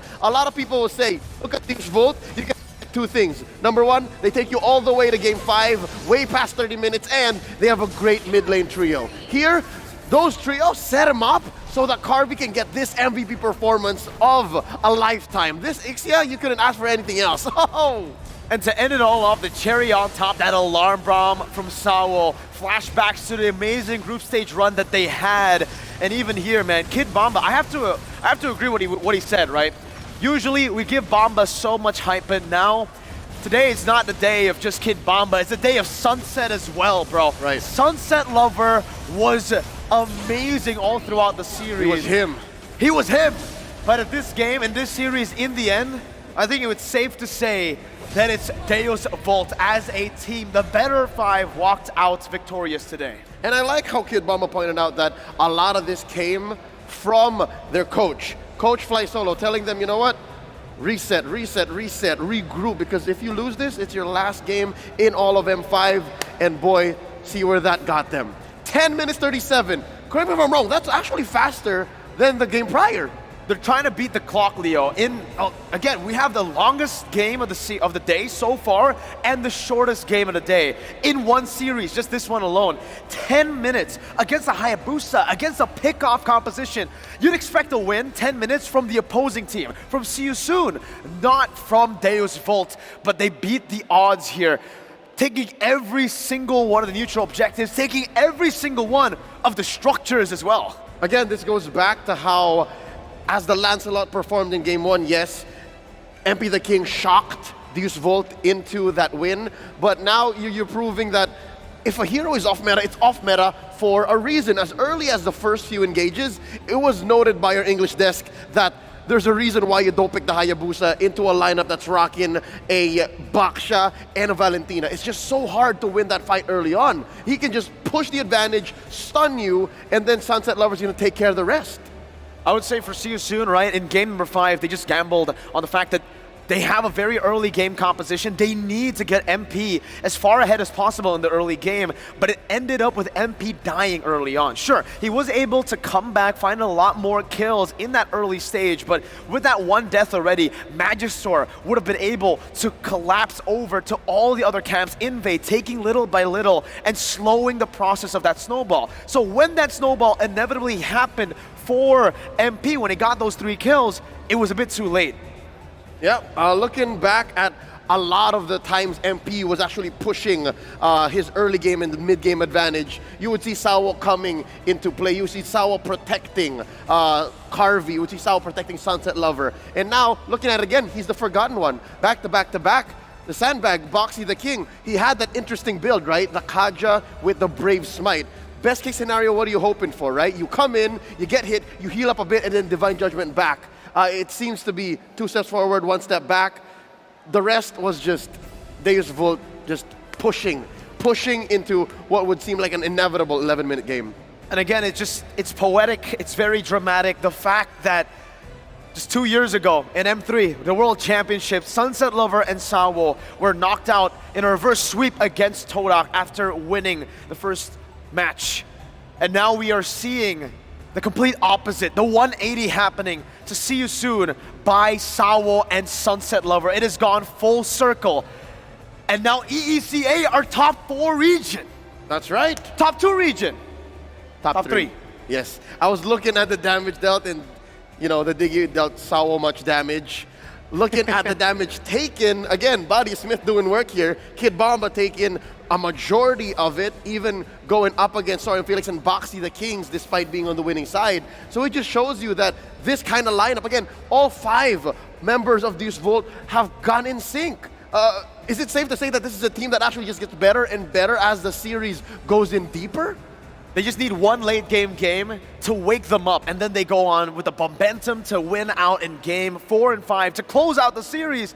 10 minutes, 10 minutes. We got a total game time of 20 in the last 2 matches. I hate to imagine what Deus Vult might look like if they went to a best of 7. Oh, what if? Don't tease us, Leo. Don't tease us. But if they do, that'll truly be the most crazy run we've ever seen in an M series. I think now that record is still held down by BTK top 3, and that's what Deus Vult will be looking to do tomorrow. A revolt against Blacklist International. Speaking of which, we're going to be showing you all the brackets. And again, think about it. Is this what you expected to see in a reality that we're living right now? This is the timeline, folks. EECA, top 3 regions in the world for MLBB Esports. And of course, Deus Vult in top 4 overall of the M5 World Championships. They'll be facing off against Blacklist tomorrow morning. And of course, that matchup everyone's waiting for, AP Bren versus Onic. We're going to have a lot of great matches tomorrow, ending it off as well with the lower brackets. Match 13, finals, to see who gets to the grand finals. Tomorrow's going to be a stacked day, Leo. 3 best of 5s. Onic versus AP Bren, Blacklist versus Devu. I just have no words. I don't think anybody has words right now. They look at the brackets and they see art. I am not emotionally prepared to have figured Me out neither. that this is what happened, right? I cannot see any of these teams get knocked out tomorrow, man. Looking at the way we started, it already got bloody between Geek and Burmese Ghouls. It got bloody between Onyx and Black. But now, folks, set your clocks. Tomorrow morning, GMT +8. This is the time for Singapore, Malaysia, the Philippines, for our friends in Indonesia and Cambodia, across the world. Figure that out. We're opening with Blacks International versus Daewoo. Again, the weight of Blacklist's legacy versus the Dark Knights of Deus Vult. And again, I think this second match just speaks for itself. We started the day with the elimination of the Indonesian Miracle, Geek Fam. And we are ending the day with the emergence of the world's miracle, Deus Vult. It couldn't be better than that, Leo. Who would have thunk? An underdog of all sorts. It's hard to not fall in love with what Deus Vult has done. A team that loves to go 30 minutes, a team that loves to go all the way into a series. If you guys have tickets to watch live with us here, best believe you're in for a treat. I know I am. I mean, I'm working a couple of those matches tomorrow, and me too. Can't wait. Really, I mean, this is one of those moments where you literally just can't wait. You just want to get to bed as fast as possible so that tomorrow can come even faster. And tomorrow cannot come fast enough. That's right. There's two exciting best-of-5 series that we had today. Tomorrow there will be 3, and this wouldn't be possible without our sponsors. The M5 World Championships is powered by Moonton, presented by Kidia, supported by ROG, the official gaming phone. Grab the official Super App partner, and Secret Lab, our official chair partner. On behalf of everyone who worked the desk here in Rizal Memorial Coliseum, the English and the Filipino desks, and everyone working across the world to bring you the action across all different languages. His name is Mirko. My name is Leo. We have been at your service. Any last words before we go? See. Sue indeed. Let's throw it over to our hosts on stage, the lovely Marakino, the handsome Mikey. Let's get to it.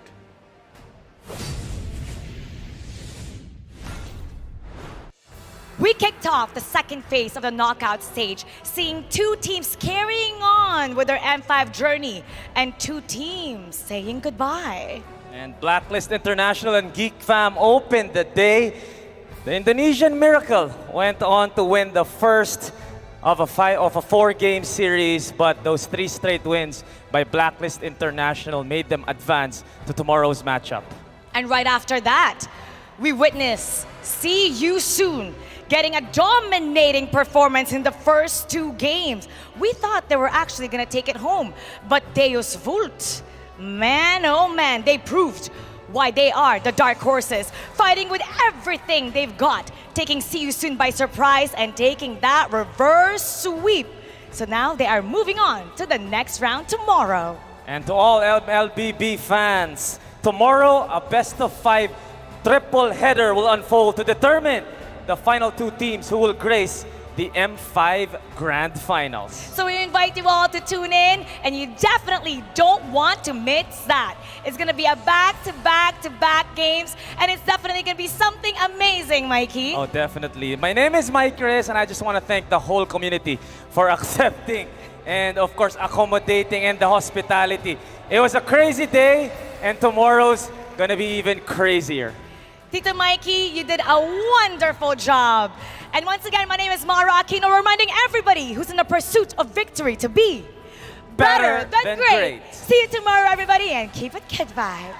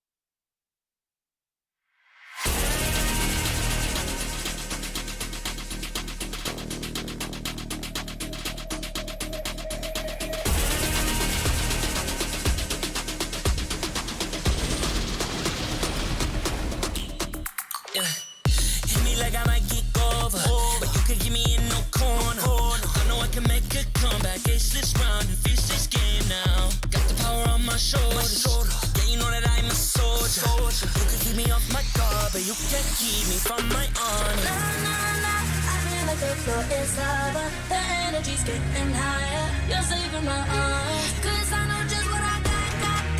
I got you like na-na-na.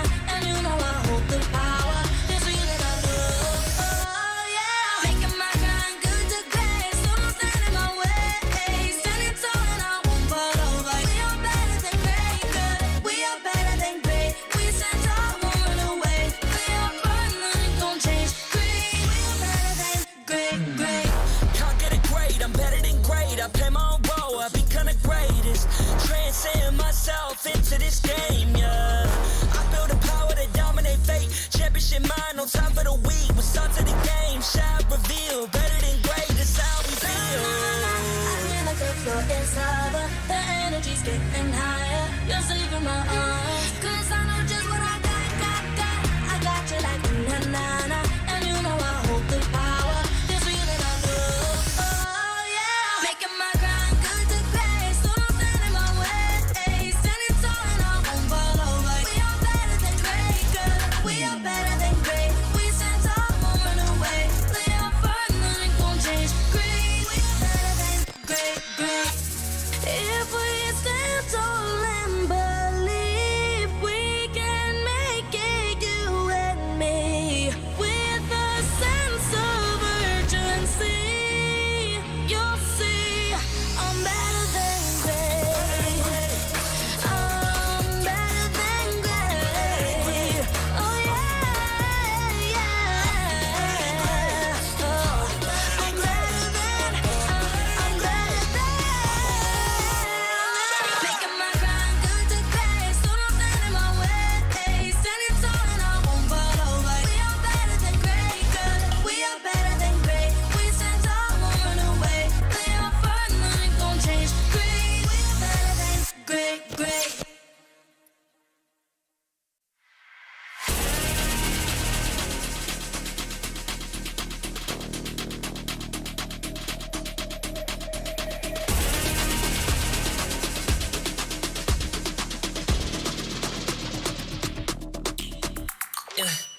Hit me like I might get over, but you can get me in no corner. I know I can make a comeback. Ace this round and finish this game now. Got the power on my shoulders. Yeah, you know that I'm a soldier. You can keep me off my guard, but you can't keep me from my honor. Nah, I feel like the floor is lava. The energy's getting higher. You're saving my arms. 'Cause I know just what I got. I got you like na-na-na. And you know I hold the power. This feeling I love. Oh, yeah. Making my grind good to great. So don't stand in my way. Standing tall and I won't fall over. We are better than great, good. We are better than great. We stand tall, won't run away. Play our fun, nothing gon' change. Great, we are better than great. Can't get it great, I'm better than great. I play my own role, I become the greatest. Transcend myself into this game, yeah. I build a power to dominate fate. Championship mind, no time for the weak. We start to the game, shine, reveal. Better than great, that's how we feel. I feel like the floor is lava. The energy's getting higher. You're saving my arms. 'Cause I know just what I got. I got you like na-na-na. And you know I hold the power. This feeling I love. Oh, yeah. Making my grind good to great. So don't stand in my way. Standing tall and I won't fall over. We are better than great, good. We are better than great. We stand tall, won't run away. Play our fun, nothing gon' change. Great, we are better than great. If we stand tall and believe